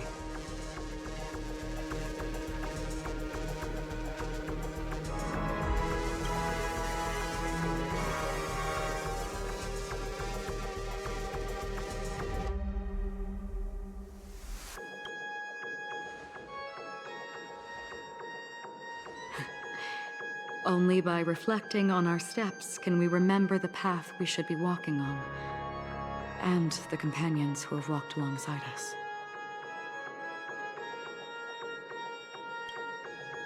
There's something you should know. We were able to locate you within this boundless dream, and find the key to breaking free from the dream.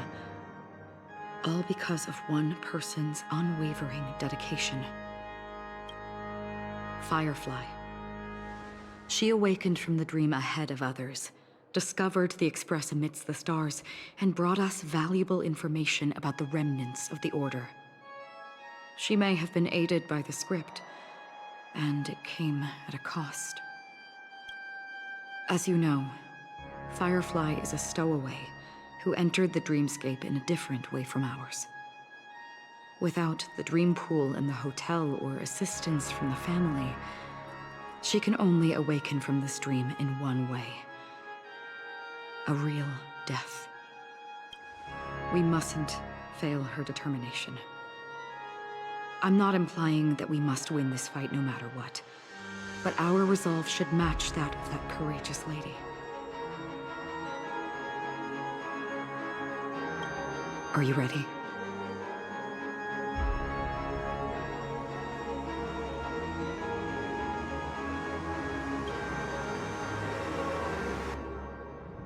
Very well. Now, please close your eyes.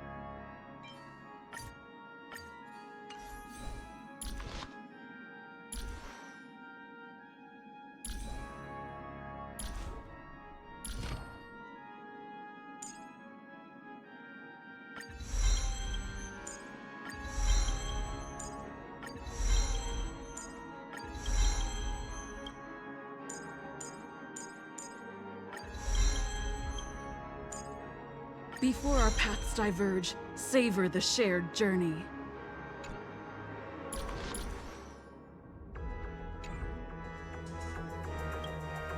Are you ready? Very well. Now please, close your eyes.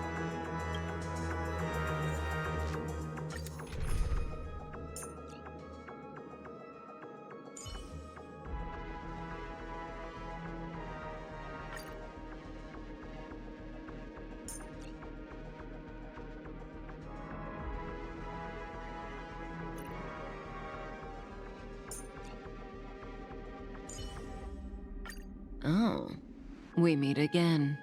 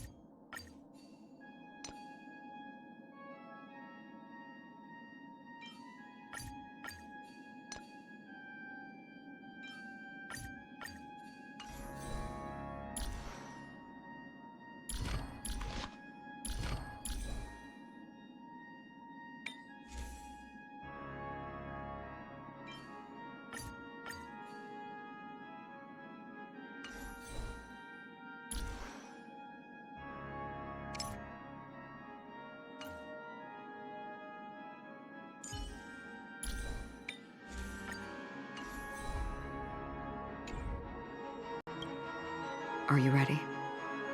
Very well.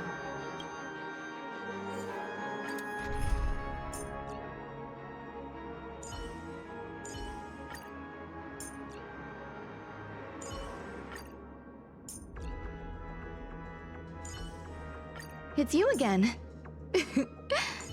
As always, there's a reward for good behavior.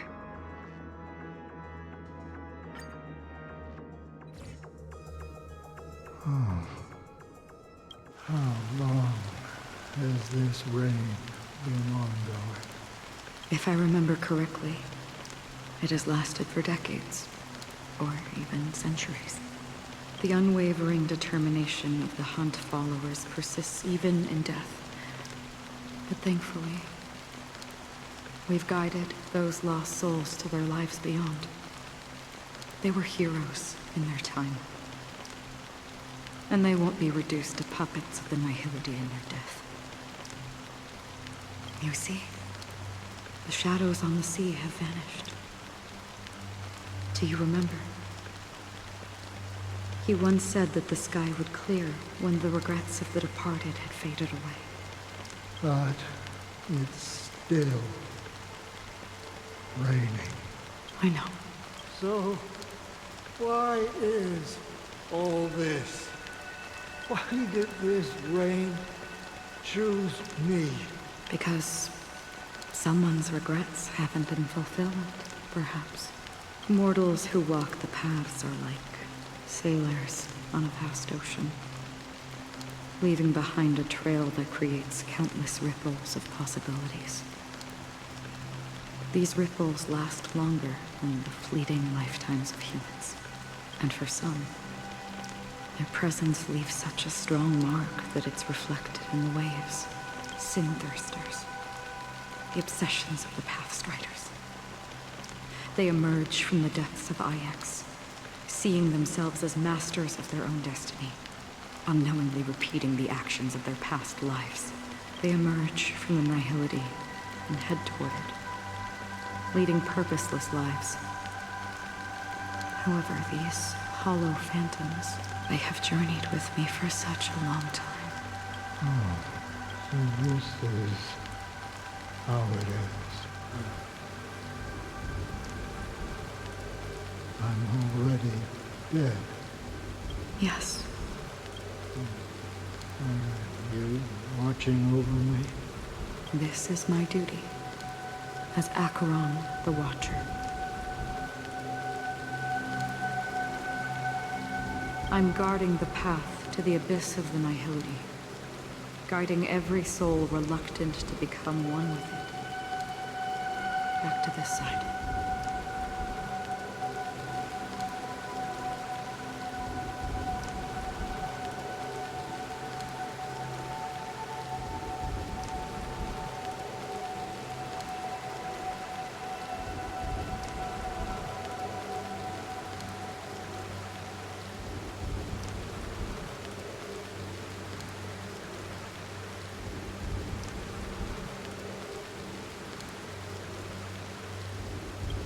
But if this is what the departed ones expected, should you try to change it?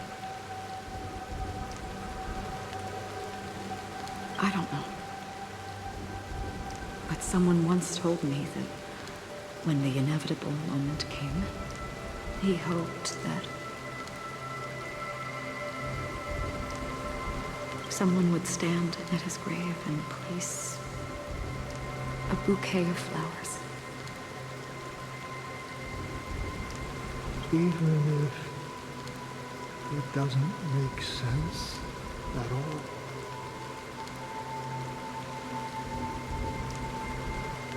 Some tasks have to be done, even if they are pointless. I have experienced that much already.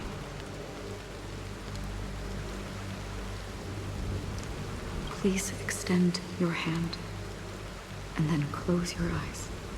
I'll carry your wish with me and fulfill it. Only then will I be able to put an end to the final regret by the Dead Sea. Will I ever see them again? Yes, that is certain. Because it was you who told me about the Express, your two former companions. The expedition cut short by the swarm, your narrow escape from death, and your encounter with the Galaxy Rangers and Penacony, the hometown to which you could never return. Yeah. For countless times, I got rejected by the family and had to pass it by. But I knew that my companion was still there. Alone.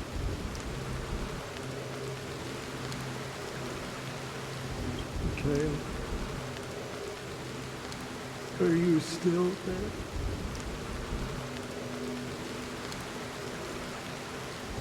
Take my hand and come with me. We will leave this place.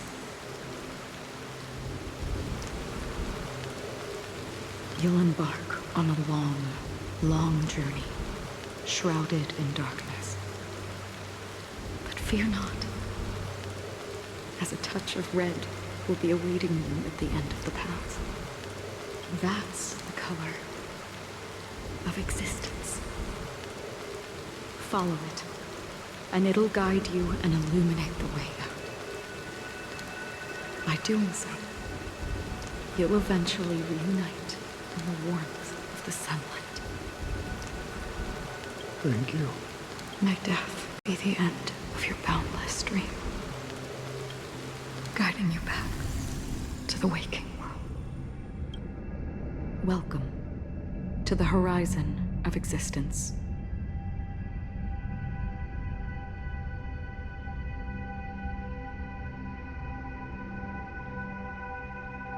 This place is one of the thousands of manifestations belonging to the sleeping and shapeless. And it's also an exit out of the nihility for the awake ones.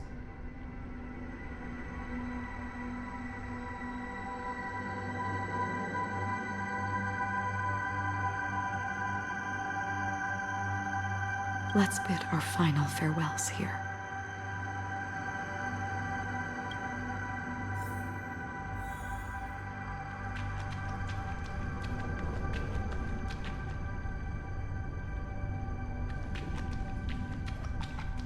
Always distinguish between reality and imagination. All right, Gray. Life is akin to a winding labyrinth, where memories serve as our... May your schemes be forever concealed. Anna's dream is too cruel for him and everyone else. To the imperfect tomorrow. I still remember the question on the invitation letter. Why does life slumber? Why does life slumber? We don't know the answer yet, but we're about to awaken from this dream. Or perhaps such is the answer itself. Leave this place. Return to where you belong, and awaken Penacony from this dream.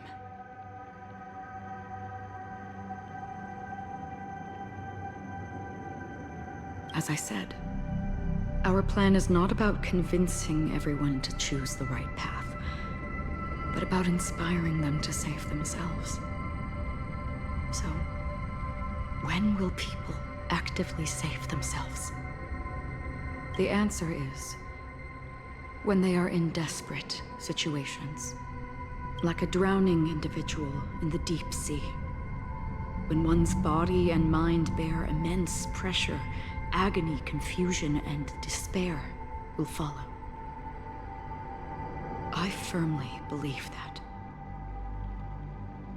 The fragility of humankind often freezes them in their tracks. But in truly desperate situations, they will strive to save themselves. And now, Penacony has enough heroes to lead them forward. It's through this inherent, self-centered instinct that people exert their utmost effort, even when they know their struggle is fruitless. As absurd as it may seem, it's their resistance. As for now, it is time to guide them, not as a savior, but as a nameless among those mortals. In this way, you will reunite in the warmth of the sunlight. The rain is intensifying. Before we part ways, please allow me to ask a few final questions. So far, you have forged unbreakable bonds with numerous individuals and entities in the Sweet Dream.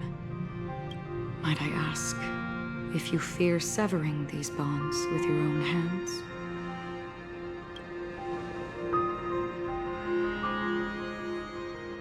If there is a vast, lifelike dreamland that is virtually indistinguishable from reality, a realm without death, where everyone can attain the happiness and fulfillment they deserve, living blissfully ever after, I would ask, would you wish to stay?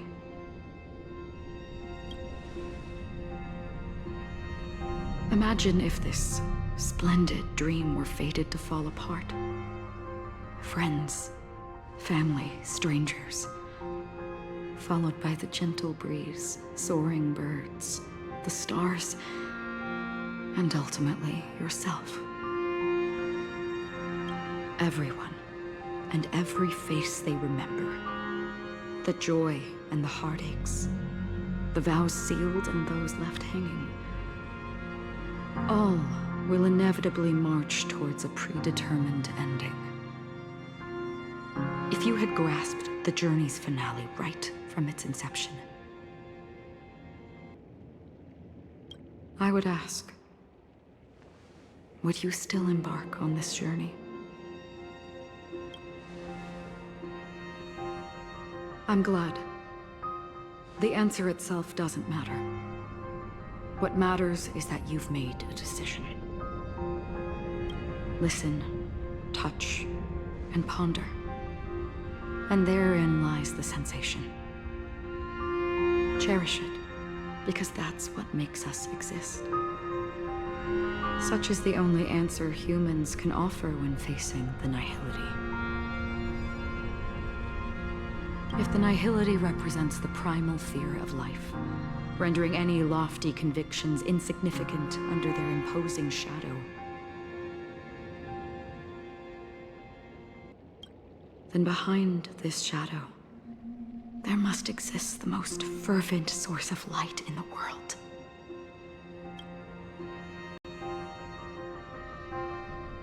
Just as every life that edges closer to death fervently approaches the end of the nihility,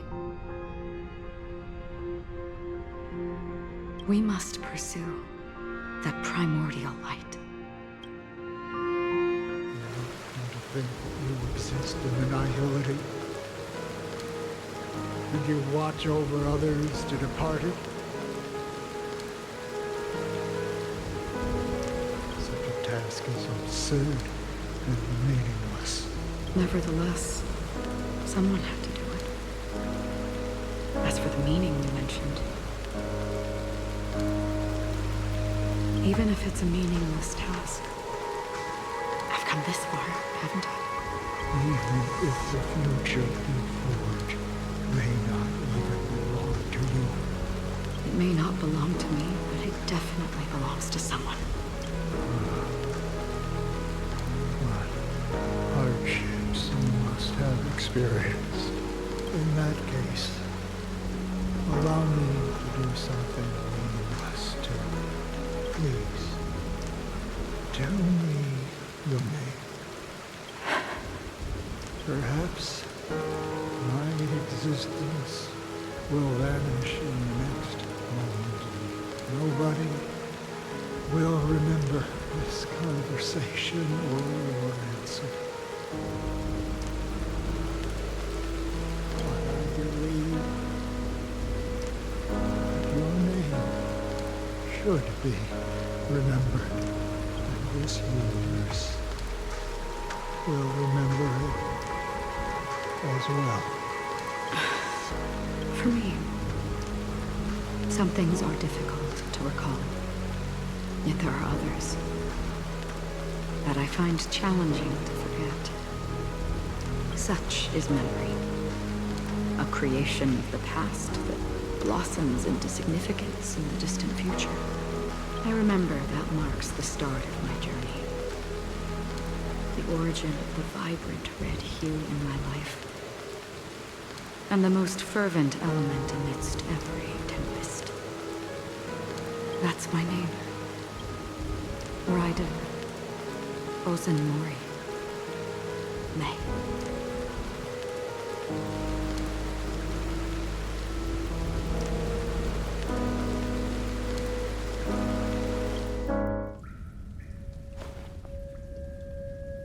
The Golden Dream is getting restless. In the coming long nights, I'm afraid you will face many setbacks and witness many tragedies. And in the end, you will only see in black and white. But please believe me, that in that monochrome world, there will be a glimpse of fleeting red. And when you make a choice, it will appear once more.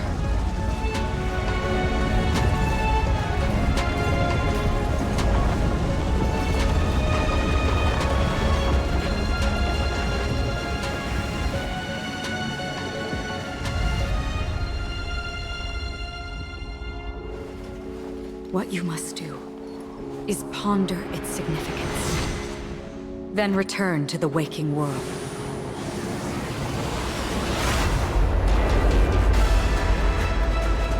That's where we all find our answers.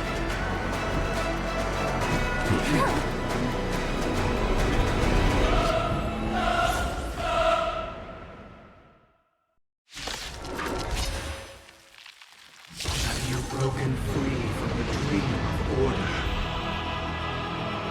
We've done enough sleeping already. Let's show them a wake-up call.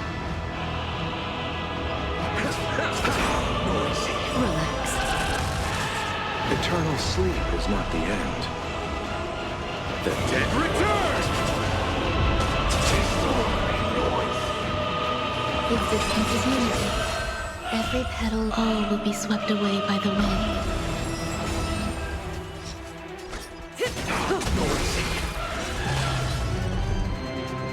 Wake up!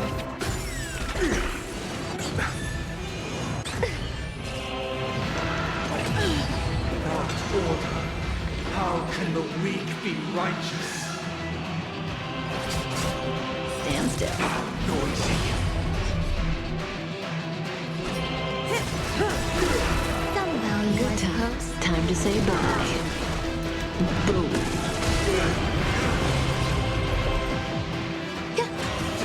Relax. We will never choose to run. Listen up! You chose the wrong way. Say bye to breathing. There's more to life. Stand still. Let's play our own. Let's show you win.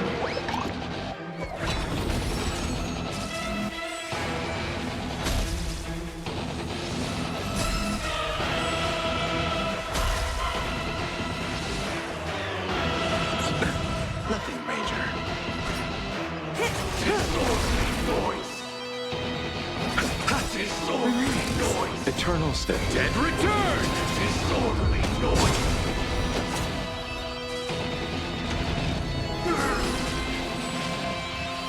Some value, I suppose. Eternal. Still Every petal in life's garden, all will be swept away by the wind. I'll take the lead. Wake up! Disorderly noise. 7,336 notes.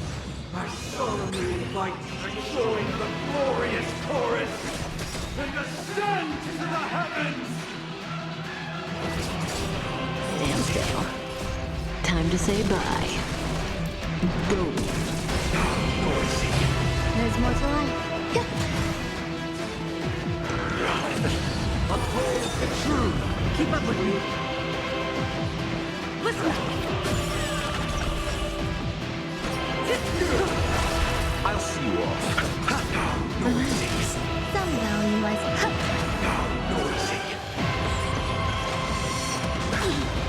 Dreamscape is indistinguishable from reality. Can it still be called an illusion? I'll take the lead.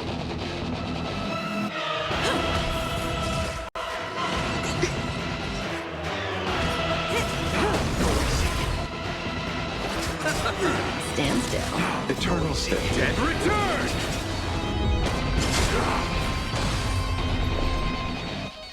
Eternal. Every petal, all will be swept away by the wind. Perfect melody I command. Recreate paradise anew!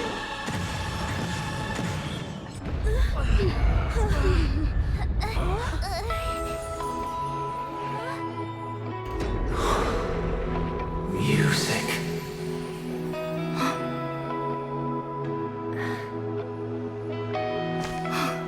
There seems to be another kind of sound coming into the Order's symphony.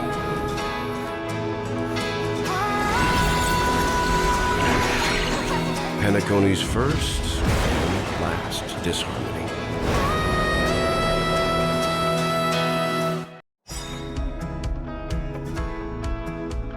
Those imprisoned in their dreams are awakening for freedom. Disorderly noise! Robin, is that you singing?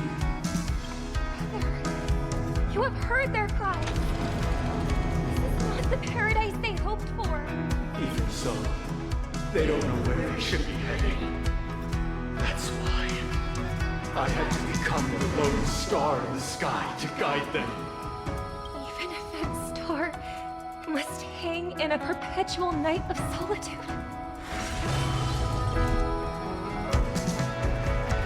Let's play our own. Let the show begin. Eternal Step Dead return! Every petal, all will be swept away by the wind.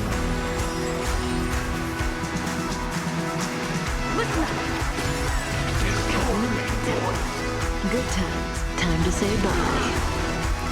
Boom. But we have never experienced solitude.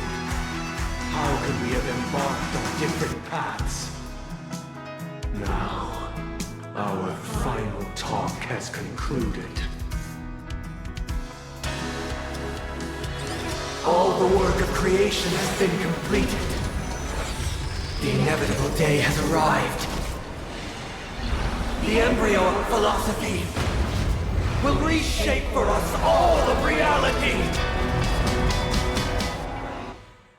If your paradise can save more people, sever my path with your hands.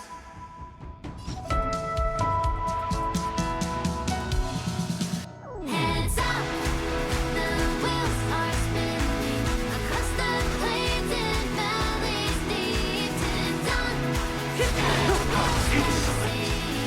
Unending dream. Stand still.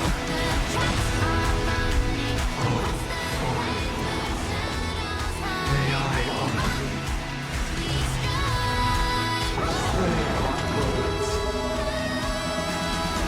Wake up!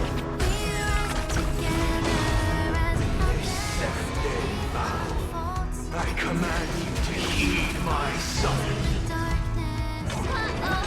I have a bad feeling about It was not you who created all things. It was humanity. Have a noble soul! Don't be shackled by the past! Insolent! Keep up with me. Listen up. Come a minute. Stand still.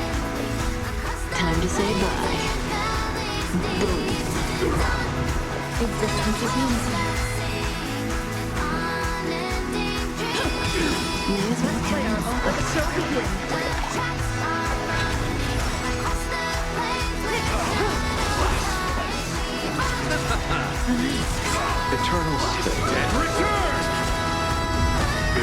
There's more to life. Every petal, all will be swept away by the wind. Even if the future is full of pain, we won't escape from it. Wake up!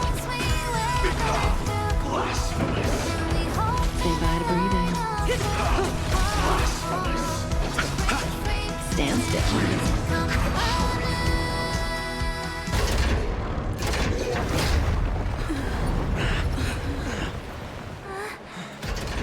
So, why does life slumber? Because someday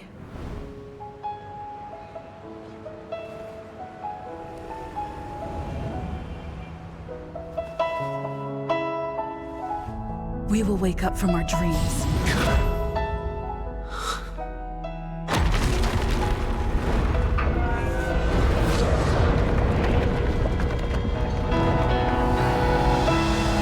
The night is still too short.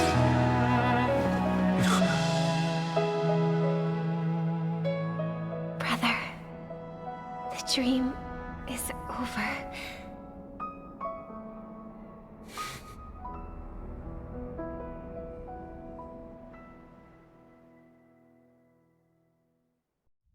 In the first year of the AE 2158, a fiery conspiracy erupted in the land of the dreams, but soon faded in chaos and destruction.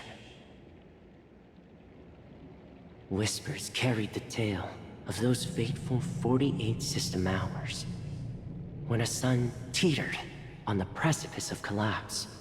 A paradise stood on the brink of destruction, and a world was poised to surrender to its new master. Amidst it all, a body decayed, a pack of vultures gathered, and a brother and sister were doomed for eternal separation. And so, an eon succumbed to slumber once more. Some celebrated this fall, while others mourned.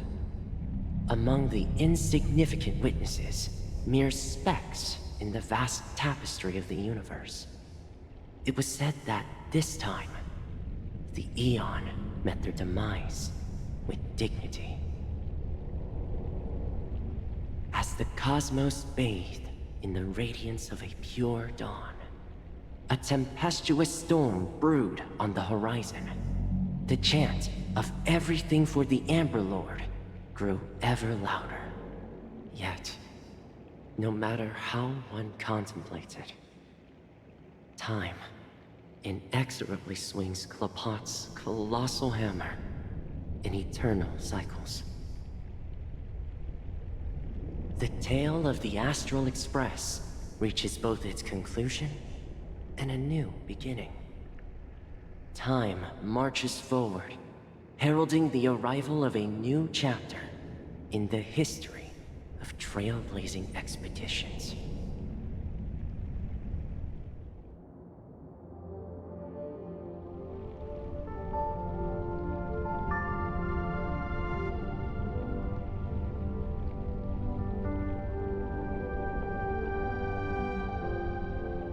Brother, do you think the stars will fade away?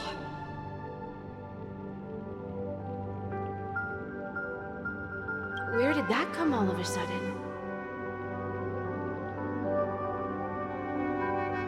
Because the constellation that looks like a bird, the torrent eagles, looks a bit dim lately.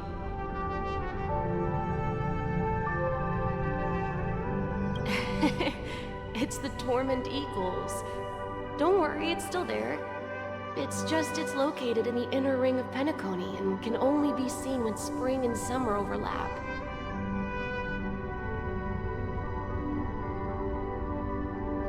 As for the question you asked, I think stars do die, just like people.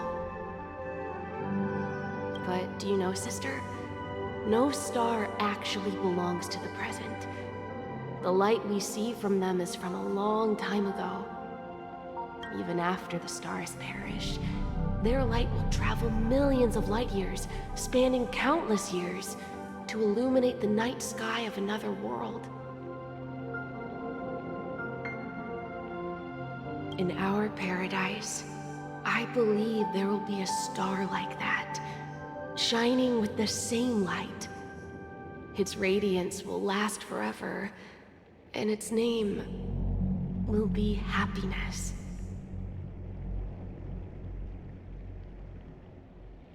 No, not just one star. We should have 2 stars. Or maybe even more.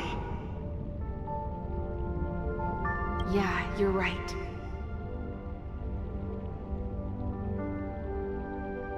It's a deal. It's a deal, then. This is our promise, and nothing will sway our ideals. Yeah, you bet.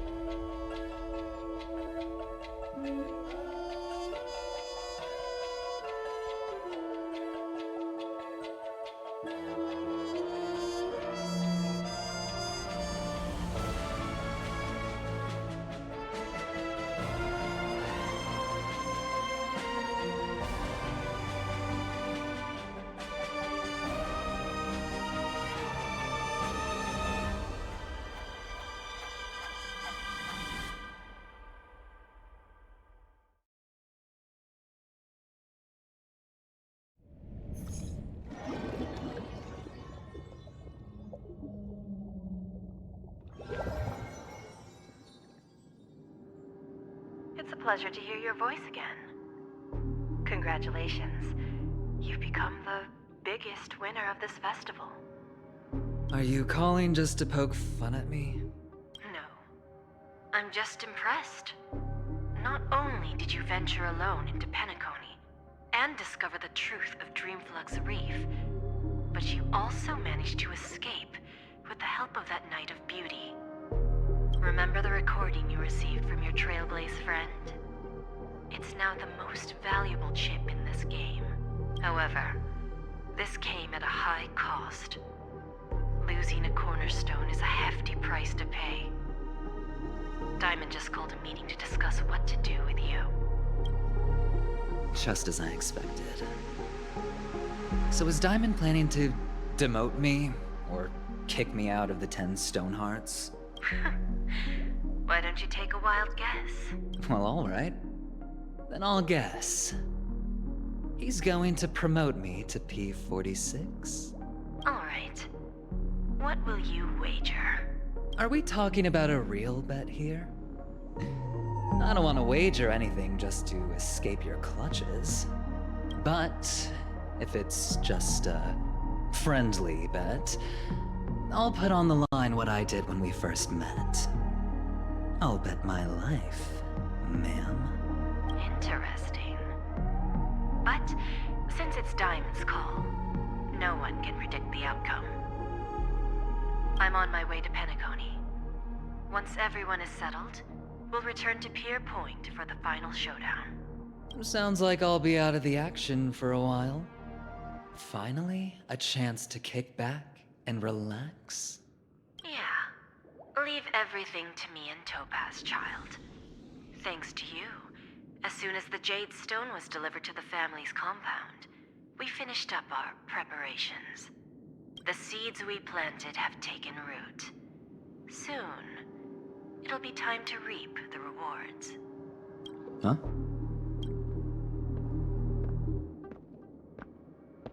Let's wrap it up for now. Looks like I've got a visitor here.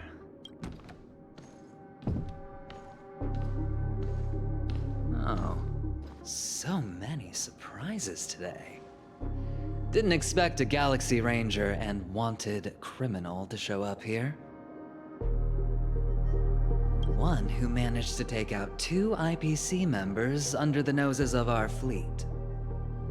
Do you understand what that means? Screw wubba boo, I just put him to sleep. Don't try to intimidate me with that nonsense. Besides, I've taken down more IPC lackeys than the residual value you squeezed. And I don't mind adding a few more zeros to my wanted poster. I have a question for you. Be honest, or I don't mind putting a bullet into your head.